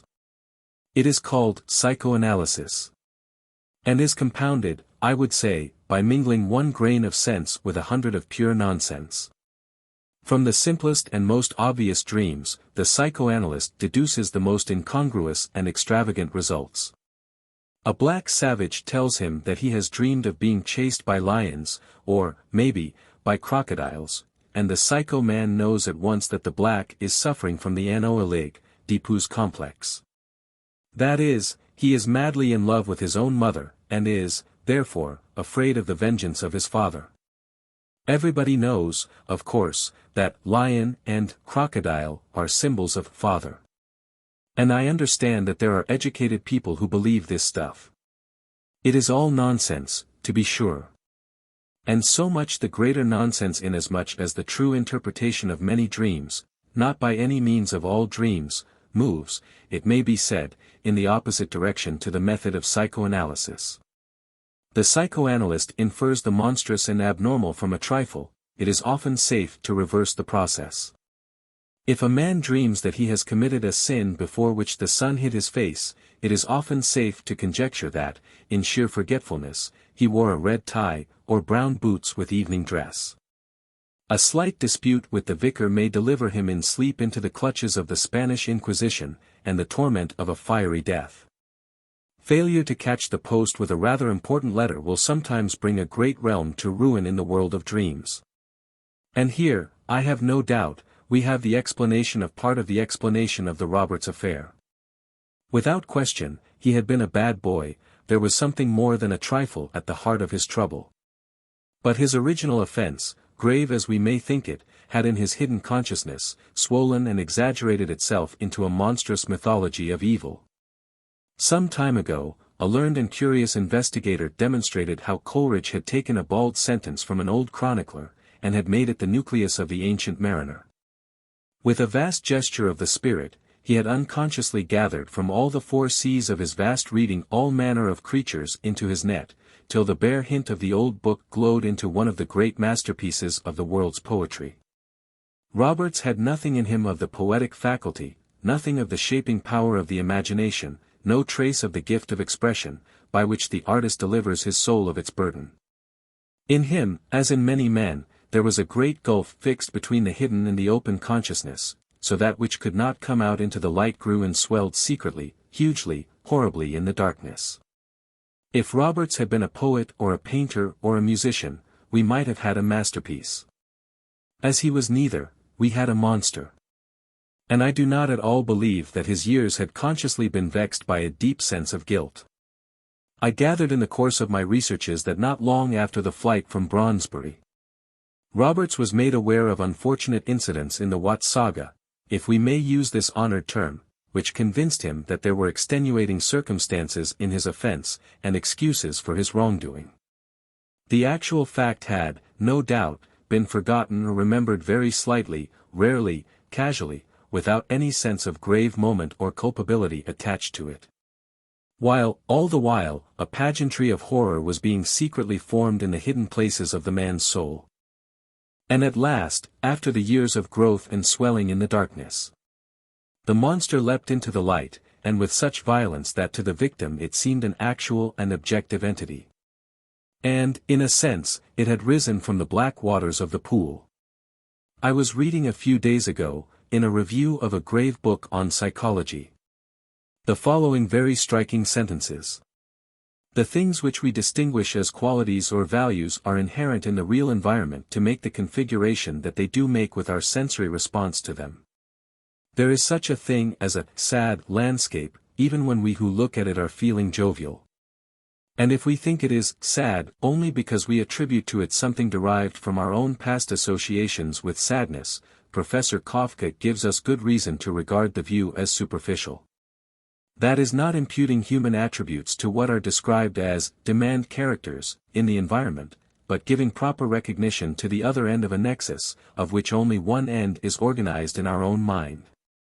Psychology is, I am sure, a difficult and subtle science, which, perhaps naturally, must be expressed in subtle and difficult language. But so far as I can gather the sense of the passage which I have quoted, it comes to this, that a landscape, a certain configuration of wood, water, height and depth, light and dark, flower and rock, is, in fact, an objective reality, a thing. Just as opium and wine are things, not clotted fancies, mere creatures of our make-believe, to which we give a kind of spurious reality in efficacy. The dreams of De Quincey were a synthesis of De Quincey, plus opium. The riotous gaiety of Charles Surface and his friends was the product and result of the wine they had drunk, plus their personalities. So, the profound Professor Kafka, his book is called Principles of Gestalt Psychology, insists that the sadness, which we attribute to a particular landscape is really and efficiently in the landscape and not merely in ourselves. And consequently that the landscape can affect us and produce results in us, in precisely the same manner as drugs and meat and drink affect us in their several ways. Poe, who knew many secrets, knew this, and taught that landscape gardening was as truly a fine art as poetry or painting, since it availed to communicate the mysteries to the human spirit. And perhaps, Mrs. Morgan of Laneypool Farm put all this much better in the speech of symbolism, when she murmured about the children of the pool. For if there is a landscape of sadness, there is certainly also a landscape of a horror of darkness and evil. And that black and oily depth, overshadowed with twisted woods, with its growth of foul weeds and its dead trees and leprous boughs was assuredly potent in terror. To Roberts it was a strong drug, a drag of evocation. The black deep without calling to the black deep within, and summoning the inhabitant thereof to come forth. I made no attempt to extract the legend of that dark place from Mrs. Morgan. And I do not suppose that she would have been communicative if I had questioned her. But it has struck me as possible and even probable that Roberts was by no means the first to experience the power of the pool. Old stories often turn out to be true. Change. Here, said old Mr. Vincent Rumour, fumbling in the pigeonholes of his great and ancient bureau, is an oddity which may interest you. He drew a sheet of paper out of the dark place where it had been hidden, and handed it to Reynolds, his curious guest. The oddity was an ordinary sheet of notepaper, of a sort which has long been popular. A bluish-grey with slight flecks and streaks of a darker blue embedded in its substance. It had yellowed a little with age at the edges. The outer page was blank. Reynolds laid it open, and spread it out on the table beside his chair. He read something like this. A. E. E. I.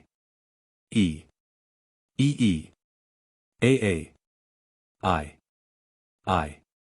O. E. E. O. E. E. I. A. O. O. O. A. O. A. E. I. E. E. O. I. E. A. E. I. Reynolds scanned it with stupefied perplexity. What on earth is it? He said.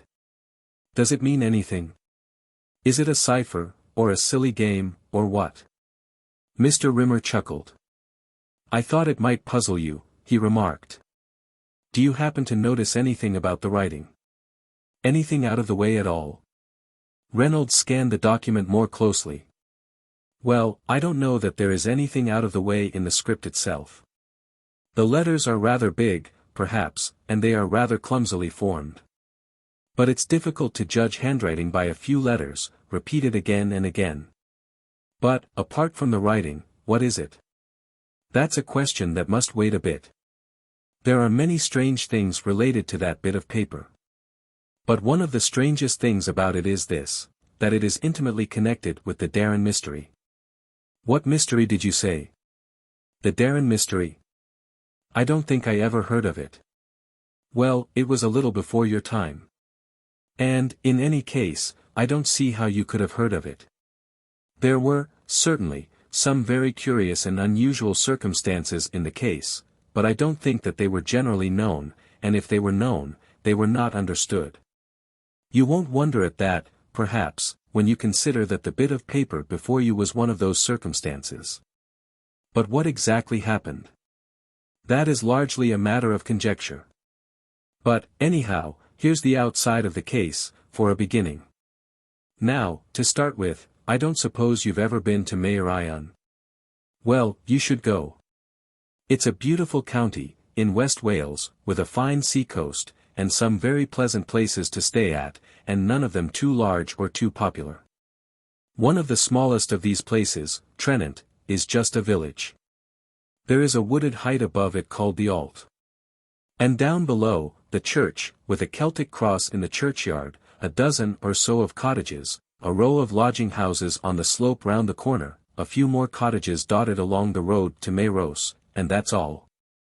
Below the village are marshy meadows where the brook that comes from the hills spreads abroad, and then the dunes, and the sea, stretching away to the Dragon's Head in the far east and enclosed to the west by the beginnings of the limestone cliffs.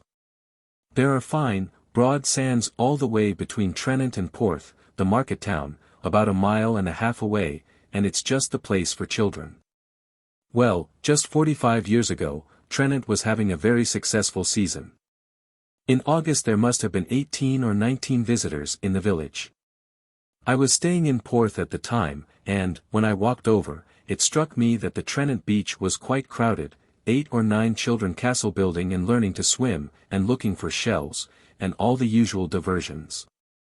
The grown-up people sat in groups on the edge of the dunes and read and gossiped, or took a turn towards Porth, or perhaps tried to catch prawns in the rock pools at the other end of the sands. Altogether a very pleasant, happy scene in its simple way, and, as it was a beautiful summer, I have no doubt they all enjoyed themselves very much. I walked to Trenant and back 3 or 4 times, and I noticed that most of the children were more or less in charge of a very pretty dark girl, quite young, who seemed to advise in laying out the ground plan of the castle. And to take off her stockings and tuck up her skirts, we thought a lot of legs in those days, when the bathers required supervision. She also indicated the kinds of shells which deserved the attention of collectors, an extremely serviceable girl. It seemed that this girl, Alice Hayes, was really in charge of the children, or of the greater part of them. She was a sort of nursery governess or lady of all work to Mrs. Brown, who had come down from London in the early part of July with Miss Hayes and little Michael, a child of 8, who refused to recover nicely from his attack of measles. Mr. Brown had joined them at the end of the month with the 2 elder children, Jack and Rosamund. Then, there were the Smiths, with their little family, and the Robinsons with their 3. And the fathers and mothers, sitting on the beach every morning, got to know each other very easily. Mrs. Smith and Mrs. Robinson soon appreciated Miss Hayes's merits as a child herd. They noticed that Mrs. Brown sat placid and went on knitting in the sun, quite safe and unperturbed, while they suffered from recurrent alarms. Jack Smith, though barely 14, would be seen dashing through the waves, out to sea, as if he had quite made up his mind to swim to the Dragon's Head, about 20 miles away, or Jane Robinson, in bright pink, would appear suddenly right away among the rocks of the point, ready to vanish into the perilous unknown round the corner. Hence, alarums and excursions, tiring expeditions of rescue and remonstrance, through soft sand or over slippery rocks under a hot sun. And then these ladies would discover that certain of their offspring had entirely disappeared or were altogether missing from the landscape.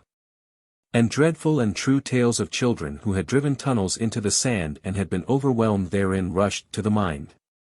And all the while Mrs. Brown sat serene, confident in the overseership of her Miss Hayes. So, as was to be gathered, the other 2 took counsel together. Mrs. Brown was approached, and something called an arrangement was made, by which Miss Hayes undertook the joint mastership of all 3 packs, greatly to the ease of Mrs. Smith and Mrs. Robinson. It was about this time, I suppose, that I got to know this group of holiday-makers. I had met Smith, whom I knew slightly in town, in the street of Porth, just as I was setting out for one of my morning walks. We strolled together to Trenant on the firm sand down by the water's edge, and introductions went round, and so I joined the party, and sat with them, watching the various diversions of the children and the capable superintendence of Miss Hayes. "Now there's a queer thing about this little place," said Brown, a genial man, connected, I believe, with Lloyd's. "Wouldn't you say this was as healthy a spot as any you could find? Well sheltered from the north, southern aspect, never too cold in winter, fresh sea breeze in summer, what could you have more?" "Well," I replied, "it always agrees with me very well, a little relaxing, perhaps, but I like being relaxed." "Isn't it a healthy place, then?" What makes you think so? I'll tell you. We have rooms in Govan Terrace, up there on the hillside. The other night I woke up with a coughing fit. I got out of bed to get a drink of water, and then had a look out of the windows to see what sort of night it was. I didn't like the look of those clouds in the southwest after sunset the night before. As you can see, the upper windows of Govan Terrace command a good many of the village houses. And, do you know, there was a light in almost every house. At 2 o'clock in the morning. Apparently the village is full of sick people. But who would have thought it? We were sitting a little apart from the rest. Smith had brought a London paper from Porth and he and Robinson had their heads together over the city article. The three women were knitting and talking hard, and down by the blue, creaming water Miss Hayes and her crew were playing happily in the sunshine. "Do you mind," I said to Brown, "if I swear you to secrecy? A limited secrecy. I don't want you to speak of this to any of the village people. They wouldn't like it. And have you told your wife or any of the party about what you saw?" "As a matter of fact, I haven't said a word to anybody. Illness isn't a very cheerful topic for a holiday, is it? But what's up? You don't mean to say there's some sort of epidemic in the place that they're keeping dark?" "I say. That would be awful. We should have to leave at once. Think of the children." "Nothing of the kind. I don't think that there's a single case of illness in the place, unless you count old Thomas Evans, who has been in what he calls a decline for 30 years. You won't say anything? Then I'm going to give you a shock. The people have a light burning in their houses all night to keep out the fairies. I must say it was a success." Brown looked frightened. Not of the fairies, most certainly not, rather at the reversion of his established order of things. He occupied his business in the city, he lived in an extremely comfortable house at Addiscombe, he was a keen though sane adherent of the Liberal party. And in the world between these points there was no room at all either for fairies or for people who believed in fairies. The latter were almost as fabulous to him as the former, and still more objectionable. "Look here," he said at last. "You're pulling my leg. Nobody believes in fairies. They haven't for hundreds of years. Shakespeare didn't believe in fairies. He says so." I let him run on. He implored me to tell him whether it was typhoid, or only measles, or even chicken-pox. I said at last, "You seem very positive on the subject of fairies. Are you sure there are no such things?" "Of course I am," said Brown, very crossly. "How do you know?" It is a shocking thing to be asked a question like that, to which, be it observed, there is no answer. I left him seething dangerously. "Remember," I said, "not a word of lit windows to anybody. But if you are uneasy as to epidemics, ask the doctor about it." He nodded his head glumly. I knew he was drawing all sorts of false conclusions, and for the rest of our stay I would say that he did not seek me out, until the last day of his visit. I had no doubt that he put me down as a believer in fairies and a maniac, but it is, I consider, good for men who live between the city and liberal politics and Addiscombe to be made to realize that there is a world elsewhere. And, as it happens, it was quite true that most of the Trennant people believed in the fairies and were horribly afraid of them. But this was only an interlude. I often strolled over and joined the party. And I took up my freedom with the young members by contributing posts and a tennis net to the beach sports. They had brought down rackets and balls, in the vague idea that they might be able to get a game somehow and somewhere, and my contribution was warmly welcomed. I helped Miss Hayes to fix the net, and she marked out the court, with the help of many suggestions from the elder children, to which she did not pay the slightest attention. I think the constant disputes as to whether the ball was in or out brightened the game, though Wimbledon would not have approved. And sometimes the elder children accompanied their parents to Porth in the evening and watched the famous Japanese jugglers or Pepper's Ghost at the Assembly Rooms.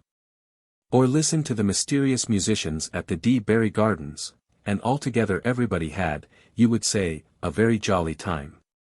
It all came to a dreadful end. One morning when I had come out on my usual morning stroll from Porth, and had got to the camping ground of the party at the edge of the dunes, I found somewhat to my surprise that there was nobody there. I was afraid that Brown had been in part justified in his dread of concealed epidemics, and that some of the children had caught something in the village. So I walked up in the direction of Govan Terrace, and found Brown standing at the bottom of his flight of steps, and looking very much upset. I hailed him. "I say," I began, "I hope you weren't right, after all. None of the children down with measles, or anything of that sort. It's something worse than measles. We none of us know what has happened. The doctor can make nothing of it. Come in, and we can talk it over."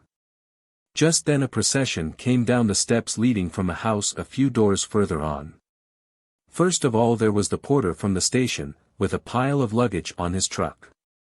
Then came the two elder Smith children, Jack and Millicent, and finally, Mr. and Mrs. Smith.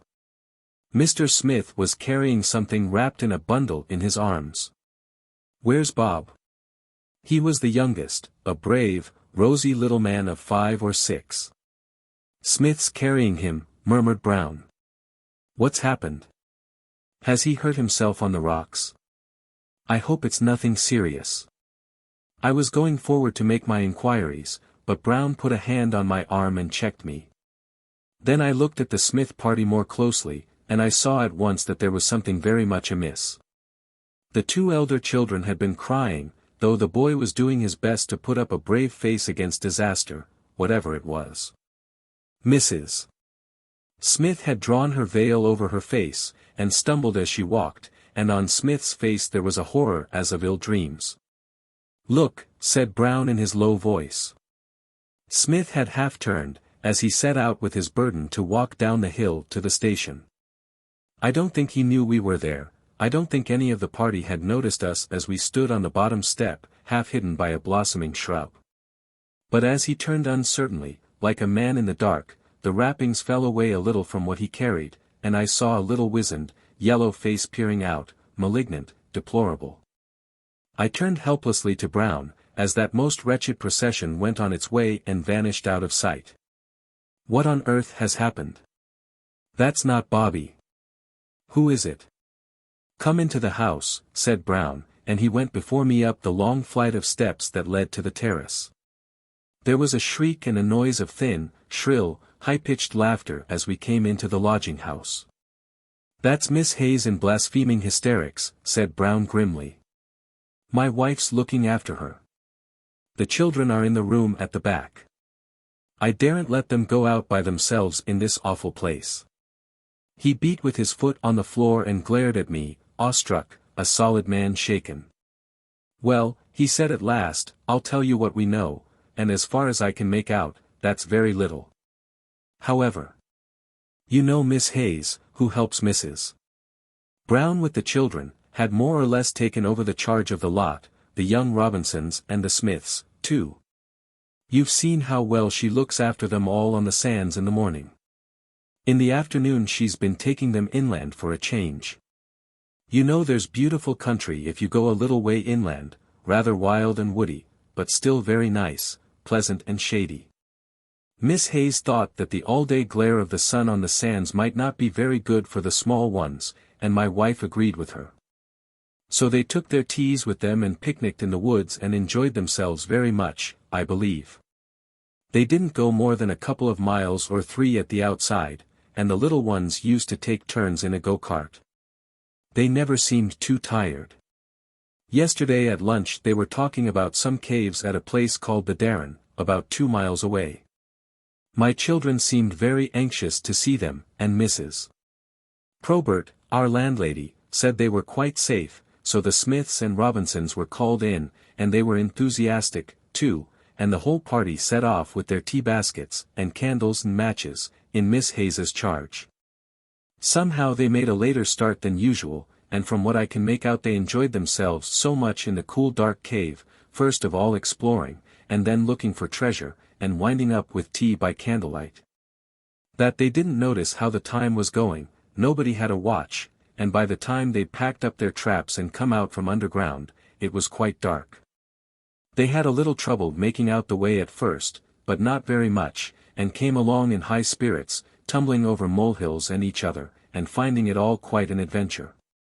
They had got down in the road there, and were sorting themselves out into the 3 parties, when somebody called out, "Where's Bobby Smith?" Well, he wasn't there. The usual story, everybody thought he was with somebody else. They were all mixed up in the dark, talking and laughing and shrieking at the top of their voices, and taking everything for granted. I suppose it was like that. But poor little Bob was missing. You can guess what a scene there was. Everybody was much too frightened to scold Miss Hayes, who had no doubt been extremely careless, to say the least of it, not like her. Robinson pulled us together. He told Mrs. Smith that the little chap would be perfectly all right, there were no precipices to fall over and no water to fall into, the way they'd been, that it was a warm night, and the child had had a good stuffing tea. And he would be as right as rain when they found him. So we got a man from the farm, with a lantern, and Miss Hayes to show us exactly where they'd been, and Smith and Robinson and I went off to find poor Bobby, feeling a good deal better than at first. I noticed that the farm man seemed a good deal put out when we told him what had happened and where we were going. "Got lost in the Darren," he said. "Indeed, that is a pity." That set Smith off at once, and he asked Williams what he meant. What was the matter with the place? Williams said there was nothing the matter with it at all whatever, but it was a tiresome place to be in after dark. That reminded me of what you were saying a couple of weeks ago about the people here. Some damn superstitious nonsense, I said to myself, and thanked God it was nothing worse. I thought the fellow might be going to tell us of a masked bog or something like that. I gave Smith a hint in a whisper as to where the land lay. And we went on, hoping to come on little Bob any minute. Nearly all the way we were going through open fields without any cover or bracken or anything of that sort, and Williams kept twirling his lantern, and Miss Hayes and the rest of us called out the child's name. There didn't seem much chance of missing him. However, we saw nothing of him, till we got to the Darren. It's an odd sort of place, I should think. You're in an ordinary field, with a gentle upward slope, and you come to a gate, and down you go into a deep, narrow valley. A regular nest of valleys as far as I could make out in the dark, one leading into another, and the sides covered with trees. The famous caves were on one of these steep slopes, and, of course, we all went in. They didn't stretch far. Nobody could have got lost in them, even if the candles gave out. We searched the place thoroughly, and saw where the children had had their tea, no signs of Bobby. So we went on down the valley between the woods, till we came to where it opens out into a wide space, with one tree growing all alone in the middle. And then we heard a miserable whining noise, like some little creature that's got hurt. And there under the tree was, what you saw poor Smith carrying in his arms this morning. It fought like a wild cat when Smith tried to pick it up, and jabbered some unearthly sort of gibberish. Then Miss Hayes came along and seemed to soothe it. And it's been quiet ever since. The man with the lantern was shaking with terror, the sweat was pouring down his face. I stared hard at Brown. And, I thought to myself, you are very much in the same condition as Williams. Brown was obviously overcome with dread. We sat there in silence. Why do you say it? I asked. Why don't you say him? You saw. Do you mean to tell me seriously that you don't believe that child you helped to bring home was Bobby? What does Mrs. Smith say? She says the clothes are the same. I suppose it must be Bobby. The doctor from Porth says the child must have had a severe shock. I don't think he knows anything about it. He stuttered over his words, and said at last, I was thinking of what you said about the lighted windows. I hoped you might be able to help. Can you do anything? We are leaving this afternoon, all of us. Is there nothing to be done? I am afraid not. I had nothing else to say. We shook hands and parted without more words. The next day I walked over to the Darren. There was something fearful about the place, even in the haze of a golden afternoon. As Brown had said, the entrance and the disclosure of it were sudden and abrupt. The fields of the approach held no hint of what was to come. Then, past the gate, the ground fell violently away on every side, grey rocks of an ill shape pierced through it, and the ash trees on the steep slopes overshadowed all. The descent was into silence, without the singing of a bird, into a wizard shade. At the farther end, where the wooded heights retreated somewhat, there was the open space, or circus, of turf. And in the middle of it a very ancient, twisted thorn tree, beneath which the party in the dark had found the little creature that whined and cried out in unknown speech. I turned about, and on my way back I entered the caves, and lit the carriage candle I had brought with me. There was nothing much to see. I never think there is much to see in caves. There was the place where the children and others before them had taken their tea, with a ring of blackened stones within which many fires and twigs had been kindled. In caves or out of caves, townsfolk in the country are always alike in leaving untidy and unseemly litter behind, and here were the usual scraps of greasy paper, daubed with smears of jam and butter, the half-eaten sandwich, and the gnawed crust. Amidst all this nastiness I saw a piece of folded notepaper, and in sheer idleness picked it up and opened it. You have just seen it. When I asked you if you saw anything peculiar about the writing, you said that the letters were rather big and clumsy. The reason of that is that they were written by a child. I don't think you examined the back of the second leaf. Look, Rosamund Brown, that is. And beneath, there, in the corner. Reynolds looked, and read, and gaped aghast. That was, her other name, her name in the dark. Name in the dark. In the dark night of the Sabbath. That pretty girl had caught them all. They were in her hands, those wretched children, like the clay images she made. I found one of those things, hidden in a cleft of the rocks, near the place where they had made their fire. I ground it into dust beneath my feet. And I wonder what her name was. They called her, I think, the bridegroom and the bride. Did you ever find out who she was, or where she came from? Very little. Only that she had been a mistress at the Home for Christian Orphans in North Tottenham, where there was a hideous scandal some years before. Then she must have been older than she looked, according to your description. Possibly. They sat in silence for a few minutes. Then Reynolds said. But I haven't asked you about this formula, or whatever you may call it, all these vowels, here. Is it a cipher? No.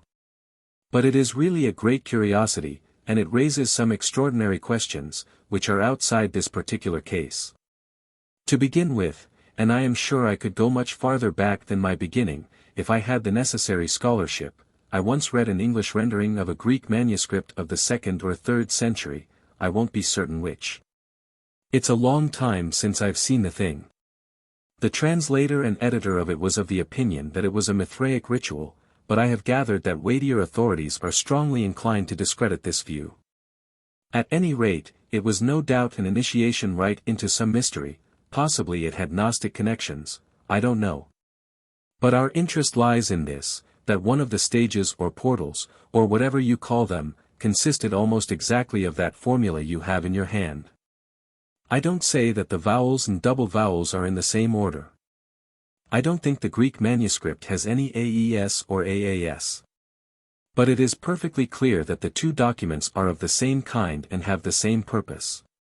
And, advancing a little in time from the Greek manuscript, I don't think it is very surprising that the final operation of an incantation in medieval and later magic consisted of this wailing on vowels arranged in a certain order. But here is something that is surprising. A good many years ago I strolled one Sunday morning into a church in Bloomsbury, the headquarters of a highly respectable sect. And in the middle of a very dignified ritual, there rose quite suddenly, without preface or warning, this very sound, a wild wail of vowels. The effect was astounding, anyhow, whether it was terrifying or merely funny, is a matter of taste. You'll have guessed what I heard. They call it speaking with tongues, and they believe it to be a heavenly language. And I need scarcely say that they meant very well. But the problem is, How did a congregation of solid Scotch Presbyterians hit on that queer, ancient and not over-sanctified method of expressing spiritual emotion? It is a singular puzzle. And that woman? That is not by any means so difficult. The good Scotchmen, I can't think how they did it, got hold of something that didn't belong to them. She was in her own tradition. And, as they say down there, Asakai Dasa, the darkness is undying. A New Christmas Carol. Scrooge was undoubtedly getting on in life, to begin with. There is no doubt whatever about that. 10 years had gone by since the spirit of old Jacob Marley had visited him, and the ghosts of Christmas past, Christmas present, and Christmas yet to come had shown him the error of his mean, niggardly, churlish ways. And had made him the merriest old boy that ever walked on 'Change with a chuckle, and was called Old Meddler by the young dogs who never reverenced anybody or anything. And, not a doubt of it, the young dogs were in the right. Ebenezer Scrooge was a meddler. He was always ferreting about into other people's business, so that he might find out what good he could do them. Many a hard man of affairs softened as he thought of Scrooge and of the old man creeping round to the counting-house where the hard man sat in despair, and thought of the certain ruin before him. "My dear Mr. Hardman," old Scrooge had said, "not another word. Take this draft for £30,000, and use it as none knows better. Why, you'll double it for me before 6 months are out." He would go out chuckling on that, and Charles the waiter, at the old city tavern where Scrooge dined, always said that Scrooge was a fortune for him and to the house. To say nothing of what Charles got by him. Everybody ordered a fresh supply of hot brandy and water when his cheery, rosy old face entered the room. It was Christmastide. Scrooge was sitting before his roaring fire, sipping at something warm and comfortable, and plotting happiness for all sorts of people. "I won't bear Bob's obstinacy," he was saying to himself. "The firm was Scrooge and Cratchit now, he does all the work, and it's not fair for a useless old fellow like me to take more than a quarter share of the profits." A dreadful sound echoed through the grave old house. The air grew chill and sour. The something warm and comfortable grew cold and tasteless as Scrooge sipped it nervously. The door flew open, and a vague but fearful form stood in the doorway. "Follow me," it said. Scrooge is not at all sure what happened then. He was in the streets. He recollected that he wanted to buy some sweetmeats for his little nephews and nieces, and he went into a shop. "Past 8 o'clock, sir," said the civil man. "I can't serve you." He wandered on through the streets that seemed strangely altered. He was going westward, and he began to feel faint. He thought he would be the better for a little brandy and water, and he was just turning into a tavern when all the people came out and the iron gates were shut with a clang in his face. "What's the matter?" he asked feebly of the man who was closing the doors. "Gone 10, the fellow said shortly, and turned out all the lights. Scrooge felt sure that the second mince pie had given him indigestion, and that he was in a dreadful dream. He seemed to fall into a deep gulf of darkness, in which all was blotted out. When he came to himself again it was Christmas Day, and the people were walking about the streets. Scrooge, somehow or other, found himself among them. They smiled and greeted one another cheerfully, but it was evident that they were not happy. Marks of care were on their faces, marks that told of past troubles and future anxieties. Scrooge heard a man sigh heavily just after he had wished a neighbor a Merry Christmas. There were tears on a woman's face as she came down the church steps, all in black. "Poor John," she was murmuring. "I am sure it was the wearing Clarke of money troubles that killed him. Still, he is in heaven now." But the clergyman said in his sermon that heaven was only a pretty fairy tale. She wept anew. All this disturbed Scrooge dreadfully. Something seemed to be pressing on his heart. "But," said he, "I shall forget all this when I sit down to dinner with nephew Fred and my niece and their young rascals." It was late in the afternoon. 4 o'clock and dark, but in capital time for dinner. Scrooge found his nephew's house. It was as dark as the sky, not a window was lighted up. Scrooge's heart grew cold. He knocked and knocked again, and rang a bell that sounded as faint and far as if it had rung in a grave. At last a miserable old woman opened the door for a few inches and looked out suspiciously. "Mr. Fred," said she. "Why, he and his missus have gone off to the Hotel Splendid, as they call it, and they won't be home till midnight. They got their table 6 weeks ago. The children are away at Eastbourne. Dining in a tavern on Christmas Day." Scrooge murmured. "What terrible fate is this? Who is so miserable, so desolate, that he dines at a tavern on Christmas Day? And the children at Eastbourne?" The air grew misty about him. He seemed to hear as though from a great distance the voice of Tiny Tim, saying, "God help us, every one."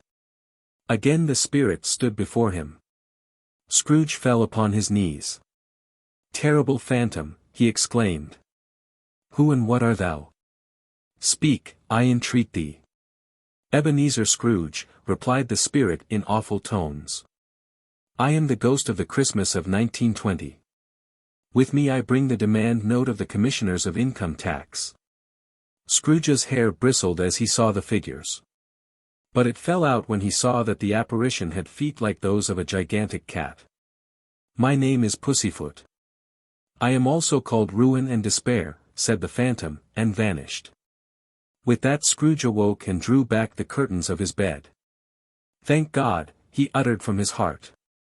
"It was but a dream. Out of the earth." There was some sort of confused complaint during last August of the ill behavior of the children at certain Welsh watering places. Such reports and vague rumors are most difficult to trace to their heads and fountains.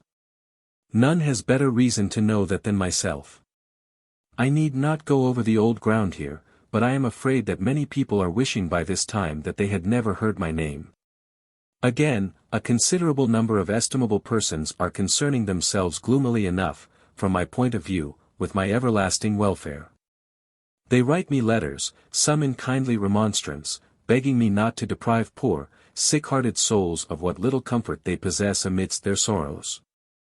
Others send me tracts and pink leaflets with allusions to the daughter of a well-known canon, others again are violently and anonymously abusive.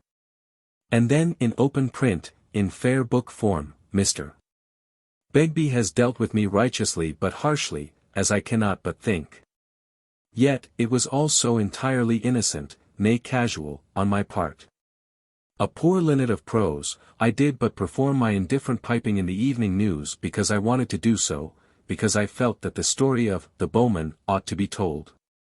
An inventor of fantasies is a poor creature, heaven knows, when all the world is at war.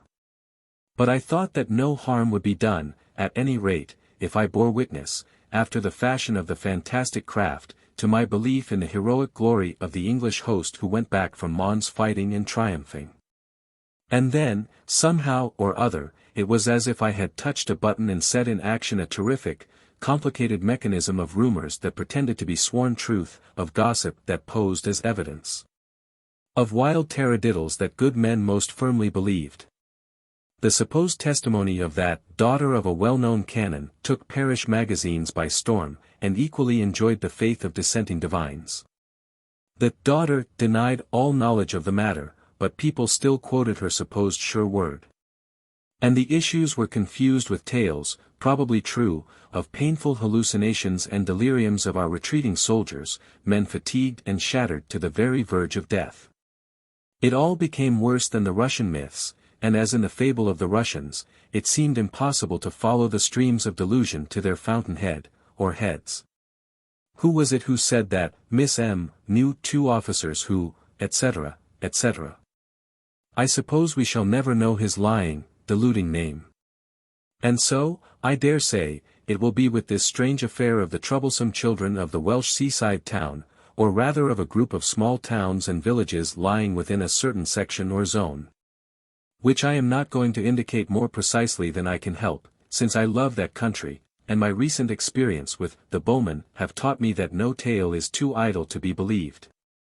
And, of course, to begin with, nobody knew how this odd and malicious piece of gossip originated.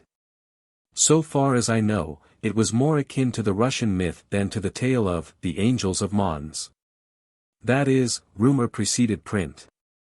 The thing was talked of here and there and passed from letter to letter long before the papers were aware of its existence. And, here it resembles rather the Mons affair. London and Manchester, Leeds and Birmingham were muttering vague unpleasant things while the little villages concerned basked innocently in the sunshine of an unusual prosperity. In this last circumstance, as some believe, is to be sought the root of the whole matter. It is well known that certain East Coast towns suffered from the dread of air raids, and that a good many of their usual visitors went westward for the first time. So there is a theory that the East Coast was mean enough to circulate reports against the West Coast out of pure malice and envy. It may be so, I do not pretend to know. But here is a personal experience, such as it is, which illustrated the way in which the rumour was circulated. I was lunching one day at my Fleet Street Tavern, this was early in July, and a friend of mine, a solicitor, of Sergeant's Inn, came in and sat at the same table. We began to talk of holidays and my friend Eddie's asked me where I was going. To the same old place, I said. Manavon. You know we always go there. Are you really? Said the lawyer, I thought that coast had gone off a lot. My wife has a friend who's heard that it's not at all that it was. I was astonished to hear this, not seeing how a little village like Manavon could have gone off. I had known it for 10 years as having accommodation for about 20 visitors, and I could not believe that rows of lodging houses had sprung up since the August of 1914.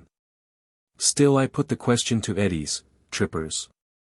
I asked, knowing firstly that trippers hate the solitudes of the country and the sea, secondly, that there are no industrial towns within cheap and easy distance, and thirdly, that the railways were issuing no excursion tickets during the war. No, not exactly trippers, the lawyer replied. But my wife's friend knows a clergyman who says that the beach at Tremaine is not at all pleasant now, and Tremaine's only a few miles from Manavon, isn't it? In what way not pleasant? I carried on my examination. Pierrots and shows, and that sort of thing. I felt that it could not be so, for the solemn rocks of Tremaine would have turned the liveliest Pierrot to stone. He would have frozen into a crag on the beach, and the seagulls would carry away his song and make it a lament by lonely, booming caverns that look on Avalon. Eddie said he had heard nothing about showmen. But he understood that since the war the children of the whole district had gone quite out of hand. Bad language, you know, he said, and all that sort of thing, worse than London slum children. One doesn't want one's wife and children to hear foul talk at any time, much less on their holiday. And they say that Castell Coch is quite impossible, no decent woman would be seen there. I said, really, that's a great pity, and changed the subject. But I could not make it out at all. I knew Castell Coch well, a little bay best shunnied by dunes and red sandstone cliffs, rich with greenery. A stream of cold water runs down there to the sea, there is the ruined Norman castle, the ancient church and the scattered village, it is altogether a place of peace and quiet and great beauty. The people there, children and grown-ups alike, were not merely decent but courteous folk. If one thanked a child for opening a gate, there would come the inevitable response, and welcome kindly, sir. I could not make it out at all. I didn't believe the lawyer's tales, for the life of me I could not see what he could be driving at. And, for the avoidance of all unnecessary mystery, I may as well say that my wife and child and myself went down to Manavon last August and had a most delightful holiday. At the time we were certainly conscious of no annoyance or unpleasantness of any kind. Afterwards, I confess, I heard a story that puzzled and still puzzles me, and this story, if it be received, might give its own interpretation to one or two circumstances which seemed in themselves quite insignificant. But all through July I came upon traces of evil rumors affecting this most gracious corner of the earth. Some of these rumors were repetitions of Eddie's gossip, others amplified his vague story and made it more definite. Of course, no first-hand evidence was available. There never is any first-hand evidence in these cases. But A knew B who had heard from C that her second cousin's little girl had been set upon and beaten by a pack of young Welsh savages. Then people quoted a doctor in large practice in a well-known town in the Midlands, to the effect that Tremaine was a sink of juvenile depravity. They said that a responsible medical man's evidence was final and convincing. But they didn't bother to find out who the doctor was, or whether there was any doctor at all, or any doctor relevant to the issue. Then the thing began to get into the papers in a sort of oblique, by-the-way sort of manner. People cited the case of these imaginary bad children in support of their educational views. One side said that these unfortunate little ones would have been quite well behaved if they had had no education at all. The opposition declared that continuation schools would speedily reform them and make them into admirable citizens. Then the poor Arfenshire children seemed to become involved in quarrels about Welsh disestablishment and in the question of the miners, and all the while they were going about behaving politely and admirably as they always do behave. I knew all the time that it was all nonsense, but I couldn't understand in the least what it meant, or who was pulling the wires of rumour, or their purpose in so pulling. I began to wonder whether the pressure and anxiety and suspense of a terrible war had unhinged the public mind, so that it was ready to believe any fable, to debate the reasons for happenings which had never happened. At last, quite incredible things began to be whispered. Visitors' children had not only been beaten, they had been tortured. A little boy had been found impaled on a stake in a lonely field near Manavon. Another child had been lured to destruction over the cliffs at Castell-Coch. A London paper sent a good man down quietly to Arfon to investigate. He was away for a week, and at the end of that period returned to his office and in his own phrase, threw the whole story down. There was not a word of truth, he said, in any of these rumours. No vestige of a foundation for the mildest forms of all this gossip. He had never seen such a beautiful country, he had never met pleasanter men, women or children. There was not a single case of anyone having been annoyed or troubled in any sort or fashion. Yet all the while the story grew, and grew more monstrous and incredible. I was too much occupied in watching the progress of my own mythological monster to pay much attention. The town clerk of Tremaine, to which the legend had at length penetrated, wrote a brief letter to the press indignantly denying that there was the slightest foundation for the unsavory rumours which, he understood, were being circulated. And about this time we went down to Manavon and, as I say, enjoyed ourselves extremely. The weather was perfect, blues of paradise in the skies, the seas all a shimmering wonder, olive greens and emeralds, rich purples, glassy sapphires changing by the rocks, far away a haze of magic lights and colours at the meeting of sea and sky. Work and anxiety had harried me. I found nothing better than to rest on the thymy banks by the shore, finding an infinite balm and refreshment in the great sea before me, in the tiny flowers beside me. Or we would rest all the summer afternoon on a shelf high on the grey cliffs and watch the tide creaming and surging about the rocks, and listen to it booming in the hollows and caverns below. Afterwards, as I say, there were one or two things that struck cold. But at the time those were nothing. You see a man in an odd white hat pass by and think little or nothing about it. Afterwards, when you hear that a man wearing just such a hat had committed murder in the next street 5 minutes before, then you find in that hat a certain interest and significance. Funny children, was the phrase my little boy used. And I began to think they were funny, indeed. If there be a key at all to this queer business, I think it is to be found in a talk I had not long ago with a friend of mine named Morgan. He is a Welshman and a dreamer, and some people say he is like a child who has grown up and yet has not grown up like other children of men. Though I did not know it, while I was at Manavon, he was spending his holiday time at Castell-Coch. He was a lonely man and he liked lonely places, and when we met in the autumn he told me how, day after day, he would carry his bread and cheese and beer in a basket to a remote headland on that coast known as the Old Camp.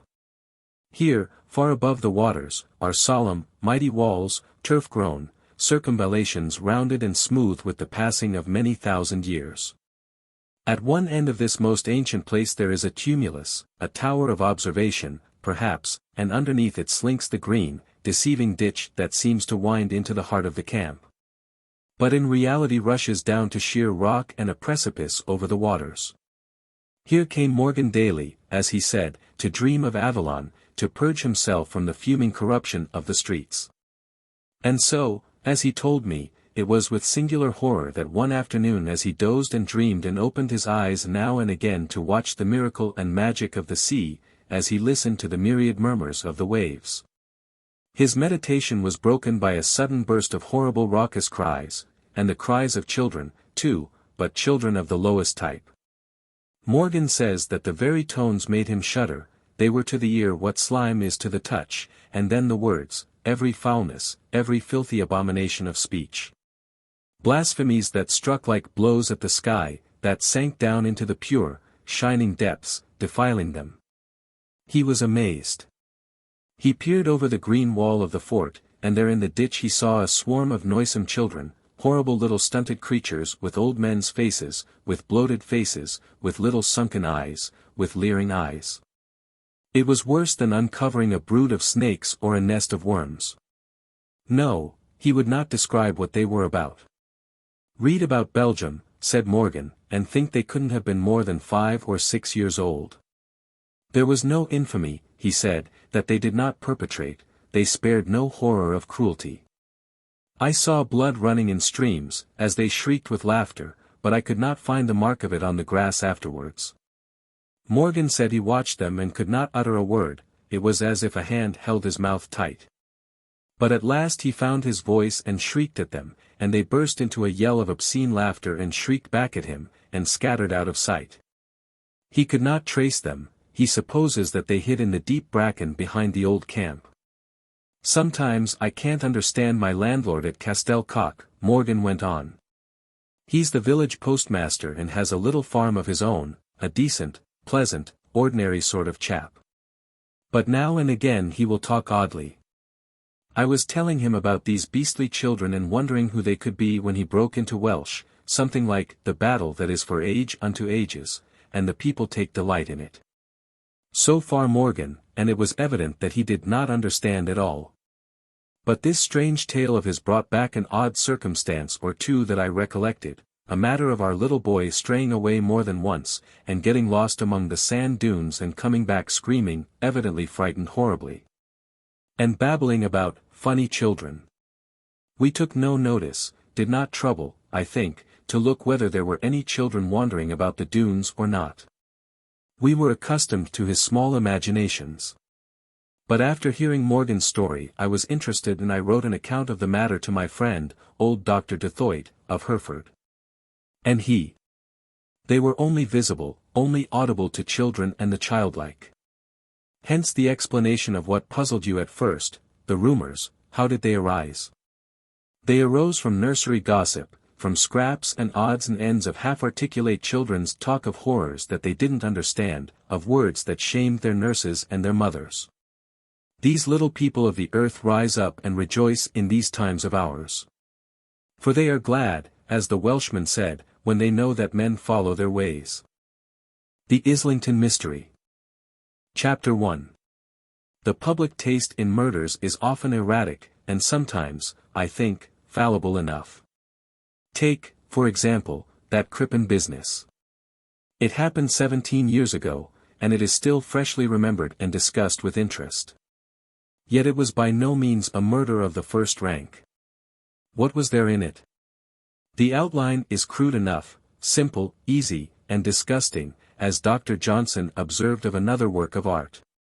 Crippen was cursed with a nagging wife of unpleasant habits. And he cherished a passion for his typist. Whereupon he poisoned Mrs. Crippen, cut her up and buried the pieces in the coal cellar. This was well enough, though elementary.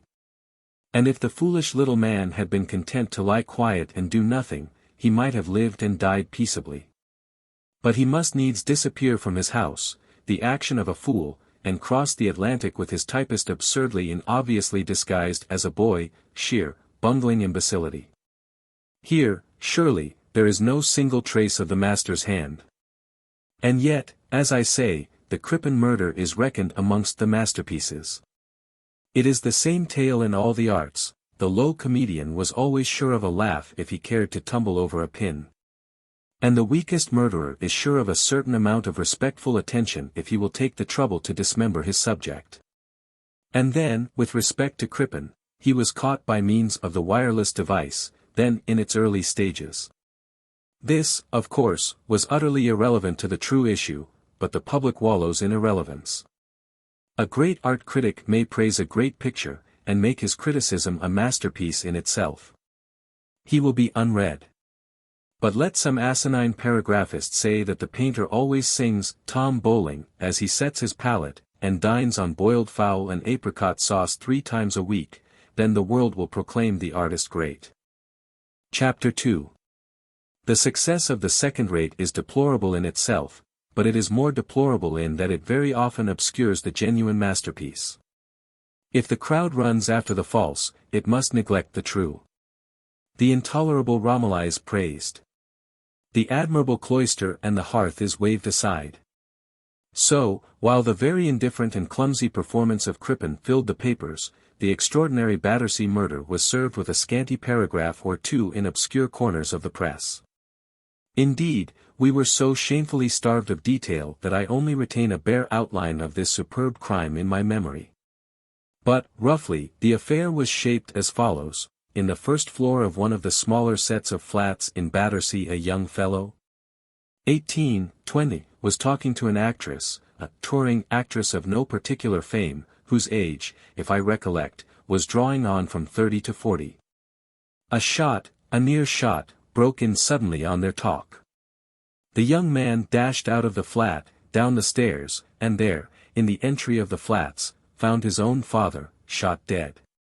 The father, it should be remarked, was a touring actor, and an old friend of the lady upstairs. But here comes the magistral element in this murder. Beside the dead man, or in the hand of the dead man, or in a pocket of the dead man's coat, I am not sure how it was, there was found a weapon made of heavy wire, a vile and most deadly contraption, fashioned with curious and malignant ingenuity. It was night time, but the bright light of a moon 10 days old was shining, and the young man said he saw someone running and leaping over walls.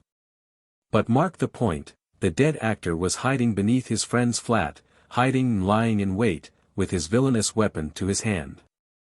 He was expecting an encounter with some enemy, on whom he was resolved to work at least deadly mischief, if not murder. Who was that enemy? Whose bullet was it that was swifter than the dead man's savage and premeditated desire? We shall probably never know. A murder that might have stood in the very first rank, that might have vied with the affair of Madeline Smith, there were certain indications that made this seem possible, was suffered to fade into obscurity. While the foolish crowd surged about elementary Crippen and his bungling imbecilities. So there were once people who considered Robert Elsmere as a literary work of palmary significance. Chapter 3. Naturally, and with some excuse, the war was responsible for a good deal of this sort of neglect. In those appalling years there was but one thing in men's heads, all else was blotted out. So, little attention was paid to the affair of the woman's body, carefully wrapped in sacking, which was found in Regent Square, by the Gray's Inn Road. A man was hanged without phrases, but there were 1 or 2 curious points in the case. Then, again, there was the Wimbledon murder, a singular business. A well-to-do family had just moved into a big house facing the common, so recently that many of its goods and chattels were still in the packing cases. The master of the house was murdered one night by a man who made off with his booty. It was a curious haul, consisting of a mackintosh worth, perhaps, a couple of pounds, and a watch which would have been dear at 10 shillings. This murderer, too, was hanged without comment, and yet, on the face of it, his conduct seems in need of explanation. But the most singular case of all those that suffered from the preoccupations of the war was, there is no doubt, the Islington mystery, as the press called it. It was a striking headline, but the world was too busy to attend. The affair got abroad, so far as it did get abroad, about the time of the first employment of the tanks. And people were trying not to see through the war correspondence, not to perceive that the inky fandangos and corroboras of these gentlemen hid a sense of failure and disappointment. Chapter 4. But as to the Islington mystery, this is how it fell out. There is an odd street, not far from the region which was once called Spa Fields, not far from the Pentonville or Islington Fields, where Grimaldi the clown was once accused of inciting the mob to chase an overdriven ox. It goes up a steep hill, and the rare adventurer who pierces now and then into this unknown quarter of London is amazed and bewildered at the very outset, since there are no steep hills in the London of his knowledge. And the contours of the scene remind him of the cheap lodging-house area at the back of hilly seaside resorts. But if the site is strange, the buildings on it are far stranger. They were no doubt set up at the high tide of Sir Walter Scott Gothic, which has left such queer memorials behind it. The houses of Lloyd Street are in couples, and the architect, combining the two into one design, desired to create an illusion of a succession of churches, in the perpendicular or third-pointed manner, climbing up the hill. The detail is rich, there are finials to rejoice the heart, and gargoyles of fine fantasy, all carried out in the purest stucco. At the lowest house on the right-hand side lived Mr. Harold Bole and his wife, and a brass plate on the Gothic door said, "Taxidermist, skeletons articulated." As it chanced, this lowest house of Lloyd Street has a longer garden than its fellows, giving on a contractor's yard, and at the end of the garden Mr. Bole had set up the apparatus of his craft in an outhouse, away from the noses of his fellowmen. So far as can be gathered, the stuffer and articulator was a harmless and inoffensive little fellow. His neighbors liked him, and he, and the Boule cabinet maker from next door, the shell box maker over the way, the seal engraver and the armourer from Baker Square at the top of the hill. And the old mercantile marine skipper who lived round the corner in Marchmont Street, at the house with the ivory junk in the window, used to spend many a genial evening together in the parlour of the Quill in the days before everything was spoilt by the war. They did not drink very much or talk very much, any of them.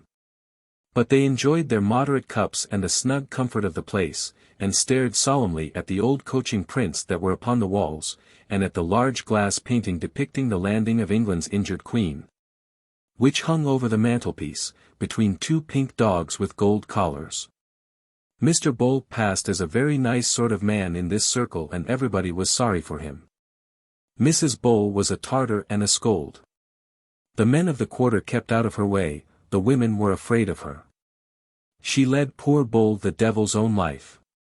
Her voice, often enough, would be heard at the Quill door, vomiting venom at her husband's address, and he, poor man, would tremble and go forth, lest some worse thing might happen. Mrs. Bole was a short dark woman. Her hair was coal-black, her face wore an expression of acid malignity, and she walked quickly but with a decided limp. She was full of energy and the pest of the neighborhood, and more than a pest to her husband.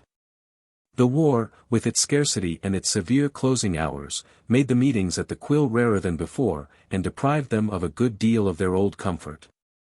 Still, the circle was not wholly broken up, and one evening Bole announced that his wife had gone to visit relations in Lancashire, and would most likely be away for a considerable time. "Well, there's nothing like a change of air, so they say," said the skipper, "though I've had more than enough of it myself." The others said nothing, but congratulated Bole in their hearts. One of them remarked afterwards that the only change that would do Mrs. Bole good was a change to Kingdom Come, and they all agreed. They were not aware that Mrs. Bole was enjoying the advantages of the recommended treatment. Chapter 5. As I recollect, Mr. Bole's worries began with the appearance of Mrs. Bole's sister, Mary Aspinall, a woman almost as ill-tempered and malignant as Mrs. Bole herself. She had been for some years nurse with a family in Cape Town, and had come home with her mistress. In the first place, the woman had written 2 or 3 letters to her sister, and there had been no reply. This struck her as odd, for Mrs. Bole had been a very good correspondent, filling her letters with nasty things about her husband. So, on her first afternoon off after her return, Mary Aspinall called at the house in Lloyd Street to get the truth of the matter from her sister's own lips. She strongly suspected Bole of having suppressed her letters. "The dirty little tyke. I'll serve him," she said to herself. So came Miss Aspinall to Lloyd Street and brought out Bole from his workshop. And when he saw her his heart sank. He had read her letters. But the decision to return to England had been taken suddenly. Miss Aspinall had, therefore, said not a word about it. Bole had thought of his wife's sister as established at the other end of the world for the next 10-20 years, perhaps. And he meant to go away and lose himself under a new name in a year or two. And so, when he saw the woman, his heart sank. Mary Aspinall went straight to the point. "Where's Elizabeth?" she asked. "Upstairs. I wonder she didn't come down when she heard the bell." "No," said Bole. He comforted himself with the thought of the curious labyrinth he had drawn about his secret. He felt secure in the center of it. "No, she's not upstairs. She's not in the house." "Oh, indeed. Not in the house. Gone to see some friends, I suppose. When do you expect her back?" "The truth is, Mary, that I don't expect her back. She's left me, 3 months ago, it is." "You mean to tell me that?" "Left you. Showed her sense, I think." "Where has she gone?" "Upon my word, Mary, I don't know. We had a bit of a to-do one evening, though I don't think I said much. But she said she'd had enough, and she packed a few things in a bag, and off she went. I ran after her and called to her to come back, but she wouldn't so much as turn her head, and went off King's Cross way. And from that day to this I've never seen her, nor had a word from her. I've had to send all her letters back to the post office." Mary Aspinall stared hard at her brother-in-law and pondered. Beyond telling him that he had brought it on himself, there seemed nothing to say. So she dealt with Bole on those lines very thoroughly, and made an indignant exit from the parlor.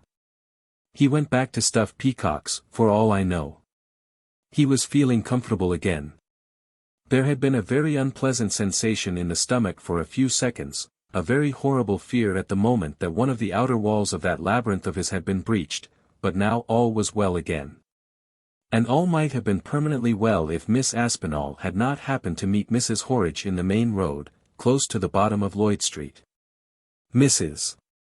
Horridge was the wife of the shell box maker, and the two had met once or twice long ago at Mrs. Bole's tea table. They recognized each other, and, after a few unmeaning remarks, Mrs. Horridge asked Miss Aspinall if she had seen her sister since her return to England. "How could I see her when I don't know where she is?" asked Miss Aspinall with some ferocity. "Dear me, you haven't seen Mr. Bole, then?" "I've just come from him this minute." "But he can't have lost the Lancashire address, surely?" And so one thing led to another, and Mary Aspinall gathered quite clearly that Bole had told his friends that his wife was paying a long visit to relations in Lancashire. In the first place, the Aspinalls had no relations in Lancashire, they came from Suffolk, and secondly, Bole had informed her that Elizabeth had gone away in a rage, he knew not where. She did not pay him another visit then and there, as she had at first intended. It was growing late, and she took her considerations back with her to Wimbledon, determined on thinking the matter out. Next week she called again at Lloyd Street. She charged Bole with deliberate lying, placing frankly before him the 2 tales he had told. Again that horrid sinking sensation lay heavy upon Bole. But he had reserves. "Indeed," he said, "I've told you no lies, Mary. It all happened just as I said before.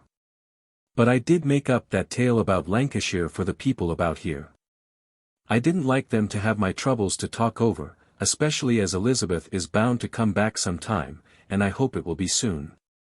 Miss Aspinall stared at the little man in a doubtful, threatening fashion for a moment, and then hurried upstairs. She came down soon afterwards. "I've gone through Elizabeth's drawers," she said with defiance. "There's a good many things missing. I don't see those bits of lace she had from Granny, and the set of jet is gone, and so is the garnet necklace, and the coral brooch. I couldn't find the ivory fan, either. I found all the drawers wide open after she'd gone," sighed Mr. Bole. "I supposed she'd taken the things away with her." It must be confessed that Mr. Bole, taught, perhaps, by the nicety of his craft, had paid every attention to detail. He had realized that it would be vain to tell a tale of his wife going away and leaving her treasures behind her. And so the treasures had disappeared. Really, the Aspinall vixen did not know what to say. She had to confess that Bull had explained the difficulty of his two stories quite plausibly. So she informed him that he was more like a worm than a man, and banged the hall door. Again Bull went back to his workshop with a warmth about his heart. His labyrinth was still secure, its secret safe. At first, when confronted again by the accusing Aspinall, he had thought of bolting the moment he got the woman out of the house. But that was unreasoning panic. He was in no danger.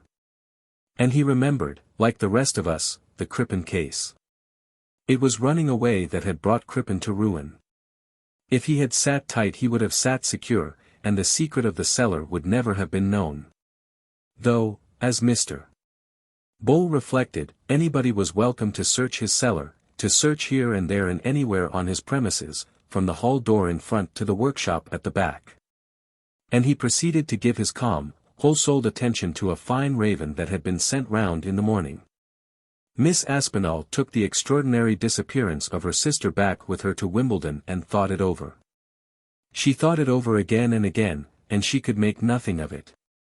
She did not know that people are constantly disappearing for all sorts of reasons. That nobody hears anything about such cases unless some enterprising paper sees matter for a stunt, and rouses all England to hunt for John Jones or Mrs. Carraway. To Miss Aspinall, the vanishing of Elizabeth Bull seemed a portent and a wonder, a unique and terrible event. And she puzzled her head over it, and still could find no exit from her labyrinth, a different structure from the labyrinth maintained by the serene Bull.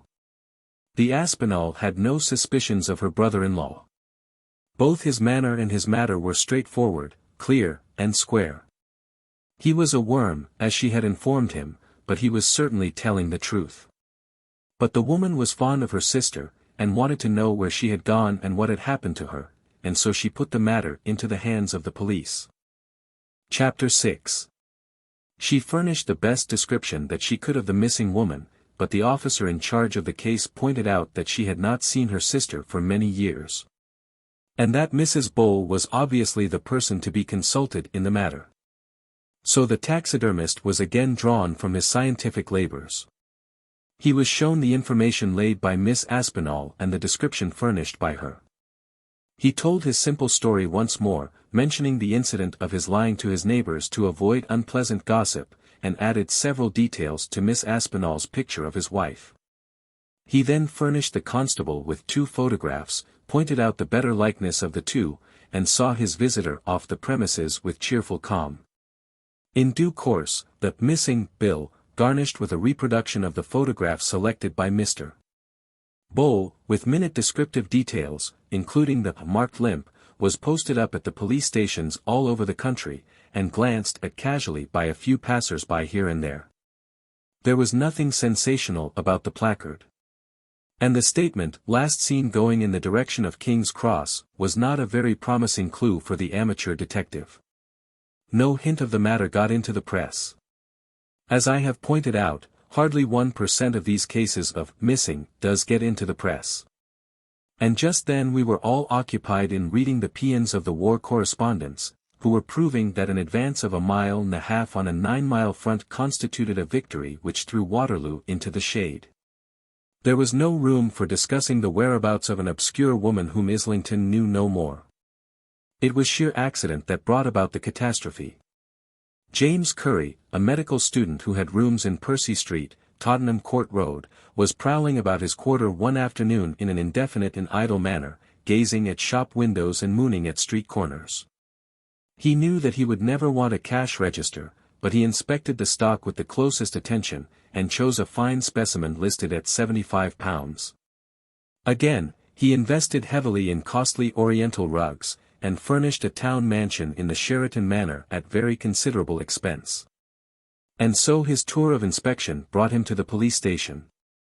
And there he proceeded to read the bills posted outside, including the bill relating to Elizabeth Bull.